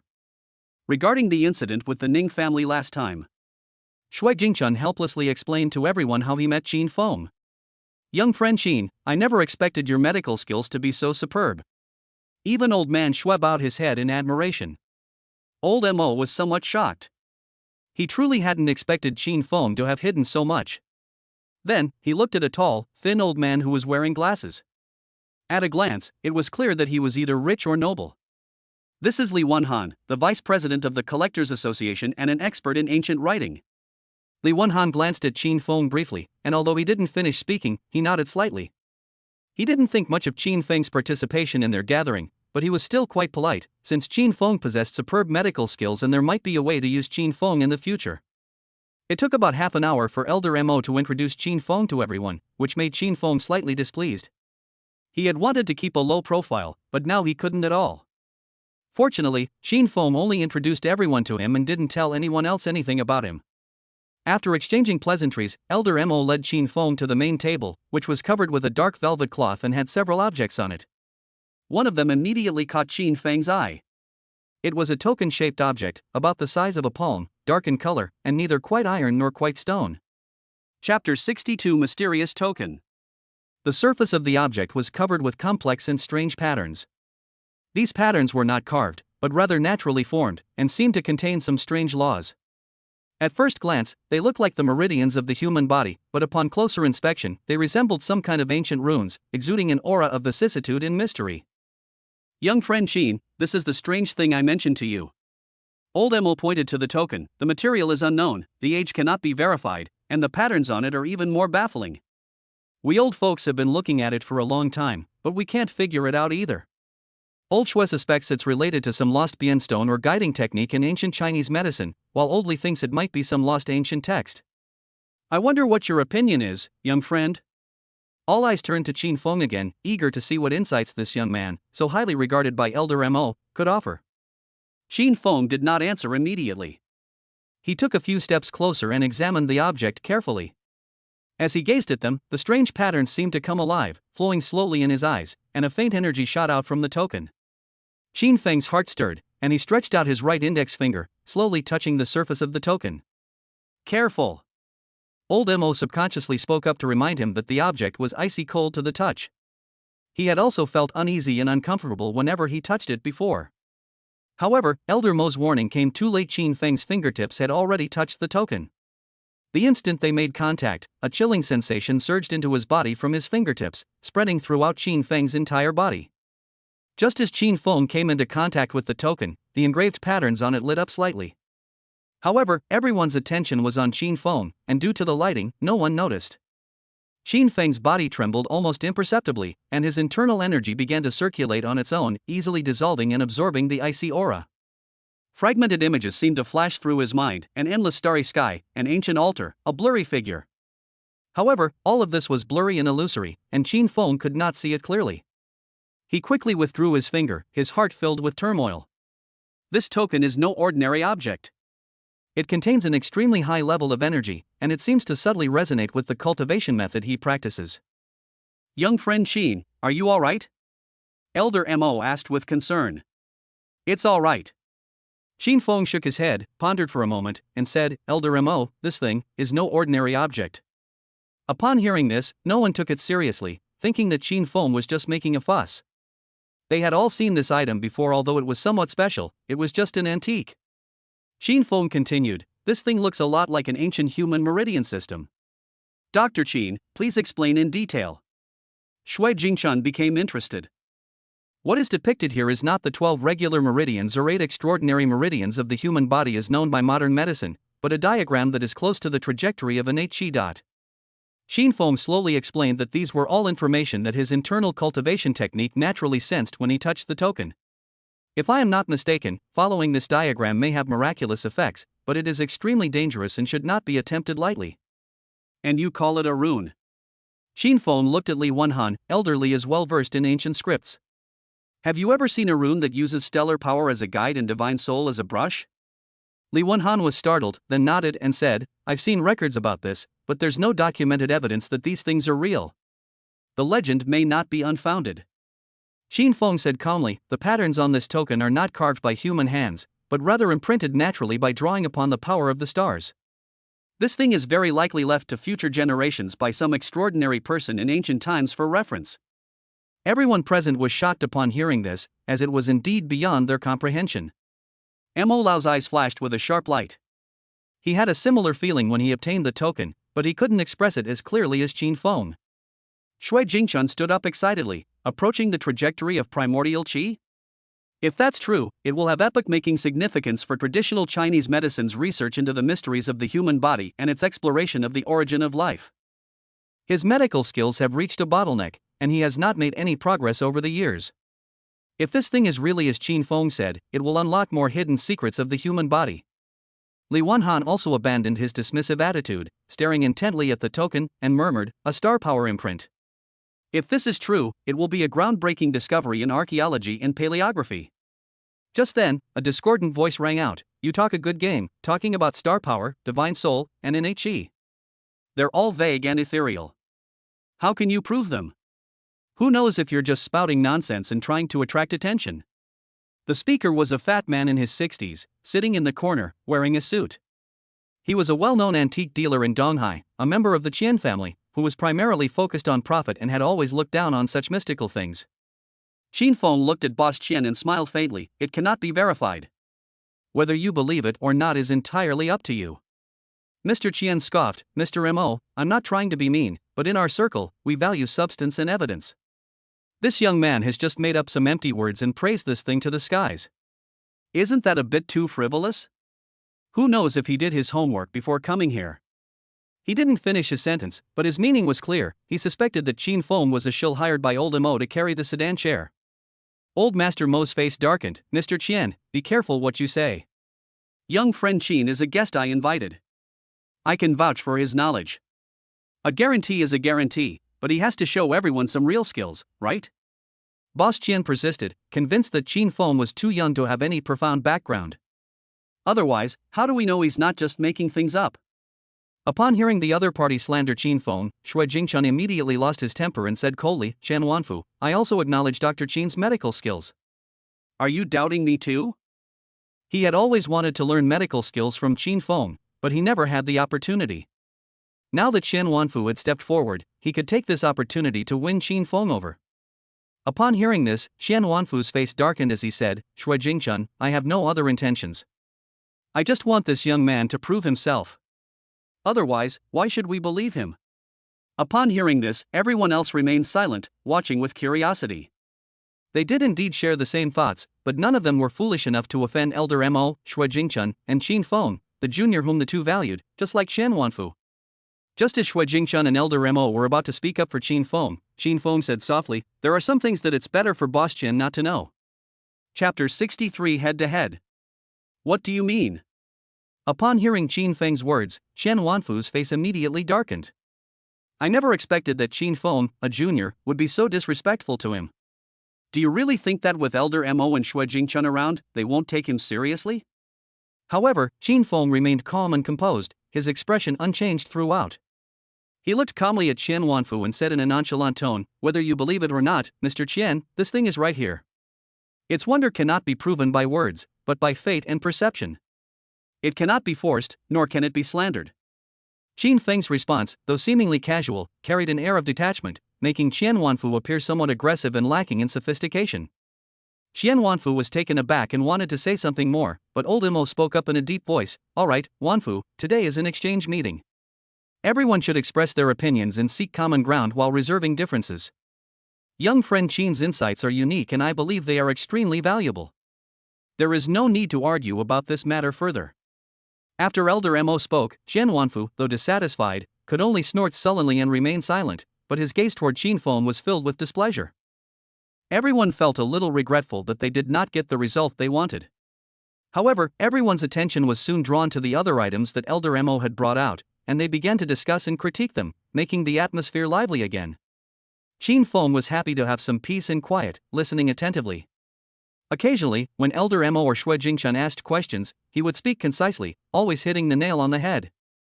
This earned him nods of approval from the truly learned elders, who became even more curious about Qin Feng's identity. Even their own younger generation doesn't have Qin Feng's insight and temperament. After the exchange meeting, Li Wanhan took the initiative to exchange contact information with Qin Feng. "Young friend Qin, if you have any questions about ancient scripts in the future, or if you see any similar strange objects like this token again, you are welcome to discuss them with me at any time." In the brief exchange, Qin Feng gained recognition for his knowledge. The exchange lasted until around 10 p.m. before it ended, and everyone said their goodbyes and left one after another. Elder Mo personally escorted Qin Feng to the entrance of Mo Yuzhai and thanked him solemnly once again. "Young friend Qin, thank you very much today. You not only helped me solve the mystery of this token, but also broadened my horizons." "Mr. Mo, you are too kind. I only had a fleeting feeling, it is not to be taken seriously," Qin Feng said modestly. "Hee, you're too modest." Old Mo chuckled, then lowered his voice and said meaningfully, "Young friend Qin is no ordinary person, as I know. If you encounter any trouble in the East China Sea in the future, don't hesitate to come to me. My Moyu studio still has some influence." Hearing Elder Mo's words, Qin Feng felt a warmth in his heart and nodded, saying, "Thank you, Elder Mo. I will certainly trouble you if needed." Leaving the Moyu studio, Qin Feng strolled along the quiet streets at night, a cool breeze brushing his face. He could still vividly recall the tactile sensation of that strange token and the fleeting, fragmented images in his mind. The starry sky, the altar, and the familiar energy fluctuations. Qin Feng frowned slightly. "This thing seems to resonate with the starry sky qi guiding technique that I cultivate. The secrets hidden in this world are far more numerous than they appear on the surface." For some reason, he had a vague feeling that the appearance of this token might not be a coincidence. However, the connections between them are not yet clear. Shaking his head to clear his mind, Qin Feng hailed a taxi and returned to Yunqi Garden. "Mo Qin Feng, Shui Jingchun." Inside the Qian family mansion, Qian Wanfu roared angrily. He had roamed the East China Sea for so many years and had never been treated like this before. These two old guys actually embarrassed him in public for the sake of a junior. "Young friend Qin. Qin Feng? The husband of that little girl from the Ning family?" Qian Wanfu used his influence to quickly find out about Qin Feng. He wanted to target Qin Feng, but with Mo Qin Feng and Shui Jingchun behind him, he would inevitably offend them if he did it openly. Although the Qian family is not weak, and is even stronger than Shui Jingchun, they are still a bit weaker than Mo Qin Feng. If the open approach doesn't work, then we'll try the covert one. Chen Wanfu's gaze fell on Chu Xinran's family. As a businessman who prioritized profit, he knew very well how troublesome the kid was. Since we can't confront Qin Feng directly, let's make Chu Xinran's family discuss Qin Feng to death. Find a way to get Chu Xinran and her family out.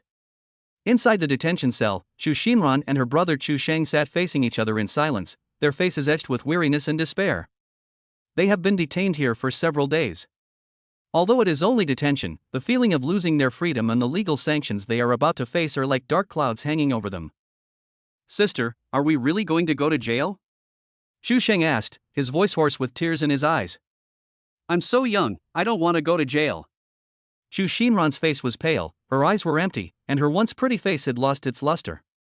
She bit her lip, her heart filled with resentment and bitterness. It's all Qin Feng's fault. And that bitch Ning Qingya.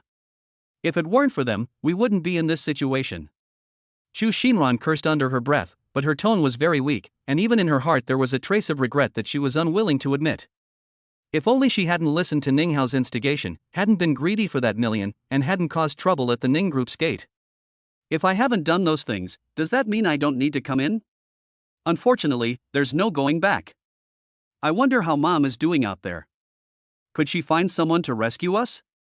Chu Sheng placed all his hopes on Wu Yuerong, as she was currently the only one who could save them. Chu Xinran did not answer because the hope was slim. Her family did not have any strong background, and Shi Wenbin, whom they could rely on before, was in dire straits himself. Ning Hao had completely given up on them. What could Wu Yuerong, a housewife, possibly do? Just then, the door to the detention cell opened, and a policeman walked in. Chu Xinran, Chu Sheng, come out for a moment. The siblings felt a chill run down their spines, exchanged a glance, and both saw fear in each other's eyes.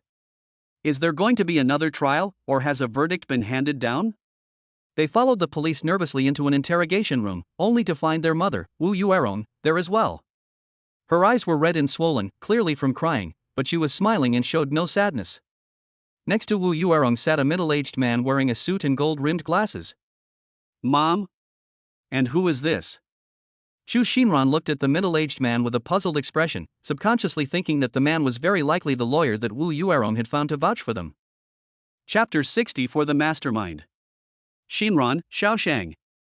You're all right now, we can go. Wu Yuerong stood up excitedly and grabbed Chu Xinran's hand. Leave? We can leave now? Chu Sheng stared wide-eyed in disbelief. Yes, Miss Chu, Mr. Chu. The middle-aged man pushed up his glasses and smiled as he spoke. I am Attorney Li Ming, here on behalf of my clients to handle your matters. After communication and coordination with the police, and considering that the two were not the masterminds in this case and that the circumstances of their involvement were relatively minor, the police have decided not to pursue criminal charges against them. The police have also agreed to release them after giving them a reprimand. No further action? Chu Xinran was stunned. She could hardly believe her ears. Would Ning Qingya and Qin Feng let them off so easily? Yes. Attorney Li nodded. However, regarding the civil compensation, the two of you will need to bear corresponding responsibilities. The specific amount has been settled between my client and the Ning Group, and has been paid by my client. Civil compensation, someone paid for us too? Chu Sheng felt like he was dreaming. Who is it? Who is helping us? Chu Xinran looked at Attorney Li warily. She doesn't believe in free lunches. Attorney Li smiled and took out two documents from his briefcase. The client's identity cannot be disclosed. He has only one request, that you two sign this confidentiality agreement, promising never to disclose any details of this incident or any information about the client to the outside world. Otherwise, the client reserves the right to pursue legal action. Wu Yuerong quickly urged from the side, Xinran, young man, hurry up and sign. Once you sign, we'll be free. This lawyer, Mr. Li, saved us. He's such a good person. Chu Xinran looked at the confidentiality agreement and her mind was filled with doubts. A mysterious client had spent a lot of money to get them out of prison, but all he asked was for them to keep it a secret. She first thought of Ning Hao, but immediately dismissed the idea. Ning Hao is struggling to protect himself, so how could he possibly have the ability or the inclination to care about them? Moreover, if it were Ning Hao, there would be no need to hide his identity. Who could it be? Shi Wenbin? His family might have some influence, but the possibility of him coming up with such a large sum of money to save his ex-girlfriend is extremely slim. After thinking it over and over, Xin Feng's image inexplicably flashed through her mind, but she immediately shook her head with a self-deprecating smile. That good for nothing? How could that be? He probably wishes he could spend the rest of his life in jail. Sis, what are you waiting for? Sign it now. Chu Sheng couldn't wait any longer and picked up the pen to sign his name on the agreement. For him, anything is negotiable as long as he can get out.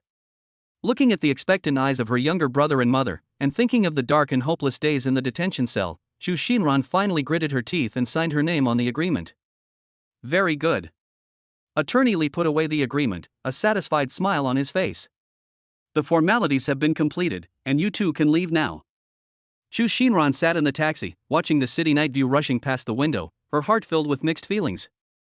She was finally free, but she felt very lost. She didn't know who the mysterious client was, nor did she know the other party's true purpose in saving her. This unknown made her uneasy.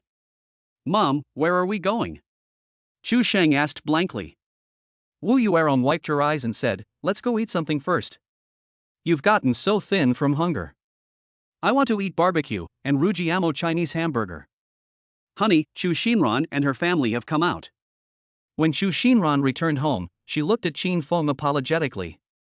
She had originally intended to teach Chu Xinran's family a lesson to vent her anger for Qin Feng, but she never expected that there was someone behind Chu Xinran's family. Why? Qin Feng was puzzled.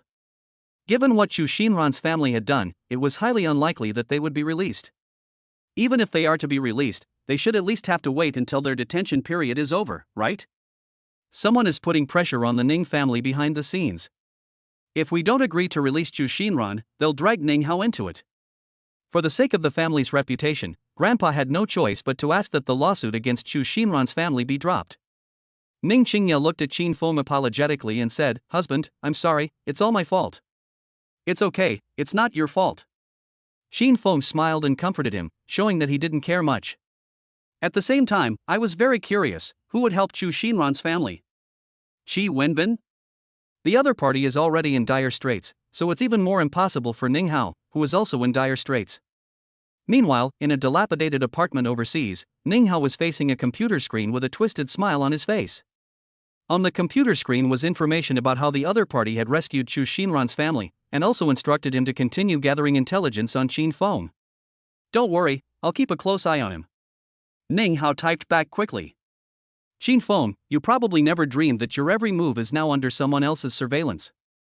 Although I don't know why they are investigating you, I'll be happy as long as I can use them to kill you.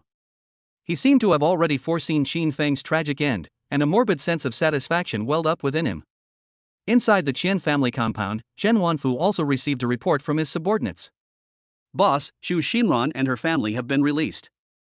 Qian Wanfu was stunned for a moment. What's going on? He was gathering evidence to release Chu Xinran's family, but before he could even gather any evidence or make any contact with the Ning family, they were released. The speed caught him off guard.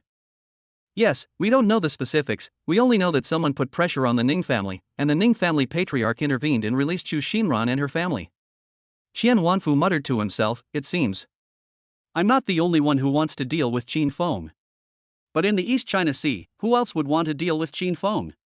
Seemingly scared of being beaten, Chu Xinran's family came out, but did not bother Qin Feng. Qin Feng's life returned to its usual rhythm, driving during the day, returning home at night, occasionally spending time alone with Ning Qingya, and chatting with his mother. After Ning Qingya took complete control of the company, although she was still busy, her complexion improved and she became more confident. That afternoon, Qin Feng had just seen off a customer when his phone rang. It was Zhao Yuan.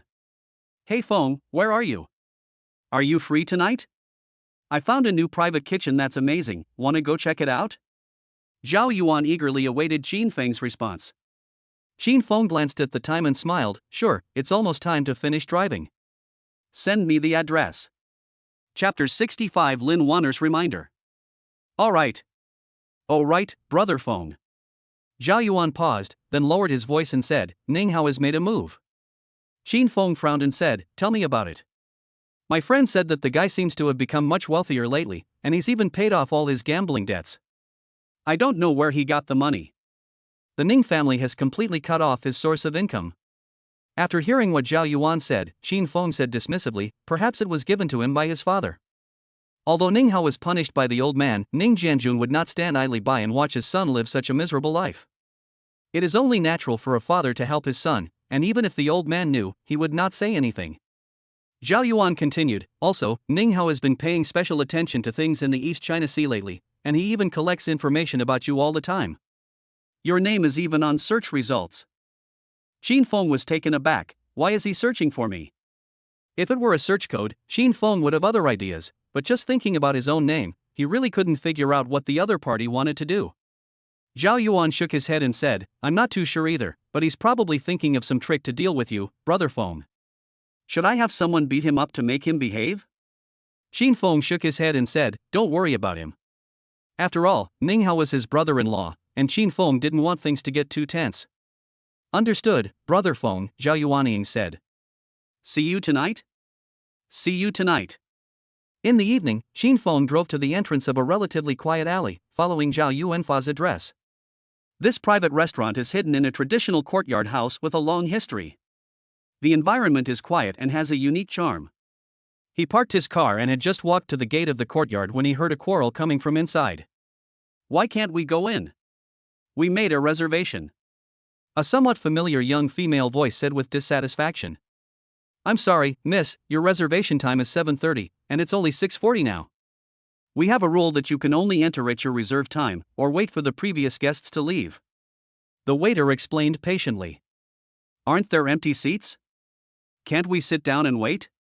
It's so cold outside, another male voice rang out, sounding somewhat arrogant. Qin Feng stepped into the courtyard and was slightly taken aback when he saw the two sides arguing. The young man and woman arguing at the front desk turned out to be Qi Wenbin and one of his new female companions. Standing opposite them, behind the waiter who looked troubled, was a familiar figure, Lin Wanner. She seemed to have just arrived as well, and was standing quietly to the side waiting, clearly having reserved a table as well. She was wearing a beige trench coat today, which accentuated her tall figure and gave her a cool and aloof demeanor, attracting a lot of attention. She also saw Qin Feng, her gaze lingered on him for a moment, and she nodded slightly as a greeting. At this moment, Qi Wenbin also noticed Qin Feng entering. He was stunned for a moment, and then his face showed an extremely complicated expression, with embarrassment, resentment, but more than anything, fear. He never expected to run into Qin Feng here. Ever since the Chu Xinran incident, he had been under strict surveillance by his family and had finally been allowed to get some fresh air.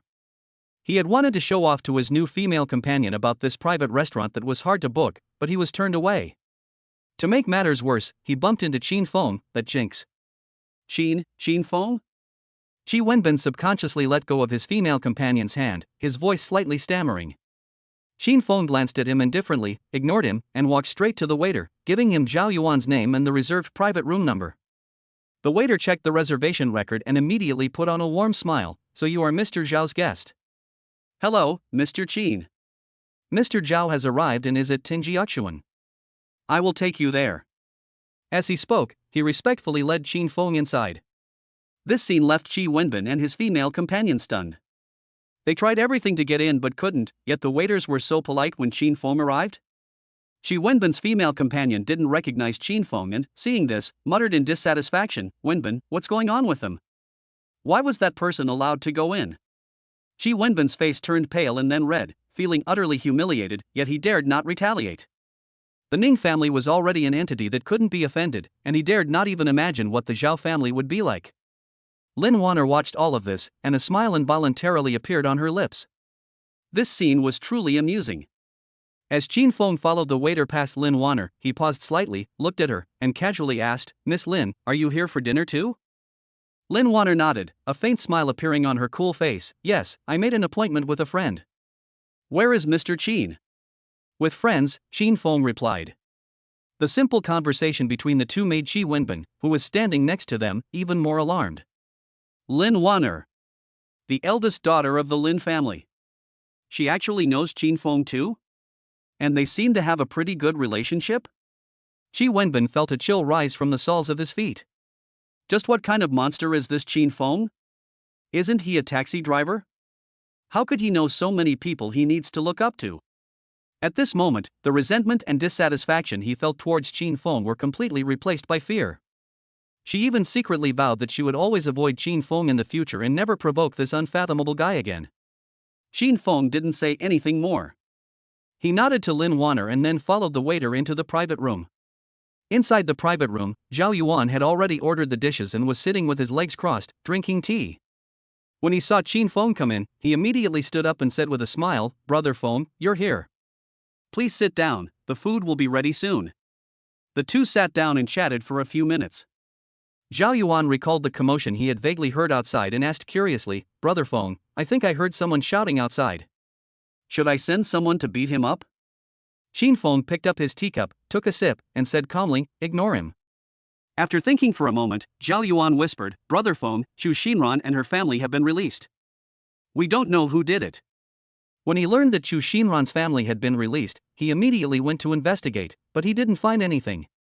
He only knew that the Ning family had dropped the lawsuit. Xingya told me that someone was putting pressure on the Ning family. Qin Feng nodded. Upon hearing this, Zhao Yuan was even more bewildered. Logically speaking, no one in Donghai should care about the Chu family, let alone offend you, Brother Feng, because of the Chu family. As for the Ning family, Zhao Yuan really wouldn't take them seriously if it weren't for Qin Feng. Qin Feng's influence far surpasses that of the Ning family, there's simply no comparison. Chapter 66: Lin Wanner's mysterious identity. Inside Tinjiaxuan, Qin Feng and Zhao Yuan chatted as dishes were served one after another. Zhao Yuan talked incessantly about the interesting things that had happened in their circle recently. Brother Feng, you have no idea, ever since what happened with Chu Xinran, everyone in the industry has been talking about you. Upon hearing this, Qin Feng frowned and asked, "What are you all saying?" He had always wanted to hide his identity, but he never expected that his identity would eventually be revealed, which made Qin Feng feel a little uneasy. If all these people investigated him like Zhao Yuan did, no matter how hard he tried to hide, he would definitely be exposed. Zhao Yuan deliberately lowered his voice and said, "Some say you're a young master from the capital, living in seclusion and experiencing life. Others say you're a descendant of an ancient martial arts family, cultivating in the world." Upon hearing this, Qin Feng felt much more at ease. He picked up a piece of steamed sea bass with his chopsticks and said indifferently, "Let them talk. Whether they're from Kyoto or from ancient martial arts families, they're all formidable figures. Unless the people Zhao Yuan mentioned are fools, they wouldn't bother investigating him. As long as he doesn't investigate himself, it won't affect him." Seeing that Qin Feng didn't care, Zhao Yuan breathed a sigh of relief. After all, Qin Feng's identity was very mysterious. He just wanted to investigate, and then he was taken away. If it weren't for Qin Feng, he really might not have been able to get out. Even his father couldn't make a difference in that place. The thought that without Qin Feng's intervention, he would still be locked up inside, not even knowing what fate awaited him, was unbearable. After thinking for a moment, Qin Feng continued, "Brother Feng, I heard you offended the Qian family." Qin Feng was taken aback for a moment, then asked in confusion, "No." He was puzzled. He didn't know anyone from the Qian family, so how could he have offended them? As a taxi driver, I never have the chance to come into contact with people like you, so how could I possibly offend the Qian family? People of your status are unlikely to take a taxi. Qin Feng thought about it for a while, but still couldn't figure out where he had offended the Qian family. Moreover, they are not on the same level, so it is unlikely that they will have any contact. "But I heard that you offended Qian Wanfu at the exchange meeting." Zhao Yuan spoke again. "Their circle is very small. If even the smallest thing happens, almost half of the circle will know about it the next day." An exchange meeting? Qin Feng suddenly remembered that the opinions he raised at the exchange meeting seemed to have offended a Mr. Qian. Could it be that Mr. Qian was the one Zhao Yuan was talking about? "I did have a conflict with a boss surnamed Qian at the exchange meeting, but it was nothing serious, just a difference in ideas." Qin Feng didn't take it seriously at all and never paid it any mind. "Then there's no way out." Zhao Yuan quickly explained, "Brother Feng, you don't know, this boss Qian is Qian Wanfu, the current head of the Qian family. Although he doesn't have any substantial businesses, he still has some influence in Donghai City due to his family's early history, and he's even comparable to our Zhao family. That old bastard is incredibly petty and notorious in the Donghai antique circle for being vindictive. You embarrassed him in public that day. I bet he's up to no good." Upon hearing Zhao Yuan's explanation, Qin Feng immediately understood what was going on. "When I first met Qian Wanfu, I sensed that he was acting strangely." A seasoned businessman shouldn't be so impulsive. Has he been behaving strangely lately? Qin Feng asked. Zhao Yuan shook his head and said, I'm not sure, but this guy is definitely investigating you. Brother Feng, you'd better be careful lately. That old guy is no pushover. Qin Feng nodded and said, I will be careful. As the two were talking, there was a gentle knock on the door of the private room. Please come in, Zhao Yuan said loudly. The door opened, and standing in the doorway was Lin Wanner. She changed into a light blue cheongsam, with a beige knitted cardigan over it. Her long hair was loosely tied up, and her temperament was cool and elegant with a touch of classical charm. Mr. Qin, I'm sorry to interrupt your meal. Lin Wanner's gaze fell on Qin Feng. There's something I'd like to tell you privately, is that convenient? Zhao Yuan immediately understood Lin Wanner's meaning and stood up without any doubt, saying, Brother Feng, Lin, you two chat, I'm going to the restroom. Without giving the two a chance to answer, Zhao Yuan fled the private room without stopping. Qin Feng looked at Lin Wanner and said softly, Miss Lin, please have a seat. Lin Wanner sat down opposite Qin Feng and said directly without beating around the bush, Mr. Qin, you need to be careful of two people recently. Oh? Qin Feng raised an eyebrow. The first one is Qian Wanfu. Lin Wanner said seriously, I received information that you embarrassed Elder Mo at the exchange meeting, and he is very likely to take action against you. Yes, Zhao Yuan already told me about this one. Qin Feng nodded and asked, who's the second one? Qin Feng was a little confused. He had been trying his best to be careful lately, but he still offended so many people. The second one, Lin Wanner paused, looking directly into Qin Feng's eyes, is a mysterious force from overseas. They've been very active in the East China Sea lately, seemingly investigating something. I suspect that you are their target as well. Qin Feng was slightly startled, but still smiled helplessly and said, Miss Lin is overthinking it. Those people may not necessarily be here to investigate me. I'm just a taxi driver. Lin Wanner remained silent for a moment, but did not expose Qin Feng. Instead, she continued, 3 years ago, when I was studying in North America, something happened. More than a dozen of us students were kidnapped, and a special forces unit called the Shura Squad rescued me. The leader of the team was named Shura King. After completing the mission, he disappeared completely. No one knows where he went. Some people say he came to the East Sea, so those mysterious people are very likely here to investigate Shura King. Qin Feng slowly put down his teacup, looked at Lin Wanner, and said calmly, they're looking for the Azura King. What does that have to do with a taxi driver like me? At most, I can only be considered a taxi king. Qin Feng half-jokingly said it, seemingly not taking it seriously. Hearing Qin Feng's joking words, Lin Wanner did not say anything more, nor did she expose Qin Feng. Mr. Qin, the message has been delivered. I will not mention anything about you to anyone. The god of war in my mind is definitely not a taxi driver. Lin Wanner stared at Qin Feng, trying to see something in his eyes, but no matter how she looked, Qin Feng's eyes remained as deep as the sea, and she couldn't see anything at all. Chapter 67 Ning Family Banquet. After Lin Wanner left, Qin Feng sat alone in the private room, his brows furrowed tightly. He was certain that Lin Wanner had guessed his identity, and was at least 90% sure. Every single sentence Lin Wanner uttered confirmed this matter. And what about those mysterious overseas forces? Which forces do they come from, and why are they focusing their attention on the East China Sea? Could it be that my whereabouts have been exposed? Who exactly exposed my whereabouts? Qin Feng muttered to himself, his eyes turning unusually cold. He disappeared without a trace, and even the other members of the Shura Squad didn't know.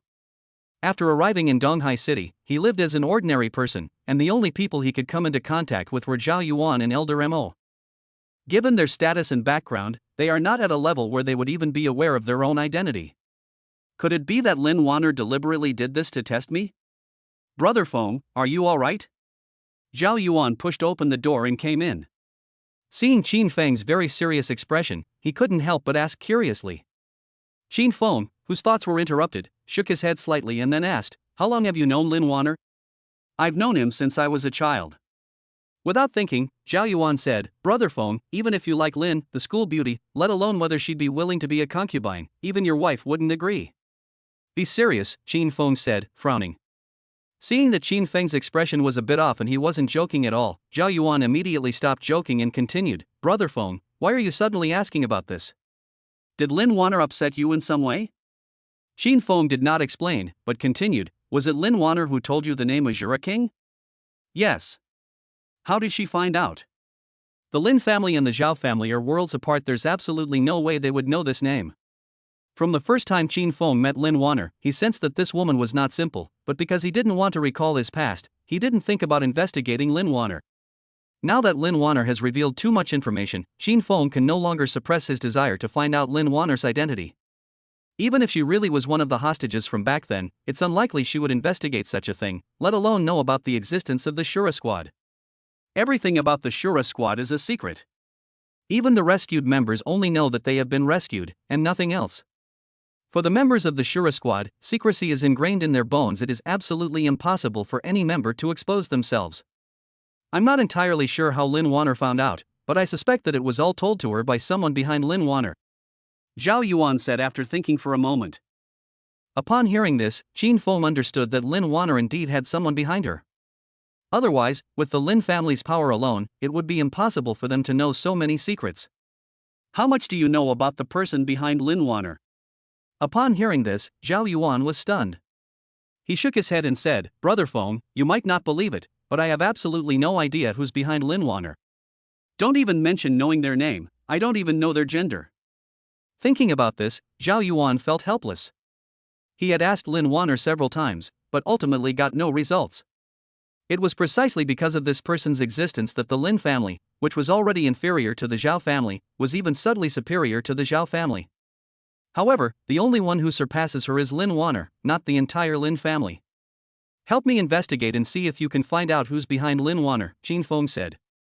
Upon hearing this, Zhao Yuan immediately wilted and shook his head, saying, Brother Feng, no way. If I dare to do that, not only will the people behind Lin Wanner kill me, but Lin Wanner herself will kill me. Offending Lin Wanner isn't a big deal, since the two have a relationship and Lin Wanner won't kill him. But the person behind Lin Wanner is a different story. Then you can try to get the answer indirectly, instead of asking directly. Okay, no problem. After eating and drinking to his heart's content, Qin Feng bid farewell to Zhao Yuan and returned home. When he arrived, Ning Qingya was still working in her study. Hearing the door open, she rubbed her temples and came out, looking tired. Honey, you're back. Have you eaten anything? There's not much food in the kitchen. Aunt Zhang is already resting. How about I cook you a bowl of noodles? No need, Zhao Yuan, and I have already eaten. Qin Feng walked to Ning Qingya's side and gently massaged her shoulders. Don't overwork yourself, there's never enough work at the company. Ning Qingya closed her eyes comfortably, thoroughly enjoying Qin Feng's massage.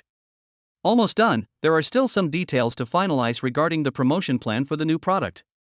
She suddenly remembered something, opened her eyes and said, All right, Grandpa called today and said there will be a family banquet this weekend, and all members of the Ning family must attend. Second uncle. Ning Jianjun's family will also be there. Qin Feng kept working with his hands. It's all right. This family dinner might not be simple. Ning Qingya sighed. I heard that Ning Hao got into trouble again abroad.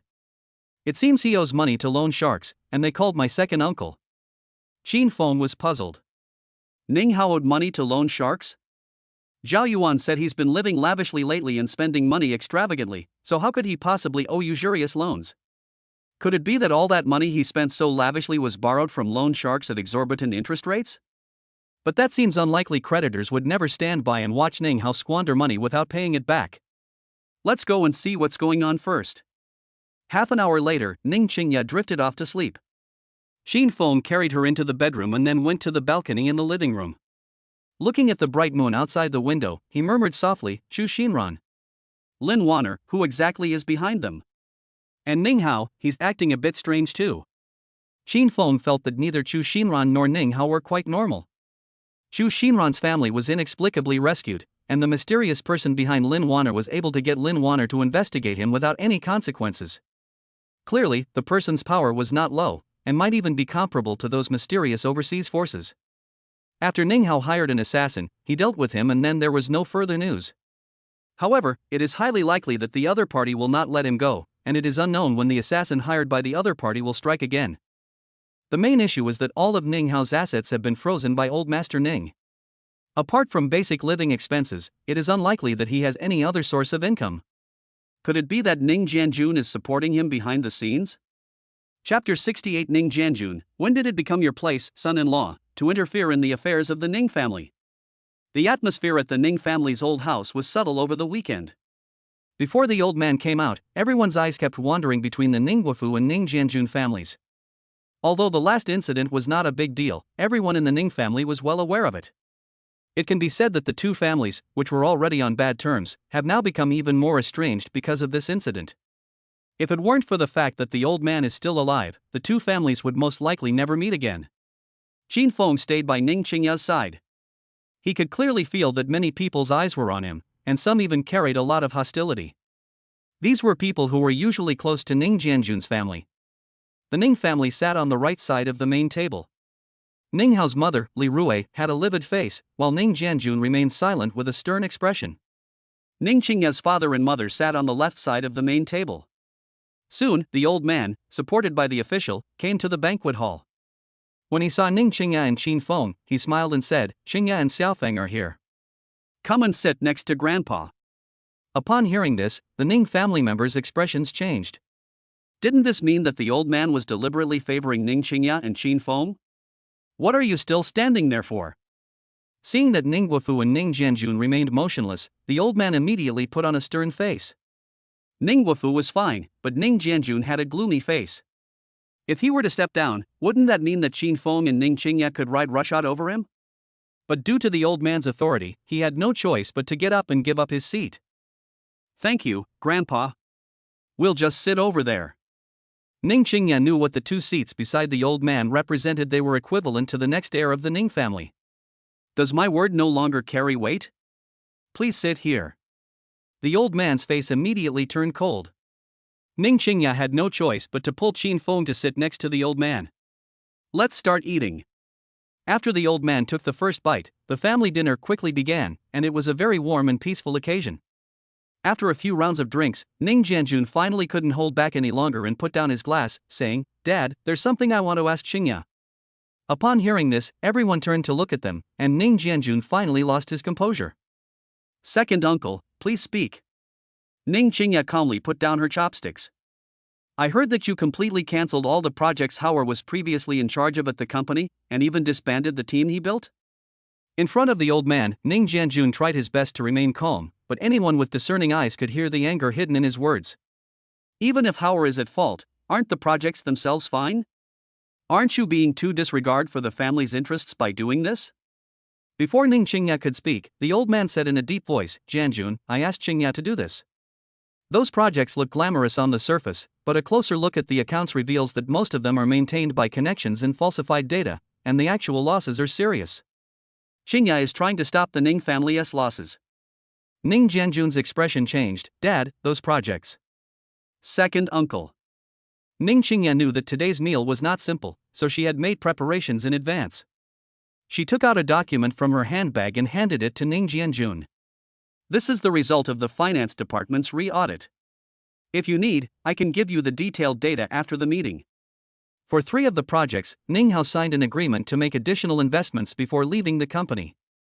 If I hadn't discovered it early, the company would have lost at least another 20 million.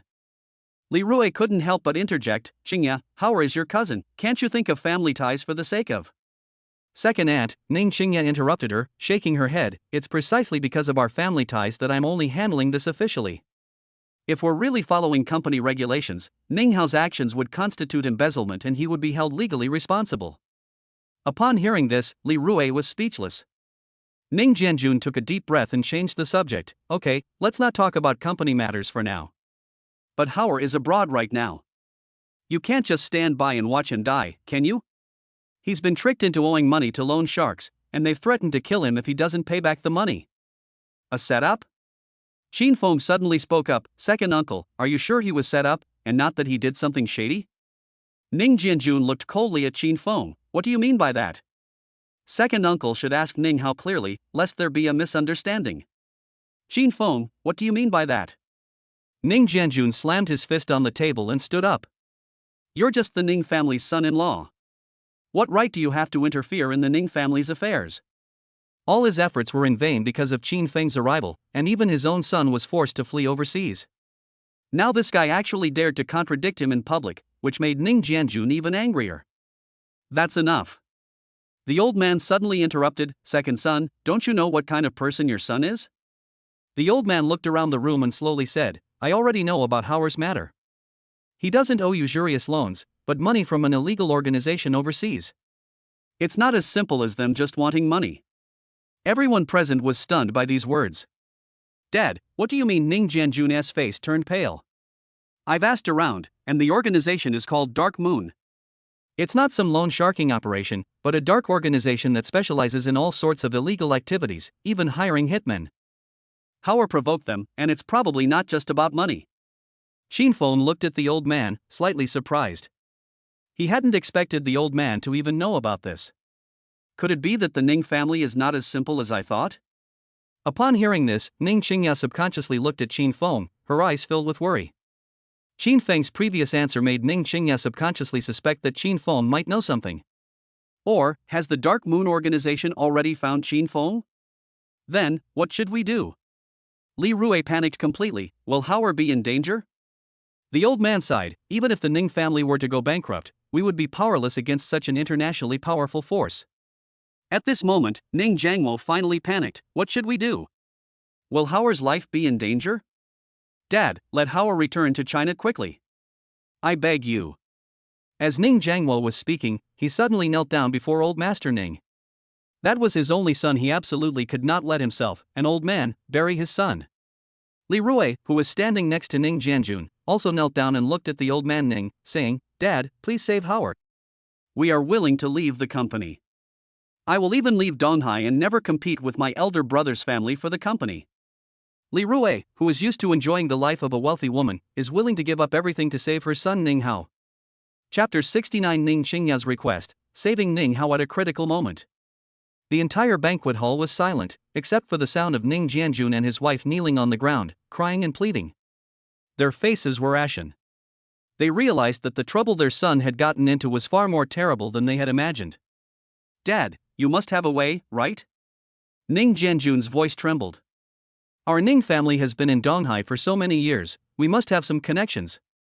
Connections? The old man gave a wry smile, his eyes filled with complex emotions. Jianjun, this world is much bigger than you imagine. There are some forces that are beyond the reach of us businessmen. Most of the Ning family members were watching the spectacle with amusement. Ning Jianjun usually wielded considerable power within the company, and his indulgence of Ning Hao meant that these relatives had to be mindful of Ning Hao's feelings to some extent. The younger generation is one thing, but the elders are even more uncomfortable. So when they heard about Ning Hao's experience, they couldn't help but feel relieved. If it weren't for the old man being there, some people might even have applauded. Shinfeng watched all this expressionlessly, without uttering a single word. He had heard of most of the overseas organizations, and had even come into contact with the infamous Black Demon organization. But he had never actually heard of this so-called Dark Moon. It must be some organization that couldn't be officially recognized. Even so, those who can make cross-border moves are not people the Ning family can afford to offend. Ning Qingya felt a little sorry for Ning Hao as she watched this scene. Although Ning Hao and she didn't get along well and he even tripped her up behind her back, she still felt a little uncomfortable seeing her second uncle like this. She wanted to say something, but didn't know how to start. Ning Hao's situation was also related to her. After noticing Ning Qingya's expression, Shinfeng gently took her hand and shook his head slightly, saying, It's all right. Ning Qingya, who was feeling somewhat anxious, felt much more at ease after seeing Shinfeng's expression. She also has a mysterious husband. Although the Ning family can't solve the problem, it doesn't mean Shinfeng can't. Thinking of this, Ning Qingya asked softly, Honey, do you have a solution? Shinfeng was taken aback, not understanding why Ning Qingya would ask such a question, but he didn't answer, because he didn't know how to answer. Should we send him to rescue Ning Hao? Not only did the other party try to trip him up everywhere, but they even hired people to kill him. How could Shinfeng possibly save him? But if they don't save him, Ning Hao is still a member of the Ning family, and Ning Qingya's cousin, so how could they just watch him die at the hands of Dark Moon? Seeing that Shinfeng did not answer, Ning Qingya, though unaware of the specific reason, still cautiously pleaded, Husband, I know Ning Hao has made many mistakes, but he is still a member of our Ning family. I don't want to see my second uncle and aunt suffer the loss of their son. If the Ning family really has no other choice, can you step in? For some reason, Ning Qingya trusted Shinfeng a lot, believing that Shinfeng definitely had the ability to rescue Ning Hao. Shinfeng and Ning Qingya looked at each other, and Shinfeng was immediately touched in the softest part of his heart. He nodded gently, which was considered as agreeing to Ning Qingya's request. Get up, both of you. The old man sighed and gestured for Ning Jianjun and his wife to stand up. I will find a way to deal with Howard's matter, but you must remember that after this, he must completely leave the inner circle of the Ning family. Thank you, Dad. Thank you, Dad. Li Rui thanked him repeatedly and helped Ning Jianjun to his feet. The old man waved his hand and turned his gaze to Qin Feng. Xiao Feng, come to my study with me. Everyone was shocked by these words. This was the first time in the Ning family's history that the old man had summoned Qin Feng, an outsider, alone. Ning Jianjun's face grew even uglier, but he dared not say a word. Qin Feng was taken aback, not quite understanding what the old man meant. Why did he want to see him alone at this moment? Go. Qin Feng glanced at Ning Qingya, and seeing her nod, he got up and followed the old man away. Inside the study, the air was filled with the fragrance of sandalwood. The old man sat in a mahogany armchair and gestured for Qin Feng to sit down. He didn't speak immediately, but slowly brewed a pot of tea. Xiao Feng, how have you been settling in with the Ning family? The old man asked, his hands still busy. It's great.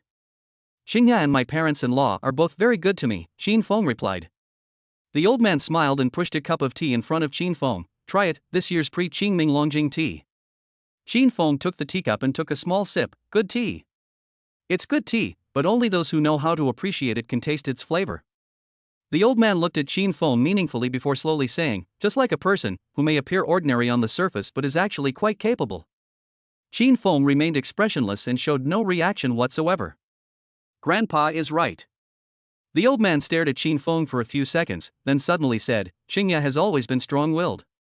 Her parents were busy with their careers, so she learned to take care of herself at a very young age. Over the years, she has sacrificed too much for the Ning family. Thank you for telling me all this, Grandpa.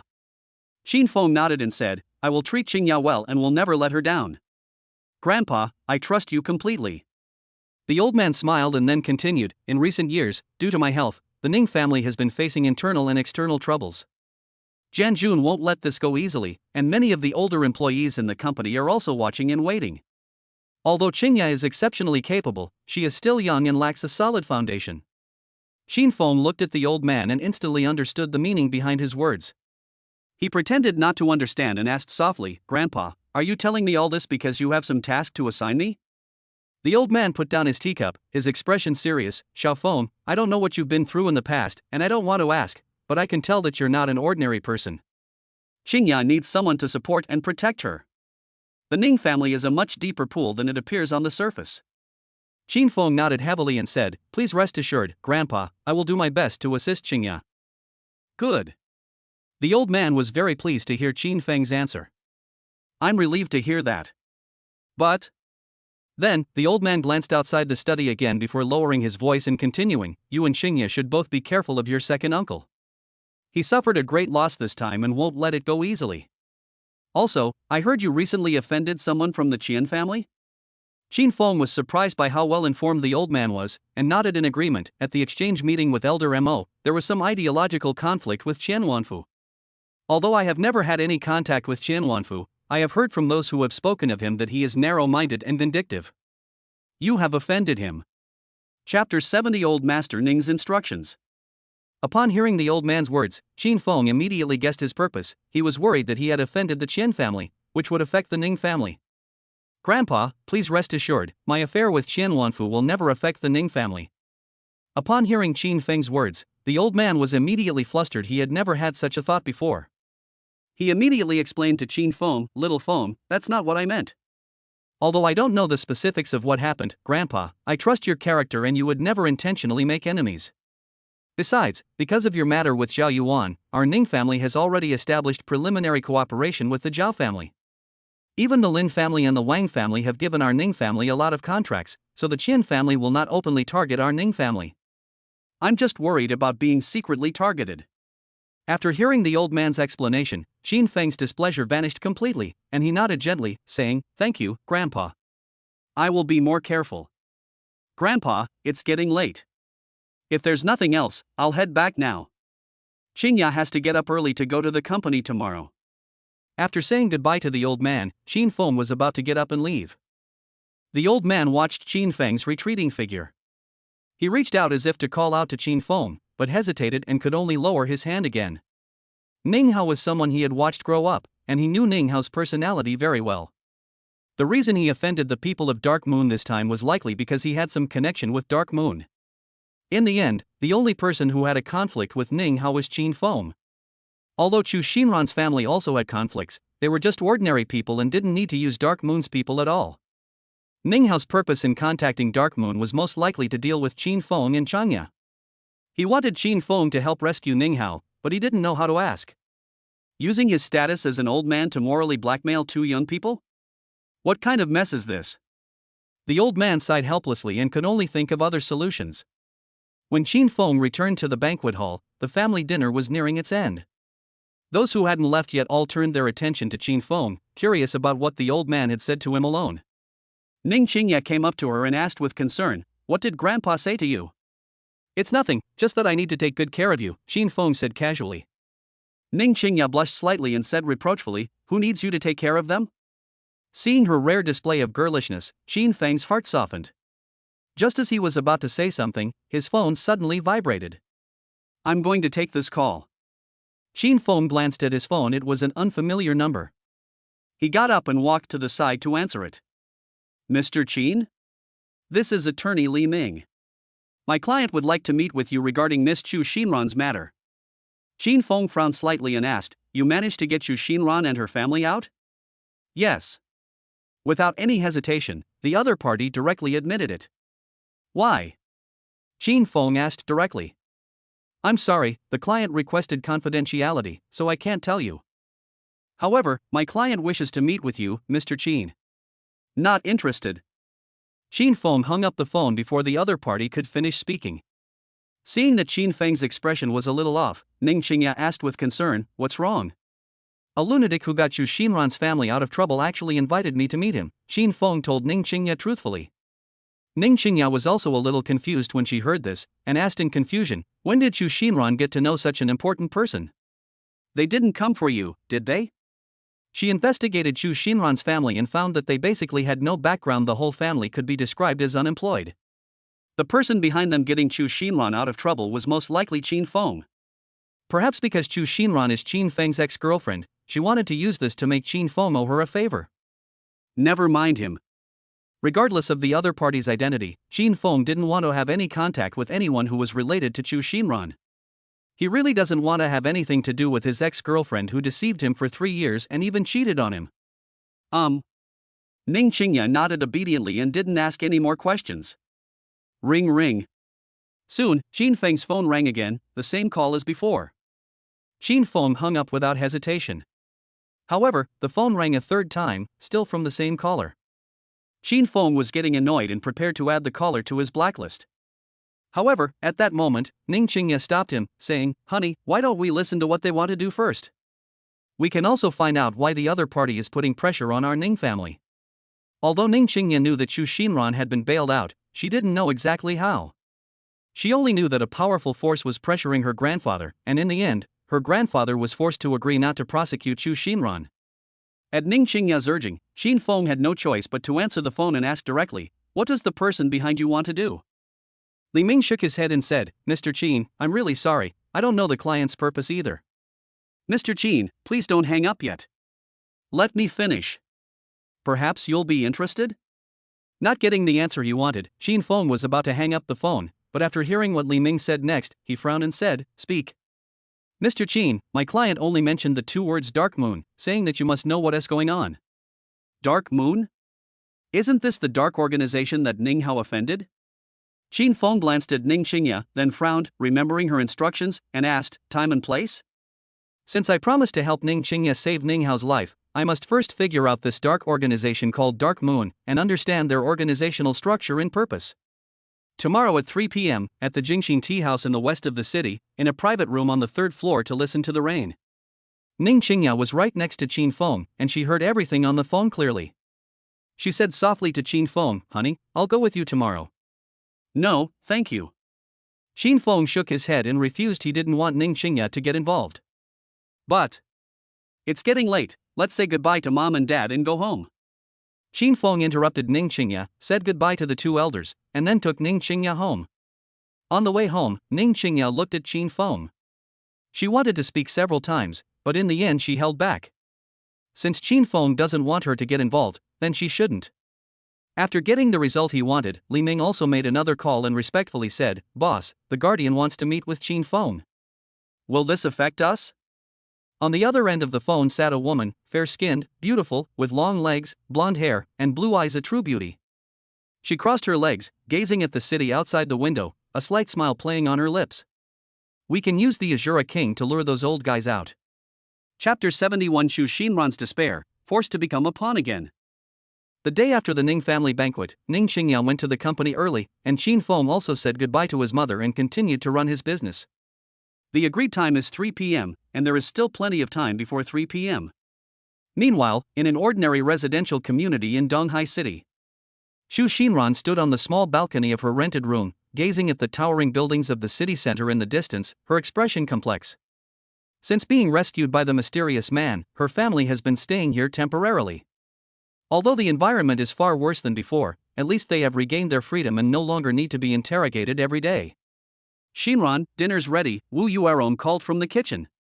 Xu Xinran snapped out of her daze and walked into the living room. A simple meal of 3 dishes and a soup was laid out on the table, and Xu Sheng couldn't wait to start eating. "Mom, what are we going to do in the future?" Xu Xinran sat down, unable to taste her food. Since they're falling out with the Ning group, they have found it almost impossible to move an inch in Donghai. Forget about finding a job, even going out to buy groceries would result in people pointing fingers and gossiping. Most importantly, she has been supported by Qin Feng for so many years and spends money lavishly, so she has no ability to work at all. Shi Wenbin had already blocked her, and she couldn't be contacted at all. Wu Yuerong put down her bowl and chopsticks and sighed helplessly, "Let's just take it one step at a time. Life has to go on. If all else fails, I'll sell myself to support you." "Who exactly is helping us?" Xu Sheng asked while eating. "They're helping us for nothing, without even showing their face or stating any conditions?" Xu Xinran had the same question. She had been thinking about it repeatedly these past few days, but couldn't come up with any possible candidates. Just then, the doorbell rang. The three exchanged a glance, and Xu Xinran got up to open the door. Standing outside the door was a middle-aged man in a suit and gold-rimmed glasses, who looked every bit the part of a leader. "Hello, Miss Chu. My surname is Zhou, and I'm the president's assistant at Qian's group." The man smiled and said, "May I come in and talk?" Xu Xinran and her family stared blankly at the newcomer, looking him up and down, only to find that they didn't recognize him at all. Qian's group? This is an entity even larger than the Ning group. They simply cannot come into contact with such an entity. But why would the other party be here at this moment? What does the other party want to do? Xu Xinran stared at the person who had entered, blocking them at the door, and asked, "What do you want?" "Our CEO has some matters he'd like to discuss with you all." "Don't worry, we mean no harm," the man said with a smile. Xu Xinran stared at the other person, and after a moment of silence, she still made way for them. They simply couldn't afford to offend a behemoth like the Qian group, so it was better to let them in and see what they wanted to do. Assistant Zhou walked into the living room, glanced at the simple environment, and showed no unusual expression. He took out a document and placed it on the table. "Ms. Chu, our CEO asked me to come and discuss the next steps with you." "What arrangements?" Xu Xinran asked warily. "First, the client will arrange a job for you as an administrative assistant at a subsidiary of the Qian group." Assistant Zhou pushed up his glasses. "The monthly salary is 8,000, with 5 social insurances and 1 housing fund." Xu Xinran was stunned. The Qian group is a well-known enterprise in Donghai, even larger than the Ning group. With her education and experience, she simply wouldn't be able to get into such a large company. And now, the other party has actually taken the initiative to invite her to join the Qian group? Anyone with a modicum of common sense knows there's something fishy about this.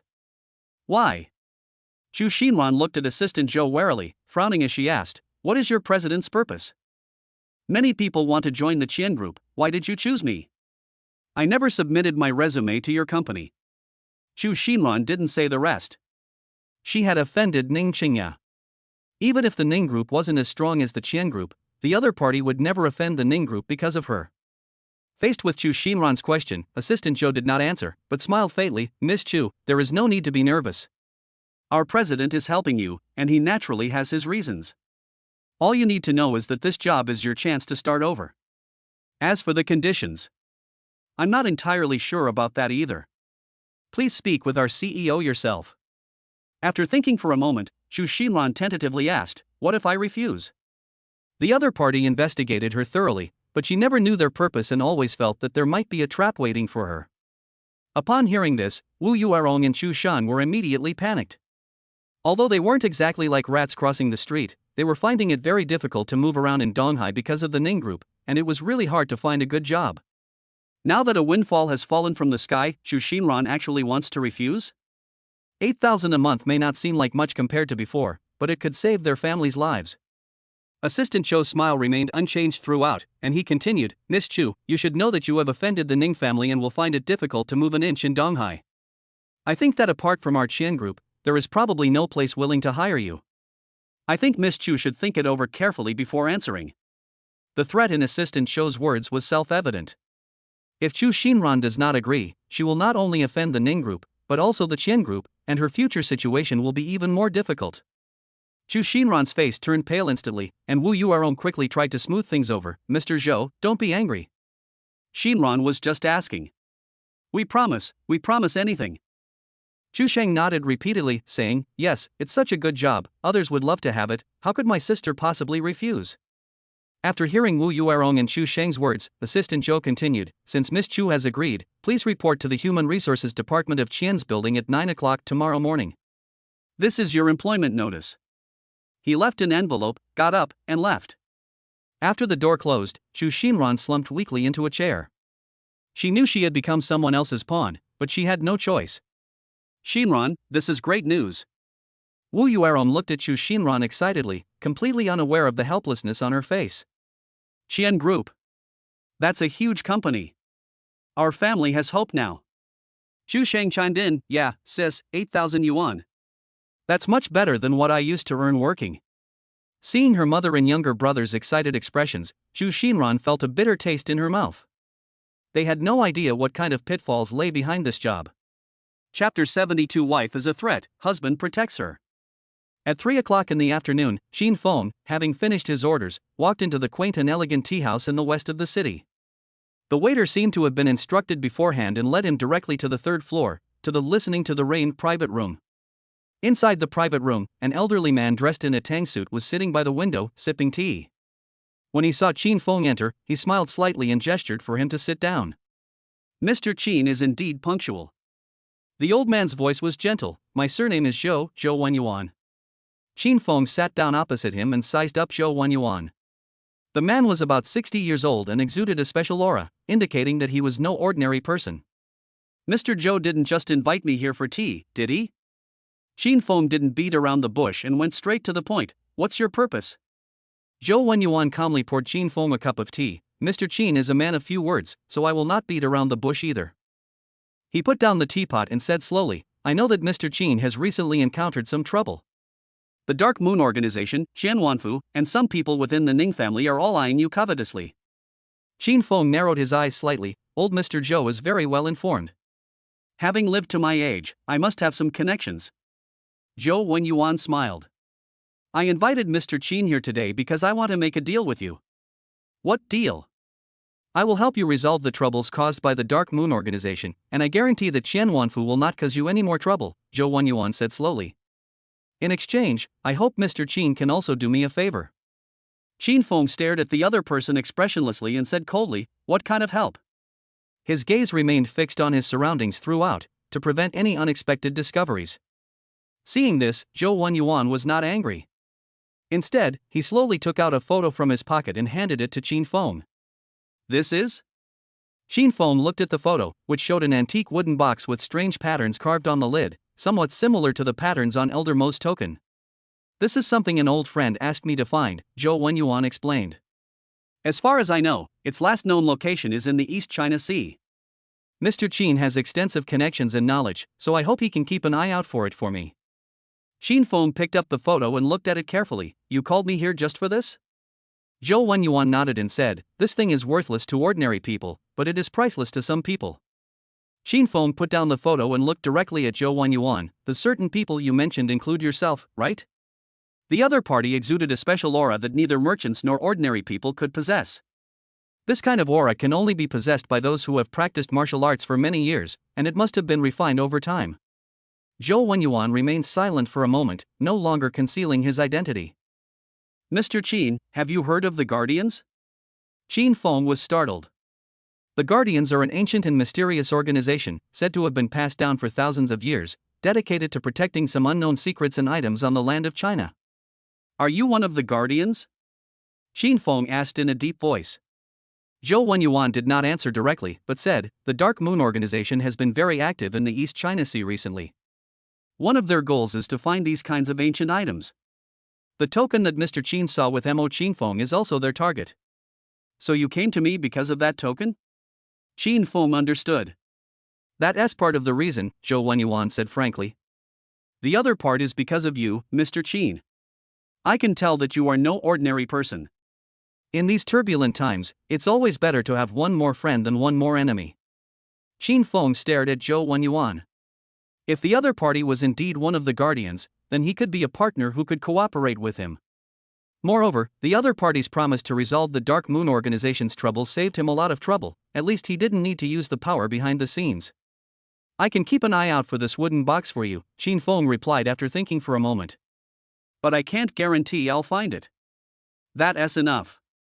Zhou Wenyuan smiled with satisfaction. Then, our deal is done. I'll take care of the Dark Moon organization for you. Qin Feng shook his head and said, you can handle Dark Moon's side. As for Qian Wanfu, he's just a clown. The Dark Moon organization is not based in China, so even if it makes a move, it won't affect me. But Qian Wanfu is from the East China Sea, and most people in the upper echelons of the East China Sea already know this. If Qian Wanfu suddenly goes into hiding, even more people will suspect me. This would only expose oneself further, and is completely unnecessary. After leaving the tranquil tea house, Qin Feng suddenly received an urgent call from Ning Qingya's assistant, Li Shui. Mr. Qin, something terrible has happened. President Ning is in trouble. Li Shui's voice was choked with sobs. Qin Feng's heart tightened immediately, and he asked anxiously, don't cry, what's wrong with Qingya? When General Manager Ning went to inspect the construction site in the afternoon, some workers suddenly caused trouble, saying that we were in arrears with wages. The scene is chaotic. President Ning is surrounded.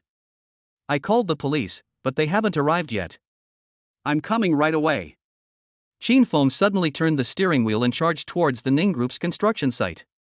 Qin Feng stepped on the gas, and the taxi weaved through traffic, heading to the construction site as fast as possible. 20 minutes later, Qin Feng arrived at the scene. A large crowd had already gathered outside the construction site gate, including workers and onlookers. Several security guards were trying to maintain order, but faced with a numerical disadvantage of hundreds of times, their numbers were like a drop in the ocean. Qin Feng parked his car and squeezed into the crowd. Inside the construction site, dozens of workers were surrounding a minivan, shouting something emotionally. Ning Qingya stood beside the car, with Li Shui blocking her way. When had the two girls ever seen such a scene before? At that moment, they were all terrified and turned pale. Everyone, calm down. The company will definitely resolve the salary issue.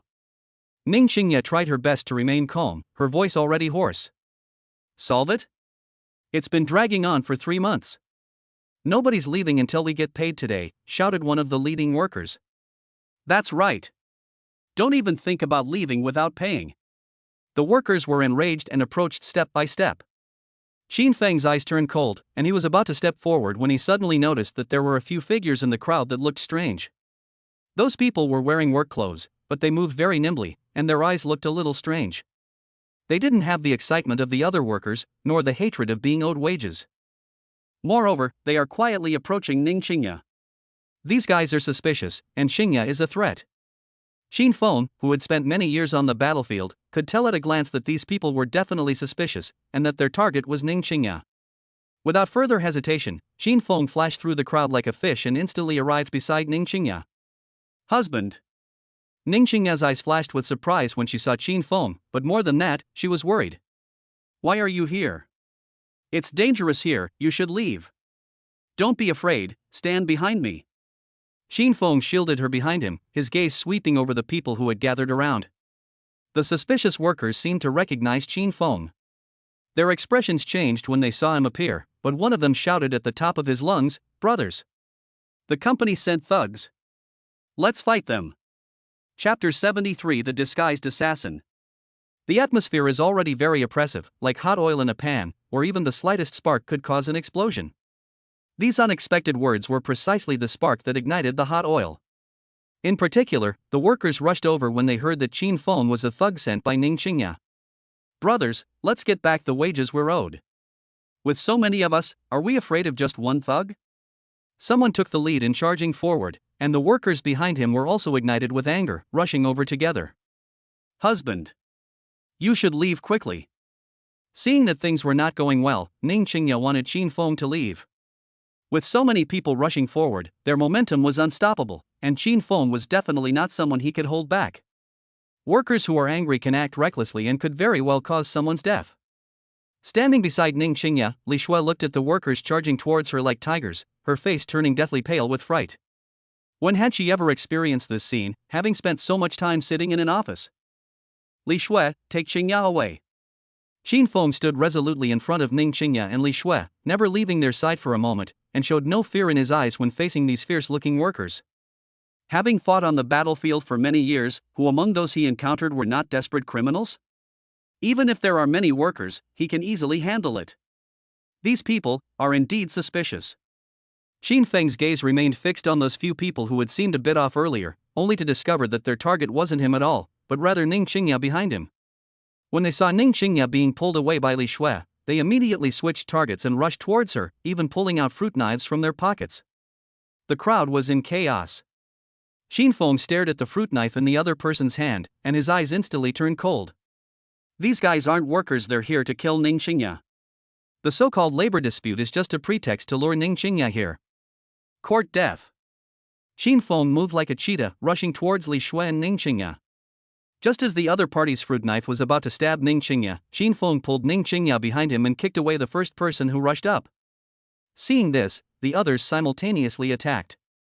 Their moves are ruthless and target vital points. They are all professionally trained. A knife? How could they have a knife? The workers were stunned by this sudden turn of events and momentarily forgot what to do. They only wanted to teach Qin Feng a lesson and show Ning Qingya that although they were workers, they were not to be trifled with, and that the wages owed to them had to be paid. They only wanted money and never intended to kill anyone. These strangers were actually using knives, clearly intending to kill someone. All the workers stood there, stunned, unsure whether to leave or go up and help. Husband. Ning Qingya looked at Qin Feng with concern. Although she trusted him, she was very worried about his safety because he had a knife. Take Qingya away, I'll handle things here. After handing Ning Qingya over to Li Shui again, Qin Feng charged towards the four assassins without hesitation. Although he was fighting four people at once, he handled them with ease. He didn't want to reveal too much of his strength in front of Ning Qingya, so he only used the simplest fighting techniques. However, his years of life and death training allowed him to deal with the four of them with these simple techniques. In less than 5 minutes, all four assassins fell to the ground, incapacitated. The scene was silent. The workers looked at the groaning killer on the ground, then at Qin Feng, who looked like a god of war, and a trace of fear unconsciously appeared in their eyes. The thug that President Ning hired is incredibly powerful. He was able to easily handle 4 burly men, some of whom were even armed. And he did it with ease, and after he finished, he didn't even flinch or blush. Could this be a special forces soldier dancing? It's alright, let's call the police. After dealing with the group, Qin Feng returned to Ning Qingya's side and softly comforted her. It's alright now. Ning Qingya gripped Qin Feng's arm tightly, her body still trembling slightly. Li Shui, call the police. For a brief moment, she really thought she was going to die. Mr. Ning, we've already reported it, and the police are on their way. Li Shui responded quickly, her eyes filled with admiration and awe as she looked at Qin Feng. Qin Feng, you're so handsome. Just as Li Shui finished speaking, police sirens sounded outside the construction site, and the police arrived at the scene and brought the situation under control. The 4 assassins were taken away, and the workers were evacuated. After initial interrogation, the 4 assassins admitted that they were instructed to disguise themselves as workers to create chaos and take advantage of the situation to attack Ning Qingya. But the people who gave them instructions were very careful, communicating only by phone, and they didn't even know who their employer was. In the construction site office, Ning Qingya, still shaken, drank hot water. Qingya, have you offended anyone recently? Qin Feng asked. Ning Qingya shook her head. Company matters are handled according to the rules. I can't imagine who would resort to such ruthless measures. Qin Feng remained silent. This attack was clearly meticulously planned, using the labor dispute as a cover, but the real target was to take Qingya's life. Although Qingya is aloof and has a rather forceful style of doing things, she may offend people, but she is unlikely to make any deadly enemies.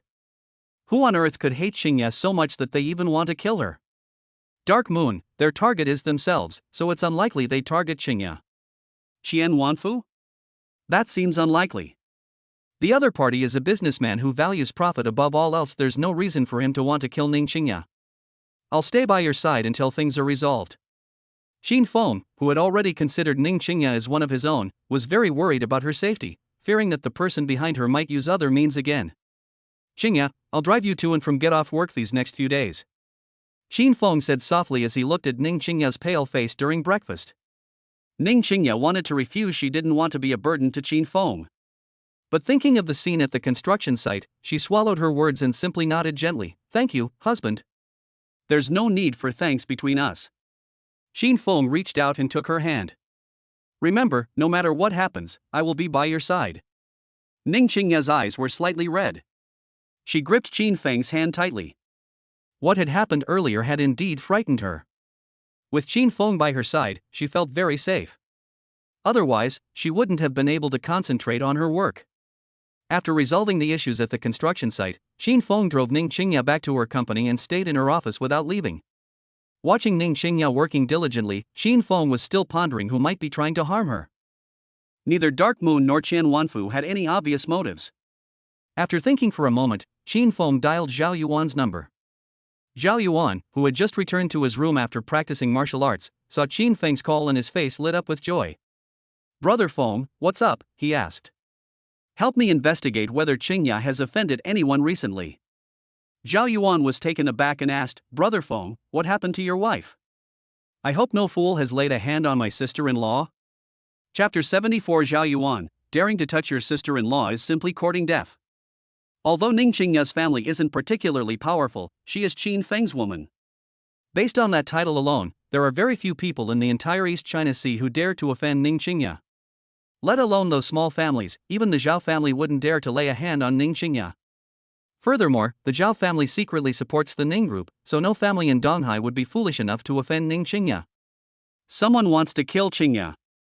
Qin Feng told Zhao Yuan what had happened that day, then frowned and asked, Do you think it's possible that Qian Wanfu was capable of this? Damn it, that fool dared to lay a hand on my sister-in-law, he's asking for trouble. Zhao Yuan was furious and continued, Brother Feng, although Qian Wanfu is vengeful, he has one thing in common, he only attacks people he has a grudge against, not innocent people. Although your sister-in-law is your woman, she hasn't offended Qian Wanfu, so Qian Wanfu won't lay a hand on her. Furthermore, Qian Wanfu also knows that the Ning group has the secret support of our Zhao family, so it is even more impossible for him to lay a hand on his sister-in-law. After receiving Zhao Yuan's reply, Qin Feng assigned Qian Wanfu to the task, investigate who might be targeting Qingya. Okay, Brother Feng, I guarantee I'll complete the mission. After hanging up the phone, Zhao Yuan immediately mobilized all his resources in Donghai City to find out who had the intention to kill Ning Qingya. The entire Donghai City was thrown into chaos. Many people suspected that Ning Qingya had some improper relationship with Zhao Yuan, otherwise why would he care about Ning Qingya so much? They even mobilized the entire Zhao family's resources for Ning Qingya's sake. At the most crucial moment, Zhao Yuan mobilized such a large force, and the Zhao family patriarch did not stop him at all. On the contrary, he was very supportive of Zhao Yuan. Ning Qingya was assassinated? On the top floor of the Lin Group building, Lin Wanner also felt incredulous when she received the news. How could anyone in Donghai City dare to lay a hand on Ning Qingya? And they went all out, wanting to eliminate Ning Qingya completely. When Wang Fan and the others heard this news, they were also a little confused.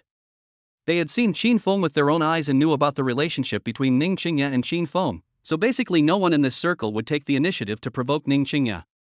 Even though Wang Fan once liked Ning Qingya very much, and even became Ning Hao's underling for a period of time in order to win her over, he had no feelings for her after learning about the relationship between Qin Feng and Ning Qingya. That's someone even young Master Zhao was willing to be his underling, so you can imagine just how terrifying Qin Feng is. Who do you think is the blind fool who dared to mess with Brother Feng's woman? Half an hour later, Ning Guofu called Ning Qingya's office at Ning's group. Ning Qingya was working when Li Shui answered the phone. Upon hearing Li Shui identify herself, Li Shui said to Ning Qingya, "President, it's the chairman on the phone." Dad? Ning Qingya paused for a moment, then answered the phone. Ning Guofu's worried voice came through the other end very quickly. Qingya, I just heard what happened at the construction site. Are you all right? Are you hurt anywhere? Refined and elegant. The phone call included not only Ning Guofu's voice but also his mother's voice. Both of them were concerned about Ning Qingya, and their voices were mixed together, making it difficult for Ning Qingya to hear clearly. She shook her head and said, "I'm fine, Qin Feng saved me. He's right next to me right now." Upon hearing this, Ning Guofu and his mother immediately asked Qin Feng to answer the phone, wanting to express their sincere gratitude. Your parents want to talk to you. Qin Feng answered the phone, "Mom and Dad." Hey, Xiaofeng, thank you for saving Qingya. If it weren't for you. They had all heard about what had happened. Those people had come for Qingya's life, and they couldn't imagine what the consequences would have been if Qin Feng hadn't been there. Mom and Dad, we are a family. Qingya is my wife, and I will do everything I can to protect her. You two can rest assured, unless I, Qin Feng, am dead, no one can hurt her. Ning Qingya was deeply moved by Qin Feng's words. Li Shui also heard these words and felt a little envious. President Ning really found a good husband. She wondered where her good man was. For the next few days, things didn't progress much. Although Zhao Yuan mobilized the entire Zhao family's resources, he still couldn't gather any clues. As for the police, the investigation is progressing slowly. The 4 hitmen insist that they were only doing things for money and knew nothing about their employer. Meanwhile, Chu Xinran had already been working at the Qian Group for several days. The position of administrative assistant may seem glamorous, but the work is actually tedious and complicated. Besides serving tea and water, they also print documents and organize reports. These are things she would have previously disdained, but now she has no choice but to do. What made her even more uneasy was the way her colleagues looked at her, some with curiosity, some with disdain, and even a lot of hostility. Everyone knows she got in through connections, and those connections came from the group's top management. During her lunch break, Xu Xinran overheard 2 colleagues talking in the break room. Have you heard? The new girl, Xu Xinran, was personally arranged to come here by Assistant Zhou from the president's office. Assistant Zhou? He's the president's most trusted confidant. Who is this Xu Xinran that Assistant Zhou would personally arrange for her to come in? I don't know, but I heard she used to be the ex-girlfriend of Ning Qingya's husband from the Ning Group. Oh my god. This is so dramatic. How did she even get into our company? Who knows? Anyway, let's stay away from her. We can't afford to mess with people who have connections like that. Xu Xinran stood outside the door, her water glass trembling slightly. She took a deep breath, pushed open the door, and went inside. The chatter stopped abruptly. Her 2 colleagues gave her an awkward smile and hurried away. At 3 p.m., Xu Xinran was called to Assistant Zhou's office. Miss Chu, are you settling into your work? Zhou Wenyuan pushed up his glasses, his smile gentle. It's all right. Xu Xinran lowered her head, not daring to meet his gaze. That's good. Assistant Zhou took a file folder out of the drawer. There's some information here that you need to deliver to a certain place. Xu Xinran took the file bag. It was unmarked. Where to send it? The Cloud Top Club in the east of the city has been handed over to a Mr. Wang. Remember, the document must be handed to Mr. Wang personally, and must not be given to anyone else. Otherwise, you will bear the consequences. A sense of foreboding washed over Xu Xinran. Assistant Zhou, what's in here? Some company business documents.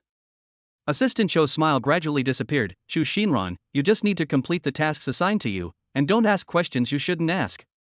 Chapter 75 Information about the person behind Lin Wanner. Xu Xinran looked at the file bag, feeling slightly uneasy. She bit her lip and refused. What if I don't want to go? Upon hearing Xu Xinran's refusal, Assistant Zhou's smile vanished completely. He dropped the pretense and directly threatened, Xu Xinran, you must know very well that our Qian Group is not a charity. We provided you with a job and solved your family's difficulties, so naturally you should do something for the company as well. Many people are vying for this job. If you're not willing to do it, I think there are many others who would be willing to take your place. Xu Xinran was so frightened that her face turned pale. She was also afraid of losing her job, and she gripped the file bag tightly with both hands. Faced with an absolute threat, she had absolutely no choice. Yunding Club is a famous private club in Donghai. Only the rich and powerful can come here. Ordinary people don't even have the right to enter. Chu Xinran, dressed in cheap business attire, stood awkwardly in the lobby, looking completely out of place with everything around her. Even the security guards and waiters at Hentaying Club wore more sophisticated uniforms than her cheap work clothes. "Excuse me, which private room is Mr. Wang in?" she asked the receptionist. The receptionist glanced at her, making no attempt to hide the disdain in her eyes. "Excuse me, is there something you need?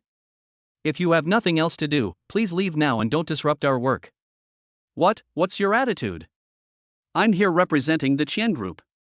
In the past, only Chu Xinran looked down on others, but now that someone actually dared to look down on her temper flared up immediately, and she retorted without hesitation. The Qian Group is a well-known large corporation in Donghai City. She didn't believe the other party hadn't heard of the Qian Group, and she was even less convinced that the other party would dare to disrespect the Qian Group. "Are you from the Qian Group?" Upon hearing the name Qian's Group, the receptionist's disdain vanished considerably, but she still looked at Ning Qingya with suspicion. Although she hadn't met all the top executives of the Qian Group, Chu Xinran's outfit made her look like someone who worked part-time as a prostitute. When did the Qian family become so blind to hire people like this? Open your dog eyes and look carefully. Isn't this a Qian Group employee badge? Chu Xinran, with a cold face, handed over her work badge, which not only had her name on it but also her job title and other information. "It's just a minor administrative position. I thought it was some kind of manager or supervisor. What are you doing here?" After learning about Chu Xinran's position, the receptionist, while no longer as contemptuous as before, was still not overly polite. "Assistant Zhou asked me to come and deliver a document to Mr. Wang." Chu Xinran was very annoyed by the receptionist's attitude. The receptionist was really looking down on her, and she really wanted to argue with her. But when he thought about his mission here and remembered Assistant Zhou's instructions, he could only grit his teeth and swallow his anger. Although she works for the Qian Group, she got in through connections, so it's highly unlikely that she would use the Qian Group's reputation to gain influence. "Wait a moment, let me ask." The receptionist made a phone call and explained the situation. 3 minutes later, a waiter came to Chu Xinran. "Miss Chu, this way please. Mr. Wang is inside."